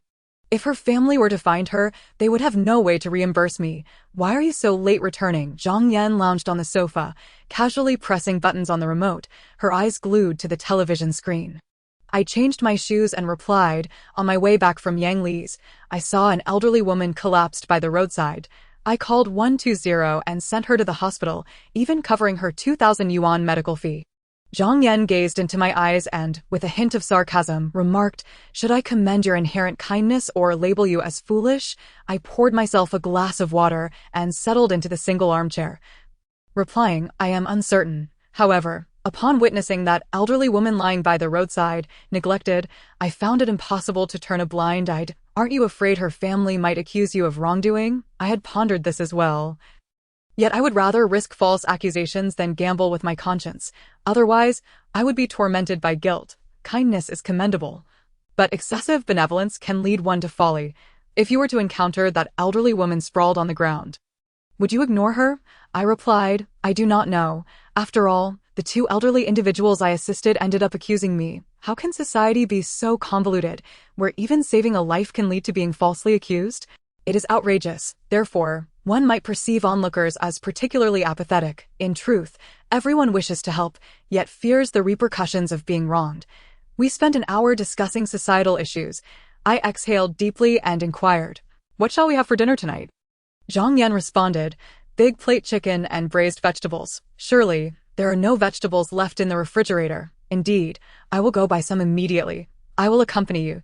We descended the stairs and drove to the supermarket, pushing a shopping cart as we searched the aisles for goods. As we wandered through the household goods and beverage sections, we suddenly spotted Song Qian, Wu Changqi, and another woman of similar age to Wu Changqi shopping ahead of us. The unfamiliar woman said to Wu Changqi, "Darling, shall we buy some eggplants?" Song Qian interjected, "Cousin, my cousin loves braised eggplant the most." Wu Changqi remarked, "In fact, Wu Ming enjoys braised eggplant even more than I do." I was utterly taken aback by their conversation. What on earth was their relationship? Could it be that the head of the fashion company, Wu Ming, and the nefarious Wu Changqi are brothers, both cousins of Song Qian? How could such coincidences exist? This implication suggested that Song Qian had romantic ties with both of her cousins. "Xiao Su, you are also here to buy vegetables." Song Qian spotted me. I awkwardly replied, Oh, yes. Wu Changqi turned to glance at me and scoffed. What bad luck, encountering this pest everywhere. Zhang Yan shouted angrily. What are you saying? Wu Changqi retorted. I am not speaking of you, so why are you shouting? Zhang Yan insisted. Regardless of who it is, you must not be rude. Wu Changqi argued. I can speak as I please. What concern is it of yours? What is your relationship to him? Zhang Yan hesitated. Stammering, I am. Wu Changqi mocked with a smirk, struggling to articulate. Are we? Zhang Yan asserted. No matter what our relationship is, you cannot insult him. Wu Changqi grinned. Unless you claim to be his wife. You have no authority to interfere. Zhang Yan's face flushed. I am his good friend. His affairs are my affairs. Why should I not intervene when you insult him? Wu Changqi sneered. Don't think I'm unaware. You two are often flirtatious. Exchanging glances. You must have even had a few children by now. I pointed at Wu Changqi, exclaiming, Stop spewing nonsense. If it weren't for you being Song Qian's cousin, I would have long since dealt with you. Wu Changqi disdainfully replied, What would that accomplish? You being rude means nothing to me. A thought struck me, and I said, Wu Changqi, do not assume I am oblivious to your affairs, if I were to reveal them. Your wife would surely be furious. Wu Changqi, now wary, said, What do you think you know? Go ahead and speak. I declared, I am aware of your entanglements with AI, Jiao, and Ling. Wu Changqi glanced at his wife and feigned ignorance. Saying, I do not understand what you are saying. I continued, I have evidence. Do you wish for me to show your wife the photographs? Wu Changqi challenged. If you have the proof, then show it. I casually pulled up 3 photos of beautiful women on my phone. Saying, look, this is him frequently consorting with these 3 women. I noticed the gold necklace his wife wore and added, he bought each of them the same necklace you are wearing. If you do not believe me, I can take you to their homes. Wu Changqi's wife shot him a furious glare before storming off in tears. Wu Changqi threatened, You little brat, just wait. He then turned and hurried out of the supermarket. Apologies, but I must take my leave as well. Song Qian pushed her cart toward the checkout. I called out, Wait a moment. Song Qian turned and asked, Is there something else? I caught up and inquired, Are Wu Changqi and Wu Ming brothers? Song Qian replied, Yes. I pressed, Then why did you deceive me? Song Qian tucked a strand of hair behind her ear, her gaze locking onto mine, and said, At that time, I was heading to America to fight for Yang Yang's custody, but I had no idea when I would return. I did not want to delay you. Wasn't it because of the scandal involving Liang Hui that you distanced yourself from me? No, in truth, I never believed that incident. I merely sought an excuse to break up with you so that you would no longer be concerned about me. Then why did you ask to meet me upon returning from America? Oh, I heard you had been troubled by that matter for quite some time, and I felt deeply guilty, so I wished to see you. Chapter 53. Zhang Yan's tenderness. I felt a profound sense of grievance. Yet simultaneously, a weight was lifted from my shoulders. It was a relief to realize the truth. So, it is nothing to worry about. I shan't disturb you any longer. Song Qian, intrigued, asked, Aren't you sad? I chuckled, I am grateful to you. How could I be sad? Song Qian furrowed her brow and questioned. Grateful? I nonchalantly explained, Indeed, your departure and the subsequent string of unfortunate events led me to rediscover Yangli and acquire the most exceptional goddess in the world.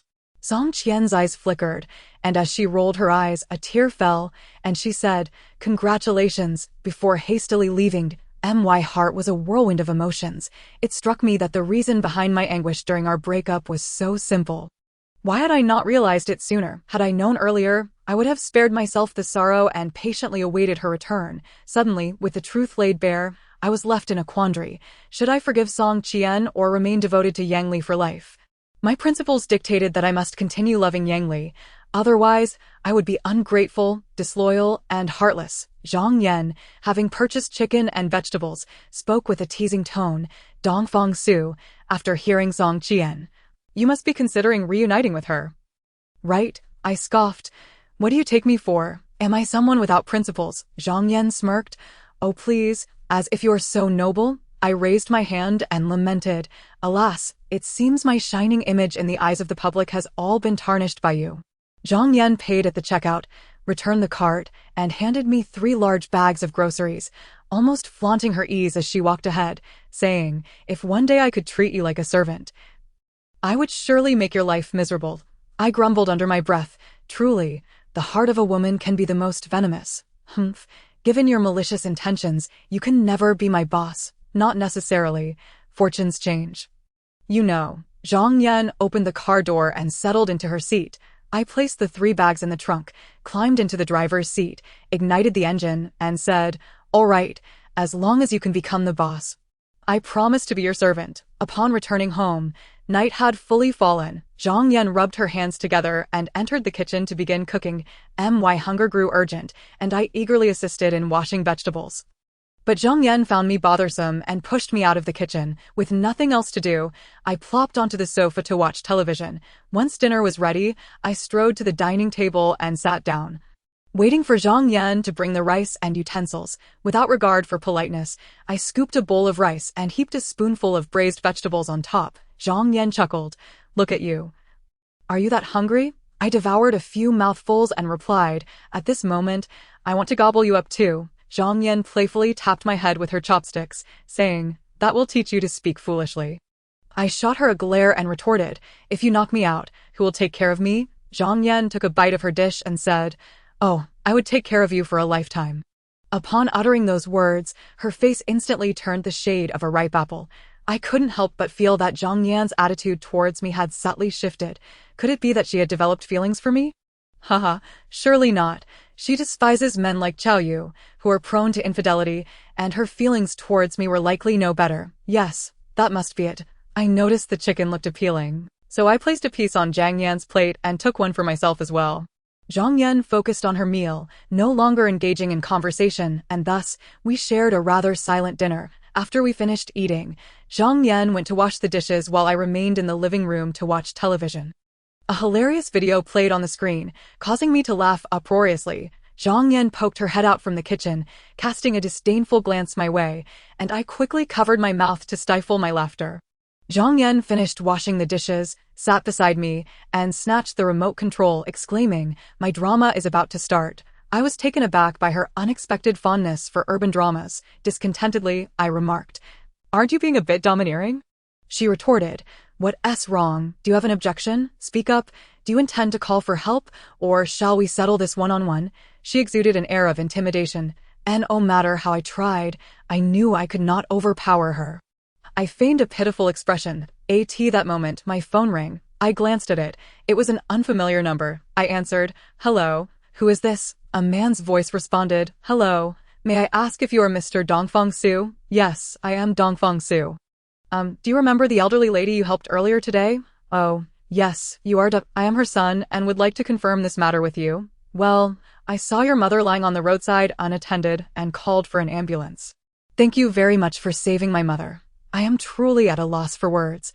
Oh, by the way, you paid 2,000 yuan for my mother. I will bring it to you shortly."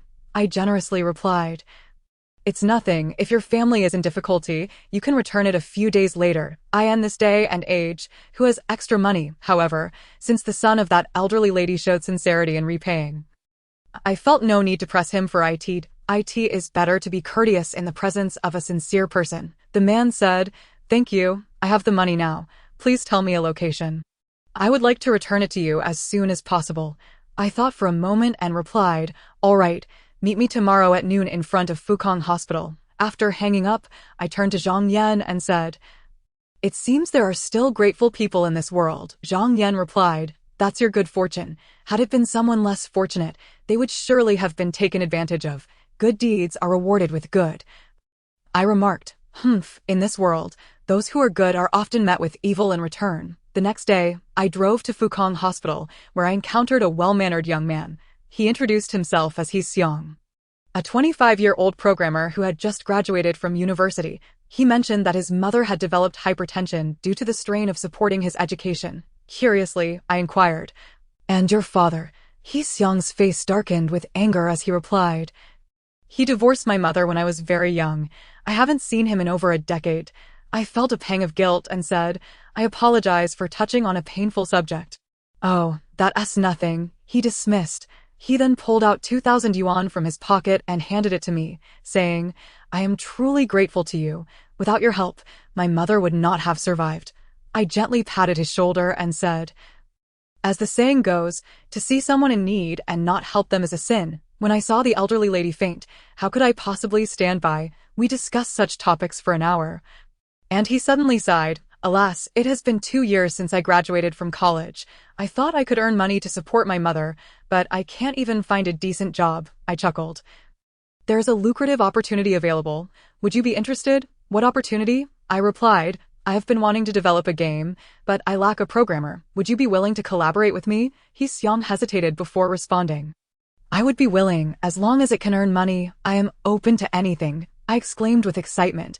Wonderful. I will contact other partners right away. Hee-seong chuckled. Great. I look forward to your good news. Upon returning home, I shared my intention to organize a game development team with Zhang Yan, who was thrilled. However, when it came to inviting Song Qian to join the team, she was quite resistant. Yet, for my sake, she ultimately agreed. Zhang Yan has contributed significantly to my endeavors, but perhaps my kindness towards her has earned me this dedication. With exhilaration, I called Song Qian and said, I am about to create a game and would like to invite you as the designer. Would that be acceptable? Song Qian replied, but I have to work and I need to pick up Yang Yang from school. I don't have the time, I countered. I can offer you a higher salary than your current job and allow you to leave whenever you need to pick up Yang Yang. I can't do that. I currently work for my cousin, and if I switch jobs, I fear I won't be able to explain it to him. What is there to explain? I assure you that the game we produce will reach the market and surely make a profit. And you will earn a substantial share. It's not about the money. I just feel a bit guilty towards my cousin. Growing impatient, I insisted. So, will you partner with me in this venture? Could you allow me some time to think? All right, I hope to persuade you. Alas, I hadn't anticipated that Song Qian would have so many reservations. I had underestimated the situation. If she refuses to collaborate with me, what should I do? Technically, I could hire someone else.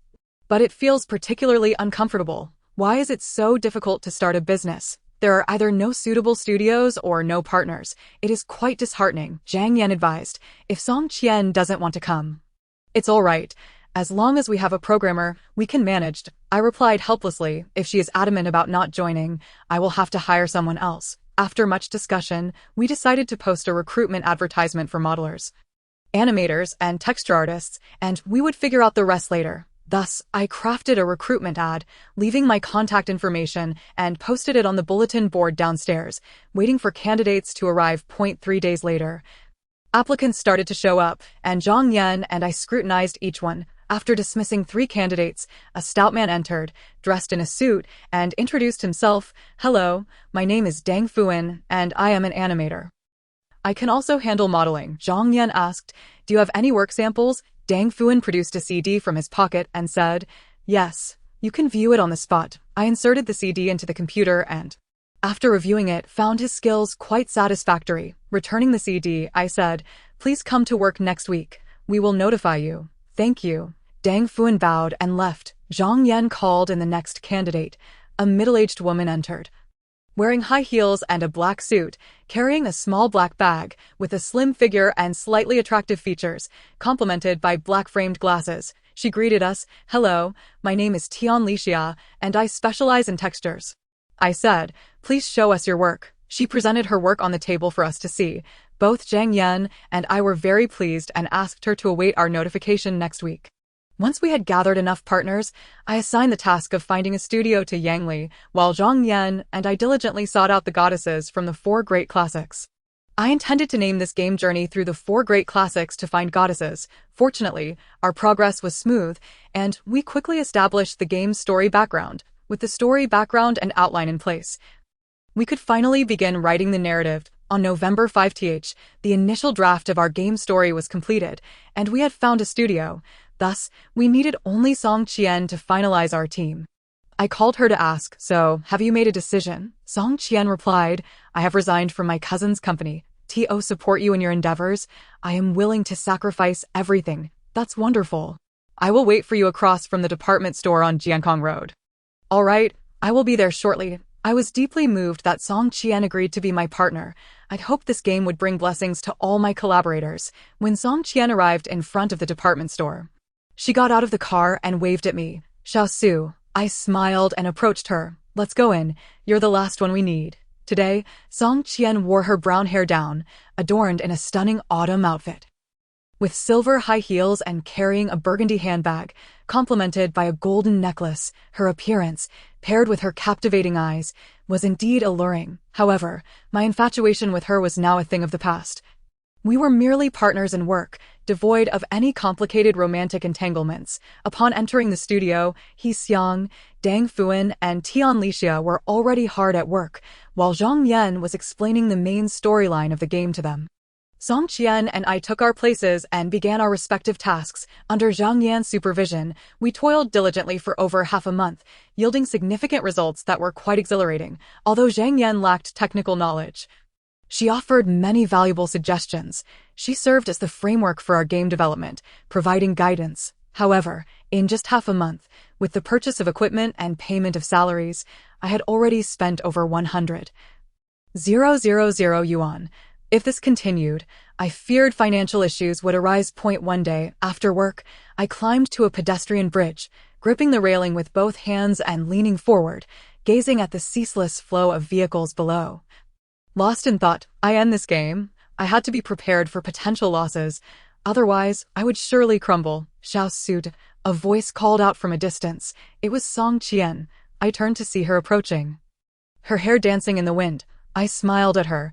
Why haven't you gone home yet? As she reached me, she said, I saw you daydreaming on the bridge, looking troubled, so I came up to chat with you. Leaning against the railing, I remarked, I am perfectly fine, merely contemplating certain intricacies of my work. How may I assist you? Your willingness to join our team has already been a tremendous help to me. Are your funds sufficient? They should be. If they run low, I can certainly raise some. No need for that.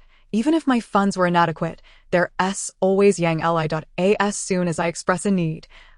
She is more than capable of transferring money to me. Song Qian turned her gaze towards the distance and gently inquired, Xiao Su, do you still harbor resentment towards me? I glanced at her face and replied, I no longer hold any animosity. I have come to regard you as my closest friend. She sighed meaningfully. It seems you have entirely moved on from me. I lamented, indeed, in the realm of love.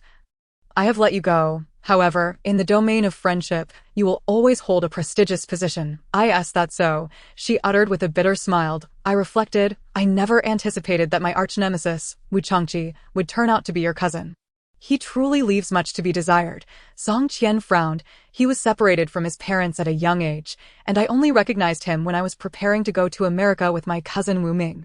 All these years, he has been raised by the leader of a criminal organization. Upon realizing we were his family, he treated us exceptionally well.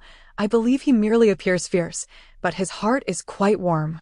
Perhaps, but regardless, I cannot reconcile our enmity. I genuinely wish you both would cease your conflicts. The issue lies in his persistent troublemaking. I must retaliate. Well then, let us refrain from discussing those unpleasant matters. Since the evening is still young, shall we go for a drink? Are you not worried about Yang Yang waiting anxiously? Not at all. My mother is here to keep an eye on him. Very well. What would you like to drink? Baijiu. We arrived at Henry's bar on Jiankong Road, which was bustling with patrons and particularly noisy. We chose a spot at the bar, ordered a bottle of Shifeng liquor, and began to savor it slowly. Curiously, I asked, you used to abstain from alcohol. How is it that you have now taken to drinking? Song Qian laughed. Firstly, I now have many social engagements, and secondly, drinking is the best remedy for alleviating worries. So I must learn to appreciate it. Tentatively, I remarked, now that you have regained custody of your son and secured a job, what troubles could possibly remain? Song Qian softly replied, precisely because I have everything now. During the quiet of the night, I find myself acutely aware of the absence of a man by my side. That profound sense of emptiness is more tormenting than death. I feigned nonchalance. With your status and beauty, finding a boyfriend should be a matter of mere moments. No, Song Qian sighed. No, for me, finding a man is difficult, and finding one that I genuinely like is even more challenging. To find someone I adore, who resembles Dongfang Su and shares the same name, is an insurmountable task. My heart swelled with delight as I knowingly probed. What do you mean by that? Song Qian opened her heart, saying, I cannot forget you. You know, the days I spent apart from you in pursuit of custody over Yang Yang were the most excruciating of my life. I forsook you for my son, which was truly unjust. Each night, I can only fall asleep by replaying our cherished memories and holding your photograph. I was deeply touched by her concern for me, yet recognizing the current circumstances, I had to accept reality and gently said, "We have become two separate channels, each with our own prime time. Why waste more time on my program?" With a mournful expression, she replied, "Yes, we are two channels. However, your channel boasts Yangli, with daily prime dramas and a well-structured lineup, while my channel remains chaotic and devoid of you, never to have prime dramas once more." I reassured her that will not be the case. This is merely temporary. No1 is irreplaceable, and perhaps one day, an excellent host will grace your channel, organizing your program seamlessly, and naturally, you will have your prime dramas again. Song Qian exclaimed, "But I want you to be the host of my channel. I will not hire anyone else." I hesitated, yet my channel already has a host. If I were to become the host of yours, what then for my channel's host? She chuckled. Indeed, in the past, I triumphed over Yang Li twice, only to ultimately relinquish my victories. This is my retribution. I, like one seasoned by many storms, solemnly said. In truth, after you left, I took a moment to reflect and realized that love had completely clouded my judgment. It was only then that I recognized the pain I had caused to many. Sometimes, we cannot live solely for ourselves. We must also consider our families. Unbeknownst to me, she had already drained an entire bottle of liquor from a large cup. As she requested more, I intervened. I draped her bag around my neck, supporting her as we exited Henry's bar. I hailed a taxi, and we both climbed in, where she animatedly recounted her drunken musings. The driver glanced at us through the rearview mirror and remarked, "You two seem to have just started dating, am I right?" Song Qian responded, "How could that be? We have been married for ages." "He is my husband, my dear husband," I hastily clarified. "Do not listen to her nonsense. We are merely good friends." I escorted her home, entrusting her to her son and mother before taking a taxi back to the happy community. After paying the fare, I approached my front door, inserted the key to unlock it, only to find that it had been deadbolt. How strange. Why would the door be locked? Oh, right. Zhang Yan must have forgotten that I was not home and mistakenly locked the door. That girl is so careless. I knocked for quite some time, but there was no response from inside. I called Zhang Yan, asking, "Hi, how could you be so careless as to lock me out?" Zhang Yan retorted. "Did you not go to Song Qian's house? Then just stay with her. Do not come back." Just as I was about to respond, Zhang Yan swiftly hung up the phone. How infuriating. She is not even my wife. Why is she getting so upset? Wait a minute. How did she know I was with Song Qian? Upon reflecting, I suddenly recalled a woman in a duckbill cap sitting near the bar where I was drinking. It was unmistakably Zhang Yan. I leaned against the door and shouted, "Hey, Zhang Yan, you were spying on me." "That is quite underhanded," Zhang Yan retorted from within. "You lecherous wolf. You are fickle and shameless, and yet you dare speak of integrity?" I shouted back, "Hey, those words should be spoken by Yang Li. What right do you have to criticize me? Can I not scold you on her behalf? That is acceptable, but the reasoning seems rather flimsy." "What other reason could there be? Your sulky demeanor clearly indicates you are feeling jealous." "Jealous? Dongfang Su? Are you out of your mind? Why would I feel jealous for no reason? You have fallen for me." Zhang Yan made a retching sound and said, "Dongfang Su, you are insufferable. How could I possibly fall for someone like you? Only Yang Li and Song Qian would be foolish enough to like you." "To me, I bellowed in anger. "Indeed, you are so pure and noble, so refined and elegant. How could someone like me or Chao Yu ever be worthy of you, if you refuse to let me in? Then I shall not enter. You can stay put." I turned and descended the stairs. Zhang Yan opened the door, running after me to grab my arm, pleading, "Dongfang Su, you truly have some nerve." I shrugged her off and said, "Do not touch me. Our friendship ends here. You go your way, and I shall go mine. Let us not cross paths again." Zhang Yan hurriedly said, "Dongfang Su, I was wrong. I should not have spoken to you that way. Please forgive my impulsiveness." I ignored her and continued down the stairs. "I was wrong. Is that not enough?" Hearing the pleading tone in Zhang Yan's voice, I let out a long sigh, paused, and glanced back at her. Her once cold and beautiful face was now marred with guilt, and her eyes were nearly brimming with tears. I shot her a disdainful glance and turned back to follow her inside. This was the first time I had lost my temper with Zhang Yan, and she seemed utterly taken aback, sitting silently on the sofa. We sat in awkward silence for half an hour, each retreating to our respective rooms. Lying in bed, I reflected on the words spoken by Zhang Yan and Song Qian. My emotions tangled and complex. Time passed, and their words began to blend together. In the haze, I gradually lost consciousness and drifted into slumber. On November 24th, Yang Li visited my studio for a tour, sitting beside me and saying, "Xiao Su, your progress is quite commendable." With pride, I replied, "Of course, my little companions are all so diligent. Our hard work has borne fruit. I asked the soundproofing here up to standard. It suffices. After all, the outside noise cannot penetrate, nor do we disturb others." Yang Li and Song Qian exchanged glances and whispered to me, "Hey, why is your old flame here as well?" I chuckled awkwardly and replied, "Our relationship is purely professional now. It's not as complicated as you think. Let's step outside. I have something to discuss with you," Yang Li said as she walked towards the studio exit. We made our way to the rooftop, and I inquired, "My dear, what did you wish to say?" Chapter 56. Standing someone up. Yang Li's expression was grave as she slowly articulated, "Song Qian has joined your project. Why didn't you consult me about this? Do you think my consent is of no importance?" I took her hand, gazing intently into her eyes, and replied, "It's not like that at all. I believed you wouldn't object. Whether I mentioned it or not seemed irrelevant, so I kept silent. My dear, do you not trust me?" Yang Li closed her eyes briefly and said, "This isn't about trust. I simply don't want to be treated as if I were invisible, disregarded in your life." I spoke earnestly. "How could that be? I have always cared deeply for you. I apologize for not being more considerate regarding this matter." Yang Li embraced my right arm, resting her head on my shoulder, saying, "Xiao Su, if you let Song Qian go, I can find you someone 100 times more capable." I explained, "But she resigned from her previous job to help me create this game. It would be quite disloyal to dismiss her now. It seems you still harbor feelings for her." Yang Li released me and said, "If you truly cannot let her go, I can step aside for you both." I grasped her shoulders with both hands and declared, "Wife, please believe me. My heart is solely yours, and there's no room for any other woman in it." A flicker of resignation crossed Yang Li's doubtful gaze as she remarked, "I'm terrified that you might slip away from me like sand through fingers." Turning to Song Qian once more, "I feel confident in everything but in you.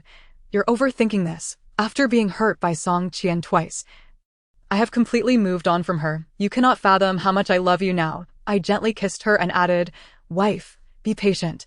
Once I achieve success, I will marry you, and then you can freely have children.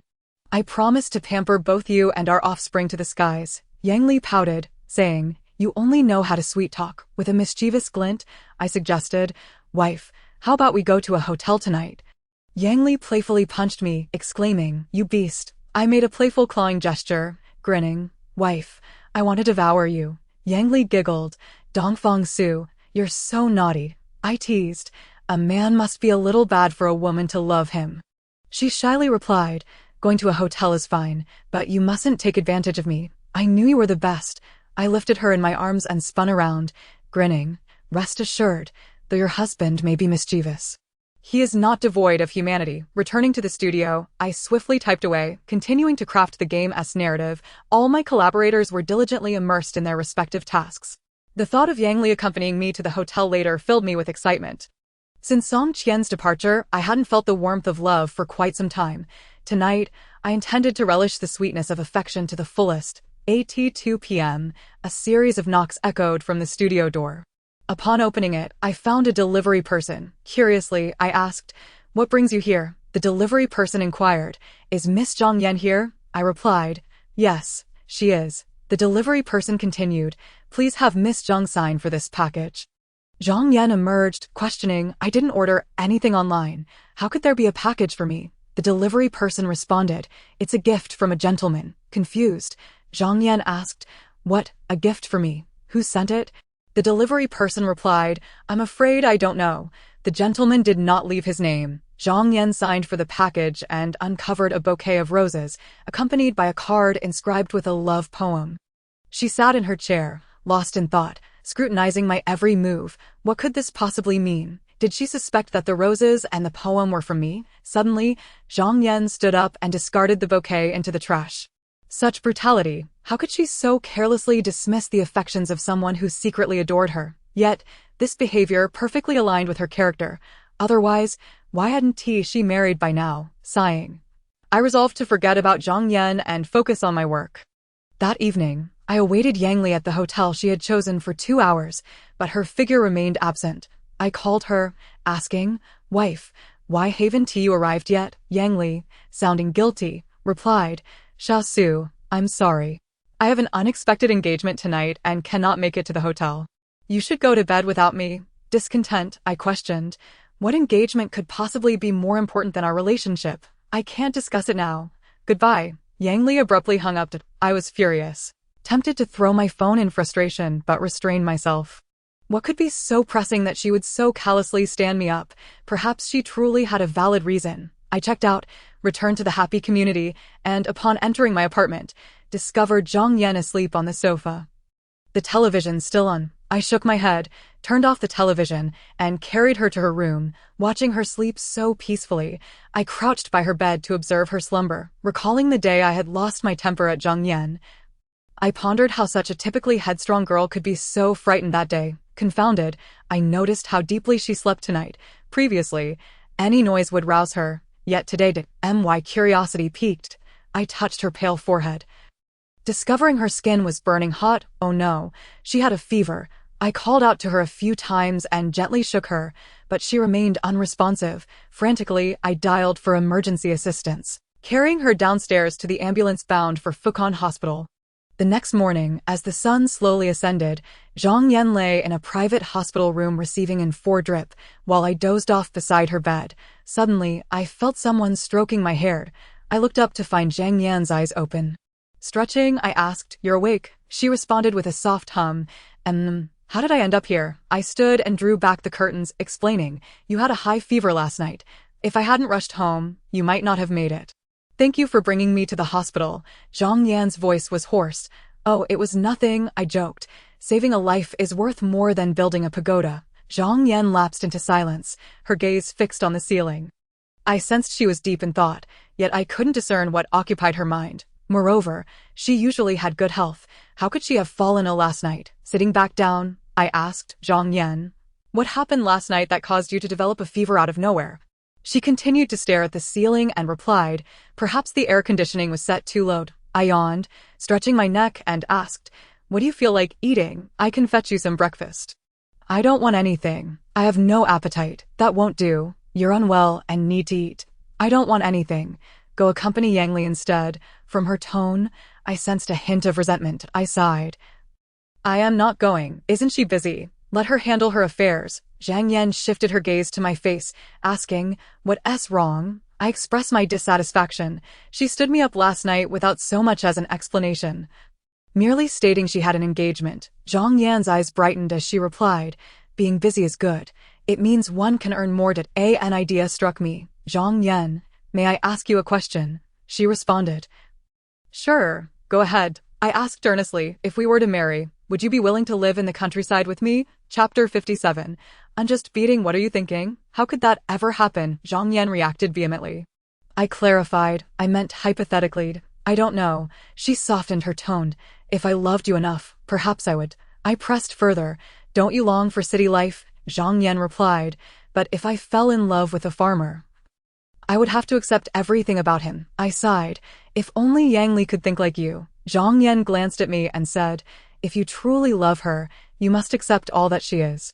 I admitted, "I understand that asking someone as talented and exceptional as her to live in the countryside is unfair. However, would she truly be willing to give me everything I desire?" Zhang Yan replied slowly, "From what I know, she loves you deeply. As long as your requests aren't excessively unreasonable, she would be willing to grant you anything." I find myself at a loss for words. Perhaps I cannot comprehend Yang Li's helplessness or empathize with her struggles. Nevertheless, I shall strive to ensure that this love endures. I ventured out to procure a breakfast for Zhang Yan, along with a bag of fruit. I assisted her in sitting up, arranged the utensils, and leaned back in my chair to peel an apple for her. I imagine that even Li Lianying must have served Empress Dowager Cixi in a similar fashion. Yet, she has often cared for me.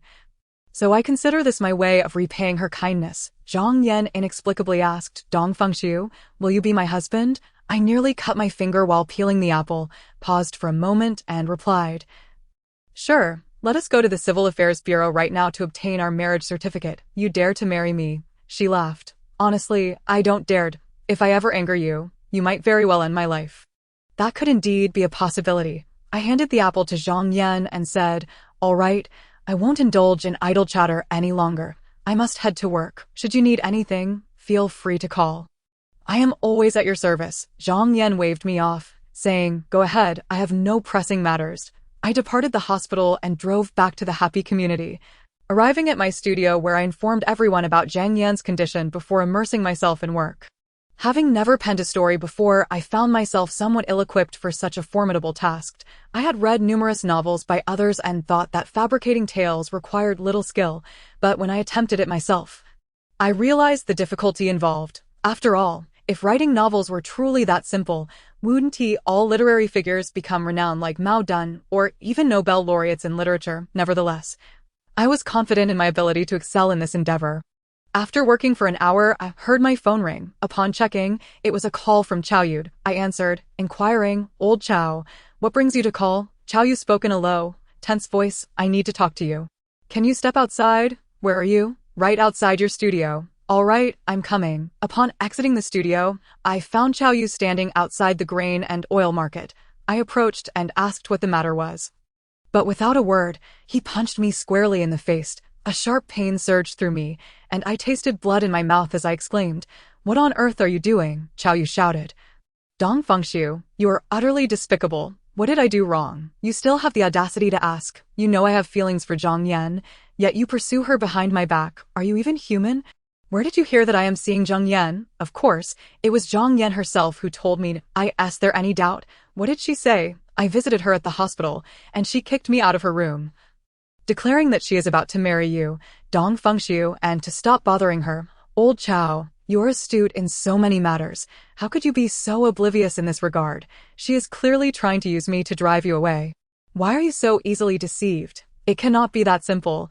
You dare to claim you have no connection with her. I can confidently assert that we are merely friends, nothing more complex than that. But why do I find it so hard to believe you? That is your concern. I have said my piece. Whether you choose to believe it or not is up to you, but I will not entertain this further. With that, I turned to leave. Wait, Chow Yu called after me. I may have acted too impulsively just now. No worries. Just stop overthinking. If you wish to pursue Zhang Yan, you must put in the effort. But no matter how hard I try, she remains indifferent. What can I do? Oh, so it was you who sent the bouquet of roses and the love poem to Zhang Yan yesterday. Indeed, but she showed no appreciation and tossed them into the trash. Chow Yu is quite observant. He has an uncanny understanding of the situation in my studio. Thankfully, he is my friend. Otherwise, he might have stolen my secrets. I devised a plan and said, winning over Zhang Yan is not insurmountable. I need only offer you 4 words to secure her affection. Chow Yu eagerly asked, what 4 words? Feigning, weeping, begging, and clinging. What do you mean? Put on a pitiful facade, pour out all your sorrows, plead for her love, and refuse to leave her side. That sounds like a good plan. Of course, it is essential. However, given her current condition, you must silently dedicate yourself and avoid provoking her. Chow Yu dashed off in a frenzy. I shook my head and returned to my studio, drawing several curious glances.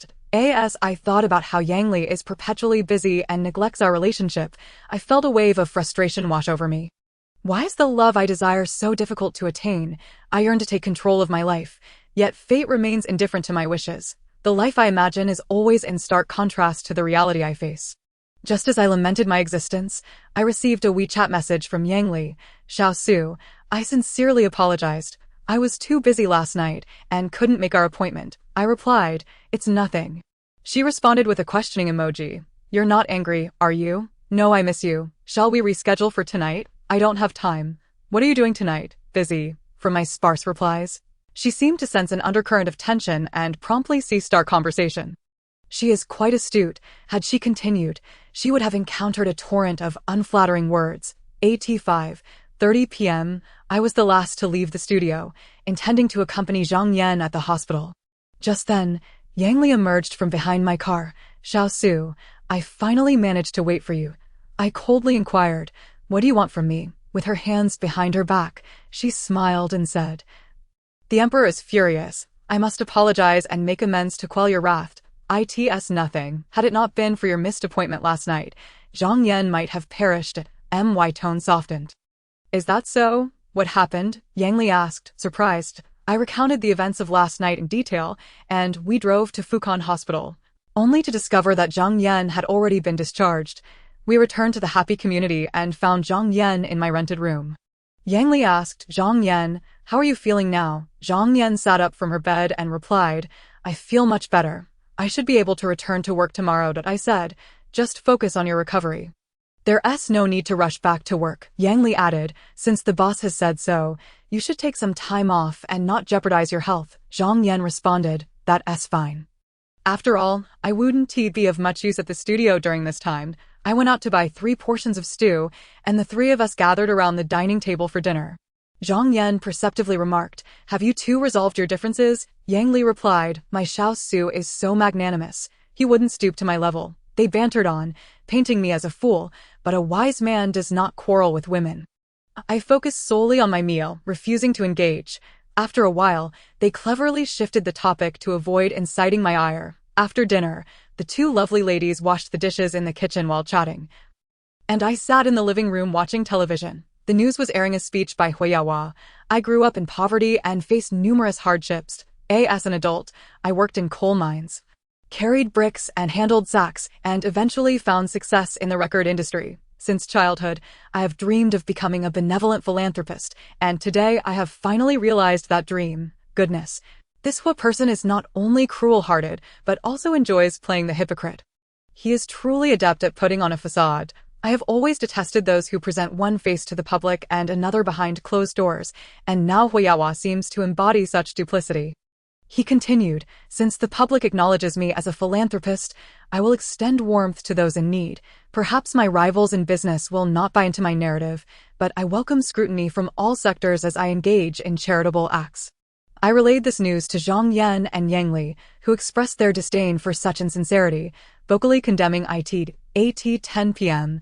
After using the restroom, Yang Li emerged with her fingers in her pockets and said, Dong Fengshu, I must take my leave. Please take good care of Zhang Yan. I escorted her to the door and asked, when can we have a private date? Yang Li replied, tomorrow at 5:30 p.m.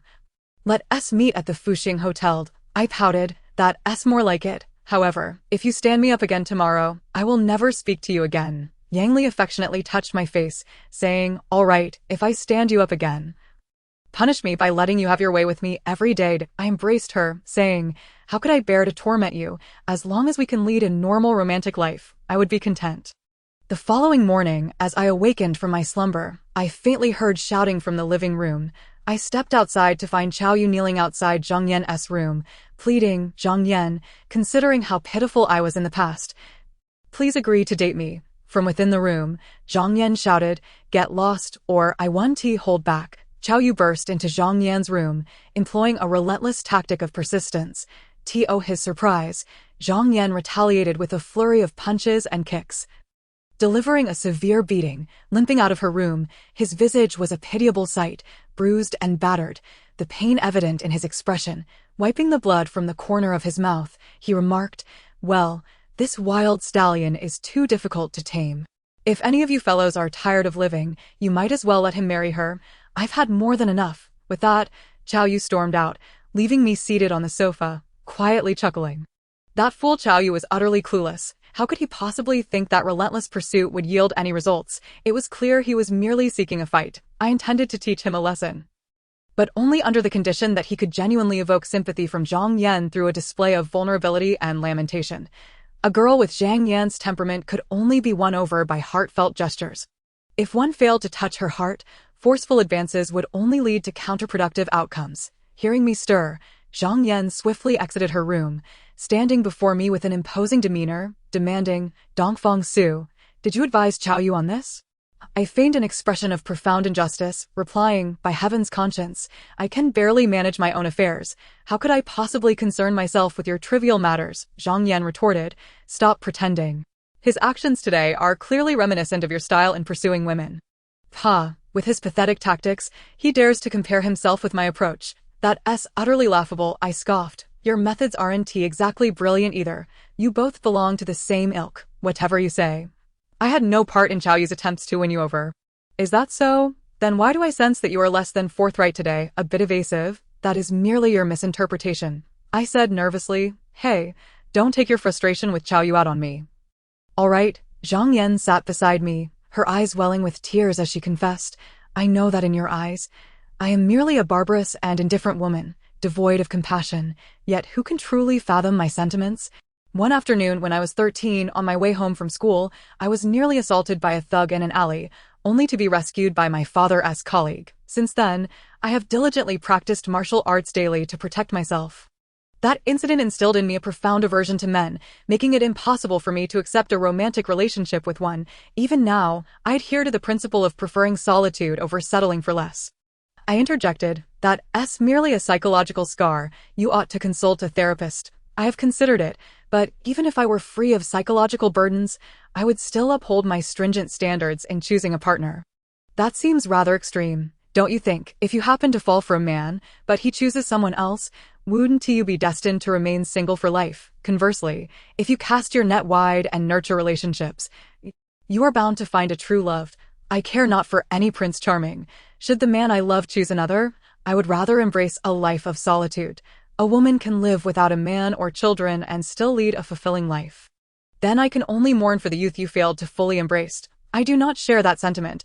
I would rather my youth fade away untainted than endure a life of compromise with men I do not admire. Thus, you should not mourn for my unremarkable youth, but rather be grateful it remains unsullied by worldly grime. Why are you so eloquent today? Do you not consider your father's feelings? Remember, if you remain unmarried, it is your father who will suffer the most. Not others, we are indeed two of a kind. Not at all. I am about to get married. I have no inclination to remain single like you. Congratulations. I doubt I will ever marry. Zhang Yan suddenly ignited with an inexplicable fury. We ceased our discussion on marriage, had a light breakfast, and she began to tidy up the dishes. I made my way to the studio. Dang Fuan's animation and modeling skills were exceptional, bringing to life the characters and scenes of Song Qian and Tian Lixia with remarkable vibrancy. He Xiong's abilities were even more impressive, as he seamlessly assembled everyone's masterpieces. I was astonished at how my written story had been transformed into such a vivid production. I felt as though I were a screenwriter for a television drama, while crafting the narrative. I also had to create background and sound effect music as per He Xiang's requests. The thought of integrating my music into the game filled me with immense excitement. At 6 p.m. My colleagues and I were seated before the television in the break room, enjoying our boxed meals, when suddenly, the news reported a massive fire at the Fuxiang Hotel, claiming 5 lives, injuring 11, and leaving 3 unaccounted for, while others escaped unharmed.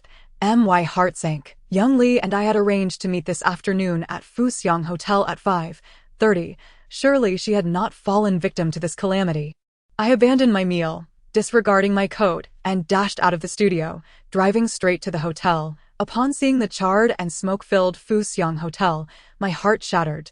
I exited my car and squeezed through the dense crowd, only to be halted by the police at the barricade. The scene was chaotic, with alarms blaring and firefighters scaling the building, dousing it with extinguishing agents. I inquired about Yang Li's whereabouts from the officers, but they could only assure me that the situation was still unclear and urged me to await further information. Stepping away from the throng, I dialed Yang Li's number, only to be greeted with the disheartening message, "Sorry. The number you have dialed is currently unavailable. Please try again later." I hung up, feeling utterly despondent. Memories of Yang Li's lively eyes, her humorous banter, and our shared moments flooded back, piercing my heart with anguish. I cursed myself for not leaving work half an hour earlier. Had I arrived sooner, perhaps we would have vacated the hotel in time. The regret gnawed at me. After police confirmation revealed no matching bodies had been found among the victims, I felt a monumental weight lift from my chest. Yet, I could not entirely dismiss the possibility of her absence from the fire scene. I needed to see her in person to be completely at ease. I drove to Yang's residence and asked her mother, "Auntie, has Yang Li returned home today?" "No," she replied. "What's the matter?" "Oh, nothing. I just thought she might be here. Why don't you wait a little longer? She may return soon." To avoid alarming Yang's mother, I fabricated an excuse and left, with Yang Li unreachable by phone and her family unaware of her whereabouts. I was left in a state of anxiety. Mayor Young called me. asking, Xiao Su, is Lily with you? No, she's not here. I'm looking for her. Are you aware of the fire at Fuxiang Hotel? Yes, uncle, don't worry. Yang Li was not at the fire scene. That's good to hear. Please find her and call me once you do. I spent the entire night trying to reach Yang Li, but her phone remained silent until the miraculous moment I finally heard her familiar ringtone at midnight. Hello, Xiao Su. Her playful voice came through. Tears of relief welled in my eyes as I shouted, Where have you been? Do you have any idea how worried I was? What's wrong? Did you miss me after just one day apart? She teased. I could care less. Hurry back. Everything is falling apart, and you're just out there. I'm in the provincial capital and 1TB back today. What are you doing in the provincial capital? I am meeting an American friend who flew in today. Oh, that's fine then. Just be safe over there. Wait, you seem to have something else on your mind. What is going on? Hee, it's nothing. I just wanted to scare you because I miss you. You're so immature. I'll be back in a couple of days. Bye. I reported Yang Li's safety to Mayor Yang and, feeling utterly exhausted, collapsed into bed. The following day, as various professions indulged in a leisurely Saturday, Zhang Yan and I strolled half a street, witnessing a plethora of bizarre occurrences. Living in the city, one must learn to remain unfazed by the unusual. Otherwise, one risks becoming a source of ridicule. As we passed by a bar, we suddenly witnessed two men assaulting a middle-aged woman and a young boy. Zhang Yan, seething with anger, charged at them, grasping the two men and delivering a series of punches.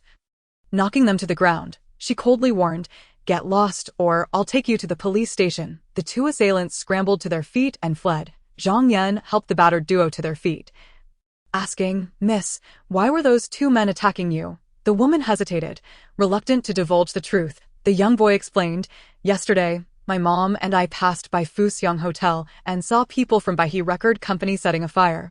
We quickly reported it to the police. Today, they came to beat us up, fearing we would spill the beans.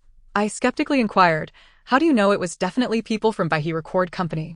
The boy replied, My mom used to work as a cleaner there, so we know their faces. I brought the mother and son home, recording their words and what they witnessed with a camera, complete with subtitles and a video title. Zhang Yan asked, Sister, what are your names? The woman replied, I am called Du Wan, and my son is named Fong Ging. I inquired, If you were to testify to the police once this is over, would you dare? Fong Gang, with the youthful bravado of a teenager, declared, Of course. What's there to fear? At worst, we'd just get beaten up again. Zhang Yan and I escorted the mother and son to the airport, providing them with some money for their escape to Baoding. After bidding them farewell, we returned home to discuss our next steps. Zhang Yan, dressed in a black suit, donned a cap, mask, and sunglasses, stealthily infiltrated the Baihe Record Company under the cover of night.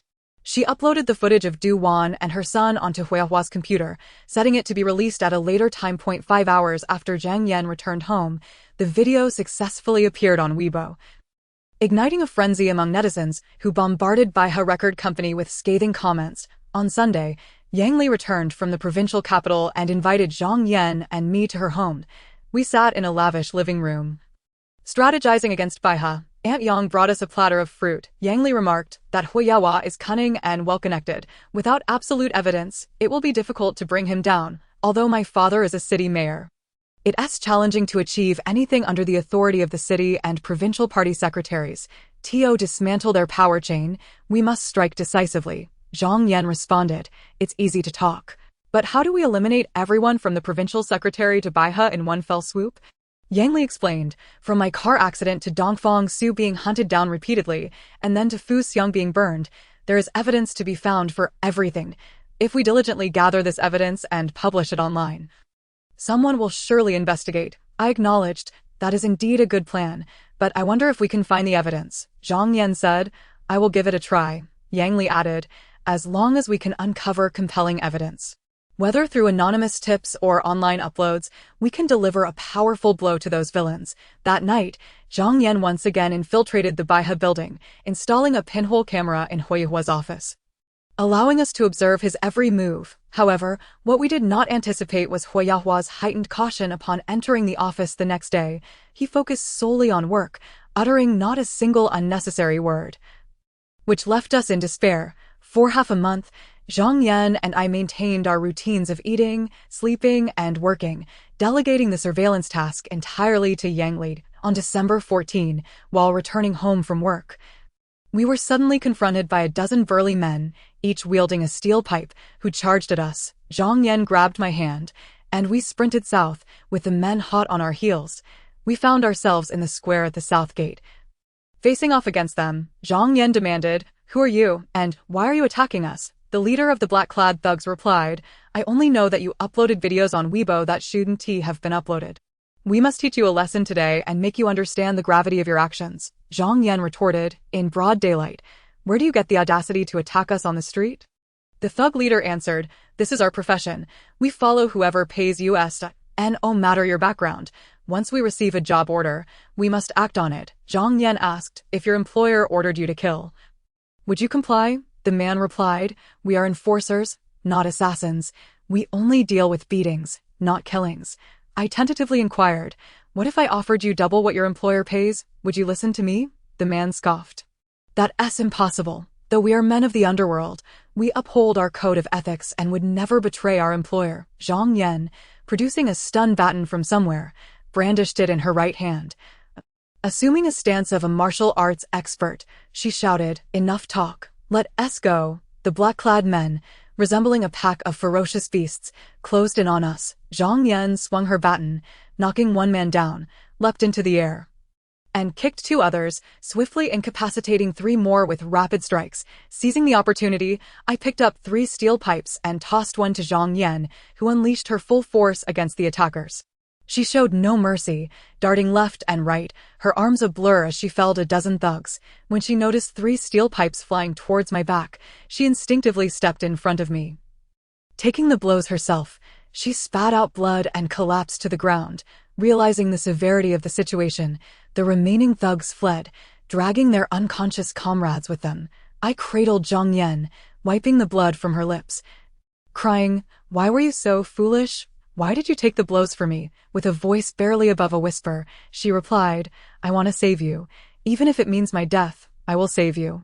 I dialed 120 for help, holding Zhang Yan tightly, sobbing, "If something happens to you, how will I explain it to your father?" Zhang Yan coughed up more blood and said, "Dongfang Su, if there is an afterlife, I will definitely marry you." I cried out, "Why didn't you say this sooner? I could have married you in this life." Zhang Yan, with deep affection, declared, "Dongfang Su, I love you."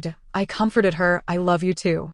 She asked, surprised, "Really?" I affirmed, "Yes, truly, at this moment, as long as you are safe, I would say anything." She pleaded, "Could you kiss me?" I leaned down and pressed my lips against hers. Her hand fell limply to the ground. In a frenzy, I wept uncontrollably. Outside the emergency room of Fukong Hospital, I called Uncle Zhang, who quickly boarded a flight to Yuzhou Point 2 hours later.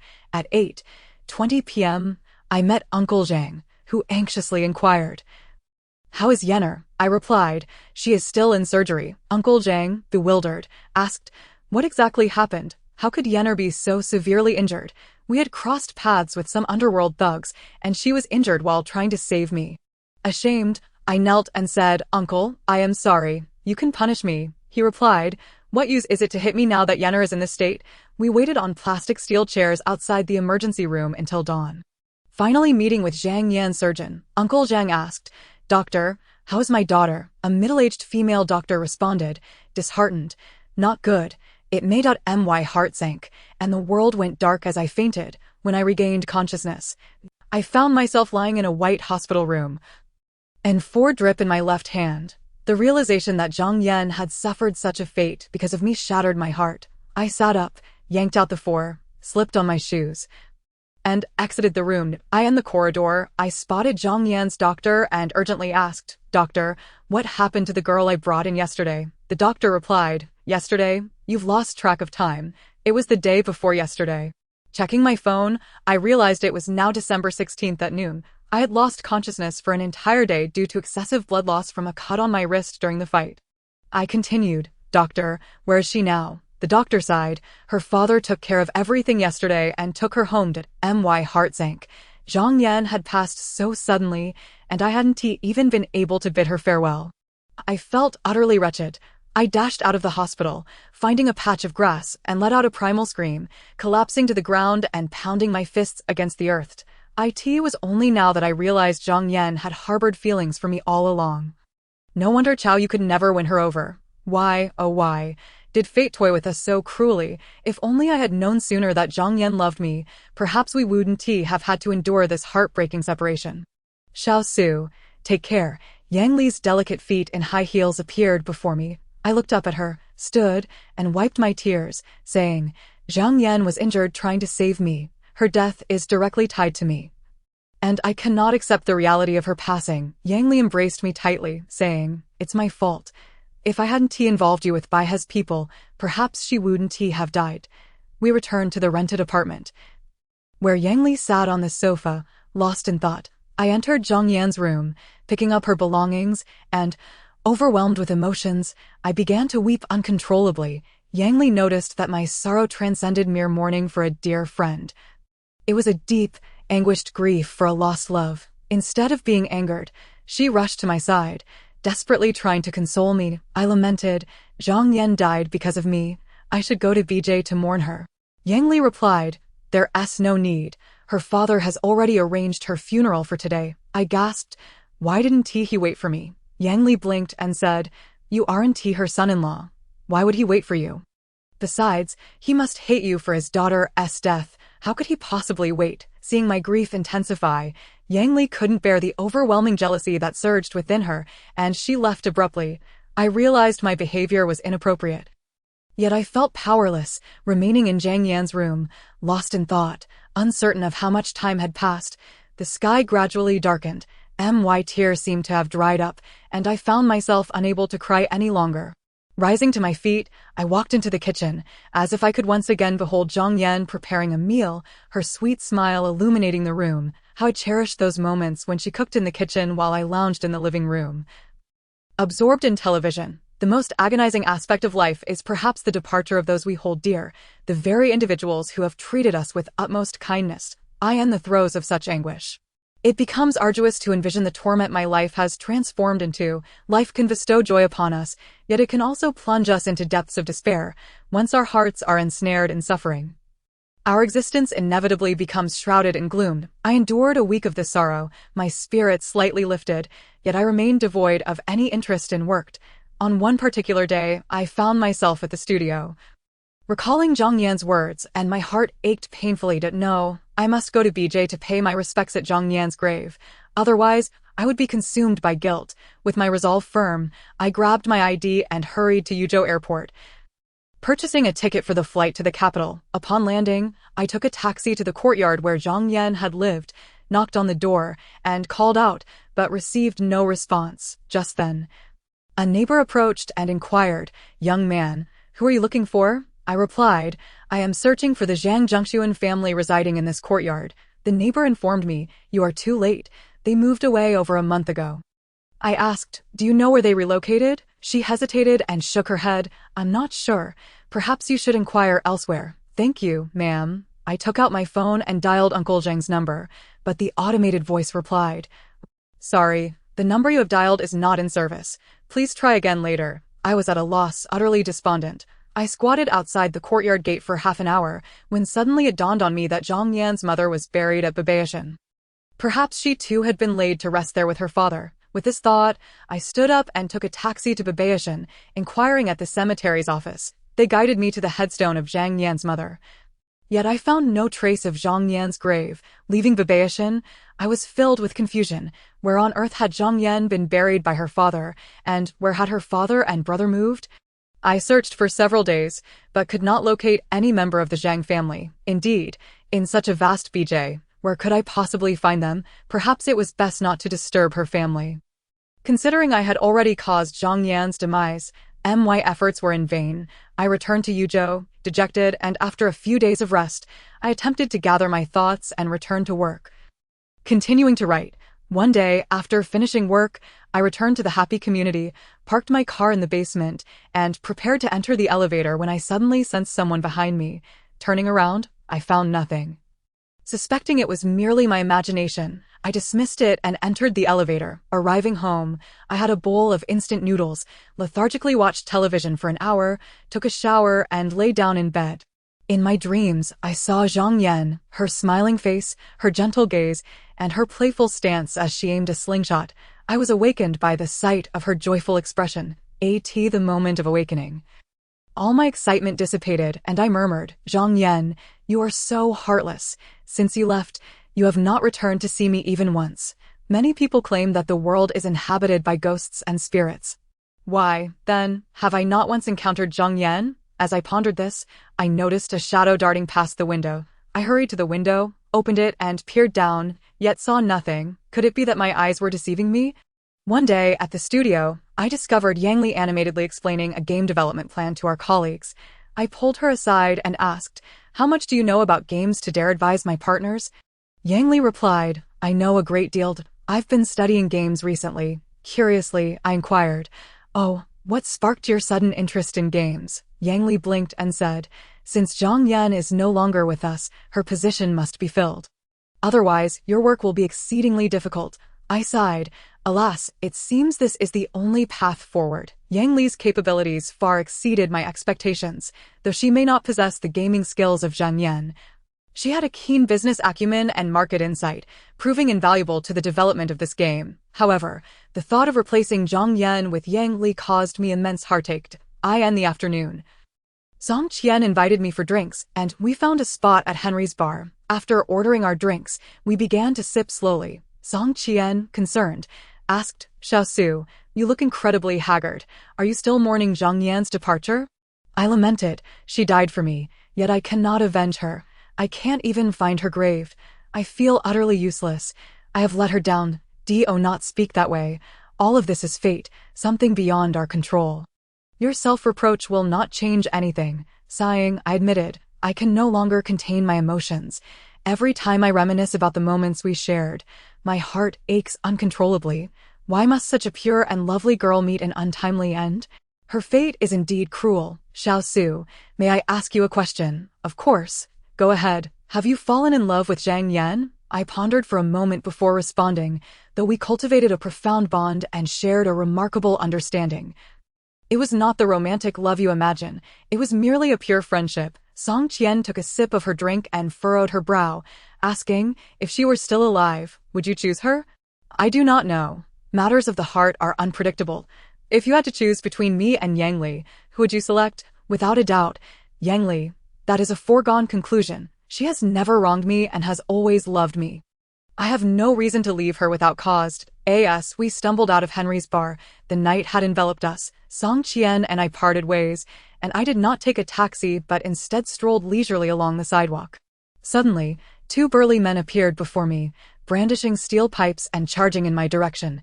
My heart sank, thinking, tonight I am doomed. However, as they approached, they abruptly halted, their eyes wide with terror as they seemed to glimpse a malevolent spirit. And they fled with a shriek. I turned to see nothing behind me. How strange. What could they have seen? Upon returning home, I found the lights on, wondering if Zhang Yan's spirit had returned. Oh, this was the first time I believed in the existence of ghosts. My heart racing with trepidation. Dongfang Su, you're back. A woman, her face obscured by hair, spoke in a chilling voice. My heart raced violently, and my scalp prickled. Summoning my courage, I approached and embraced the veiled figure.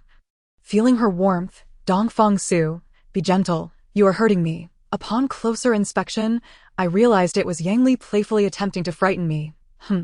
Does she think such antics can scare me? How childish, I mused, though I had to admit she was quite convincing.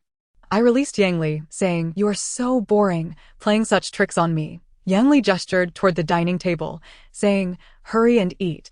I have prepared a meal for you." Sitting at the table, I took a bite of the dish, and the flavor struck me as remarkably familiar, prompting my astonishment. "This tastes so familiar. Where did you get it?" Yang Li replied, "I had the chef prepare it for you. I asked it to your liking." I gave a thumbs up, saying, "Delicious, quite splendid. If possible, I would love for you to bring me meals every day no need to trouble yourself. I can manage on my own. That's not a hassle at all. I enjoy bringing you food." A warm feeling bloomed within me. It was truly delightful to have someone who cared for me. As long as we could navigate our relationship smoothly, I would strive to treat her well.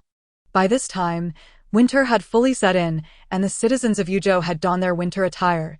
My closest friend, Chao Yu, had been preoccupied since Zhang Yan's disappearance, and our communication had dwindled. Young Li brought her American friends, Jack and John, to my studio, and the three of us shared a meal together. As for Song Qian, like several of our other collaborators, she devoted herself entirely to work, turning down numerous suitors. It brought me joy to know that my game was nearing completion. With Yang Li already having arranged the launch plan, I longed to share this joy with Zhang Yan. On January 1, after work, I did not head straight home, but instead wandered aimlessly on a pedestrian bridge. Burdened by my thoughts, spotting me there, Song Qian approached, her winter attire looking quite lovely as she walked beside me. Xiao Su, why haven't you gone home yet? I feigned nonchalance, saying, just enjoying the scenery. I will head back soon. Song Qian smirked, don't think I don't know. You only come to the bridge when something's bothering you. Otherwise, you wouldn't be here. What do you think is troubling me? Your game is about to be completed.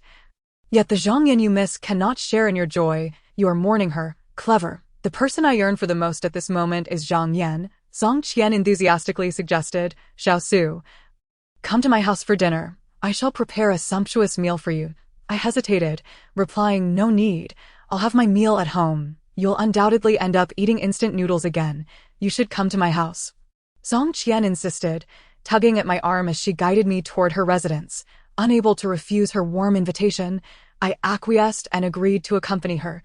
We drove to her neighborhood, Hongyu, parked the car, and entered the building. After taking the elevator to the 10th floor, we arrived at her rented apartment. Young Yang had returned from school and was diligently working on his homework. Upon seeing us, he approached and asked, Mom, you're back. He cast a curious glance in my direction. Song Qian introduced me. Yang, this is your uncle Xiao Su. Don't you remember him? Yang disdainfully glanced at me, muttering, Mom, I'm going back to my homework. Song Qian instructed me. Xiao Su, please have a seat in the living room while I prepare dinner. All right, I replied, settling onto the sofa. The apartment, though modest, was well equipped, comprising 2 bedrooms and a living room. Feeling lethargic, I reclined on the sofa and scrolled through WeChat. Suddenly, I found it rather dull and aimlessly vented my thoughts, then set my phone down and dozed off. After dinner, Yang retreated to his room to continue his studies, while Song Qian produced a bottle of red wine, and we engaged in conversation over drinks. I inquired, how did you manage to regain custody of Yang from Cheng Shiho? Song Qian recounted. Upon arriving in HSD, I was unfamiliar with the environment and struggled with my English, so I settled in at the Fashion Design Institute with a recommendation letter. Once my English improved, I sought the assistance of a Chinese lawyer well-versed in American law, who provided considerable help. However, just before the court hearing, he was bribed by the Chung couple and withdrew as my attorney. What happened next? Eventually, a junior from my school helped me find a reliable lawyer who took on my case, and we swiftly entered the judicial process. Cheng Shiho attempted every trick to thwart me in court, and our respective lawyers engaged in a fierce verbal battle. I recounted Cheng Shiho's misdeeds to the jury, who expressed great sympathy for my plight and strongly urged the court to award me custody of my son. Cheng Shiho resisted vehemently, leaving the judge in a quandary. My lawyer called Yang to the stand as a witness. He placed his hands on the Bible and testified about how his father had deceived me, expressing his desire to return to China with me. Consequently, the judge ruled in my favor, granting me custody of Yang. Cheng Shiho could never have imagined that the once naive Song Chen would contest him for custody in America, but I did it.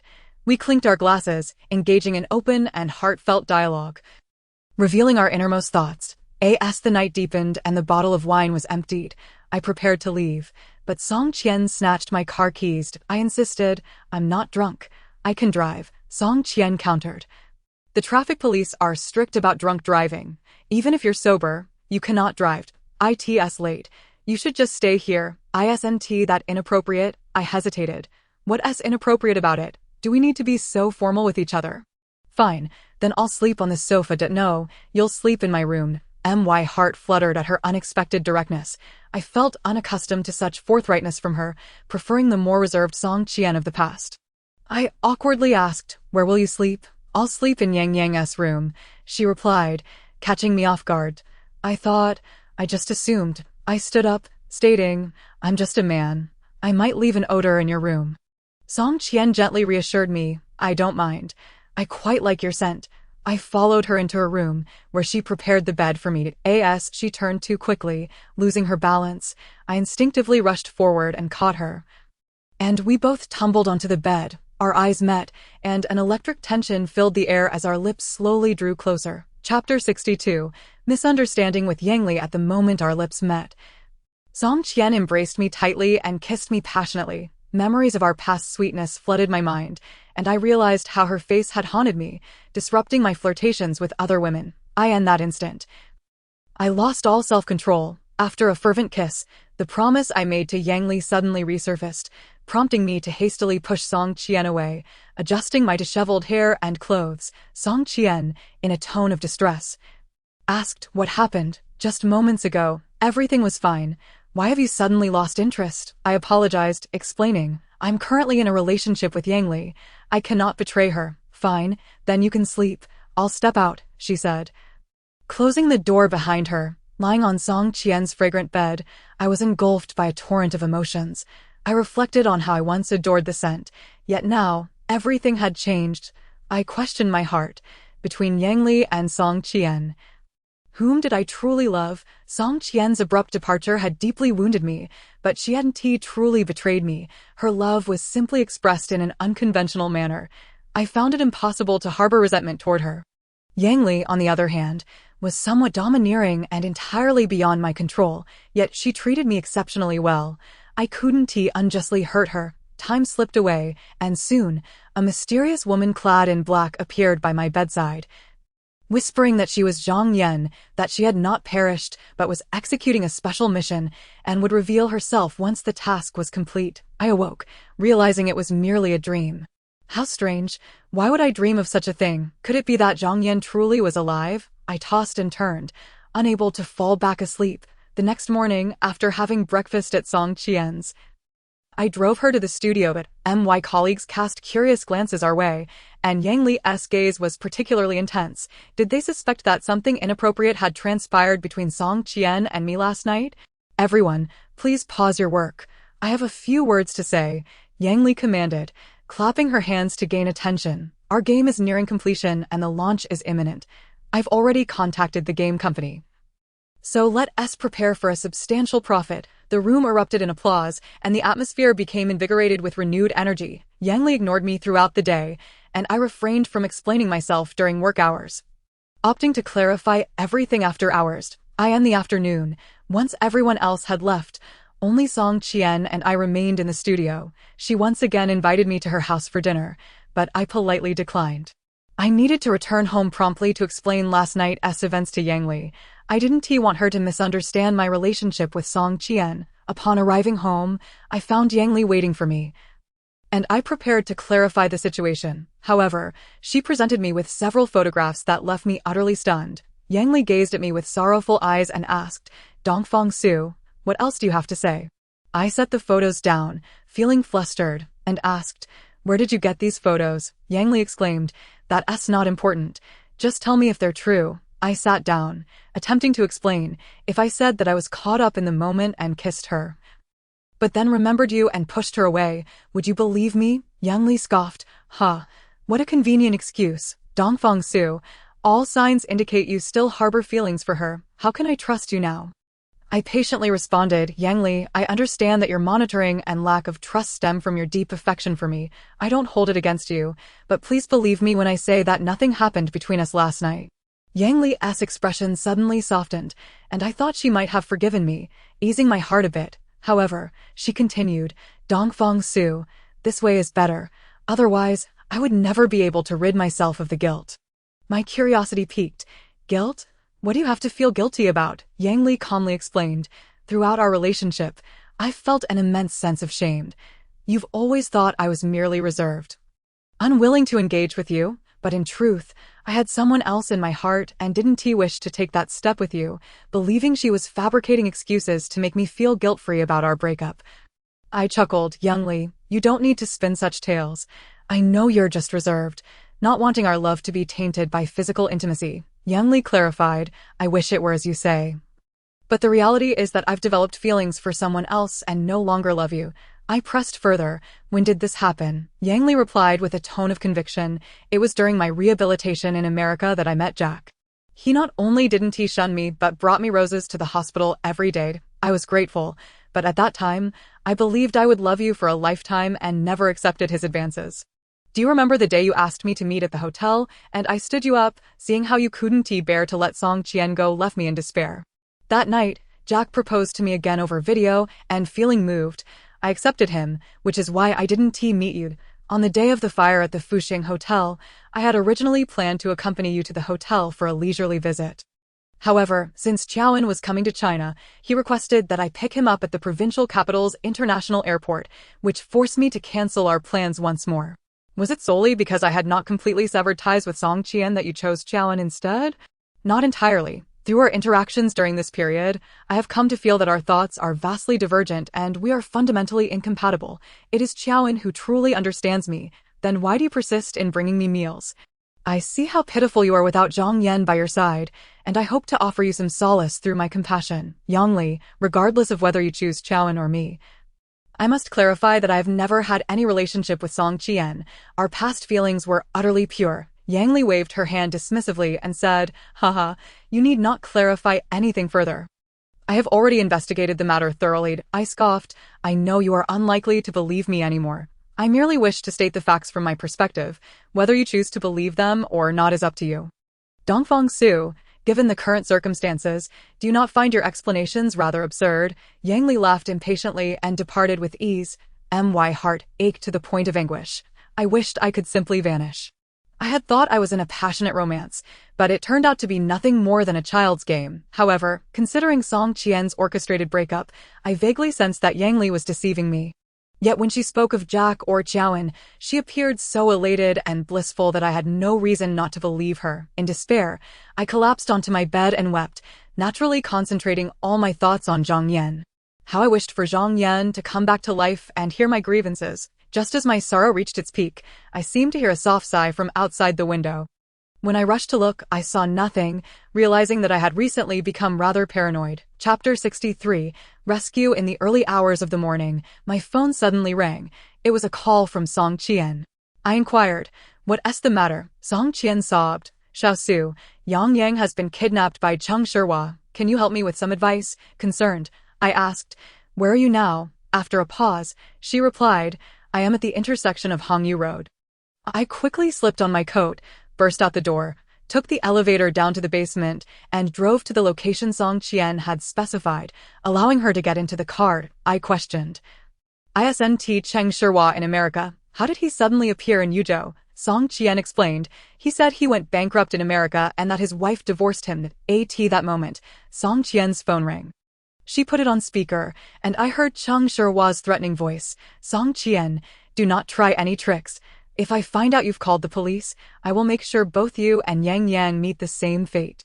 Bring 20,000 yuan in cash, and I will tell you the location. Song Qian obediently replied, okay, I will raise the money quickly. Please do not harm Yang Yang. How appalling. Even a tiger does not eat its own cubs. Cheng Shihua is truly more beastly than a wild animal. In a fit of anger, I urged Song Qian to call the police, but she refused. Thus, I devised a plan. She would take a taxi ahead while I followed behind in my car. Song Qian withdrew 20,000 yuan in cash from the construction bank on Jiankong Road, then got into the taxi and headed west. I trailed her to the Shisha Xi district, where I saw her get out of the car, carrying the money case and place it into a nearby garbage bin. After she left in the taxi, I waited quietly in my car for Cheng Shihua to appear and collect the money. About 6 minutes later, a man wearing a baseball cap suddenly appeared by the garbage bin, glanced around, picked up the case, and swiftly departed. I exited my car and followed him to a hotel on Huaxiong Road. So Cheng Shihua's hideout is here. Let me see how I can deal with him. I followed the man in the cap up to the 4th floor, finding room 402, and listened closely. Indeed, I could hear Cheng Shihua's voice saying, you did well. Here's 1,000 yuan for you. The man in the cap replied, thank you, I'll take my leave now. Cheng Shihua asked, you didn't bring a tail, did you? The man in the cap replied, No, rest assured. Suddenly, I heard two anguished cries from inside, followed by silence. What on earth just transpired in there? I pushed the door open and entered the room, where I found Chung Shihua and the man in the cap sprawled on the floor. While Yang Yang was tied to the bed, his mouth covered with a piece of black tape, I rushed over, tore off the tape from Yang Yang's mouth, and untied his hands and feet. Asking, Yang Yang, who just came into the room, Yang Yang replied, it was a sister in black clothes. I leaned out the window for a glance below. In the illuminated street below, people were bustling about. Yet there was no sign of the woman in black. I inquired about her appearance, and Yang Yang described her as very beautiful, saying she had knocked out his father and the man in the cap before exiting through the window. Why do I get the feeling that this woman in black bears a striking resemblance to Zhang Yan? Could it be that her spirit has returned? Uncle Xiaosu, please spare my dad. I don't want him to go to jail, Yang Yang implored, finally regaining some mobility. I retorted vehemently, he kidnapped you and extorted 20,000 yuan from your mother. Why should we let him off the hook? Yang Yang replied, regardless, he is still my father. I believe he did not do it intentionally. Very well, let us hurry. Your mother is waiting. What shall we do with this money? Naturally, we will take it. It is your mother's hard-earned money. And we cannot simply leave it for them. We took the money and left the hotel, reuniting with Song Qian in my CA yard. As I witnessed the mother and son embrace and weep. I offered a few words of comfort before driving them back to Hongyu community. Upon returning home, I sat on the sofa, deeply reflecting on the strange events of the night, given that Chung Shihua was supposedly thriving in America. How could he suddenly go bankrupt? Is there truly such a thing as karmic retribution in this world? What perplexes me most is that the woman in black left no trace upon entering and exiting the hotel window. Could it be that she possesses some extraordinary ability? Alas, how I wish that the woman in black were indeed Zhang Yan. Regrettably, the dead cannot return to life, and my hopes may be shattered. On Saturday, while most office workers lounged at home, I found myself alone and bored, so I decided to take a stroll along the streets of Xingfu Road. Suddenly, I spotted a woman in black entering an alley. Her silhouette strikingly reminiscent of Zhang Yan's. I hurriedly ran a few steps to follow her into the alley, trailing her through several streets until I reached Qingshui Road, where I lost her near the city government. This area is quite close to Yang Li's home, and I pondered that if the woman in black were indeed Zhang Yan, she might very well be heading to Yang Li's house. I entered the residential compound of Yang Li's family and encountered both Yang Li and her mother. Upon seeing me, Aunt Yang smiled and then turned to go back inside. Yang Li, curious, asked, Dongfeng Su, what brings you to my home today? I replied, I just saw a woman in black who looked remarkably like Zhang Yan. I followed her for several streets, but she suddenly vanished at Qingshui Road. She wouldn't have entered your home, would she? Yang Li pouted. Dongfeng Su, what do you mean? Are you hoping my house is haunted? I explained. A series of strange events have transpired recently, and I feel as though Zhang Yan is nearby. She cannot possibly be dead. Yang Li laughed. It seems you really ought to check into a psychiatric hospital.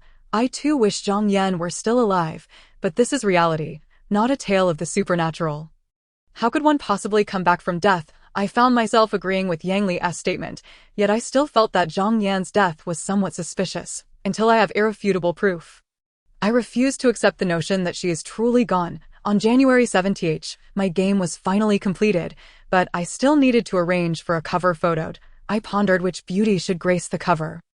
I considered two lovely candidates, Song Qian and Yang Li. However, if I chose Song Qian, it would be unfair to Yang Li, who had also significantly contributed to the game. Conversely, if I selected Yang Li, Song Qian was equally deserving. This left me in a quandary. That afternoon, I sought the opinions of both ladies in my studio, but neither was willing to appear on the cover, leaving me at a loss. Yang Li sarcastically remarked, Dongfeng Su, we have never shared true love from the beginning. We merely have a slight acquaintance now. It would be better to let your former lover be on the cover. Song Qian retorted, Miss Yang is the publisher of this game and thus should rightfully be on the cover. I am just a minor employee and do not dare to steal this spotlight. These two women are truly like enemies from a previous life, bickering at every turn, which only exasperated me further. Tain Lixia, observing their exchange, suggested, since neither of you is willing to appear on the cover, why not hire a celebrity? Dang Fuan interjected, celebrities are too expensive. It would be difficult for our game to recoup the cover cost. He Xiang proposed, I think we should let Sister Song be on the cover. She embodies classical beauty and is very fitting for this game. I agreed with He Xiang, and thus we decided to have Song Qian grace the cover. With preparations underway, the photographer I had hired arrived on time, and we commenced the cover shoot. The day after the cover was finalized, Young Li and I took our game project to Guangming Game Company on Bishui Road, submitted it, passed the review, signed the contract, and officially launched it. That evening, I searched online, and indeed, the game I developed appeared on the website. The company gradually increased its promotional efforts for this game. I discreetly investigated, and the number of people trialing the game was increasing by the minute. I must say, Dang Fuan's modeling skills are exceptional. Song Qian and Tain Lixia rendered the visuals beautifully and realistically, while He Xiang seamlessly combined their three masterpieces. Strangely, Yang Li seldom engages in gaming, yet she possesses the uncanny ability to articulate every nuance of the game with remarkable precision. I find myself pondering whether Zheng Yan has secretly provided her with guidance. As I recline on the sofa, I contemplate that I have successfully developed a game and amassed some wealth. The question arises, what should I pursue next? In truth, the one endeavor that occupies my thoughts is unraveling the enigma surrounding Zheng Yan's demise. However, this matter is shrouded in mystery, leaving me at a loss for where to begin. I notice a plethora of young intellectuals online penning tales of immortal heroes. These narratives, once published, can even be adapted into games. Perhaps, in my spare time, I could try my hand at writing a novel and potentially earn a modest sum. I head to the community library, immersing myself in texts about Taoism. That moment, I miraculously spot a woman who bears an uncanny resemblance to Zhang Yan entering the library. I quickly hide, waiting for her to select a book and settle down to read, and then I suddenly appear before her. Chapter 64. Song Qian's Lament. I feel the woman, resembling Zhang Yan, cast a perplexed glance at me and inquire, "Who are you? Do you need something? Why does she feign ignorance of my presence?" Fine, if she wishes to act like a stranger, I shall play along as if this is our first encounter. I grin and introduce myself. I am Dongfang Su, an avid reader, and I would love to share insights about our reading experiences. The woman, who resembles Zhang Yan, replies, "Sure, I am Su Fei. Pleased to meet you." After all this time, she is not Zhang Yan, but rather Su Fei, who bears an extraordinary likeness to her. And oh wonder she did not recognize me earlier. My heart begins to constrict, a wave of pain washing over me. Avoid arousing suspicion in this girl who resembles Zhang Yan. I smile and ask, "What book are you reading? Pride and Prejudice." She replies, "And you?" I am delving into Laozi's Tao Te Ching." We exchange thoughts on our readings, and she flashes a brilliant smile. Sensing the moment is right, I hastily suggest we grab a coffee together. And to my delight, she agrees. We arrive at the Tingwang Pavilion, sit across from each other, and order 2 cups of coffee. I curiously inquire, "Miss Su, are you currently unemployed or a working professional?" Su Fei responds, "I have just graduated from university and have yet to secure a job. What about you, Mr. Dongfang?" I take a sip of my coffee and say, "I have recently developed a game and am now contemplating writing a novel about immortal heroes." Surely, Mr. Dongfang must be married by now. Not yet. What about you, Miss Su? I am also single, but I do have someone I care for. We engage in conversation for 2 hours, delving into topics of mutual interest, and eventually part ways at Qingshui Road. Upon returning home, I suddenly realize I did not obtain Su Fei's contact information, and a wave of regret washes over me. I feel an urge to slap myself for my folly. After a moment of reflection, I calm myself and sit down at my computer to read some novels. As I peruse the works of renowned authors, I am filled with a sense of inadequacy, hoping to glean some knowledge from their masterpieces. That night, I indulge in a solitary drink until I drift off to sleep. When I awaken, it is already past midnight. Thirst consumes me, and I switch on the bedside lamp to fetch a glass of water from the living room. Drinking it eagerly, suddenly, I think I hear a noise coming from the room where Zhang Yan once lived, sending a jolt of apprehension through me. Mustering my courage, I rush into that room and swiftly turn on the light. Scanning the area, but find nothing amiss. I peer out the window to the ground below. Everything appears normal. I thoroughly inspect every corner of the room, checking for signs of a rat, yet find no evidence. This is rather strange. If nothing is amiss, what could have caused the noise? Could it be a ghost? The mere thought of such a notion sends chills down my spine. I return to my bed, pick up my phone, and notice 3 missed calls from Song Qian. I wonder what she could want. However, it is quite late. I decide to address it tomorrow, just as I begin to drift back into slumber. My phone rings insistently, rousing me from my stupor. I switch on the light and see it is Song Qian. I ask, "What is it? Do you have an urgent matter?" In a soft voice, Song Qian replies, "Xiao Su, someone has shattered the glass in my house. Could you please come and keep me company?" I assure her, "Do not fear. I will be there shortly." I quickly dress, locate my car keys, lock the door, and take the elevator down to the parking garage. I drive swiftly to Hongyu Community. Upon entering Song Qian's home, I see her face marked with terror as she embraces me tightly, exclaiming, "Xiao Su." I am so frightened. Gently patting her back, I comfort her, saying, "You need not be afraid. I am here." She trembles uncontrollably, and I am left wondering what could have transpired to frighten her so deeply. Song Qian cries, "Yang Yang went to my mother's house today. I had nothing to do and went to bed early, only to be jolted awake by the sound of someone shattering our glass. I was terrified out of my wits, which is why I called you." We sit on the sofa, conversing for a while. I examine the shattered glass and glance downstairs, but find no traces of what might have occurred. Song Qian approaches and wraps her arms around my waist, pleading, "Su, please do not leave me." Did I reply, "There is no need for such worry. Are we not doing well together now? No, I want you to stay with me forever. I cannot be without you." Song Qian seems to have lost her grip on reason. Sighing, I respond, "But we have already broken up. What purpose does this discussion serve?" Slowly, she releases her hold on me and sinks heavily onto the sofa, saying, "It is my fault. I forced you to be with someone else." Suddenly, she seems to recall something, standing up abruptly and saying, "Xiao Su, you know I have not betrayed you. I merely feared you would not wait for me. I have relied on Yang Yang for so many years. Being torn apart by Cheng Shihao was unbearable. I know you do not wish for me to be a woman devoid of emotions.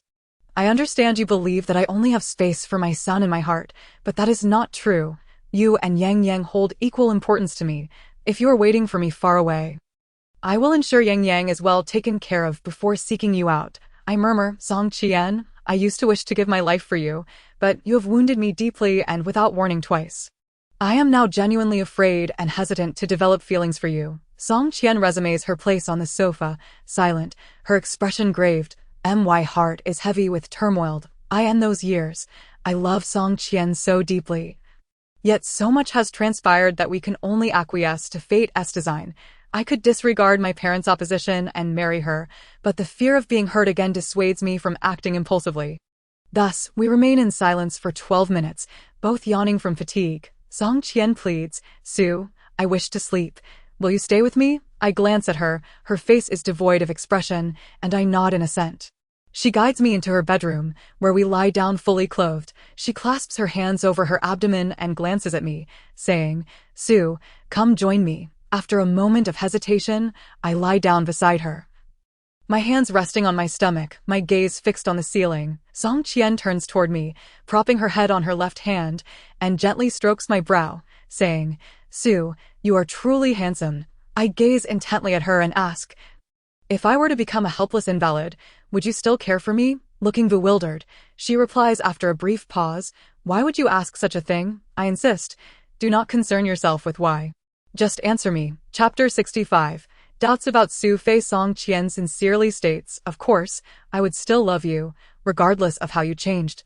I press further, "And if I could only or wished to live in the countryside, would you accompany me?" After a moment of contemplation, she responds, "If Yang Yang did not have to attend school, I would gladly accompany you anywhere. However, as it stands, he must go to school, and I must fulfill my duties as a mother. I can only ask for your understanding in allowing me to care for you in the city." Though this line of questioning may seem absurd, her response warms my heart. I can comprehend her sentiment of valuing me and her son equally. After all, even if I were to find a woman without children during our romance, her love would inevitably be shared with her child once she becomes a mother. However, the decision to rekindle our relationship requires careful consideration. I do not wish to be tormented by a woman who might vanish at the drop of a hat in search of another lover. "Su, what are you thinking about?" Song Qian asks curiously. Noticing my silence, with a blank expression, I reply, "Nothing much, just slept." I turn away from her. Song Qian lies back down, saying, "I know you are still troubled by my acting with my cousin at the supermarket.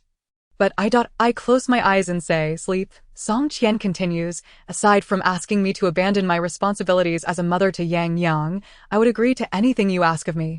As long as it allows you and Yang Yang to remain by my side every day, I am willing to do anything, even if it shortens my life. I scoff and say, I want your body. Would you be willing to give it to me? Song Qian remains silent for a long while, then replies, as long as we are married, I would certainly be willing. I turn to face her and say, what if I desire it right now? Song Qian sat up and said, Xiao Su, if you truly love me, then please accept my affection. Let us marry swiftly, and afterward, you may have your way. If your intentions are solely to possess my body, then I cannot acquiesce, for I cannot surrender my virtue to a man who does not love me. Though I, Song Qian, may not be the epitome of a virtuous woman, I hold my own principles regarding matters of love and desire. I hope you will refrain from judging my character through the lens of those frivolous women. I cast a shamed glance at her and replied, Song Qian, I apologize for my earlier indiscretion. It is of no consequence as long as you understand. She sighed, reclining once more. I know that after the spectacle at the supermarket, you were profoundly disappointed in me, believing I was no different from other worldly women. Quick to find a lover after our separation. Indeed, that was my sentiment. I perceived you as hypocritical, pretending to be reserved before me while being just like those worldly women. I regret not having been intimate with you in the past. But do you comprehend the depth of my heartache? I sat in my cousin's car, weeping inconsolably, wishing to abandon my son, forsake my journey to America, and renounce everything to return to the supermarket and throw myself into your arms. Crying, husband, forgive me, it is the fault of the wife, causing you such sorrow. I desire nothing but you. Tears streamed down Song Qian's face as she continued, yet my cousin persistently urged me to remain calm, assuring me that Zhang Yan treated you exceptionally well and that you two would surely find happiness together. I realized that it would be best for me to remain composed and not allow you to waste your youth on a single mother like me. Is that so? Why then do you wish for me to accept your love now? If you fear wasting my youth, of course I fear it, but I cannot entrust you to a woman like Yang Li, who is cunning and deeply calculating. I worry she may exploit you or mistreat you. You need not concern yourself. I have already parted ways with her, Xiao Su, as long as you can find a kind and genuine girl. I shall not disrupt your happiness, no matter how deeply I love you. In that case, wait and see. I shall find a good woman, if there remains even a sliver of possibility for us. I vow not to let you suffer any further, promising to love you fiercely, yet alas, your heart has already strayed from me. Isn't this what you wished to see? I said, turning away from her. What I fear most is a woman who is presumptuous and self-satisfied, for I am prone to sudden abandonment, facing trials that leave me unable to explain my suffering. I cannot endure such pain. Song Qian declared earnestly, if you could grant me another chance, I swear that no matter the magnitude of the situation, I shall not act impulsively again. Should I do so, may heaven strike me down. I closed my eyes and replied, you need not make such dire oaths. Let us allow things to unfold naturally. The next day, after breakfast at Song Qian's home, I returned to the happy community.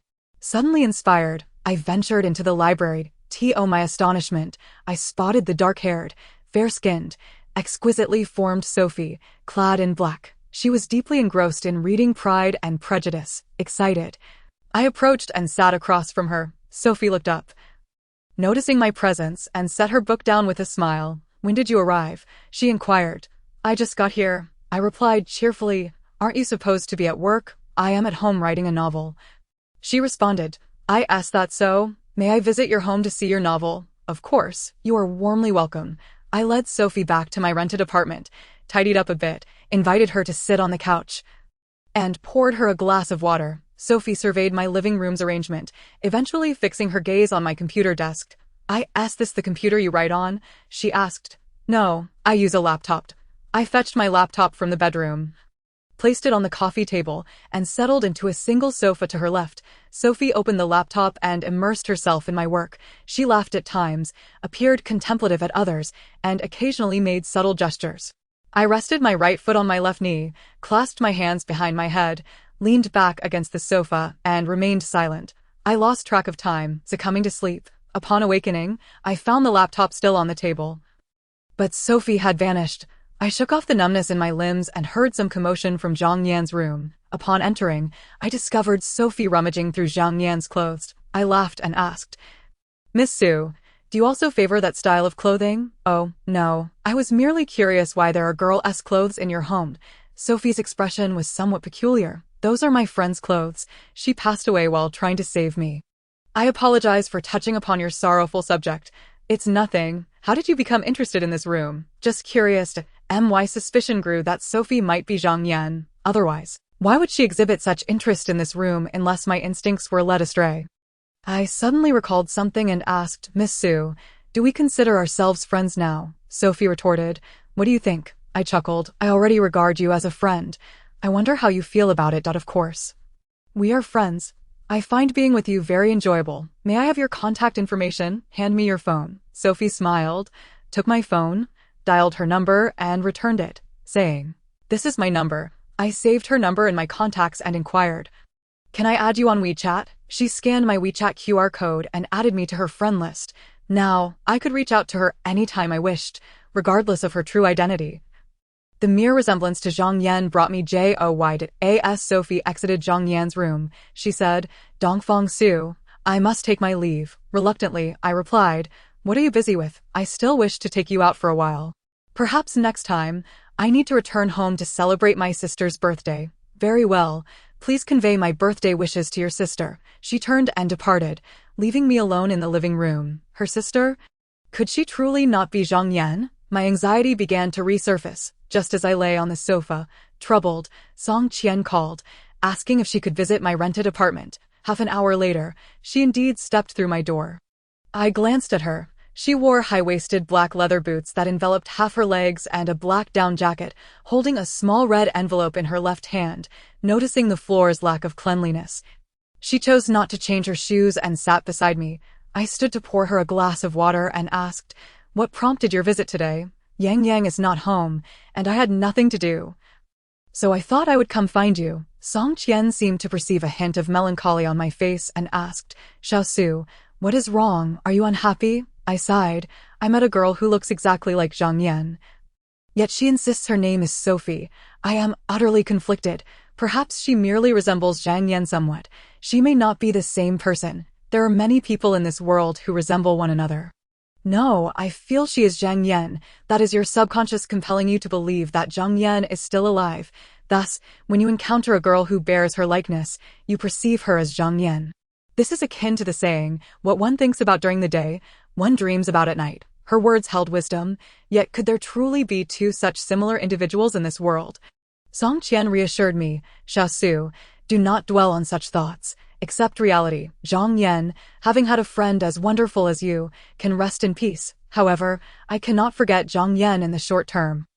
I feel she is still alive, right beside me. Song Qian fell silent, entirely at a loss for words. She left to buy a basket of vegetables, preparing a sumptuous dinner. I greatly enjoyed her cooking and reminisced about the times we had shared. Yet, as I savored the delicious meal, thoughts of Zhang Yan intruded. She too was an excellent cook, and the exquisite flavors inevitably conjured her memory. At 8 p.m., Chow Yu called, inviting me to a dance party he was organizing. With nothing else to occupy my time, I agreed. Originally intending to return home, upon hearing I would be going out, Song Qian decided to accompany me. We entered the Golden Star ballroom designated by Chow Yu, where we were greeted by numerous beautiful women and handsome men, most of whom were friends of LV Ping. It turned out that LV Ping was the chairwoman of a coal company, who had invited various representatives and friends to the ball for business purposes. Chow Yu hoped I would find a suitable heiress amidst the crowd and had invited me along. On the dance floor, couples twirled gracefully, while outside, a group of attractive individuals engaged in lively conversation over drinks. Chow Yu approached, glancing at Song Qian beside me, and playfully draped his arm over my shoulder, exclaiming, Buddy, today at this dance party, there are countless beauties for you to choose from. You are indeed fortunate. When did you, my friend, develop an affinity for the profession of marriage brokerage? It appears you ought to consider a career change. For the sake of friendship, even a shift in vocation would be worthwhile. On second thought, perhaps not. I cannot afford such a significant favor from you. As we jested, we found ourselves seated on a sofa outside the dance floor. Song Qian sat quietly beside me, absorbed in her phone. Meanwhile, Chao Yu and El Ping sipped red wine, quietly commenting on the couples dancing in the ballroom. The entire hall was enveloped in a romantic ambience, with vibrant lights flickering and illuminating the dance floor, while the soft music rhythmically drowned out the chatter of the crowd. A middle-aged gentleman, impeccably dressed in a tailcoat and sporting glasses, approached Song Qian and politely inquired, "Excuse me, miss, may I have the honor of dancing with you?" Realizing someone was addressing her, Song Qian lifted her gaze to appraise the gentleman, glancing at me for my approval. I waved my hand, encouraging her. "Go ahead," with a smile directed at him. She stood, gesturing towards the dance floor.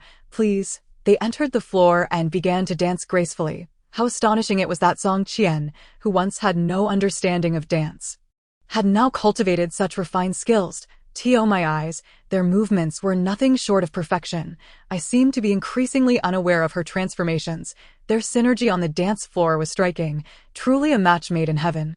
At that moment, a beautiful woman clad in a qipao approached me, inviting me to dance. I found it difficult to decline and thus acquiesced. We stepped onto the dance floor to perform a tango. I must admit, the elegance of my dance with this enchanting lady paled in comparison to Song Qian and her partner. Observing our fervent dancing, all the couples around us began to tango as well, and the DJ switched to a suitable tango track. The woman dancing with me possessed a strikingly voluptuous figure, her neckline daringly exposed, and her captivating gaze was fixed upon me. After 10 minutes, she leaned in and whispered, "Hey handsome, shall we find a place to have some fun?" Unsure of how to respond, I paused in silence for a few seconds until suddenly a light bulb flickered in my mind. I replied, "Haha, my wife is here. It wouldn't be appropriate to leave with you today." "Are you referring to the lady dancing so beautifully?" she asked, incredulity evident in her tone. "Indeed, our child is quite grown." In that instant, I could only use Song Qian as my shield. Perhaps men in such situations should accompany women, yet I found myself disinclined towards such overtly forward women, and I needed to refuse her advances.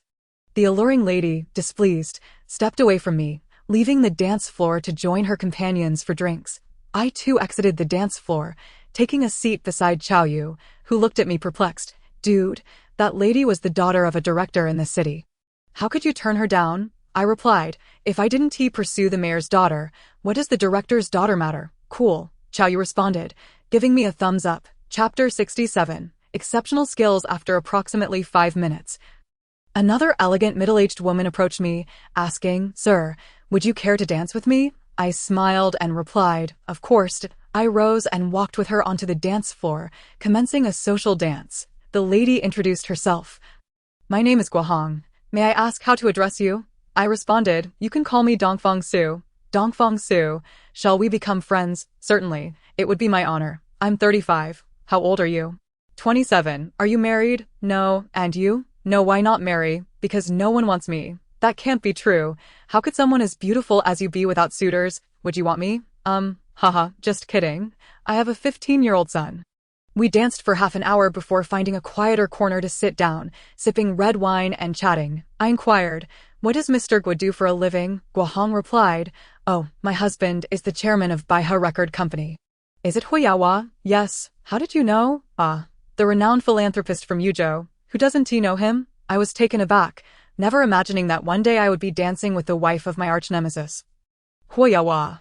What is Mr. Dongfang pondering?" Hearing Mrs. Wa's question snapped me from my reverie. I said, "Oh, nothing much." I got lost in thought.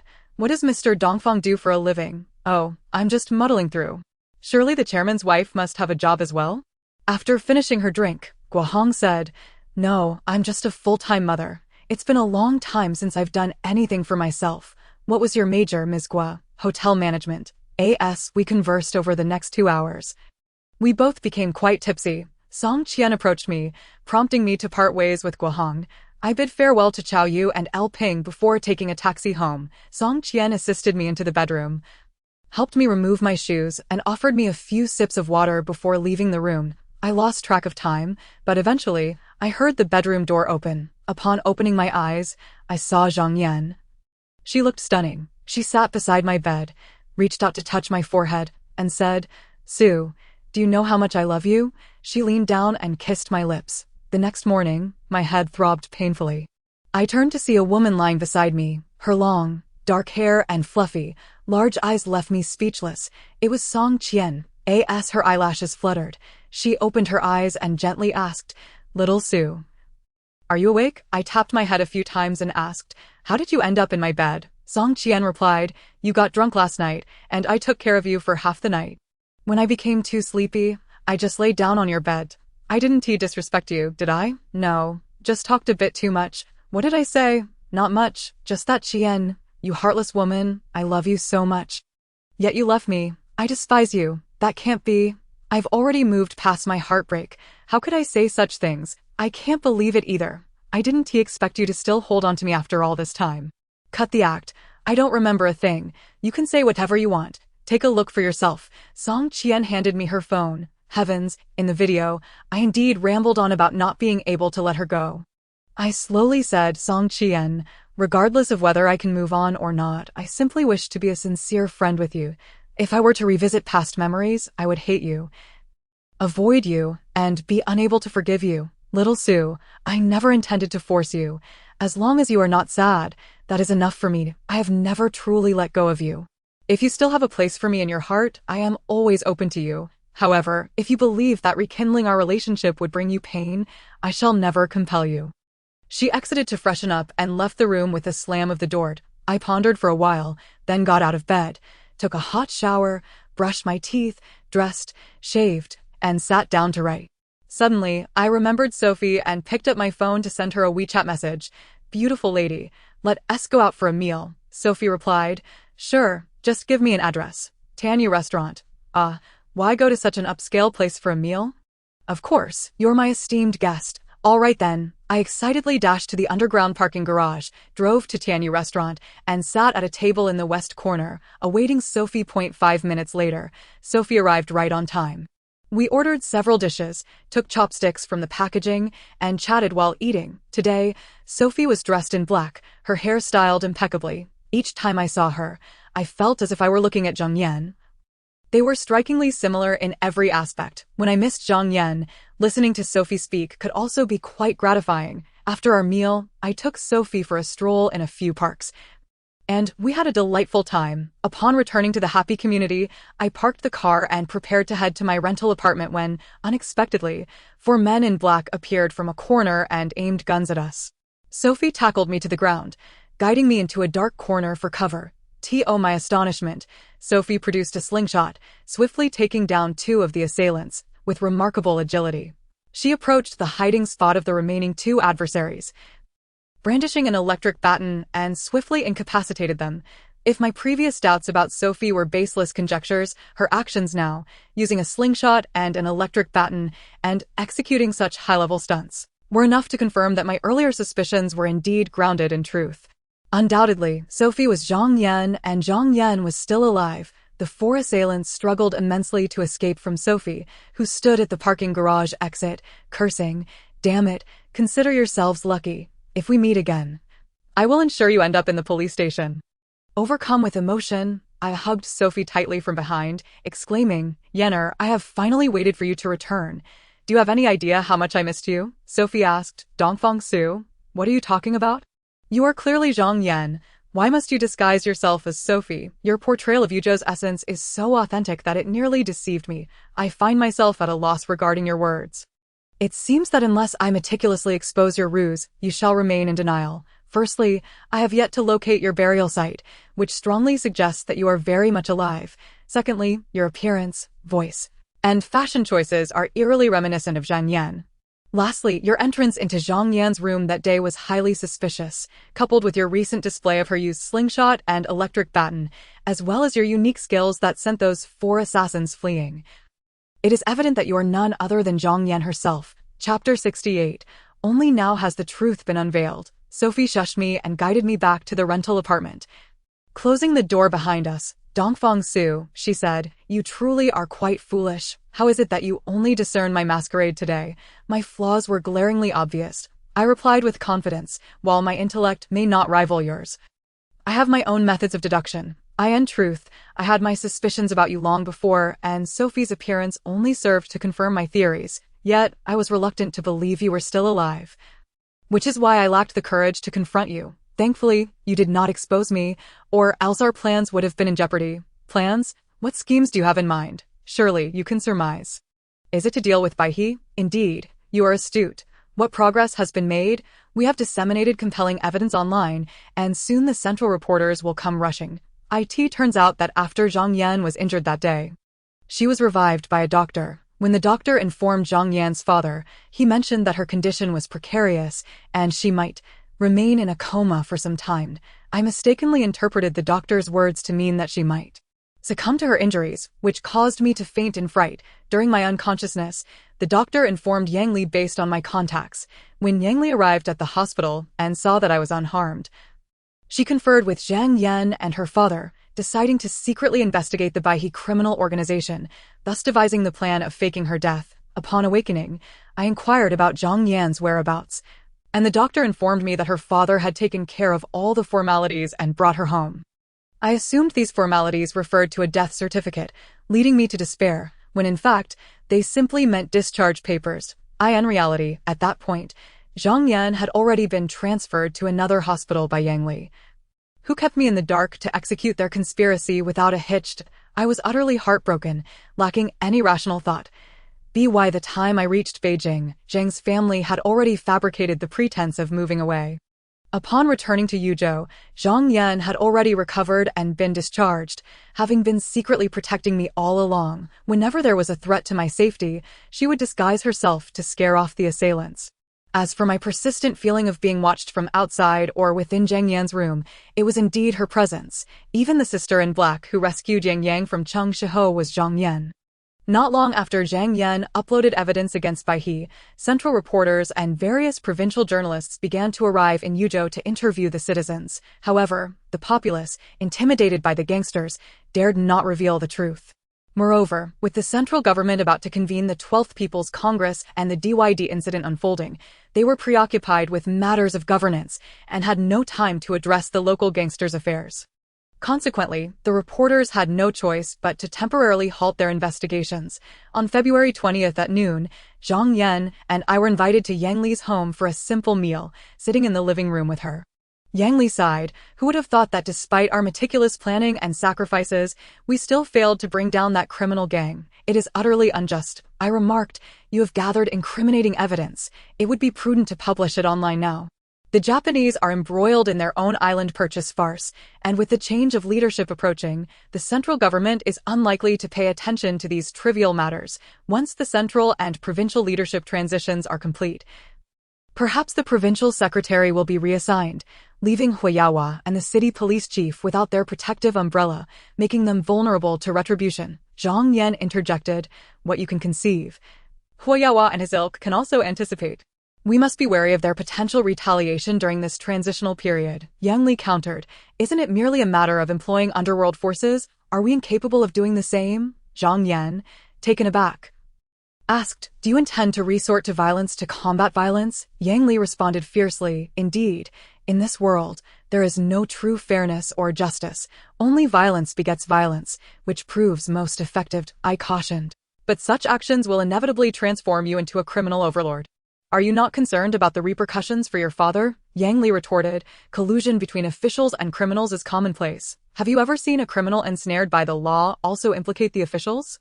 Zhang Yan insisted, no, I cannot bear to see you become another Huiyawa. True, Huiyawa presently enjoys unparalleled power and is beyond reproach, but he will eventually meet his downfall. Mark my words, Yang Li declared. I cannot wait for him to falter on his own.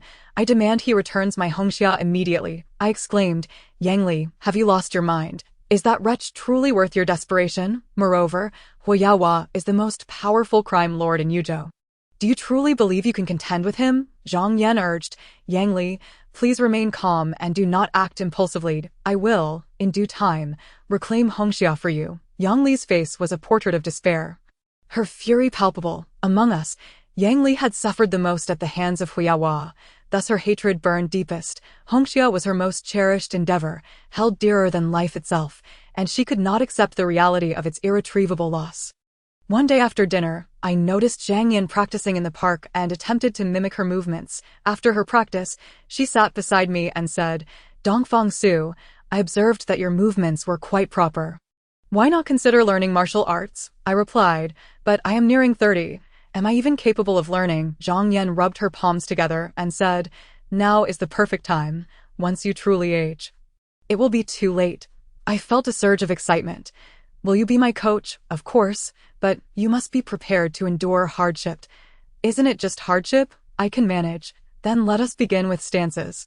Following Zhang Yan's guidance, I squatted in a horse stance for an hour, only to find my back aching, legs numb, and arms heavy. My word. Martial arts training is indeed exhausting, but I am genuinely committed to learning. Willing to endure the fatigue, after a week, I noticed a marked improvement in my physical fitness and strength. To enhance my jumping ability, Zhang Yan had me run daily while carrying 50 pounds of bricks, which proved remarkably effective. With a certain foundation established, Zhang Yan and I devised a plan to obtain the materials and videos documenting Huyawa and Wu Changqi's conspiracy against Hongxia. After reviewing them, Kongbin remarked that while they could not be presented in court, they held significant value for private reference. Yang Li, seeing that everything was in place, formally submitted a lawsuit to the Yuzhou People's Court, which delivered subpoenas to Hua and Wu. The lawsuit scheme devised by Yang Li and Kongbin was impeccable, revealing my ignorance to a startling degree. It turned out that when Huyawa seized Hongxia, he had failed to pay for it, allowing us to petition the court to demand immediate cash payment at the company's original price, regardless of how the contract was written, as long as one party engaged in illegal activity during the transaction.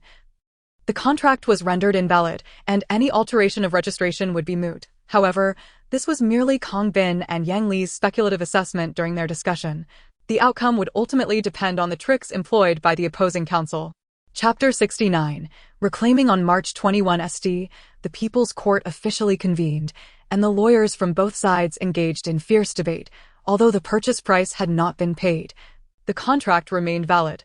We demanded that the defendants promptly pay cash at the company's original price. The opposing party presented the contract, claiming it was a gift I had bestowed, thus constituting a gift contract. After verification, the judge declared the contract legitimate. After reviewing the contract, Kongbin was visibly distressed. To my astonishment, Nia Xiaoan unexpectedly testified in court, asserting that the contract was forged. Yang Li's cousin, Shi Qingqing, recounted the circumstances under which Huyawa had taken control of the company. The opposing lawyer raised doubts, claiming Nia Xiaohan was committing perjury. Nia Xiaohan insisted that the contract's contents were clearly printed after signatures were affixed, and that an expert could easily verify its authenticity. The judge adopted Nia Xiaohan's suggestion, and indeed, an expert examination confirmed her assertions. Kongbin produced a plethora of legal statutes to attack Huyawa, leaving the opposing counsel speechless. The judge ruled that the gift contract was invalid and mandated that Huyawa and his associates compensate Hongxia Record Company for all incurred losses. Though this lawsuit did not land Huyawa and his crew in prison, regaining control over the company was a considerable relief. I was pleasantly surprised by Nia Xiaohan's loyalty. Had she not testified, the verdict could have gone either way. Truly, success or failure hinged upon her. As we exited the courthouse, Huyawa remarked to Yang Li, "Miss Yang, surely you must feel quite pleased with today's victory." Yang Li replied, smiling, "This is but a small triumph. My joy will only come when I see you all incarcerated." Huyawa scoffed, "That remains to be seen, does it not? For now, I shall keep Hongxia in your possession. But mark my words, I will reclaim what is rightfully mine." Yang Li shot back, "Dream on. You failed to seize Hongxia today, and your chances of doing so in the future are even slimmer. Listen carefully. Once you reveal your true colors, I will ensure you have no place to rest in death." Wu Changqi said, "You filthy woman, you've grown tired of living to dare speak to our chairman in such a manner?" I stood protectively in front of Yang Li and retorted, "Wu, why are you shouting? Be careful. We might just report you for intimidation." The confrontation ended unpleasantly for both sides. Yang Li led Shi Qingqing, Nia Xiaoan, Kongbin, Zhang Yan, and me into the Tranyu Grand Hotel, where a lavish banquet was laid out in celebration. I addressed everyone, saying, "Huyawa and his gang are ruthless and unscrupulous. Let us all exercise caution moving forward." Kongbin remarked, "With the law on our side, they can stir up no storm." Nia Xiaoan added, "But they have the provincial secretary and the police chief backing them. The law is not so easily wielded against them." Yang Li inquired, "Miss Nia, knowing they are powerful, why do you still choose to testify for us, risking their ire?" Nia Xiaoan confessed. To be honest, my sister, Nia Xiaomei, is Huyawa's sister-in-law. And she was recently heartlessly abandoned by Hu Gang. Seeing my sister in such sorrow, I developed a deep hatred for the Hu family. When I heard you were going to court against Huyawa today, I thought I could be of assistance. So I rushed to the courthouse. I remarked, it seems Huyawa's defeat today is simply fate. After dinner, Nia Xiaohan returned to SX, and we accompanied Kong Bin to the airport in BJ. We followed Yang Li back to Hongxia, restoring the old order and removing all Baihe symbols. The next afternoon, Yang Li informed me in the living room, prepare yourself. I plan to have you as a guest on Chao Yu's show tomorrow. I asked, will this affect Chao Yu's work? Yang Li replied, not at all. It might even make his program a hit. I awkwardly said, I feel ashamed. I've been so unkind to you, yet you constantly consider me and refuse to take back the car. Yang Li sighed, love is one thing, friendship another. Moreover, you're an important singer for my company. I need your talent to elevate Hongxia. On March 23, I made a dazzling appearance on Chao Yu's entertainment daily program. Greeting the audience and taking my seat on the sofa amidst enthusiastic applause, Chao Yu addressed the audience. Those watching at home and in the venue must recognize Mr. Dongfang's face. Indeed, he is the prince of love songs. Dongfang sued.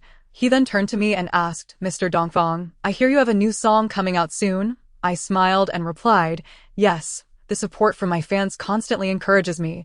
I cannot disappoint their expectations and must release a new song.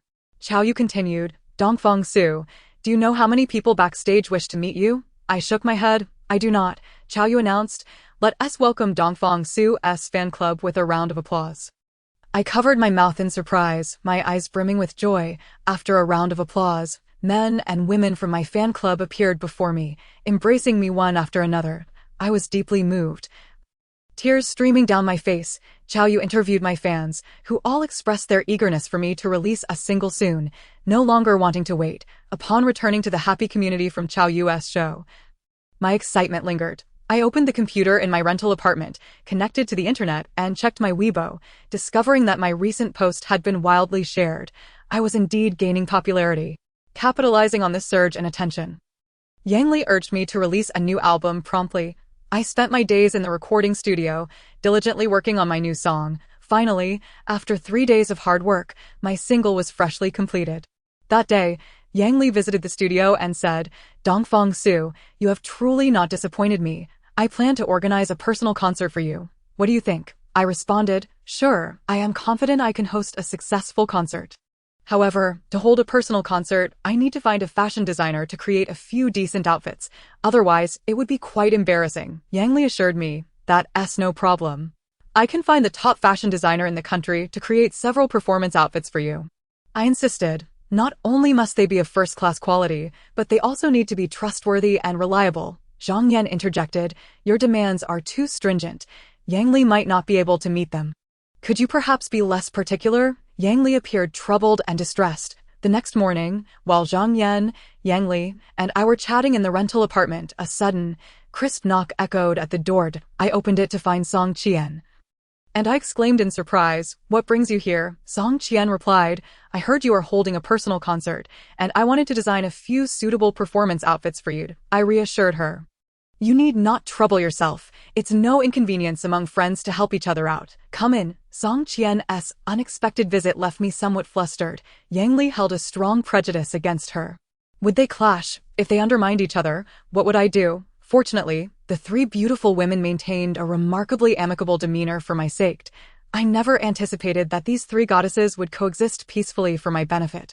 It truly was one of the most amusing happenings in the world, and my heart swelled with joy. Chapter 70. Understanding life and death. After some idle chatter, we finally delved into the topic of the concert. Yang Li, experienced in concert planning, shared a wealth of related knowledge. Song Qian briefly outlined her ideas for the performance outfits, hoping for our suggestions. Yang Li thoroughly explained the nature, characteristics, and clothing requirements for the concert, detailing what styles would suit my body type and appearance, as well as the genre of songs I would be performing. Song Qian grasped everything clearly. Zhang Yan then stated, with the internal affairs handled, it's time for me, the security officer, to step in. Personal concerts typically attract disruptors or assassination attempts. I hope Sister Yang Li can eliminate all potential dangers during the stage setup. AS for the performance venue. I will arrange the security team. Yang Li reassured her. I have considered this too. You need not worry. Zhang Yan. Song Qian remarked, I had no idea organizing a concert was so complex. It seems my knowledge in this area is quite lacking. I chuckled. Don't be deceived by the glamorous exterior of celebrities. The hardships we face are often unknown. Yang Li added, that what they call one doesn't know how difficult another's profession is until they experience the hardships themselves. Our conversation meandered until noon when Yang Li suddenly invited everyone out for a meal. Zhang Yan and Song Qian both insisted it was unnecessary to spend so lavishly, preferring home-cooked food. Therefore, Yang Li and I went out to buy ingredients while Zhang Yan and Song Qian took charge in the kitchen. Soon, we were presented with a lavish spread. The two ladies were excellent cooks, and their dishes were a feast for the senses. On the evening of April 15, hearing the host call my name, I stepped onto the dazzling stage adorned with colorful lights. The audience, a sea of fans waving glow sticks, erupted in cheers, while my fan club raised my large photo, chanting in unison, Dongfang, Dongfang, shining starlight, the universe is eternal. You're the most impressive. I waved and shouted, thank you, friends, I love you all. A group of fans at the west corner called out, Dongfang Su, I love you. As the music began, I sang 3 consecutive love songs, receiving thunderous applause. After interacting with the fans, I started performing songs from my album. Midway through the performance, I suddenly heard the host announce, today we have invited a guest of the highest caliber. Audience members can guess which diva of love songs it is. After a suspenseful build-up, he waved his hand. Let us welcome Liang Jingru with a round of applause. My heavens, Liang Jingru is one of my favorite female singers. I often cover her songs, and now I was about to meet her in person. Liang Jingru made a stunning entrance, and I excitedly approached her for a brief embrace, saying, thank you, Sister Liang, for supporting my concert. Liang Jingru smiled sweetly. I heard you often cover my songs.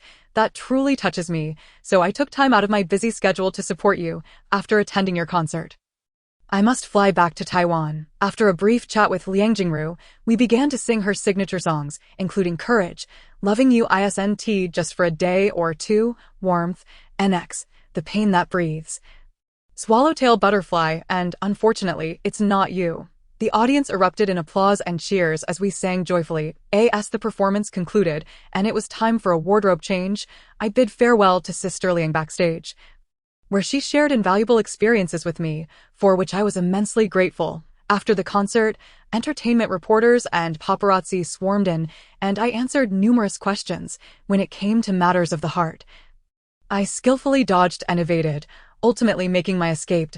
My goodness, holding this concert had been utterly exhausting. After several busy days, Zhang Yan and I finally found a moment to rest comfortably. We lay leisurely in bed, and Zhang Yan gazed at the ceiling, saying, we must express our gratitude to Yang Li in the future. Without her, it would have been difficult for us to successfully step into the entertainment industry. I curiously inquired, what exactly is Yang Li's background that she could invite a star like Liang Jingru? Zhang Yan slowly explained, she has supported countless stars under her wing. I heard that one singer from her company is now renowned both domestically and internationally, and it was through that singer that she managed to invite Liang Jingru. I dare assert that as long as you collaborate well with her, your future will undoubtedly be bright and prosperous. I concurred, saying, I believe this, which is why I cherish her both as a friend and a boss. During our break, my foremost desire was to express my gratitude to Song Qian. This concert was made possible thanks to her meticulous design of several performance outfits. Yang Li dedicated herself wholeheartedly to organizing the concert, and she received generous compensation for her efforts. Zhang Yan provided exceptional protection for my personal safety, for which I compensated her handsomely. Yet, Song Qian asked for nothing in return, selflessly offering her assistance. I was acutely aware of the immense effort she put into designing those garments, and I felt compelled to find an opportunity to thank her properly. One day, after much contemplation, I decided that instead of offering her anything she might refuse, I would buy a large assortment of vegetables and invite her to share a meal with me, knowing she greatly needed my emotional support. While I could not provide her with love, at the very least, I could offer her warmth. In the afternoon, I arrived at Song Qian's home with the groceries, only to be met at the door with a stern reprimand. I told you I don't need anything. Can't you understand human words? With a playful grin, I replied, you're overthinking it. I simply don't want to cook and thought you might enjoy being my chef for once. Surely, I can't let you cook for me for free? If you want to eat my cooking, just come over. Do you think I can't afford a few meals? I added, all right, next time I'll come empty-handed. After all, who wouldn't he take advantage of a free meal? She shot me a glance, accepted the basket of vegetables, and said, stop being silly, come in. As I stepped inside and closed the door, I expressed, thank you for accepting me, my dear. I am truly grateful, Song Qian called from the kitchen. Enough of the nonsense. Hurry up and help out. After our meal, she brought me a drink, and I curiously asked, why no alcohol? She smiled and replied, I've quit drinking. I want to be a virtuous wife and mother from now on. Just as I was about to sip my drink, the glass of the window suddenly shattered with a loud crack, leaving a bullet hole in the dining room wall. I dove to the ground, urging Song Qian to take cover quickly. Her face turned pale with fear as she dashed into the living room. Anxious for her safety, I sprinted after her, but at that moment, another bullet came flying through the shattered window. Without a second thought, Song Qian pushed me to the ground, and the bullet struck her in the chest.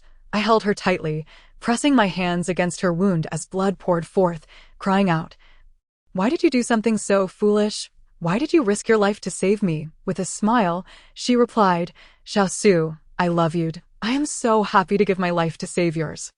I no longer need to feel guilty. After calling for an ambulance and reporting the incident to the police, I confessed, I have long since forgiven you. I just struggled to accept your feelings for me. With a serene expression, Song Qian said, Xiaosu, after I'm gone, please ensure that Yang Yang goes to my family. I will be eternally grateful. In that moment, I realized I had never truly let go of Song Qian. If she were to leave this world, I would be left in a state worse than death. Zhang Yan, my dearest friend, had caused me so much pain in the past.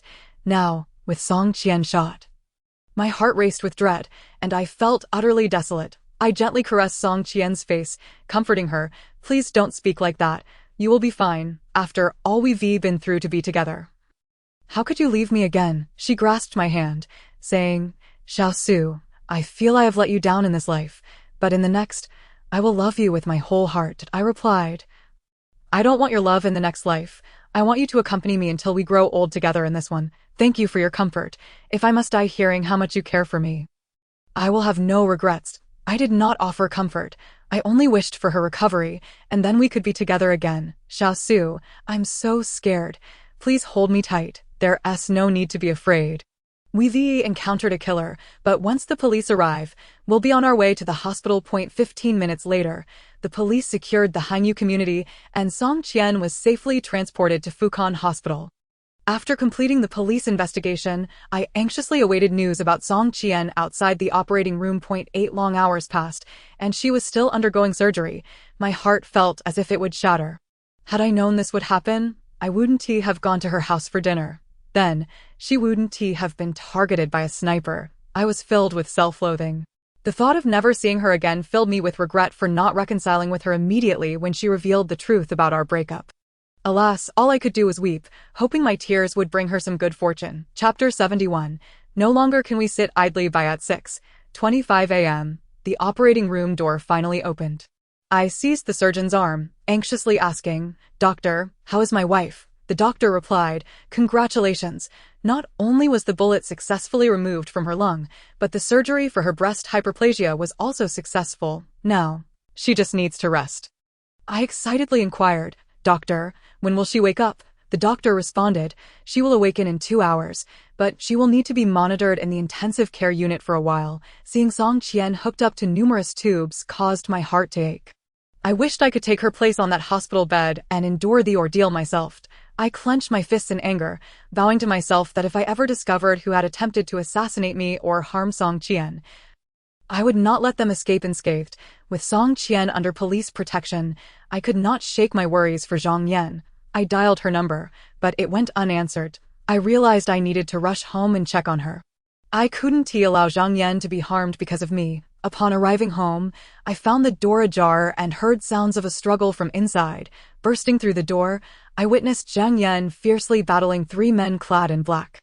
Having trained in martial arts for a few months, despite my skills being rudimentary, I felt compelled to assist her and quickly joined the fray. One of the men struck me down with a powerful punch.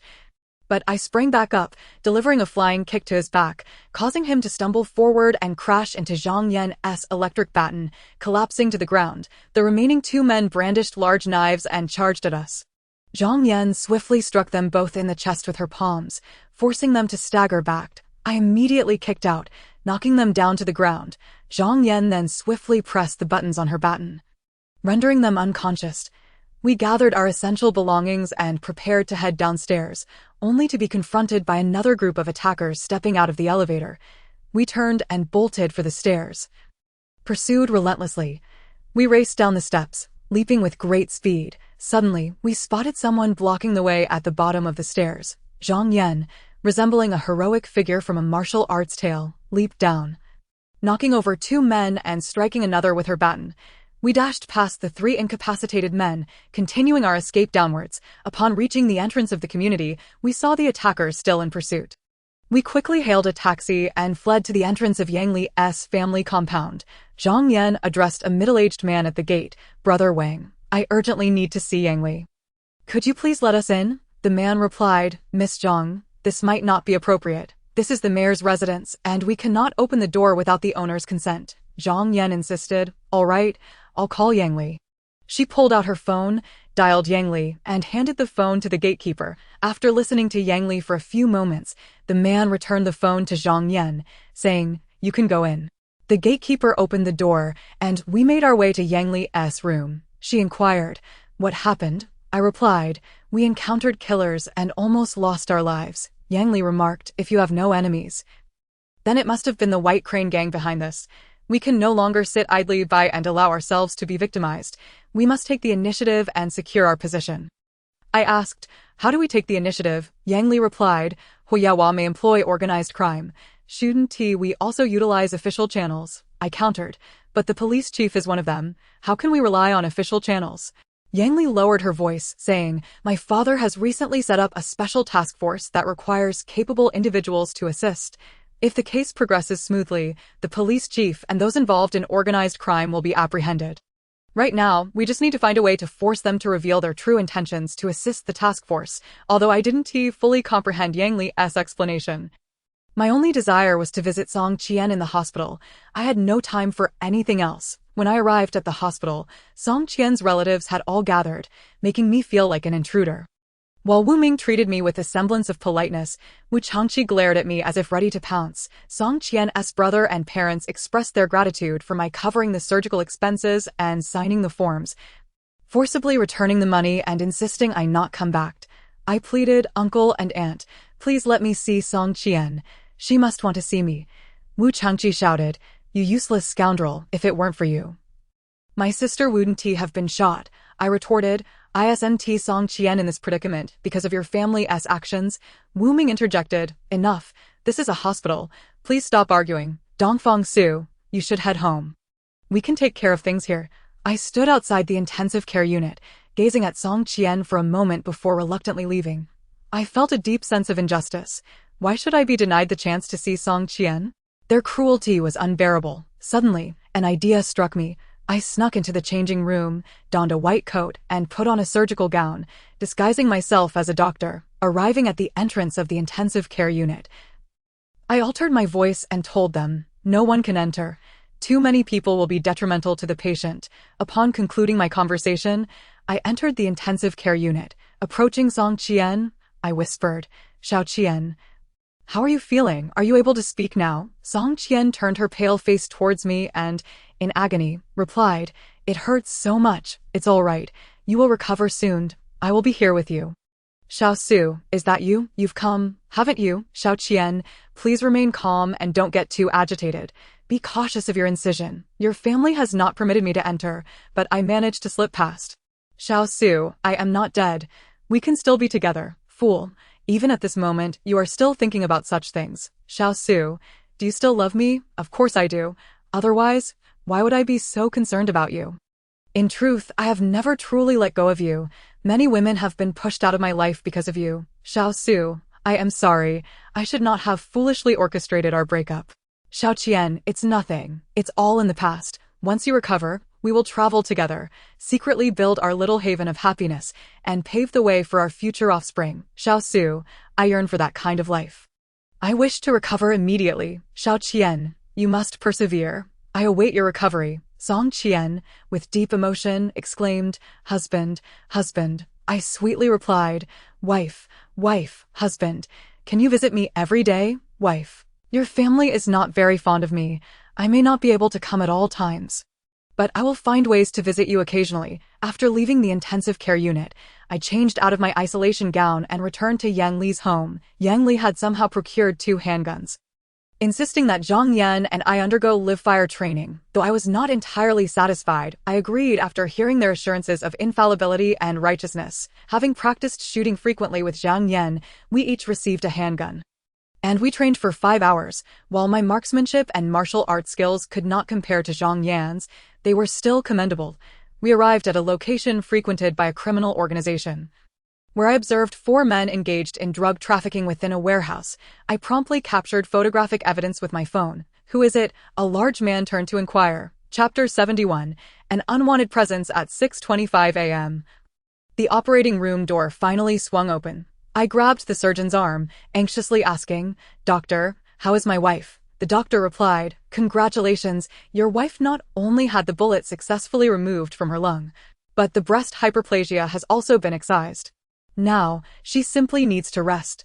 I excitedly inquired, Doctor, when will she wake up? The doctor responded, She will awaken in 2 hours, but she will need to remain under observation in the intensive care unit for a while longer. Seeing numerous tubes attached to Song Qian's body tore at my heart. I longed to trade places with her, to endure the harrowing ordeal myself. Clenching my fists in rage, I thought, if I discover who attempted to assassinate me or harm Song Qian, I will not let them escape. With Song Qian currently under police protection, I could not shake my concern for Zhang Yan. I dialed her number, but it went unanswered. It was imperative that I return home quickly to ensure Zhang Yan's safety. Upon reaching home, I found the door ajar, and sounds of a struggle echoed within. Bursting through the door, I witnessed Zhang Yan fiercely battling 3 men clad in black. Having trained in martial arts with Zhang Yan for several months, I believed I could assist her, so I quickly joined the fray. One of the large men knocked me to the ground with a punch, but I sprang up, delivering a kick to his back, causing him to stumble forward and collide with Zhang Yan's electric baton. Collapsing to the floor, the remaining 2 men wielded machetes and continued their assault. Zhang Yan struck both of them in the chest with a pair of swift slaps, forcing them to retreat. I hastily kicked out, sweeping them off their feet, and Zhang Yan promptly incapacitated them with her electric baton. After securing our essential belongings, we prepared to descend the stairs, only to be confronted by a new group of assailants in the elevator. We turned and sprinted down the staircase, pursued relentlessly from behind. Suddenly, we spotted individuals blocking our way at the bottom of the stairs. Zhang Yan, resembling a heroic figure from a martial arts drama, leapt down, toppling 2 of them and striking another with her baton. We dashed past the incapacitated men and continued our escape downstairs. Reaching the entrance of the residential complex, our pursuers were still hot on our heels. We quickly hailed a taxi and fled to the entrance of Yang Li's family compound. Zhang Yan addressed a middle-aged man at the gate, saying, Brother Wang, I urgently need to see Yang Li. Could you please let us in? The man replied, Miss Zhang, that may not be appropriate. This is the mayor's residence, and we cannot open the door without the owner's consent. Zhang Yan countered, All right, I will call Yang Li. She pulled out her phone, dialed Yang Li, and handed the phone to the man at the gate. After a brief conversation, he returned the phone to Zhang Yan and said, You may enter. The gatekeeper opened the door, and we proceeded directly to Yang Li's room. What happened? Yang Li inquired. We encountered assassins and nearly lost our lives, I replied. Yang Li remarked, If you have no enemies, it must be the White Crane organization behind this. We cannot remain passive and allow ourselves to be slaughtered. We must take the initiative and secure our position. I asked, How do we take the initiative? Yang Li explained, Huyaohua will employ criminal organizations. Surely we can utilize official channels as well, I countered, but the police chief is one of their own. How can we leverage official resources? Yang Li whispered. My father has secretly established a special task force and requires capable individuals to assist. If the case proceeds smoothly, the police chief and that criminal gang will be apprehended all at once. We just need to find a way to draw them out. I did not fully grasp Yang Li's plan. My sole desire was to visit Song Qian in the hospital, leaving little time to ponder other matters. Upon my arrival at the hospital, I found Song Qian's relatives gathered, rendering me an outsider. Wu Ming was relatively polite, while Wu Changqi exuded hostility, clearly intent on confronting me. Song Qian's brother and parents, aware that I had paid for the surgery and signed the necessary documents, expressed their gratitude but insisted that I refrain from visiting again. I pleaded, "Uncle and aunt, please allow me to see Song Qian. She must wish to see me." Wu Changqi shouted, "You worthless scoundrel, if it weren't for you, my sister would not have been shot." I retorted, "Isn't it your family's actions that led to Song Qian's current predicament?" Wu Ming interjected, "Enough, this is a hospital. Do not create a scene. Dongfang Su, you should leave. We are here to take care of things." "So do not worry." I climbed to the entrance of the intensive care unit and stole a glance at Song Qian before reluctantly departing. A sense of injustice welled within me. Why was I denied the chance to see Song Qian? They were being excessively unreasonable. Suddenly, an idea struck me. I stealthily infiltrated the changing room, donned a white coat, and put on isolation garb, masquerading as a doctor, approaching the entrance of the intensive care unit. I altered my voice and declared, "No one is to enter. Too many visitors are detrimental to the patient." After delivering my statement, I entered the unit. I approached Song Qian and softly inquired, "Xiao Qian, how are you feeling? Are you able to speak now?" Song Qian turned her pale face toward me and painfully uttered, "It hurts so much. It's all right. You will feel better soon, and I will be by your side." "Xiao Su, is that you? You've come. Haven to you." "Xiao Qian, please calm yourself. Do not become overly excited. Be cautious of your incision. Your family would not allow me in, but I managed to slip through." "Xiao Su, I am not dead. We can still be together." "Fool, even now, you are thinking about such things." "Xiao Su, do you still love me?" "Of course I do. Otherwise, why would I care so much? In fact, I have never truly let you go. Many women have been pushed out of my life because of you." "Xiao Su, I am sorry. I should not have foolishly orchestrated our separation." "Xiao Qian, it's nothing. It's all in the past. Once you recover, we will travel together, secretly build our little haven of happiness, and pave the way for our future offspring." "Xiao Su, I yearn for that kind of life. I wish to recover immediately." "Xiao Qian, you must persevere. I await your recovery." Song Qian, filled with emotion, exclaimed, "Husband, husband." I sweetly replied, "Wife, wife, husband. Can you visit me every day?" "Wife, your family does not favor me. I may not be able to come at all times, but I will find ways to visit you occasionally." Chapter 72. A deserted isle. In the days that followed, Song Qian's recovery was swift, and her condition improved significantly. However, once she was transferred to a general ward, my visits became quite complicated, yet I devised numerous strategies, and her relatives remained oblivious to my true identity. A week later, Yang Li requested that I embark on a tour. Seizing the opportunity while Song Qian's family was out for a meal, I slipped into her ward to spend some time with her before bidding farewell. She expressed great reluctance for my departure, but was immensely supportive of my performance commitments, and we exchanged heartfelt wishes for one another. The next day, after completing a tour in Changsha, I arrived at the SH Sports Arena. After performing alongside numerous other artists, I returned to my apartment, fully adhering to Zhang Yan's arrangements. Zhang Yan had evolved into an elite among managers and bodyguards, and I felt confident in her plans. I have now acquired a certain level of experience in songwriting and composition. Whenever I find myself with some leisure time, I indulge in my laptop, delving into the art of creating songs. Zhang Yan, seated beside me, remarked, "Today's concert went quite smoothly without any unforeseen incidents." I chuckled and replied, "It must be that Huiyawa is preoccupied with Yang Li, leaving him no time to send assassins after me. It seems that the saying good people are often taken advantage of, just as gentle horses are often ridden, holds a kernel of truth." Zhang Yan responded, "That is aptly put. If one does not offend me, I shall not offend them. Should they offend me, I shall retaliate. Huiyawa has surely incurred Yang Li's wrath and will not enjoy favorable outcomes." "You seem to know Yang Li quite well. Would you believe me if I said I met her 10 years ago?" I exclaimed, taken aback. "What? How could that be possible, given the distance between you?" Zhang Yan earnestly explained. A decade ago, my father was injured while handling a case in Yuzhou and was taken in by Uncle Yang Hong, who was then the deputy mayor, when my mother and I visited my father. I met Yang Li, who was a top student. No one dared to cross her at school. I still remember the time I accidentally dirted her red dress. She retaliated by cutting all my clothes into shreds under the cover of night. And how did you manage to mend your relationship with her? I queried. After her marriage to her ex-husband, while on their honeymoon in BJ, they were attacked by assassins, and I saved her. Since then, she has always been exceedingly friendly to me. In fact, before meeting you, I frequently frequented Huai County to assist the police with their investigations. It seems our acquaintance was indeed fated, I mused. Yes, fate possesses its own peculiarities. The following day, we arrived at SH Airport, bound for BJ, only to be greeted by dismal air quality and pervasive haze that left one feeling utterly unwell. As soon as we disembarked, we hurried to the concert venue. After a heartfelt love song, I swiftly returned with Zhang Yan to her traditional courtyard residence. Uncle Zhang elaborated on his ruse of staging a move, and I couldn't help but laugh. Harboring no ill feelings towards him, after a night of casual conversation, I succumbed to sleep, while they remained engaged in their own activities. With Zhang Qin and his spouse absent, the courtyard felt a touch quieter. Yet this afforded me a measure of tranquility. Were it not for my impending overseas trip, I would have wished to extend my stay in BJ. Alas, it seems my next opportunity to linger in the city will have to wait.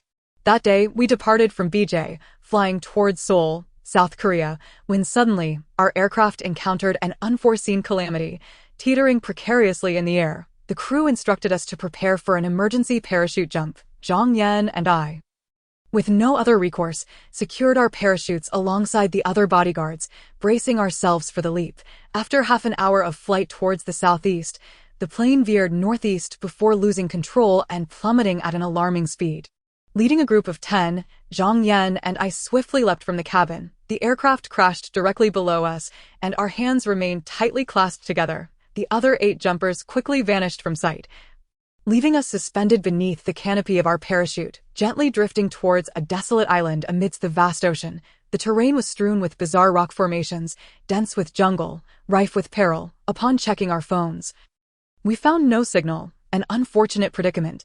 To protect ourselves from potential predators, we constructed a makeshift barrier with stones. Zhang Yan voiced her concern. I wonder if there is any food on this island. We must not perish from hunger before rescue arrives. I scanned the surroundings and suggested, let us search for food. Perhaps we might find some wild rabbits. Venturing into the thicket, we encountered a venomous snake. Zhang Yan deftly kicked a stone, striking it down, saying, should we find no food, snake meat will suffice. After walking a bit further, we stumbled upon a cave. Summoning our courage, we entered, only to be greeted by a swarm of bats taking flight and numerous snakes slithering across the ground. We procured 2 branches to prod the venomous snakes away, and the remaining bats took their leave. Zhang Yan gathered some moss to clear the bat droppings, ensuring the cave was spotless. Emerging from the cave, we collected a bundle of willow branches as thick as our arms and fashioned a wooden barrier secured with vines at the entrance, ensuring we remained safe from larger beasts. I remarked, in ancient times, beacons summoned lords. Today, let us borrow from their wisdom and signal for help with smoke. Zhang Yan agreed. I share the same sentiment. Let us ignite a fire. We scavenged for dry twigs and leaves outside the cave. Piling them within our stone wall, Zhang Yan struck a spark with an electric baton, igniting the leaves, which sent a plume of black smoke spiraling into the air. We covered the flames with damp branches, slowing their burn rate. I declared, we have sent our signal. Now we must find food. If all goes well, we shall return to the cave before nightfall with something to eat. Zhang Yan observed, strangely, it seems this island harbors only snakes and bats. Where are all the other animals? I replied. Do you truly wish to encounter tigers and lions? While I have no desire to meet ferocious beasts, I would settle for the presence of rabbits or similar creatures. Although we are fortunate to have survived this ordeal, I still hope we do not perish on this isolated island. Surely, the Chinese government would not abandon us, would they? After all, I am somewhat of a celebrity. I cannot be so easily overlooked by my homeland. Despite my reassurances, I feared that our country might be powerless to assist us. In the vastness of the ocean, a solitary island is minuscule and difficult to detect. Yet, if we cannot be found, it matters little, for I am accompanied by a beautiful companion. Wherever we are, we shall manage. This could be likened to dying under a peony, a stylish demise. I jested lightly. Suddenly, Zhang Yan pointed behind me, her face a mask of terror. I turned to see a black bear striding confidently from the woods. I quickly aligned myself beside Zhang Yan. The bear glared at us before lunging forward, prompting us to evade to the sides. Zhang Yan retrieved her electric baton, intending to subdue it, but she had forgotten to charge it the previous night, leaving it devoid of power. We had no choice but to wield our makeshift sticks in defense. Zhang Yan swung her stick twice, both strikes narrowly missing the bear. Just as I prepared to strike, the bear swiped a paw, knocking me to the ground and slashing at Zhang Yan's face, leaving a tear in her shirt. In desperation, I grabbed a handful of dirt and flung it at the bear's eyes. It let out a grunt, rubbing its eyes before charging towards me with lightning speed. Fear gripped me, and I fled as the bear, on all fours, rapidly closed the distance. Zhang Yan, witnessing my peril, swiftly readied her slingshot and struck the bear's hind leg. The bear halted, bellowing in pain, and fled into the woods, leaving a trail of blood. Shall we allow it to escape? I questioned. Zhang Yan replied, "It won't be so easy. If we don't kill it, it may return to hunt us. We must pursue." We followed the blood trail into the forest, discovering the injured bear alongside 3 cubs. Clearly, the bear had encountered us while searching for food for its young. If we had killed it, the cubs would surely starve. Our hearts softened, and we retreated from the forest. As we made our way back, a small deer dashed past us. Zhang Yan gave chase, and when it paused to graze, she expertly released her slingshot, striking its head. The deer fell to the ground. We carried it to a nearby stream, removing its skin and entrails, cleaning it thoroughly before returning to the cave to roast it. I marveled. I never imagined we would feast on such delectable venison in such dire circumstances. "It seems the heavens have smiled upon us," Zhang Yan remarked. "It appears we shall not starve after all. If only we could escape this place." Do you recall the tale of Robinson Crusoe? I inquired. Of course. Why do you ask? Do you not find our fates eerily similar? Indeed, they do bear resemblance. What message are you conveying? I proposed. Let us build a boat. A boat? But we lack the tools. At best, we could fashion a raft. Zhang Yan lay back, saying, "It seems our only option is to wait for rescue." The following morning, we were awakened by an unusual sound. Upon opening our eyes, we saw 2 black bears attempting to climb over our barrier. It appeared the aroma of our roasted meat had drawn them in. Zhang Yan picked up a stone and hurled it at the bear's shoulder, causing it to tumble down. Thank goodness for the barrier. "Otherwise, we would have become their meal," I said. Zhang Yan replied, "For our safety, I believe we should hunt them. If they remain alive, our lives will be at risk. Let us wait a little longer. If someone comes to rescue us, they would perish unjustly. After all, these creatures lack human reasoning, and we need not stoop to their level. I have no qualms. I merely worry for your safety. I will be fine, if we are cautious. They won't spot me. What are you afraid of? The animals here are not protected by law. Even if we hunt them, we won't face any repercussions." "True, but unless absolutely necessary, we should refrain from killing them." "I believe our homeland will send help. You are truly kind, perhaps too much so. I know you possess a good heart, yet for my safety, you must be willing to take a harsher stance." "Am I being overly sentimental? I sense that you always place my well-being above all else." Zhang Yan sighed. "In truth, I care for you far less than Yang Li and Song Qian do." I laughed. "Feelings are not comparable. I believe you are doing splendidly." She elucidated. "You know, Yang Li has no connection whatsoever with that American. The reason she deceived you into believing she no longer loved you and chose him is that she did not wish to be in a relationship with someone who does not love her. In truth, that American is merely an actor she hired." My spirit was profoundly shaken. I had not anticipated that Yang Li's so-called emotional betrayal was merely a well-rehearsed performance alongside that American. Nevertheless, regardless of her theatrics and cunning schemes, my contributions to her were indeed substantial, and I shall never forget her benefaction. Of course, when it comes to love, my heart still lies with Song Qian. Although she has subjected me to considerable anguish, in the realm of romance, I find myself most attuned to her. The following day, I emerged from the cave and ventured to the smoke signal area. Sitting upon a stone wall and gazing at the azure sky, yearning to escape this cursed place, I lost track of time and suddenly felt a chill creeping over my back. Turning around, I was horrified to see a massive python slithering towards me. I leapt from the stone wall and sprinted a few paces, picking up a thick branch approximately 3 feet long. Upon turning, I urgently struck at the lunging serpent. The python recoiled from the blow, whipping its tail with lightning speed and ensnaring me with a fierce grip. I attempted to draw my makeshift wooden dagger to retaliate, yet my arms were tightly bound, rendering me powerless to fight back.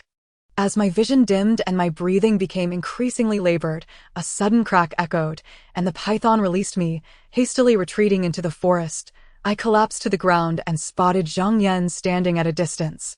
It was she who had frightened off the python with her slingshot. How fortunate I was. Had she not arrived in time, I would have perished. Are you all right? Zhang Yan anxiously scanned my body. I am fine, I replied, brushing off the dust as I stood. Let us head back. This place is unsafe. Recalling the fierce battle with the python, I felt a lingering dread and quickly made my way back to the cave. Zhang Yan stoked the fire, and I assisted her in preparing meat, and we shared a silent meal of roasted venison. One day, upon awakening, I discovered Zhang Yan was missing. I rummaged through the wooden enclosure, searching in vain. Not a trace of her was to be found. Suddenly, a bear roared and charged towards me. Oh heavens, someone save me. How could I possibly contend with this beast? I swiftly leapt onto a large rock and clung to a tree trunk. Climbing higher, the bear repeatedly slammed against the tree, while I clung desperately to a branch, refusing to descend despite the swaying of the tree. Help, Zhang Yan, come save me, I shouted, but my cries did not summon her. I cursed, you beast, I have no desire to kill you, yet you seem eager to devour me. I shall deal with you in due time. The bear continued its assault, growling ferociously. Suddenly, I recalled the animated series Bear Infestation. Damn it, I felt as though I had become the beleaguered character. Guanged. I aimed my wooden dagger at the bear's forehead and hurled it with force. The blade penetrated its skull with a sickening thud, and it let out a deafening roar before collapsing. I descended from the tree and withdrew my dagger, blood gushing forth. I wiped the blood on the bear's fur and made my way to the smoke signal area. The smoke signal site was located in the eastern part of the island, while our cave resided in the southeast. The spot where I dispatched the bear was precisely at the intersection of the two locations.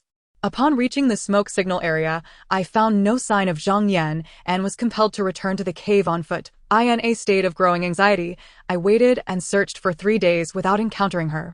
Was she intentionally evading me, or had something befallen her? My apprehension mounted. Alas, without Zhang Yan's protection, my situation was exceedingly perilous. I needed to diligently hone my skills to conquer all venomous snakes and ferocious beasts while waiting for a rescue team.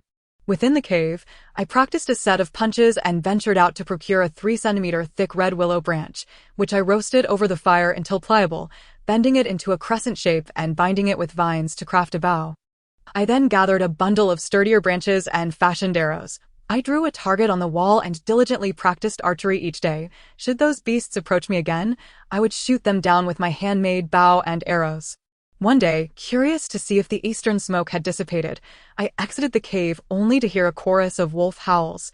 I sprinted towards the source of the sound and arrived in the northeast to find Zhang Yan engaged in a fierce battle with a pack of wolves. I swiftly shot an arrow, bringing down a gray wolf. Zhang Yan wielded a sharpened wooden stick, deftly dispatching another gray wolf, casting a glance at me before resuming her agile combat. I loosed 3 more arrows, sending 3 additional wolves crashing to the ground. Zhang Yan was now under minimal pressure, wielding her spear with a whoosh, as the remaining 3 female wolves fled in terror. Zhang Yan, where have you been these past few days? I've missed you terribly, I inquired as I approached her. Zhang Yan, panting, replied, why should I tell you? What is the matter? Have I offended you in any way? You are fine, but I simply do not wish to see you. If you do not return, wherever you go, I will follow. Very well. If you have the ability, keep up with me. With that, she spun on her heel and darted westward. I swiftly pursued her, utilizing my lightness skill. To my surprise, my training had not been in vain. I had significantly improved and could keep pace with Zhang Yan for a distance. However, she quickened her pace and soon vanished from sight. Following her trail to the northwest, I stumbled upon a small wooden cabin. It dawned on me that she had been constructing it all this time, hence her absence. Standing outside the cabin, I called, Zhang Yan, so you have been hiding here all along. You are remarkable, even a skilled architect. I admire you. Zhang Yan, from inside the cabin, retorted, leave me be. I do not wish to see you, if I recall correctly. You are my bodyguard. Aren't you supposed to protect me? You are more than capable of protecting yourself. I shall not serve as a bodyguard for someone who can fend for themselves. It seems you have firmly resolved to part ways with me. Since you care so little for me, my life and death are of no concern to you. I shall construct a raft and set sail. Perhaps I may drift back to China. Farewell. I turned and began to walk back to the cave. That moment, a voice filled with hope echoed from above. Is there anyone on the island in need of rescue? I looked up to see a helicopter. What an exhilarating sight it was. I leapt onto the roof of the cabin, stripped off my clothing, and waved my arms while shouting. Zhang Yan also ascended to the roof. Mimicking my actions, the person on the helicopter, holding a loudspeaker, finally spotted us. Listen below. Make your way to the eastern clearing. We will rendezvous there. Zhang Yan and I gathered our belongings and hurried to the smoke signal area, where the helicopter had already landed on level ground. It turned out that upon learning of the crash of the private plane I was on, the rescue teams from China and South Korea had initiated a search.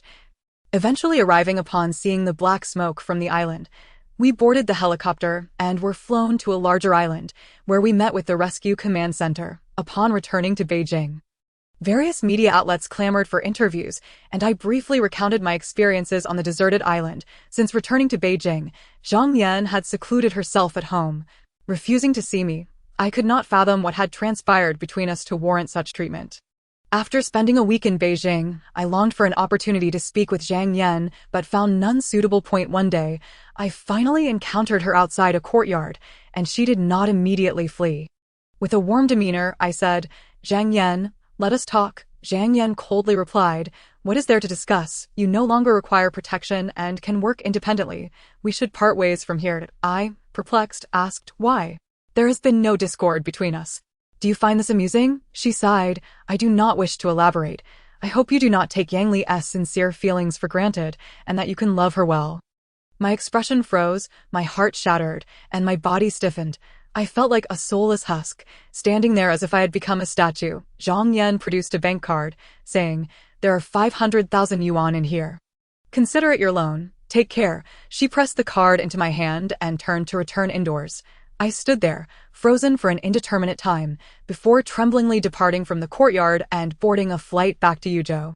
Sitting on the plane, I gazed out the window, my heart akin to a sponge, incessantly absorbing anguish. This sponge, saturated with sorrow, felt unbearably heavy, yet could not expel a single teardrop. Chapter 74.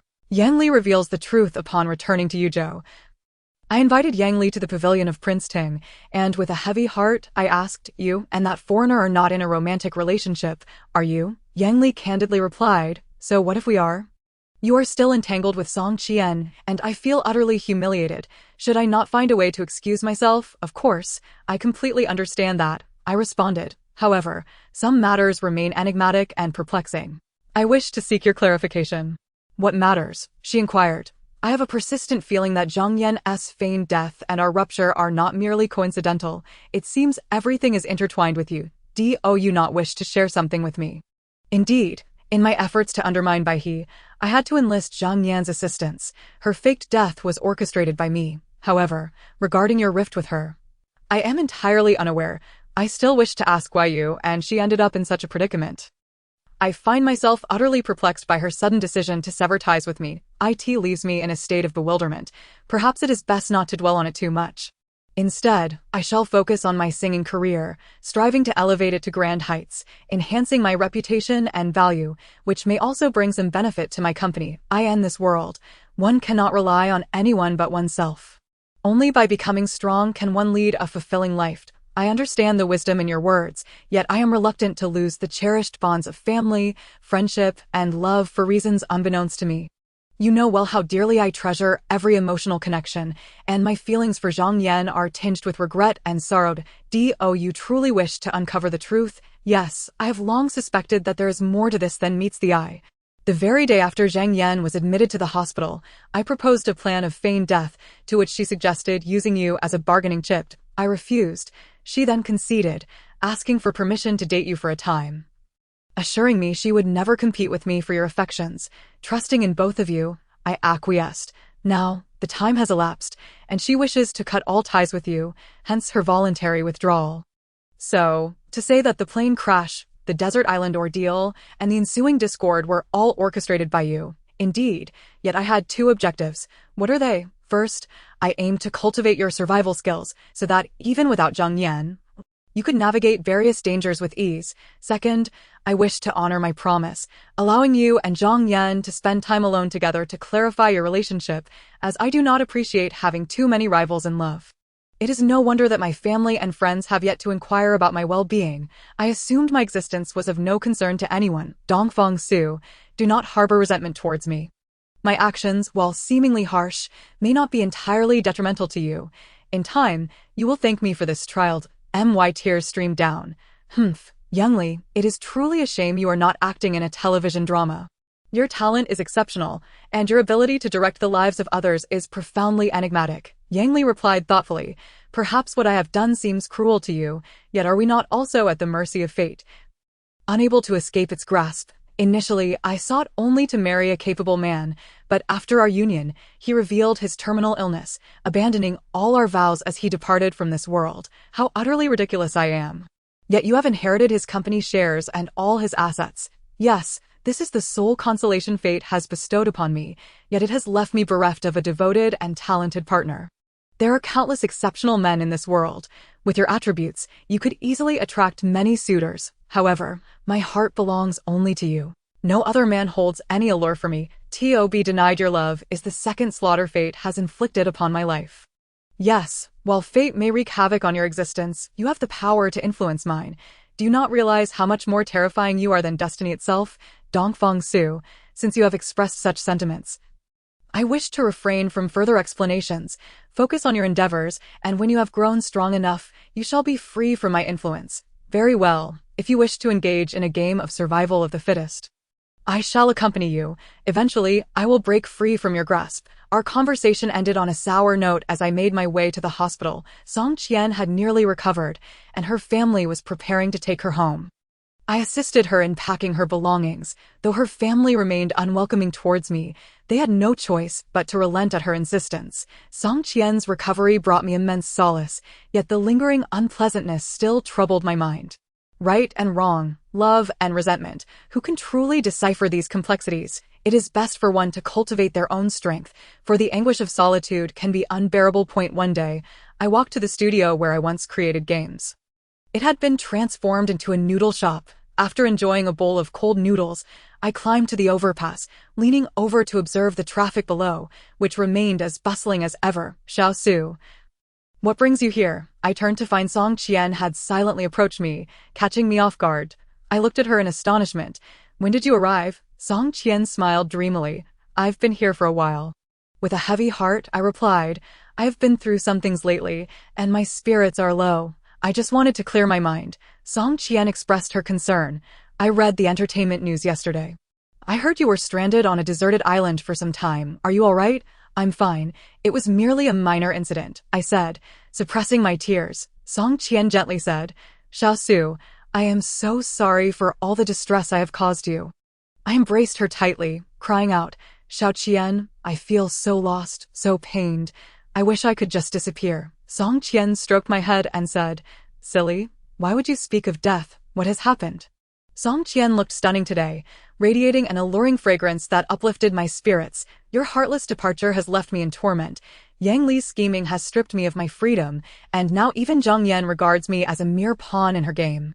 I believe I have been true to everyone. Why can no one comprehend my feelings? Such is life. Everyone longs to be understood and to understand others, for we all have our own perspectives. Only through mutual understanding can we foster harmony among people. I am aware that our thoughts and self-righteous actions have caused you pain, but have you considered that it all stems from the concept of love? To love someone can be both noble and selfish. The wounds inflicted require our own healing. It is fortunate to be loved, yet if one is unloved, they must accept their fate in the realm of emotions. Right and wrong are often subjective. Perhaps my deep appreciation for various relationships has made me overly sensitive, indecisive, and prone to unnecessary worries. Being sentimental and loyal are admirable traits of a good man. Yet I do not wish for them to become burdensome to you. And what of you? Do you not also stubbornly cling to me? Song Qian released me, gazing deeply into my eyes. Xiao Su, I dream of you every night, yet each time I wake, I am met with disappointment and tears. I yearn to be with you. My eyes brimmed with tears as I asked, since our separation. Have you never sought another boyfriend? Song Qian replied, I have considered finding someone, but I cannot let go of you. No other man can take your place. I sighed. Alas, if only you were not a woman with a past. How much simpler would our lives be? I dread to think of the complications that will arise with your son and ex-husband. Song Qian chuckled softly. As long as you have the courage to face any challenge with me, I believe we can weather any storm together. I admit that my past actions were excessive, but I assure you that from now on, I will consult you before making any significant decisions. And I will never hide anything from you. However, our union would likely garner no one's blessing. Can you endure the agony of being ostracized by everyone? There is nothing more painful than being apart from you. Now that you have spoken so boldly, I am resolute in facing any adversities alongside you. We embraced once more, feeling the warmth of each other's presence and the rhythm of our hearts. Yang Li remarked, I can expedite his next album's release. That time, he must bring his manager along, and you are obliged to assist him in accordance with the agreement. This way, you both may have the opportunity to mend your rift. Zhang Yan sighed. Very well, as long as it serves to make amends with him. I have been exceedingly harsh lately. What have I done to him? Upon receiving Yang Li's message, I once again entered a creative state. During my seclusion, Song Qian gazed at my photograph with a sense of longing every day. She sought out Wu Ming once more for Yang Yang's sake, hoping to return to her job. But alas, her request was declined. She sat despondently on the bed, her legs curled up, cradling my photograph and reminiscing about the sweet moments of our romance. She deeply missed our tender affection. Yang Yang's school day drew to a close. She took a basket to the market to buy groceries, only to be ambushed from behind by Cheng Shihua, who rendered her unconscious with a towel, bundled her into a car, and brought her to a hotel on Tianyu Road.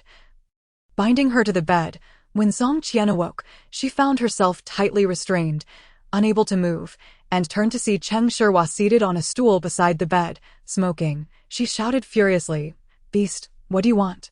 Cheng Shihua toyed with a dagger in his hand, exhaling a cloud of smoke as he replied, My dear wife, I've missed you so much. Let me love you properly today. Song Qian, filled with trepidation, retorted, Cheng Shihua, you mustn't go too far. We can never return to the past. Cheng Shihua waved the dagger, saying, If that's the case, let's indulge in something thrilling. I have plenty of energy. Song Qian pleaded. Do you truly have the heart to harm your own son's biological mother? Cheng Shihua scoffed, Humph, my son, do not try to deceive me. That is clearly Dongfang Su's offspring. The way you two gaze at each other is evident to any fool. Song Qian exclaimed, Do not slander me.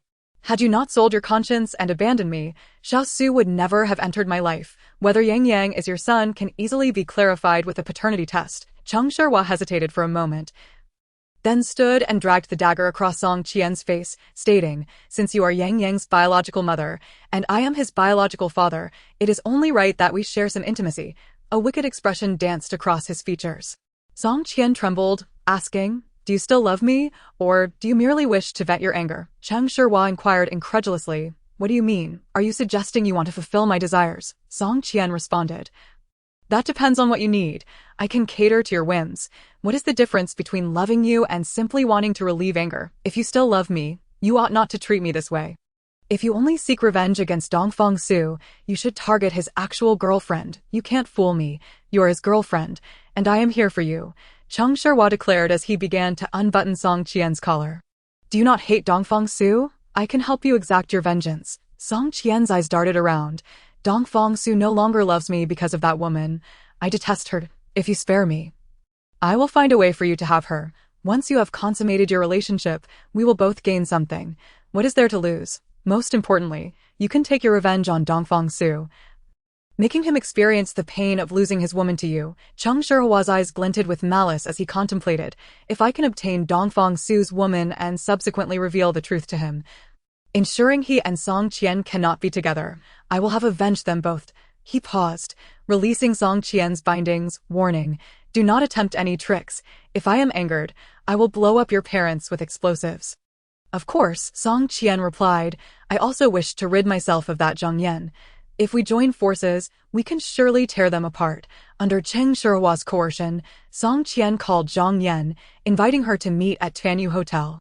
Zhang Yan, unsuspecting, promptly agreed to the rendezvous. From a distance, Cheng Shihua instructed Song Qian to lace Zhang Yan's drink with drugs, deceiving her into consuming it. Suddenly, Zhang Yan felt dizzy and collapsed onto the table.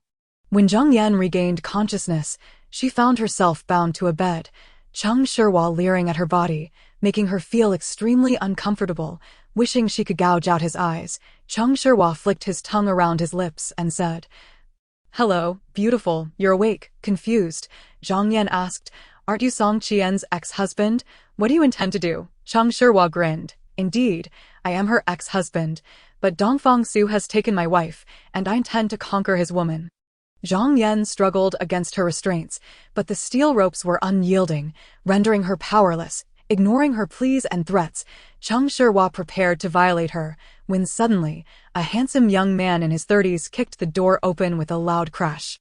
Cheng Shihua angrily demanded, "Who are you, and why are you interrupting my business?" The young man stepped into the room, glanced at Zhang Yan on the bed, and declared, "I am the one who specializes in ruining others' plans. Today is your unlucky day." Cheng Shihua swung a punch at the young man, who swiftly dodged to the right, sweeping his left leg and sending Cheng Shihua crashing to the floor, where he began to pummel him. Cheng Shihua managed to retaliate with a few punches, but 3 security personnel burst into the room, apprehending him and escorting him to the security office for questioning. The young man stared at Zhang Yan for a moment before freeing her from her bindings. As she rubbed her wrists, she expressed her gratitude. "Chao Yu, thank you. If it weren't for you, I'd..." It turned out that while Song Qian was drugging Zhang Yan, she had secretly sent a distress message to Chao Yu, who rushed to Tianyu Hotel, explained the situation to the management, and arrived at the designated room ahead of time. Upon receiving a call, the head of security reviewed the surveillance footage, discovering that Cheng Shihua had carried a woman in black clothing to a guest room on the 4th floor. They promptly dispatched personnel to rescue her. Chao Yu said, "No need for formality. I, Chao Yu, have liked you for quite some time. Helping you with this is no trouble at all." Zhang Yan, touched, awkwardly replied, I used to hold some prejudice against you. I truly apologized. There's nothing to worry about. That is all in the past." Chao Yu curiously asked, "By the way, how did you end up in that man's clutches?" "That man is Song Qian's ex-husband. He seeks revenge against Dongfang Su," Zhang Yan lamented. "Song Qian called me today to meet at Tianyu Hotel, but after I drank the wine she offered, I immediately lost consciousness. Upon awakening, I realized I was bound to a bed." Chao Yu remarked, "That doesn't make sense. Song Qian just sent me a plea for help, asking me to rescue you. Why would she harm you? Why would she deceive me? Could she have been controlled by her ex-husband? Are you suggesting she used me as a decoy to lure you in so I would come to your aid?" "Exactly. We are all friends of Dongfang Su. She must be seeking our assistance through this method. This woman is too terrifying. If her plan fails, wouldn't I be utterly ruined? Enough of the anger. Let me take you home," Chao Yu offered. "There's no need to trouble you. I'll take a taxi." "Why be so formal? My car is right outside. I can drop you off on the way." "Very well." After finishing my vocal practice, I stepped out of the rehearsal room and saw a message from Song Qian. "Xiao Su, come keep me company, please. I'm so scared." I felt a strange sense of urgency, drove to Hangyu Community, rushed upstairs, and knocked on Song Qian's door. Her face was pale, and she anxiously pulled me inside. "What happened? Are you all right?" I inquired as I sat down. Song Qian looked at me with a sense of grievance. "Cheng Shihua has come after me again." I pressed for details, and she recounted the day's events without reservation. My teeth clenched in anger. I longed to give Cheng Shihua a severe thrashing. The thought of Zhang Yan being exploited weighed heavily on my conscience. "Song Qian, we must invite Zhang Yan to dinner and apologize to her. How can I possibly show my face to her? Although I have thought of a way to save her, it is far too dangerous. It could end badly." Song Qian lamented. "Now Zhang Yan hates me, and Cheng Shihua will undoubtedly retaliate against my family. What should I do?" I declared fiercely. Had it not been for the fact that he is Yang Yang's father, I would not let him off the hook. Now that he has not obtained Zhang Yan, he will surely seek revenge against me. He threatened that if I played tricks, he would blow up my parents with explosives. No, we must report this to the police. Suddenly, an idea struck me. "By the way, isn't your cousin quite formidable? Can he not intimidate Cheng Shihua?" Song Qian's eyes lit up. "Yes, for the safety of my parents, I can ask my cousin for help." She called Wu Changqi, who swiftly subdued Cheng Shihua and brought him under control. Hu Yaohua let out a cold snort and remarked, "It seems that the fox we failed to eliminate has ultimately transformed into a cunning spirit. Now that she possesses the ability to stir up trouble, she will undoubtedly seize the opportunity for revenge. We will have our share of excitement in the future. Well, since she has chosen to declare war, we cannot remain idle. Let us deliver a decisive blow to Hongxia to awaken her from her delusions." Wu Changqi, with utmost respect, replied, "I shall ensure that she wishes she were dead. I have heard that your cousin is still infatuated with Dongfang Su. Her constant interference is unacceptable. Rest assured, Chairman, my cousin will eventually align herself with us. When that time comes, her internal support will surely lead to Dongfang Su's demise." At that moment, Cheng Shihua entered the room and said, "Chairman Hua, I am here to lend you my strength." Hu Yaohua, taken aback, inquired, "Who are you?" Wu Changqi interjected, "This is my cousin Song Qian's ex-husband. Cheng Shihua, he harbors a deep-seated grudge against Dongfang Su and can assist us in dealing with Hongxia." Hu Yaohua said, "Changqi, please make the necessary arrangements. I hope Mr. Cheng can devise a plan to bring about Dongfang Su's downfall." Wu Changqi led Cheng Shihua to his office, poured him a glass of water, and sat down, saying, "Brother-in-law, what do you suggest is the easiest way to bring about Dongfang Su's ruin?" Cheng Shihua replied, "At present, Dongfang Su is most concerned about a woman named Zhang Yan. If we manage to eliminate her, it would strike him a severe blow. At that point, we can strike when he is most vulnerable, and it will be a simple matter to trample that scoundrel." Wu Changqi cautioned, "You may not be aware, but Zhang Yan possesses exceptional martial skills, making it difficult for us to act against her." Cheng Shihua countered, "Then we must resort to cunning tactics. Just the day before yesterday, Song Qian nearly succeeded in drugging her. But regrettably, a young man intervened. However, if I manage to control her once, I can do so again. Just watch," Wu Changqi remarked. "Song Qian has already deceived her once. We cannot use that approach again. Do you have any other plans? We can locate the hideout of Dongfang Su and Zhang Yan, then incapacitate the waiter and slip the drug into her food. Such a large operation will surely raise suspicion." Cheng Shihua replied, "I've thought this through. First, we will disable the surveillance equipment. Second, we will take control of the waiter. Third, we will film a segment with Zhang Yan and send it to Dongfang Su. A brilliant plan. Let us execute it." The following day, Zhang Yan ordered a meal in her hotel room. After scanning the waiter with a discerning eye, she began to eat. Upon finishing half a bowl of rice, she touched her forehead and collapsed to the ground. Cheng Shihua and Wu Changqi entered her room, ready to act, but unexpectedly, Zhang Yan raised her hands, gripping the two young men and flinging them in opposite directions. Their arms cracked audibly as they fell to the ground. Wu Changqi asked, "Zhang Yan, what just happened?" Zhang Yan laughed, "You think you can drug me with such feeble tricks? How foolish. I noticed the waiter's peculiar expression and deduced something was amiss. So I pretended to eat half a bowl." The waiter, trembling in fear, queried, "But you clearly ate.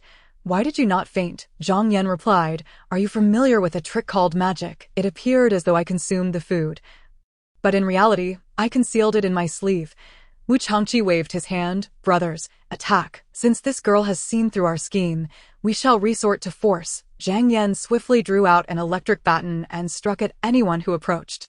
Suddenly, a burly man lunged at her with a dagger aimed at her waist. She quickly kicked a chair at him, sending him crashing to the ground, then spun around, using her toes to topple four others.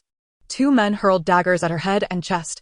She swiftly snatched the tablecloth, deflecting the blades, and with a flick of her fingers, sent 4 stones flying, incapacitating the 4 men. Cheng Shihua and Wu Changqi's expressions changed drastically as they fled. Zhang Yan did not pursue them, but fixed her gaze fiercely on the young waiter, who was trembling in terror. "You need not lay a hand on me. I will take care of this myself," he exclaimed, striking his head with a plate and losing consciousness. Zhang Yan exited the hotel and took a cab to Tanyu Restaurant, heading to a room on the 3rd floor. Yang Lizi, after much deliberation, realized that her love was hopeless, her career in ruins, and her talents wasted. Her pained gaze lingered on the window as she mentally cried out, "My dear Dongfang Su will never return to me. The considerable assets left by my benefactor are at risk of being seized by the enemy and have yet to flourish. Am I to be left at the mercy of fate?" powerless to change my circumstances. No, I shall break free from the chains of destiny and reclaim everything that belongs to me. As for rivals in love and business, I shall defeat them all. After much contemplation, Yang Lizi called her brother Yang Wei, who was studying in the United States. Xiao Wei, you are nearing graduation. How are you faring in your human resource management studies? Yang Wei replied, Oh, it's going well enough, sister. Have you reclaimed Hongxia yet? Yang Lizi sighed. Yes, I have managed to retrieve it, but funding is insufficient, and I have limited manpower to expand. Sister, I will return home soon, and I will help you grow Hongxia. You, just not worrying me would be a blessing. Hey, what do you mean by that? Although I may not be as talented as you, I have more experience in society, if I were in your shoes. Instead of openly battling the nefarious Baiha record company, I could easily establish an underground organization, making it hard for them to defend against us. Yes, you often say that being merciful to the enemy is being cruel to oneself. But every time I think of Dongfeng Su, I cannot bring myself to be ruthless. I fear that my hands, stained with blood, would be unworthy of him. Sister, I truly cannot understand what is so special about that Dongfeng Su. Why can't you let go of him? Given your circumstances, you could easily marry the son of a president. Why cling to a third-rate star? All right, Xiao Wei, focus on your studies and aim to graduate. Do not worry about your sister. Once you complete your education, we shall fight side by side. Understood, sister? I must go to sleep now. I will talk to you later. Goodbye. After hearing her brother's words, Yang Lizi felt enlightened. She realized that one must be ruthless to succeed, and only by emulating Wu Zetian's cunning could one achieve greatness. Thus, she began to plan the establishment of an underground organization. One day, Song Qian approached Wu Changqi and said, Changqi Ge, could you arrange for me to work in your company? Wu Changqi asked, Aren't you in a heated relationship with Dongfeng Su? Why hasn't he helped you secure a position? After pondering, Song Qian replied, I will no longer work as his fashion designer. I want to find a job on my own and build my own future. Wu Changqi chuckled, Cousin, you have finally had a moment of clarity. I always thought you should leave Dongfeng Su, cousin, about the job. Well, cousin, it's not that I don't want to help you, but our company really does not align with your field of expertise. Joining us would not benefit you. Oh, then I will think of another way. Song Qian turned to leave. Wait, Wu Changqi caught up to her and pulled out a business card from his pocket, saying, This is a card for BJ Art Academy. I recommend you enroll and study there. If you excel, you might be able to break into the entertainment industry and become a star. Song Qian accepted the card and said, Thank you, I will consider it. Upon returning home, Song Qian set her bag down, lay on her bed, and thought, Xia Su has entered the entertainment industry and skyrocketed in value, leaving me in the dust. If I do not become a star, our relationship may not endure. Very well, I shall march into the entertainment world and strive to match his worth. Mom, what are you doing? Yang Yang entered the room, dropped his backpack and sat beside his mother. Song Qian sat up, stroked her son's head, and smiled. Mom is pondering some matters. Mom, I will be entering junior high next year. Will you always be by my side? Yang, I wanted to discuss this with you.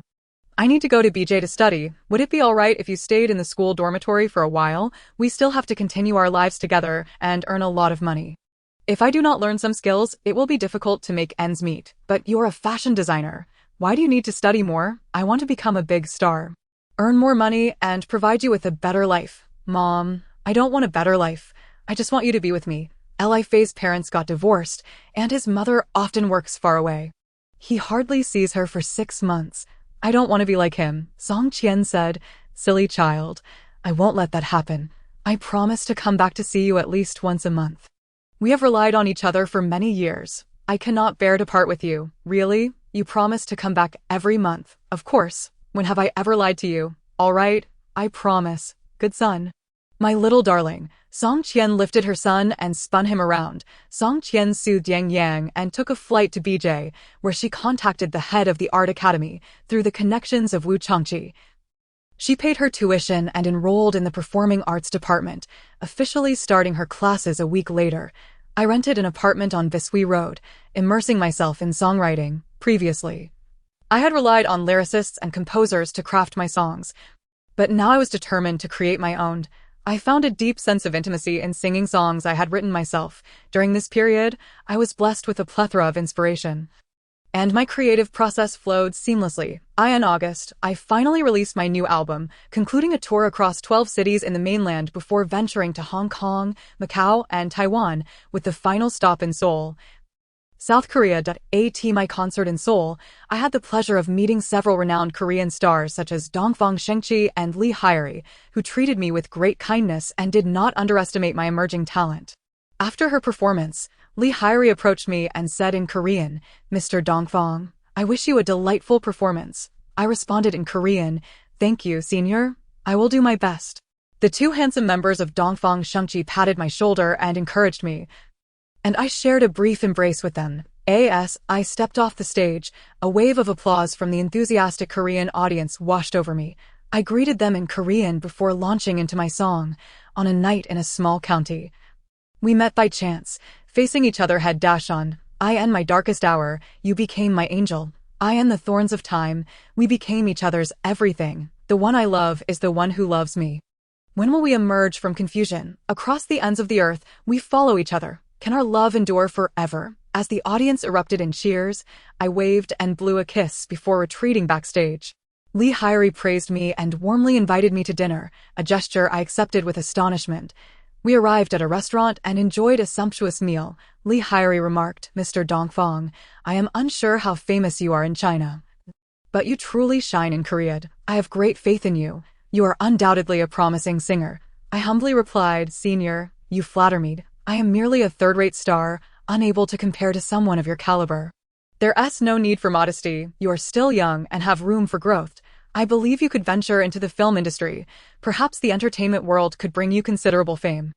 The entertainment world. I had never considered that. Thank you for your guidance, senior. Let us not be so formal. You can call me sister. Very well, and you may call me brother. Oh, how delightful that is, Sister Lee. I welcome you to perform and shoot films in China, and I shall extend my hospitality. Certainly, I will seize the opportunity to work in China. It will surely be a delightful experience. We conversed for an hour until Lee Hyori was urged to leave by her manager, and I returned to the apartment with Zhang Yan. I felt an overwhelming sense of happiness. I never imagined I would receive an invitation from the goddess of Korea. Zhang Yan, weary from a long day, lay on the bed and grinned at me mischievously, saying, "Dongfang Su, you must be in a good mood today. Such a radiant goddess invited you to dinner. You must be overjoyed." It had been a long time since Zhang Yan and I joked like this, and I found the atmosphere incredibly warm. Had it not been for Yang Li creating opportunities, we might never have had this friendship in our lives. I sat beside her and pretended to pout, saying, "How sour is this SX Lauchen vinegar? Who's jealous? Dream on. All right. You're not jealous. You're just drinking vinegar, you little rascal. Do you have a crush on her? Alas, it's a pity she already belongs to someone else. It's futile to have feelings. Besides, we already refer to each other as brother and sister. TSK, look at your aspirations." We spent a few days exploring Seoul before returning to BJ. I finally had time to play chess with Uncle Zhang, a promise I owed him. Seeing that Zhang Yan and I had rekindled our friendship, Uncle Zhang felt great relief. Yang Li's ambition to take down Baihe Record Company intensified. She frequently sent people to the Baihe building for night raids, keeping Wu Changqi and his associates on edge. My schedule was entirely in her control, and she was very attentive to my financial earnings. I planned to return to Yuzhou and transfer all my assets to her name as a token of gratitude for her immense help in my rise to fame. While dining at Tuanyu Hotel, Yang Li suddenly noticed a middle-aged man with black-rimmed glasses entering, resembling Fang Jianzhou. She instructed someone to call him over, and indeed, it was him. Fang Jianzhou humbly inquired, "Chairman, what brings you here?" Yang Li stood and warmly shook his hand, saying, "I came to dine. How have you been? What brings you here today?" Fang Jianzhou replied, "I've been busy with work, just returned from Xiamen today, planning to have a meal before heading to a meeting." "Oh, is that so? What kind of work are you engaged in?" Yang Li invited Fang Jianzhou to sit at the table and have lunch with her. Fang Jianzhou explained, "I work in a real estate agency, earning 8,000 yuan a month. That's rather meager. Can your family manage with that?" "Alas, it's unavoidable. The people at Baihe Record Company have repeatedly invited me to become their deputy general manager, but I prefer to avoid those individuals and have declined every time." Yang Li thought to herself, "At least you have a conscience." She asked pointedly if I could strengthen Hongxia Record Company.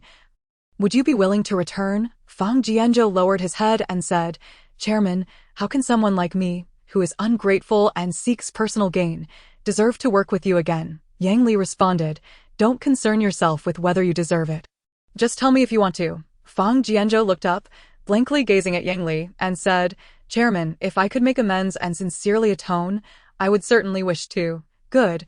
Lao Fang, I've been waiting for those words.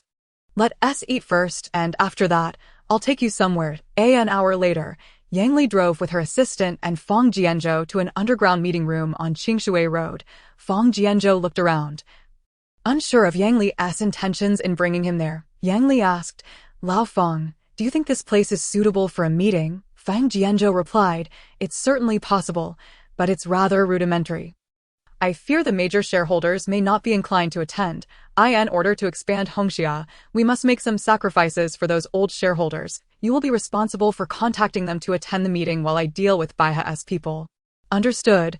I will follow the chairman's orders. In a few days, Dongfang Su will return from BJ, and we must eliminate all obstacles before his arrival to ensure Hongxia can flourish smoothly. That night, Yang Li contacted the Qinglong gang. Asking on the phone, is this to a gang of the Qinglong gang? A man replied, who are you to inquire about my name? What do you want? Yang Li calmly said, I've heard that your Qinglong gang has always been at odds with Baiha Record Company. I would like to join forces with you against Baiha. Are you willing to collaborate? The man snorted, there's nothing I, Tua gang, cannot do. Just tell me how you want to cooperate. I want to capture Huiyawa and force him to compromise.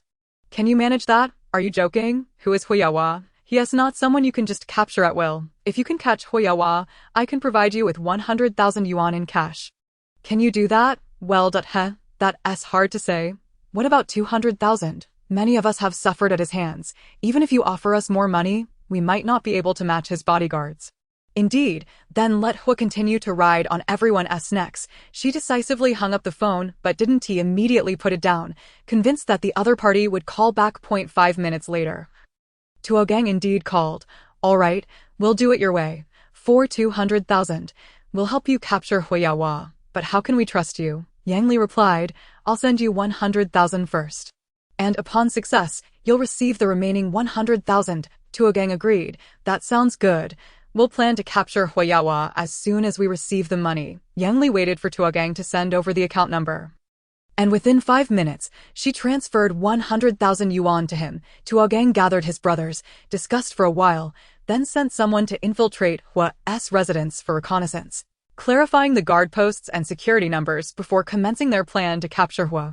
In recent years, Tuo gang had not personally taken action. Driven by the dual motives of profit and revenge, he resolved to lead his brothers to confront the Hua family. Clad in camouflage, Tuo gang, accompanied by 10 burly men, approached the Hua family estate in a van, armed with an array of equipment. As darkness enveloped the surroundings, he instructed his men to deploy a specialized gun that fired steel needles, disabling all nearby surveillance cameras. Like a well-trained special forces unit, they stealthily advanced towards the distant gatehouse, simultaneously incapacitating the 4 security guards stationed inside and outside with tranquilizer guns, while the cameras surrounding the gatehouse were also rendered inoperative. Tuo gang did not rush inside. Instead, he took out a peculiar scanner to identify every pinhole camera, obliterating them all before making his way into the courtyard. Tuo gang signaled for the phone lines to be severed and deployed a signal jammer to disrupt mobile communications, swiftly neutralizing the security personnel and surveillance systems before making his way to the security office. Upon reaching the security room, they found 2 guards preparing to inspect the cameras. A subordinate named Liuzi quickly tossed a smoke bomb into the room, incapacitating the 3 guards. With practiced precision, they ascended towards Huiyahua's bedroom. Huiyawa, bare-chested and just having embraced his wife, was stunned to see 5 men in camouflage burst through the window. He sat up, flicked on the light, and demanded, Who are you, and what do you want in my bedroom? Tuo gang replied, Huiyawa, your Black Tiger gang has bullied us for far too long. Do you still not recognize us? Huiyawa scrutinized the masked men before him, revealing only their eyes and nostrils. Could it be that you are from the Qinglong gang? He inquired. Tuo gang retorted, Damn it, in all of Yuzhou, there are only 2 major gangs. Even a 3-year-old knows it's either the Black Tiger gang or the Qinglong gang. You really need to guess. Huyawa clasped his fists and said, "We are all friends in the same line of work. Why must we resort to mutual destruction?" Tuo Gang shot back. "Now you recognize we are friends, back when you relied on your uncle, the provincial secretary, and your sister-in-law, the city police chief, to keep us under your thumb. You didn't see us as friends. That time, we couldn't even get a scrap of meat from you, let alone a bone." Huyawa countered, "Brother, you can't place all the blame on me.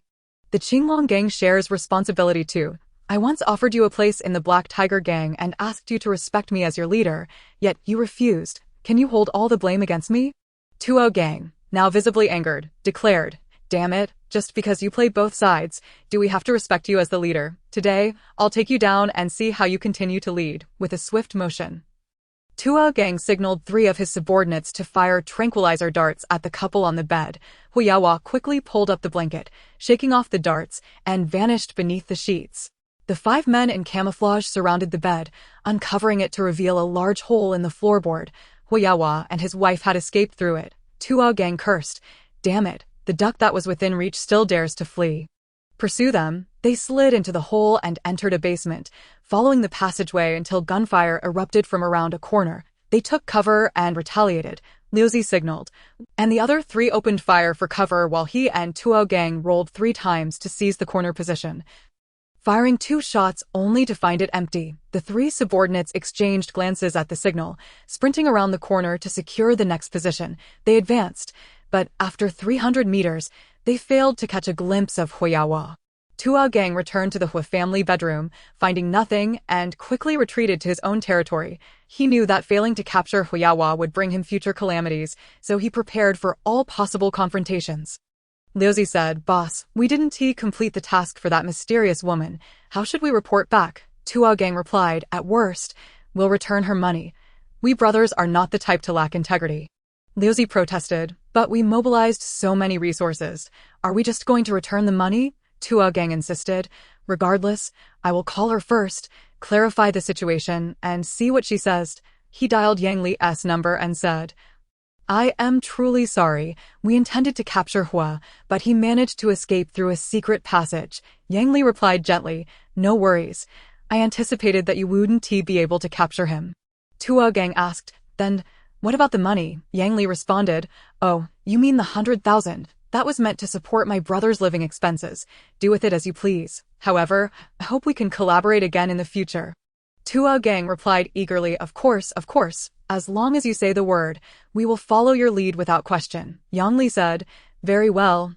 I hope you can keep your promises. Also, offending Huyawa will not yield good outcomes.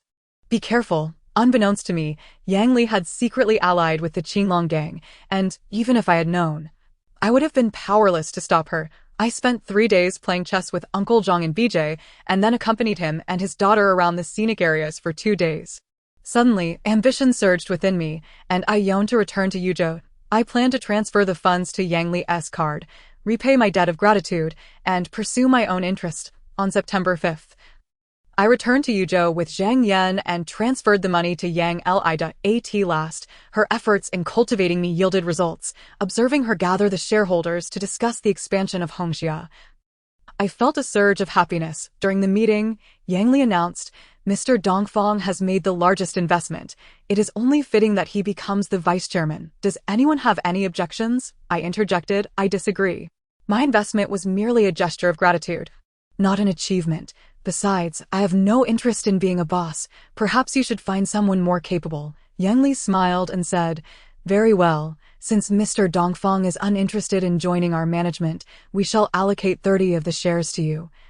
"Making you a shareholder," I asked, "will retaining the shares benefit the company?" Yang Li replied, "Of course it will. You will understand that in due time." "Good. We have made a pleasant decision." After attending Yang Li's clandestine meeting, I returned to my apartment and collapsed onto the sofa. I felt exceptionally good today. I had finally fulfilled my long-held wish to repay Yang Li. Everyone hopes to encounter benefactors, yet only when one truly receives kindness does one realize how difficult it is to repay. "Dongfang Su, today you have repaid Yang Li's kindness. What are your next plans?" Zhang Yan inquired as she nestled beside me. I expressed my desire to develop in the film industry alongside my singing career. I lacked confidence in my own words. Zhang Yan cautioned, the film industry is filled with talented individuals and competition is fierce. Without exceptional popularity, it's challenging to break into that realm. I believe you should solidify your presence in the music scene. Build up your popularity and then step into acting. Otherwise, it will be difficult for you to establish yourself. I pondered. You make a valid point. It seems I need to gain more experience in the music industry. I believe that in the near future, you will undoubtedly become an outstanding actor. I support you. At that moment, my phone rang. Hello, this is Dongfang Su. Dongfang Su, are you free now? I would like to discuss something with you. It was Yang Li's voice. I replied impatiently. Can it wait until tomorrow? I'm tired, she retorted. So now that you have a beautiful companion, you don't recognize your friends. Just tell me what you need. I'll follow your lead. Things can't be conveyed over the phone. You should come out. Very well. Let us meet at the Tingwang Pavilion. Upon my arrival at the Tingwang Pavilion, Yang Li was already waiting for me. I sat across from her, ordered 2 cups of coffee, and stared at her in bewilderment. Yang Li asked, "Why are you looking at me like that?" I pressed, "What is this urgent matter? Hurry up, I need to rest." Dongfang Su, my Hongxia is about to expand, and since you hold significant shares, why don't we reconcile? Manage the company together, share success, and engage in charitable endeavors, become a blissful couple. Yang Li's eyes sparkled with desire as she gazed at me. Yang Li, if you brought me out just to say this, I'll leave immediately. I stood up, irritated. A look of despair washed over Yang Li's face, rendering her pallid. Don't be angry. Business dealings aside, I won't force you. I sat back down, silent. Yang Li continued, I have allied with the Qinglong gang. I was taken aback. When did this happen? Recently, just a few days ago, under my direction. The leader of the Qinglong gang nearly captured Huyawa. Are you trying to become a female crime lord? I asked. I have no interest in being a leader. I only wish to strengthen Hongxia by exploiting the conflicts between gangs. Nowadays, to navigate both business and politics, one must have connections in both the underworld and the legitimate world. Otherwise, one will face dire consequences. Indeed, you speak of the laws and secrets of survival in society. Yet I cannot condone your collusion with those societal bullies who harm the populace. Rest assured, I am not inclined to play the villain, but rather to bring wrongdoers to justice. You must have sufficiently indulged in foreplay. Let us proceed directly to the matter at hand. Do you truly lack even the slightest interest in spending a moment with me? Very well, I shall be forthright. I seek your assistance in eliminating Huyawa.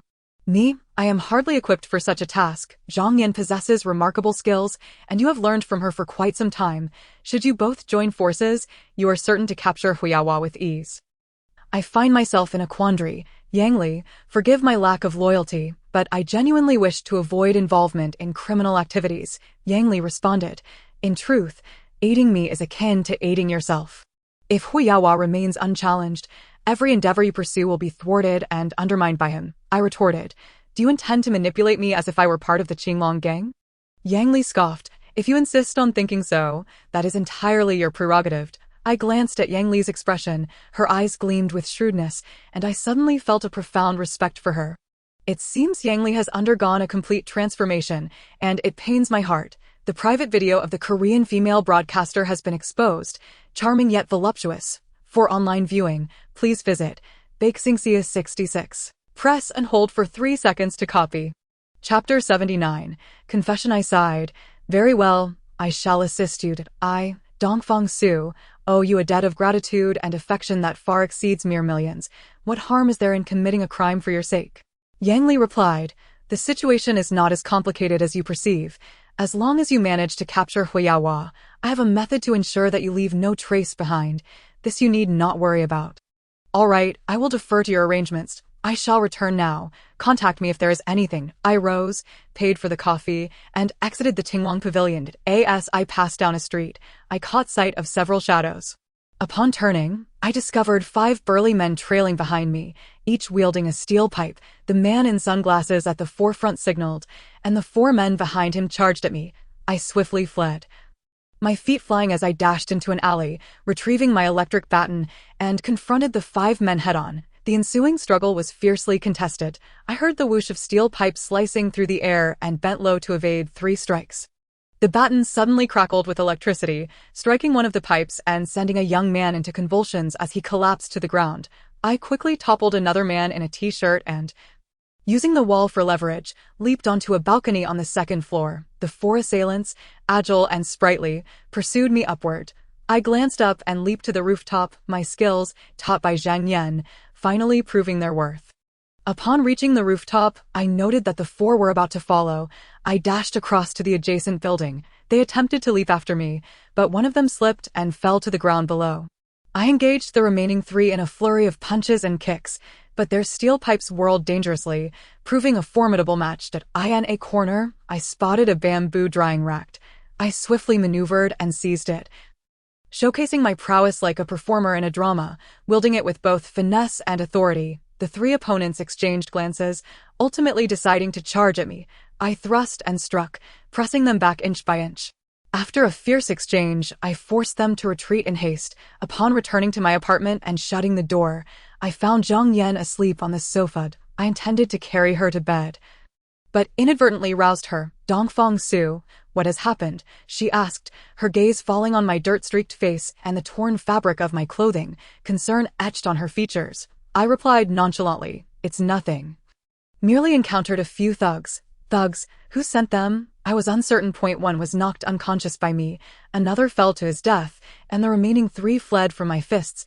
This is dire. We must leave Yuzhou at once, or they may falsely accuse you of murder. He fell on his own. I did not push him. On what grounds could they accuse me? At that moment, there was no one else around. Who could testify that you did not push him? The head of the police department is currently seeking a reason to arrest you, and now he will surely devise a means to incriminate you. I could seek Yang Li's help. What could she possibly do? She is now an ally of the Qinglong gang. With a mere word, she could make half of Yuzhou tremble. Zhang Yan was astonished, remaining silent for a long while in disbelief before finally saying, very well. Reach out to her for assistance. I managed to contact Yang Li, recounting the encounter with the thugs and inquiring about our course of action. To my surprise, she dismissed it nonchalantly, claiming she could resolve the matter swiftly, allowing Zhang Yan and me to rest easy. The following morning, after breakfast, I turned to Zhang Yan and said, Yang Li has requested our help in capturing Huiyawa. Do you think we can accomplish this? Zhang Yan hesitated. We have our own matters to attend to. How could we find time to assist her in kidnapping someone? But I am truly at a loss for you. You are so fearful of incurring debts of gratitude.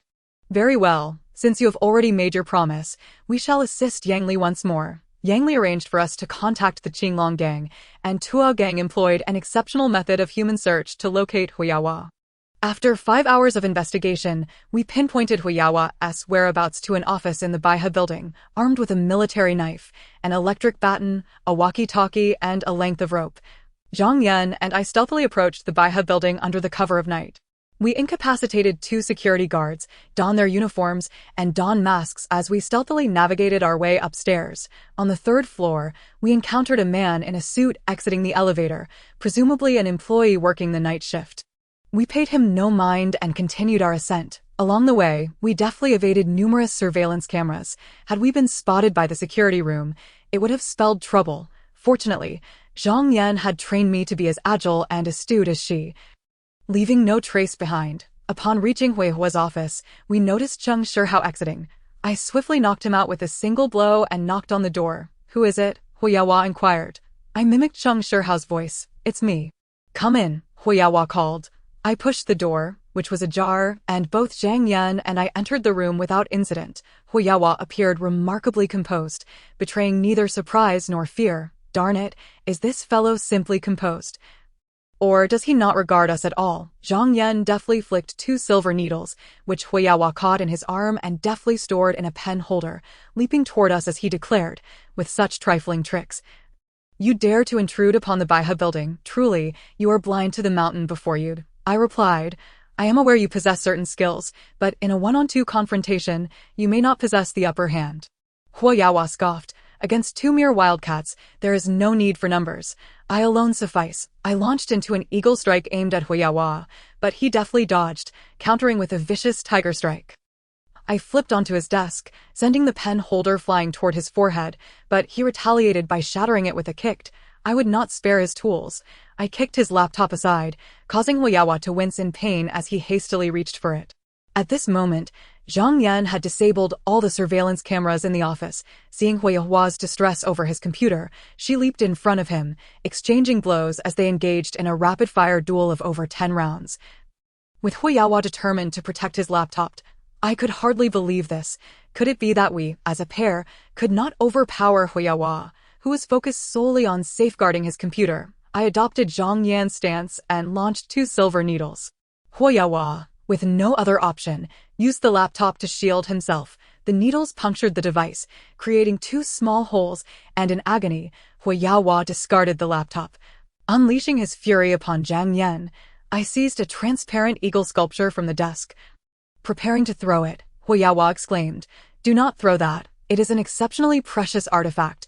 What a waste it would be to shatter it." I relished in witnessing his anxious demeanor, purposefully tossing the eagle sculpture into the air, catching it and repeating the motion, easily distracting him. As anticipated, in a moment of oversight, Zhang Yan struck him down with a powerful blow, rendering him unconscious.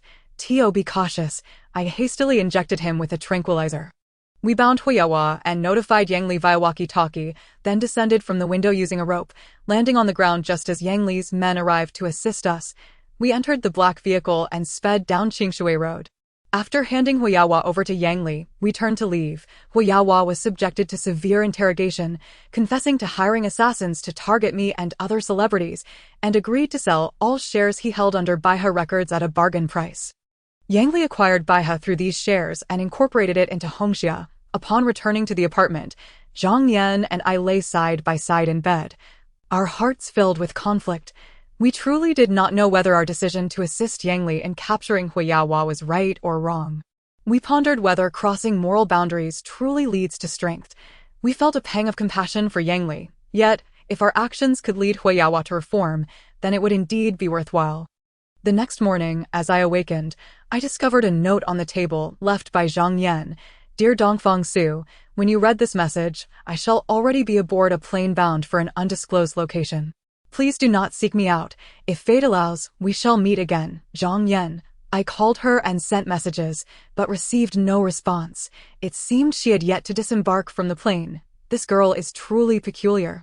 What could her sudden departure signify? I ventured out for a meal and overheard a male patron at the restaurant remark, "Hey, did you all know? The Baihe Record Company has been renamed the Hongxia Record subsidiary this morning. And Huiyahua has vanished into thin air." A female customer interjected, "No way. Huiyahua is someone who operates in both the light and the dark. Who would dare to touch him?" The man replied. This illustrates that there are greater forces beyond our OWN. It is said that the provincial secretary was recently reassigned, and without that significant protection, Huiyahua had no choice but to fall from grace. The woman cautioned, "We should be careful. After all, Hua is the head of a criminal organization. If he hears our conversation, we might not survive." Suddenly, a young lady spotted me and exclaimed, "Dongfang Su, look, that's the famous singer Dongfang Su." A throng of admirers encircled me, and reluctantly, I removed my sunglasses and smiled. "Hello, everyone." They eagerly pressed closer, producing paper and pens for my signature. I warmly said, "Please, no pushing. Let us take turns." After they finished, we took pictures together. And they departed, satisfied. Upon donning my sunglasses once more, I arrived at the base of the Baihe Tower, where the bold characters spelling Hongxia Record subsidiary caught my eye. I ascended the stairs and approached the glass doors, only to be halted by security. Removing my sunglasses, I inquired, "Do you know who I am?" One guard replied, "Regardless of your identity, please stand still. Our company has just opened today, and no unauthorized personnel are permitted inside." I asserted, "I am a friend of your chairman and a major shareholder of Hongxia. Do you dare to stop me?" The 2 guards exchanged uncertain glances, unsure of how to proceed. I reassured them, "Fear not. I am merely jesting. You are quite dedicated to your duties. Commendable indeed. Allow me to call your chairman and have her personally greet me." I retrieved my phone and dialed Yang Li's number. "Director Yang. May I visit your company for a tour?" Yang Li leaned out from her office window, glancing down, and asked, "Darling, what brings you here?" I replied, "I missed you and wanted to see you." "Oh, is that so? Then hurry up, I've been waiting for you." Yang Li's voice was enticing. I mimicked the tone of Xiao Shenyang, saying, "All right, brother is on his way to." A minute later, The guard received a call and bowed to invite me in. Upon entering Yang Li's office, I found her exuding a commanding presence as she sat at her desk, reviewing documents. She gestured for me to take a seat on the sofa and offered me a glass of water. "Aren't you accompanied by a beautiful woman? Why would you choose to visit me?" Yang Li inquired with a smile. I lowered my gaze and replied, "Zhang Yan had to leave for something, and I found myself at loose ends." "I heard you merged Baihe into Hongxia and came to see for myself." Yang Li astutely asked, "Dongfeng Su, what transpired between you and Zhang Yan? You seem rather despondent." I lifted my head and laughed. "Despondent? Not at all. Dongfeng Su, we have known each other for quite some time. Do you think I cannot read you? Your frequent outings with Zhang Yan, and yet today you are alone. Moreover, your gloomy demeanor suggests something is amiss. And a thoughtful person could easily deduce there has been an issue between you two." She left me a note, the whereabouts of which remain a mystery. Did she not explain why she departed? I asked. "Noah, when a woman plays the vanishing game, it usually boils down to two possibilities. What are they? Firstly, she wishes to appear elusive while firmly capturing a man's heart, or secondly, she intends to propose a breakup but cannot muster the courage to do so face to face, resorting to this underhanded tactic." Pfft. What nonsense. Our relationship is purely platonic. There is no romantic layer to it. Is that so? Then let me ask you, do you truly understand Zhang Yan's feelings? What do you mean by that? Nothing much, just a gentle reminder. I believe I know Zhang Yan quite well. She has never contemplated taking our relationship further. Hee. The heart of a woman is as deep as the ocean. You can never fully grasp it. Much like me, your thoughts are too murky. Even the divine cannot fathom your intentions. Dongfeng Su. That remark stings. Yang Li's displeasure quickly transformed into a smile. "You have never taken the time to understand my feelings. So naturally, you cannot comprehend my plight. Alas, I, Yang Li, often find myself entangled between two of the most significant men in my life. Yet who truly understands my struggles?" I felt a pang of guilt and said, "I apologize. It's my own foolishness and clumsiness that have failed to do justice to you." A tear rolled down Yang Li's cheek as she murmured, "This is merely my destined tribulation." Unrelated to anyone else, I often ponder if I could balance my gratitude to my employer with my love for you. Alas, to repay my employer means neglecting your every need. I feel utterly inept. I sigh, for I have been selfish, failing to empathize with your struggles while pursuing my own happiness. How can I blame you for being incapable? Let us not dwell on the past. In truth, we are all slaves to fate, subject to its whims. Indeed, we should remain a bit muddled, releasing our stubborn attachments. In life, the most vital pursuit is our careers. Love does not generate wealth nor provide for our families. You need not be disingenuous. Can you truly let go of your obsession with Song Qian? I found myself at a loss for words, remaining silent. Yang Li rose, her alluring form captivating me, igniting a desire within that I quickly quelled. I could not allow myself to be so weak. I stood by the window, gazing down at the cityscape, an overwhelming sadness enveloping me. Yang Li stood beside me, saying, "If you love her so, then go find her." Despairing, I lamented, "The world is vast. Where could I possibly search for her?" Yang Li suggested, "Retrace your steps to all the places you visited together. Does she possess the ability to vanish into thin air?" I crossed my arms, pondering. She used to work as a stunt double.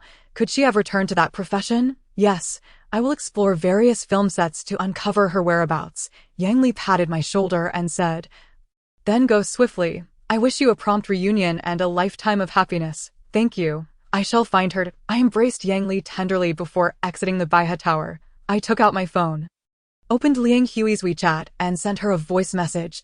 "Beautiful lady, you have many friends in the entertainment industry. Could you inquire about any ongoing film productions?" Liang Hui replied, "From what I gather, there are currently productions in SH, Hong Kong, Taiwan, and BJ. Why? Are you also interested in acting?" I responded, "I am considering it, but I lack the connections. Have you had any acting experience?" "None.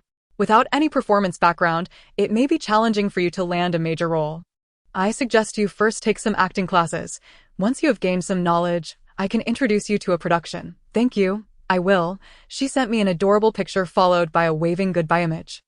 I reciprocated with a farewell image. Since BJ also has filming crews, I decided to head there first. Upon arriving in BJ, I visited Uncle Zhang, who surprisingly had no knowledge of Zhang Yan's whereabouts. Not wanting to cause him concern, I fabricated a lie, claiming she was attending to business in SH. After our visit, I inquired about the largest filming location in BJ and searched thoroughly, yet I found no trace of Zhang Yan. A stout man wearing a cap and t-shirt approached, shaking my hand and introducing himself. "Hello, Mr. Dongfang. I am the assistant director of this production. Noticing your fame, I wonder if you would be interested in playing a supporting role?" I pondered the idea of acting being quite enjoyable and replied, "Sure, what role?" The hefty director responded, "You will portray an underground courier." "Great. Where do I collect my lines?" "For now, you won't have any lines. After you complete this role, we will discuss additional parts. What kind of character am I playing, and what is the storyline? You will embody a brave warrior who, while delivering intelligence, meets his demise at the hands of the enemy. You heroically retrieve critical information from their clutches, but ultimately sacrifice yourself in the process. This role is akin to that of an extra, but every accomplished actor begins from humble beginnings. I should give it a try, especially as a newcomer without the luxury of entitlement. As the chief director called out, "Action!" A man clad in gray military attire rushed forth from behind the camera. Suddenly, a gunshot rang out, and he fell. The assistant director gestured for me to move forward, and I sprinted to the fallen man, discovering a note. Just then, a swarm of agents in yellow uniforms surrounded me. And as I prepared to act, I heard the director shout, "Cut! Dongfang Su, your expression needs to be more serious, convey a greater sense of tension." I dashed out from behind the camera once more and discovered a note on the warrior's person. After a swift glance, I noticed a group of agents clad in yellow approaching. I tore the note into shreds and swallowed it, engaging them in a brief display of action. I felt an object akin to a prop knife driven into my back. I hastily bit down on the blood packet in my mouth, spraying it forth as I collapsed to the ground. The director cheerfully exclaimed, "Excellent. You all performed splendidly. That's a wrap." I rose alongside the actor portraying the warrior and exited the set. While the crew promptly tidied up the filming location, the assistant director approached me, saying, "Brother, your performance was quite impressive. Here, this is 2,000 yuan for your efforts."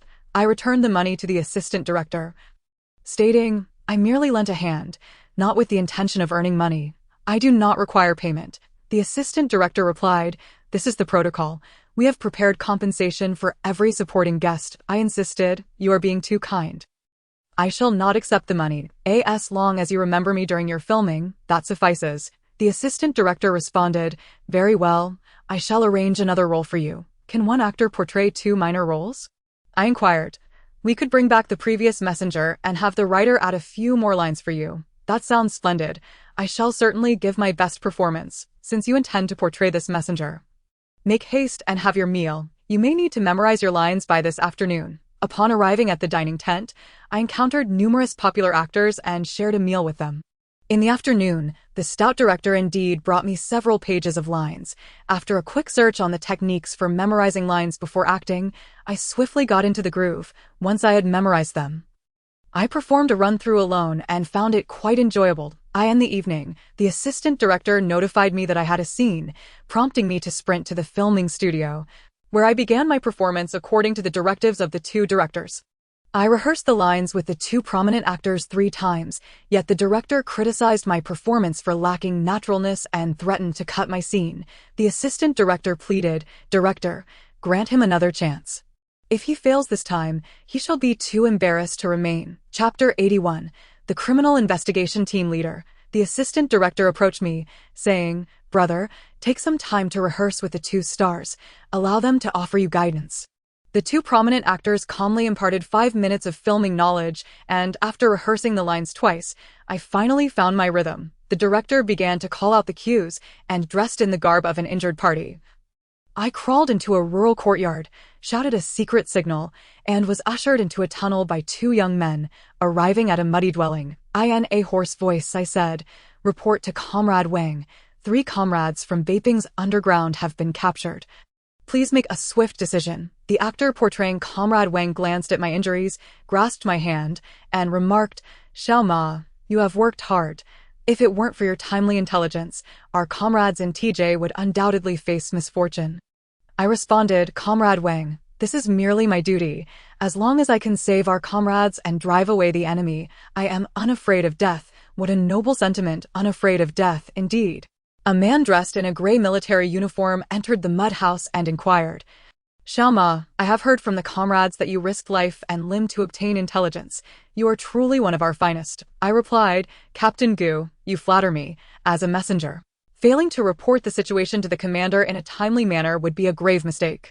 If I could not seize intelligence from the enemy, I would have no face left, Captain Gu said. Regardless, you have made a significant contribution this time. We will report this to higher authorities for commendation. After 10 minutes of performing the lines, the director called for a stop, praised me, and instructed the other actors to prepare for the next scene. As I exited the set, I noticed 3 missed calls on my phone. Upon checking, I found they were from Zhang Yan's number. Oh, what joy! She had actually shown up. I returned the call, and at last, I heard her voice. Dongfang Su, is that you? Yes, it is. Zhang Yan, where are you? Zhang Yan replied softly, I am in BJ. You aren't angry with me, are you? I laughed. Not at all. Where are you? I will come find you. I am at the CY District Public Security Bureau. Have you arrived in BJ?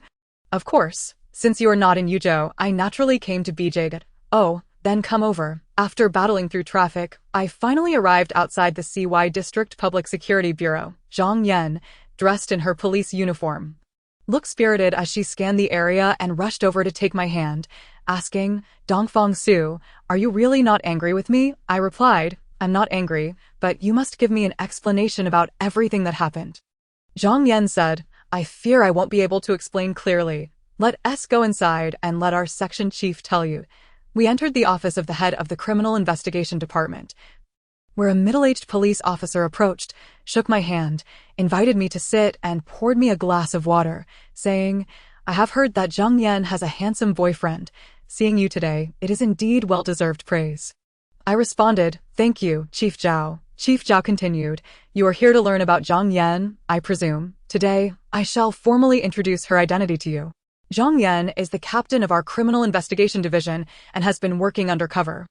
During the last operation in Changsha, we discovered that the criminal organization's source traced back to the owner of Yuzhou's Baihe record company, Huyawa. Thus, we had Zhang Yan pose as your bodyguard to return to Yuzhou and continue gathering evidence.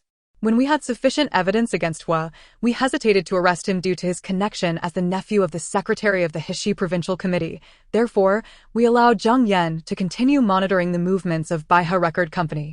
Only a few days ago, you and Zhang Yan successfully captured Huyawa, allowing her to finally report back to the bureau, hence her abrupt departure from you. I asked, have the other accomplices from Baihe Record Company been apprehended? Zhang Yan replied, Wu Changqi is still on the run, while Cheng Shihao has surrendered. The others have all fallen into the hands of the law. Chief Zhao remarked, Zhang Yan has accomplished a significant task, and we were just about to promote her. However, she announced today that she intends to resign to pursue a rural lifestyle. I asked this not absurd. You must persuade her not to do something so foolish. Just as I was preparing to dissuade her, Zhang Yan interjected, I have long envisioned a pastoral life, and no one needs to persuade me otherwise. I shrugged at Chief Zhao, who made every effort to retain her. But ultimately to no avail, he could only approve Zhang Yan's resignation. A crowd of colleagues came out to bid farewell to Zhang Yan, while I patiently waited at the entrance, once free from her duties as a criminal investigator. Zhang Yan felt unburdened and together with me, purchased a plethora of items to take back to the courtyard. Uncle Zhang exchanged a few words with us before heading out to play chess. Leaving just the two of us at home, I sat down and asked Zhang Yan, I have taken on a small role in a film. Do you think I can grow in the entertainment industry?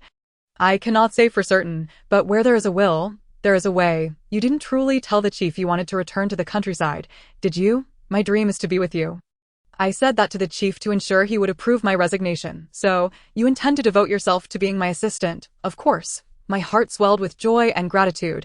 I had not anticipated Zhang Yan's unwavering support for my career. Zhang Yan stood up, saying, Let us clean up the courtyard first, then prepare dinner. I'll tidy up the yard. You take care of the house.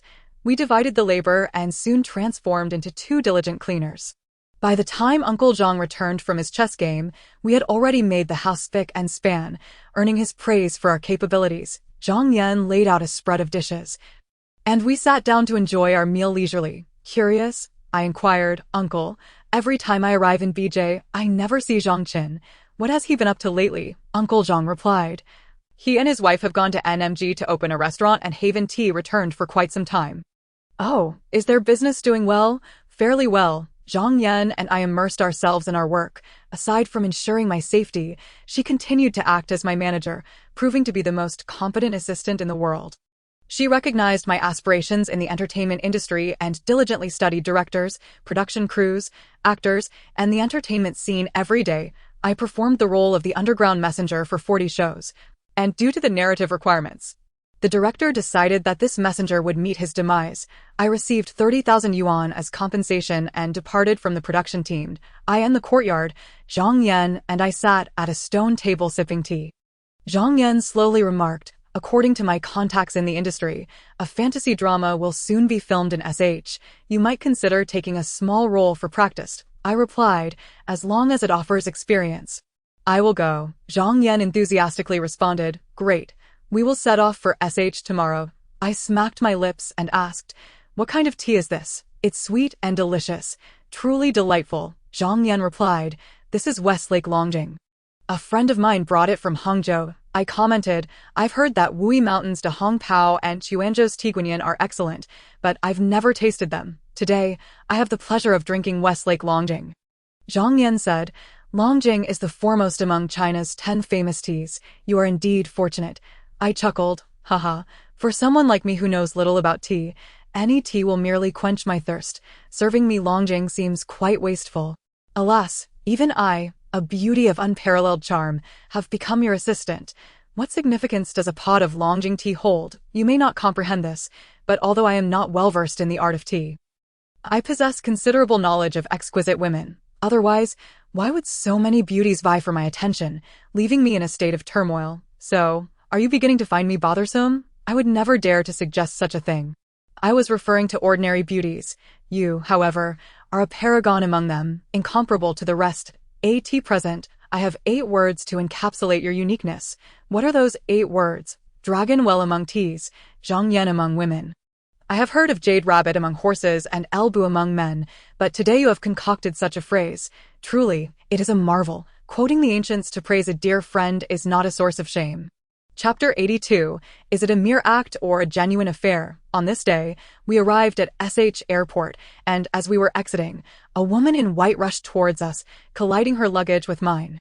The beauty exclaimed in Korean, Sir, I apologize, please forgive me. It turned out she was Korean, so I resolved not to hold it against her, lest I be accused of bullying a foreign friend. I replied in Korean, No worries, just be careful. The beauty inquired, Sir, where are you headed? I informed her of the film crew I was joining, and she revealed that she was headed there as well, leading us to decide to travel together. In the taxi, the beauty introduced herself. My name is Bai Jiying, and may I ask your names? I replied, I am Dongfang Su, and this is my assistant, Zhang Yan. Bai Jiying asked, what role does Mr. Dongfang play in this film? I replied, perhaps a young nobleman, and you? Bai Jiying responded, I play a little. Upon entering the film crew, we found our respective accommodations and began preparing for our roles. The next day, shortly after receiving my lines, Bai Jiying approached me, and we stepped onto a grassy area. She excitedly declared, Mr. Dongfang, you may not know, but we are performing opposing roles. Upon reviewing the subsequent lines, I discovered that my character indeed had a romantic subplot with a little fox spirit. What a coincidence.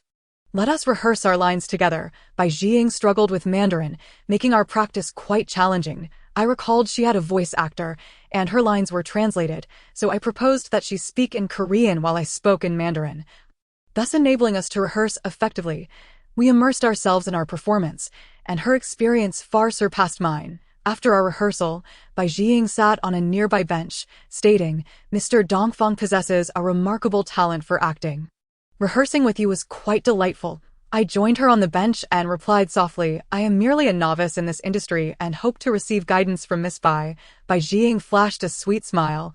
As I am new to your esteemed country, unfamiliar with my surroundings, it is I who must trouble Mr. Dongfang for assistance. It is customary to care for guests, especially since I have some connections to Korea. I should naturally take on the responsibility of looking after Miss Bai. Mr. Dongfang, might you teach me Mandarin? I am honored by your regard. Miss Bai, I shall not fail in my mission to teach you well. I am a rather slow learner, so please do not find me troublesome. No worries, we shall learn from each other. Bai Jiying took a few steps before turning back, saying, I have studied acting for 2 years in Korea and have only garnered a modicum of fame.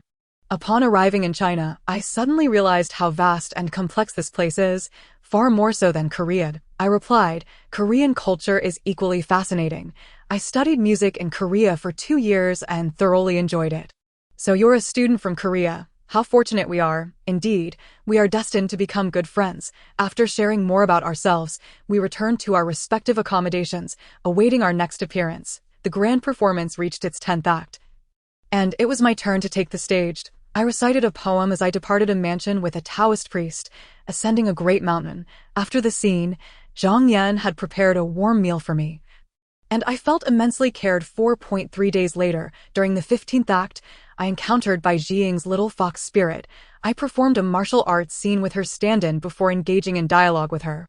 The director requested we lay the groundwork for the forthcoming romantic scenes, and we infused our expressions with tender gazes. When the time came for the lead and supporting roles to appear, we exited the shooting set, waiting for the 20th act. 3 days later. One day, Bai Jiying invited me out for a meal, and I could not decline, so I accompanied her to a hotel near the film crew. During our meal, we were photographed by paparazzi, and the media sensationalized our relationship, claiming I was secretly dating a Korean actress, possibly embarking on a new romance. My heart was troubled. If Song Qian misunderstood, all my efforts would be rendered meaningless. Just as I was consumed by worry, Ms. Wang, the publisher, approached me for a conversation. Dongfang Su, we wish to capitalize on this opportunity to generate some publicity for you. What do you think? Confused, I asked. Publicity for me? What do you mean? The media suspects you and Bai Jiying were on a date at the hotel. We can play along, neither confirming nor denying, leaving the matter ambiguous. However, this could lead to negative repercussions for me. Such publicity may not be necessary. How could that be? As long as we manage it skillfully, it will not only avoid negative impacts, but will also facilitate the promotion of our television series and enhance your personal fame. I must discuss this with my manager. I cannot make decisions without her consent. Very well. I hope you can decide quickly. We will provide you with a compensation fee. I found Zhang Yan and invited her to the grassy area, asking, Yan, what is your opinion on the recent rumors regarding Bai Jiying and me? A glimmer of trust flickered in Zhang Yan's eyes as she replied, I have no particular thoughts. I believe it was merely an ordinary outing. Gratefully, I said, thank you for your trust. Zhang Yan looked at me with a hint of suspicion. Are you hoping I will agree to your publicity stunt with Bai Jiying? I was taken aback. How did you know? And thus, Wang has been persuading me for quite a while, and I came to discuss it with you. What do you think? I will follow your lead. IT could be feasible, but you must not let it turn into a genuine affair. How could I possibly engage in a real affair? Zhang Yan stood up and said, I trust you entirely, but I hope you will not betray my trust. She walked away gracefully, leaving me lying on the grass, gazing at the blue sky, my mind racing. Why is the entertainment industry rife with deception, trickery, and strategy, devoid of sincerity? I sincerely hope nothing disrupts my relationship with Song Qian. Although I have agreed to create a publicity stunt with Bai Jiying, I must maintain a certain distance from her. When we began shooting the 20th act, the director and screenwriter added numerous scenes. What was once a simple romantic dialogue now included a kissing scene. I struggled to overcome the psychological barrier of kissing a woman with whom I had no feelings. The director urged me to resolve this within 10 minutes. Standing on the grass, I closed my eyes, absorbing the atmosphere of filming, and suddenly, the light of inspiration illuminated my mind. Indeed, I could envision Bai Jiying as Song Qian, allowing me to execute the kissing scene. I rushed back to the set and told the director, I'm ready to film. Everyone prepare. Bai Jiying and I exchanged sweet nothings before our lips met. I end this kissing scene. Bai Jiying exhibited remarkable naturalness, showcasing her adeptness in acting. After we completed our 2 scenes, we were besieged by a throng of reporters outside the restaurant. A female reporter inquired, Mr. Dongfang, after your breakup with Liang Hui, have you decided to pursue a new romance with Miss Bai Jiying? I replied, I am unaware of what you speak. Firstly, there was never a romantic relationship with Sister Liang. Secondly, I have only recently met Miss Bai, and whether we will develop a romance remains uncertain. A male reporter asked, Mr. Dongfang, what are your thoughts on the rumors that your kissing scene with Miss Bai was more than just acting? I said, I have no opinion. Rumors and gossip abound in the entertainment industry. Isn't there a saying, walk your own path and let others talk? The female reporter pressed. Does that mean you deny your relationship with Miss Bai? I replied, you may ponder that at your leisure. The reporters were escorted out of the set, allowing us to finish our meal in peace before returning to our dormitories. Zhang Yan, upon seeing the kissing scene and the rumors surrounding Bai Jiying, felt a pang of hurt and ignored me with a sullen expression. On the phone, Song Qian angrily asked, Dongfang Su, what is this about you and Bai Jiying turning a mere act into reality? My mind was in disarray as I hurriedly responded, it's all just publicity. It's not what you think. That kissing scene was necessary for the plot. Not as you imagine. You need not explain. I am utterly disappointed in you. I apologize. If it helps you feel better, I am willing to accept any punishment. Chapter 83. The Invitation from the Goddess of Stardom. Suddenly, Song Qian burst into laughter, leaving me bewildered, unsure of the reason for her mirth. Anxiously, I speculated wildly, only for her to calmly say, I was just teasing you. In fact, I have already inquired with the film crew at last. I felt a heavy weight lift from my heart, allowing me to effortlessly shed the frown that had adorned my face, replacing it with a vibrant and fresh smile. You scared me to death. I thought you were truly angry, I remarked. Song Qian replied, I was merely testing you. If you dared to dismiss this matter, I would ensure you faced dire consequences. I couldn't help but draw a sharp breath, feeling a twinge of apprehension. Song Qian often put me to the test, and the mere thought of it sent shivers down my spine. That evening, Bai Jiying invited me to the hotel. To avoid any misunderstandings with Song Qian, I concocted an excuse to decline, but she insisted it was about discussing filming, making it impossible for me to refuse. I in the hotel room, Bai Jiying shyly settled beside me and, lowering her gaze, asked, Mr. Dongfang, do you like me? My heart was in turmoil. I thought, well, it's not bad. I relish the time spent filming and the rumors we create together. If only we could turn this pretense into something real. Miss Bai, our public displays of affection are merely for show. Privately, we are just good friends. Surely, you don't want to complicate things unnecessarily in this industry. Genuine feelings are scarce. What exists is merely a fleeting sensation. Why take it so seriously? As long as we find joy and relish life, nothing else matters. It is precisely because of the chaos that pervades this industry that we should cherish every relationship, every opportunity, every moment, and every bit of wealth. You might perceive me as someone constantly embroiled in scandals, leading a life of frivolity and indulgence, but what you would never expect is that, in reality, I am quite devoted. I stood up and declared, if Miss Bai has summoned me merely to discuss these trivialities, then I must take my leave. Bai Jiying chuckled softly, Mr. Dongfang, I was only joking. Did you really take me seriously? I asked impatiently, is there anything else, Miss Bai? After a brief pause, she replied, our on-screen couple needs to generate more buzz to secure additional screen time. Only then can we hope to achieve fame from this project and receive endless offers. How shall we create this buzz? I inquired. A night rendezvous at a hotel, like this one, would be a splendid start. I believe we should engage in such meetings more frequently. In China, there's a saying, the more, the merrier. Miss Bai, your strategy is indeed clever, but relying on publicity to gain screen time should be done in moderation. It shouldn't be overdone. While filming can be lucrative, profiting from selling love is hardly pure. And I cannot condone it. It appears that Mr. Dongfang's values do not align with mine, so please feel free to do as you wish. Farewell. I turned and exited the hotel, heading straight back to my dormitory. My roommates were sprawled on their beds, engrossed in their phones, and I lay down as well. Reflecting on the words of that Korean woman, my disdain for the entertainment industry grew. Meanwhile, Bai Jiying lay on the hotel bed, picking up her phone to dial a number, speaking fluently in Mandarin. Boss, Dongfang Su is not taking the bait and has developed a sense of aversion towards me. A woman's voice on the other end replied, I don't care what methods you employ. You must sabotage the relationship between Dongfang Su and Song Qian, preferably inciting mutual hatred. Bai Jiying assured, yes, I will do my utmost to separate them. Good. As long as you can facilitate their breakup. A generous reward awaits. However, once they have parted ways, you must know when to stop and retreat. If I find out that you have developed genuine feelings for Dongfang Su, you should be aware of the consequences. Rest assured, boss. Sabotaging relationships is my forte. As for genuine feelings, I know where to draw the line. You needn't worry. Bai Jiying's eyes sparkled with cunning, resembling the character of a seductress she portrayed on November 3rd. Due to my refusal to continue promoting rumors with Bai Jiying, the director reduced my screen time, indicating that I might only have a couple more scenes before being forced to leave the production.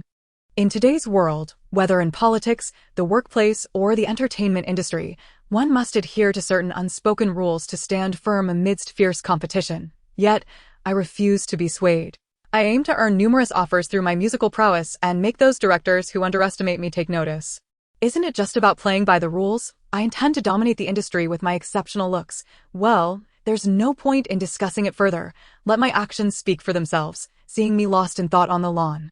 Bai Jiying approached and softly inquired, "Dongfang Su, are you all right?" I smiled politely. "I'm perfectly fine." Bai Jiying, with a glimmer in her eyes, asked, "What are your plans after filming?" I gazed ahead and replied, "I have decided to return to Yuzhou to continue writing songs and releasing albums."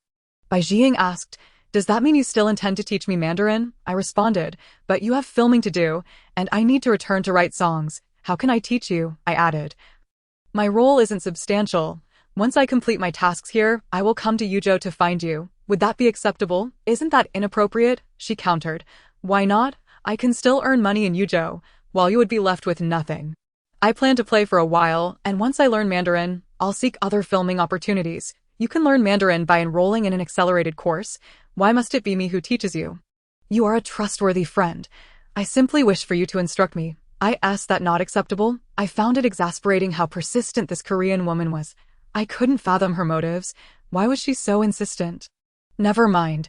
As long as I remain cautious, I doubt she can do anything to me. "Very well, I will permit you to come to Yuzhou, but you must promise not to interfere with my life. Otherwise, I shall immediately withdraw my commitment," I stated firmly. Bai Jiying, far more fluent in Korean than I was, quickly assured me, "I will definitely not disturb your life. I merely wish to learn Mandarin from you." Reluctantly, I acquiesced to her request. I didn't want to appear untrustworthy in front of a foreigner. In the afternoon, Jiang Wenjing, who played the female lead, invited me out for a meal. I was taken aback by the honor and quickly accepted. We arrived at a hotel, exchanged pleasantries, and took our seats. Jiang Wenjing was elegant and courteous, exuding a warm charm that made our time together immensely comfortable. I couldn't comprehend why a star of her caliber, with a string of high-paying roles, would invite me to dine. Surely, we weren't in the same league unless she admired my singing or my looks, or perhaps she had an ulterior motive. Curiously, I asked, "Miss Jiang, what prompted your invitation?" Jiang Wenjing took a sip of red wine and said, "Mr. Dongfang, your singing is exquisite. I am your fan. Every time I hear your song, I long to see your true self.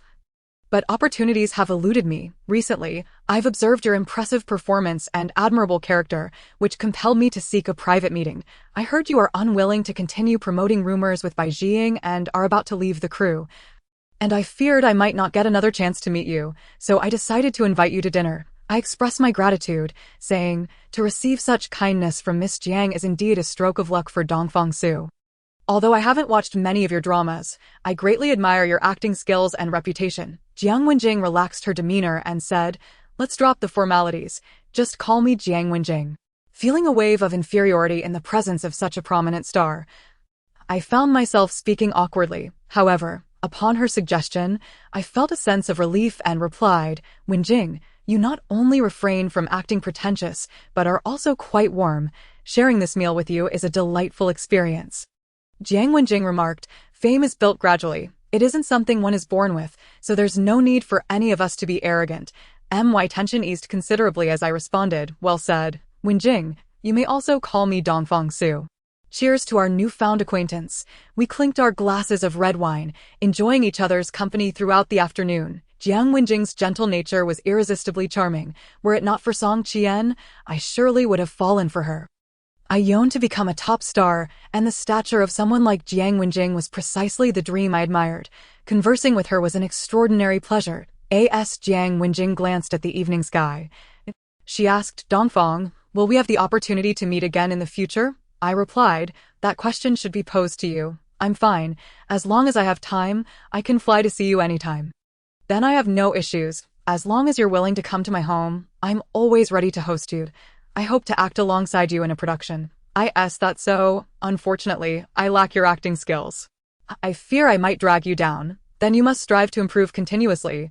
Look at the likes of Little Tiger Team, the Four Heavenly Kings, and F4. Once they entered the entertainment industry, they all thrived spectacularly. Nothing is impossible if one is willing to climb. I believe you can do it. Thank you for the encouragement. Suddenly, I felt a surge of emotion. Wenjing, after our conversation, I have an overwhelming sense of regret for not meeting you sooner. Jiang Wenjing let out a relaxed sigh and replied, I feel the same way. If given the chance, I hope we can take a vacation together and enjoy some time. I am profoundly grateful for her approachable demeanor. After a cursory glance at her, I discovered that her appearance and figure were quite commendable. It was hard to believe that such a flawless woman existed in this world. Chapter 84, The Pursuer of Song Qian. I remarked with a sense of melancholy, I am a scandalous male star. Do you not fear public criticism by vacationing with me? Jiang Wenjing pondered for a moment, sipped her drink, and replied slowly. I am not acquainted with your past scandals, but the rumors surrounding you of late are merely sensationalism. It seems people harbor biases against you. Many matters should not be judged solely by their superficial appearances.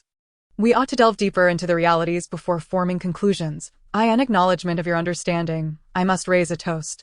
I lifted my glass and drank it down in one gulp. Very well. I shall certainly carve out time to travel with you to the Maldives, where we shall revel for 3 days and nights. Jiang Wenjing was exceedingly excited. Wonderful, it is a promise. Our rendezvous lasted for 8 hours, during which we imbibed to the point of semi-intoxication. Even in her inebriated state, Jiang Wenjing maintained an air of grace and tranquility. I escorted her back to her dormitory, then returned to my own quarters. I was uncertain how long I had slept when suddenly I felt a gleaming dagger descending towards my chest. I jerked the blanket, deflecting the blade, and with a swift kick, I heard a person collapse to the ground. Sitting up, I glimpsed a figure fleeing into the darkness. I quickly donned my shoes and pursued them outside the dormitory, but in the blink of an eye, the individual vanished from sight. Damn it. Who would dare to assassinate me, intruding into my dormitory with such audacity? I sensed an insidious force growing in the shadows, posing a tangible threat to me. However, with Vaihe now deceased, who else could possibly wish to eliminate me? Upon returning to my dormitory, I found my roommates had turned on the lights, all sitting on their beds in a daze. A quick glance revealed one person missing. Upon reflection, it was the martial artist actor named Han Feng who had vanished. I settled onto my bed and inquired, where has Han Feng gone? One of my roommates replied, I have no idea. When we heard the commotion, we turned on the lights and discovered both of you were gone. I stated, that rascal intended to kill me, but I caught him in the act. I followed him out, hoping to capture him for clarification, but alas, he escaped. My roommates were left speechless, their eyes wide with shock. Having encountered numerous assassins in the past, I was no longer so fearful. I chuckled lightly, reassured them, and then nestled back into my blankets. That night, I slept soundly, while the others remained wide awake. The media, whether speculating or fabricating, reported that Han Feng harbored a secret infatuation for Jiang Wenjing and, upon witnessing our date, was consumed with jealousy, thus harboring murderous thoughts against me. I found these reports particularly amusing. Their imagination surpasses even that of fantasy writers. After completing the last 2 scenes, the director presented me with 100,000 yuan, Zhang Yanfei, and I returned to Yuzhou, while Bai Jiying intended to finish filming all her scenes before heading to Yuzhou. Meanwhile, Song Qian diligently devoted herself to her studies at the art academy, immersing herself in the craft of acting during her free time, occasionally glancing at my photos or calling Yingong. She lived in a state of serene anticipation of becoming a future star. Feeling no constraints, believing she could fulfill all her aspirations. One day, while reading in class, Song Qian was approached by a dashing young man in a blue suit, carrying a cup of coffee.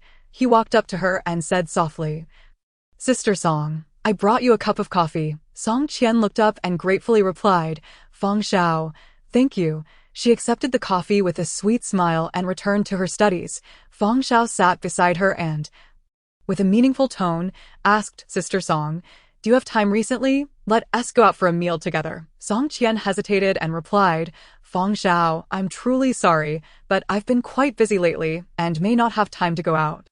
Perhaps you could invite other classmates? Feng Shao responded, Sister Song, the day after tomorrow is my birthday, and I would like to invite you to my birthday party. Unable to refuse, Song Qian set her book aside and looked at Feng Xiao, saying, "All right then, I will accept your invitation, but you must promise not to bother me again afterward. I am very busy." Feng Xiao stood up, filled with excitement, exclaiming, "Thank you, Sister Song. I knew you would be the best." He dashed out, brimming with enthusiasm. Song Qian shook her head and resumed her reading, her mind swirling with thoughts. Could it be that Feng Xiao? No, that's impossible. He is younger than Xiao Su. How could he possibly have feelings for me? She chastised herself for such fanciful thinking and forced herself to concentrate on the words in her book. 2 days later, Song Qian entered a hotel room, where rose petals adorned the floor and candles lined the sides, resembling a red carpet flanked by 2 rows of trees. Following the trail of roses, she entered the suite, where a dining table was set with candles, red wine, crystal glasses, and a cake. Feng Xiao, dressed in a designer black suit with a crisp white shirt peeking from the collar, stood up gentlemanly and greeted her with a smile. "Sister Song, please have a seat." Uneasy, Song Qian sat across from Feng Xiao and asked, "Is it really necessary to go to such lengths for a birthday celebration?" Feng Xiao smiled and replied, "Today, since Sister Song is here, everything must be formal." Song Qian glanced around and asked, "Isn't this a birthday party? Where are the others?" Feng Xiao explained, "I only invited Sister Song." Song Qian suggested, "You should invite more people. It would be much livelier than just the 2 of us." Feng Xiao replied, "Having Sister Song here is already quite a celebration." He took a few steps on the floor and, with a somber expression, said, "Though I have had many companions throughout my life, few have truly spent my birthday with me like you. How could that be? Those who are by your side must have you in their hearts. Otherwise, why would they accompany you? But those who accompany me are merely servants, bodyguards, and nannies. Not a single friend is present, and I feel profoundly lonely. So, you're indeed a scion of a wealthy family, yet I would prefer to be an ordinary person, for then I could possess familial and friendly ties. I am unsure whether to congratulate you or to pity you." Song Qian produced a small square box containing a wish stone and placed it on the table, saying, "I do not have any extravagant gifts. Just this wish stone.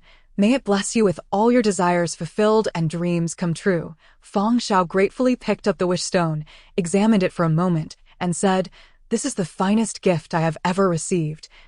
"Sister Song, thank you." Song Qian smiled and replied, "It is nothing, merely a trinket, but I hope you will like it. Sister, I also have a gift for you. I hope you will appreciate it." Feng Xiao retrieved a slender box from his pocket and handed it to Song Qian. Upon opening it, she beheld a dazzling gold necklace, and her brows furrowed as she shyly exclaimed, "This gift is far too extravagant.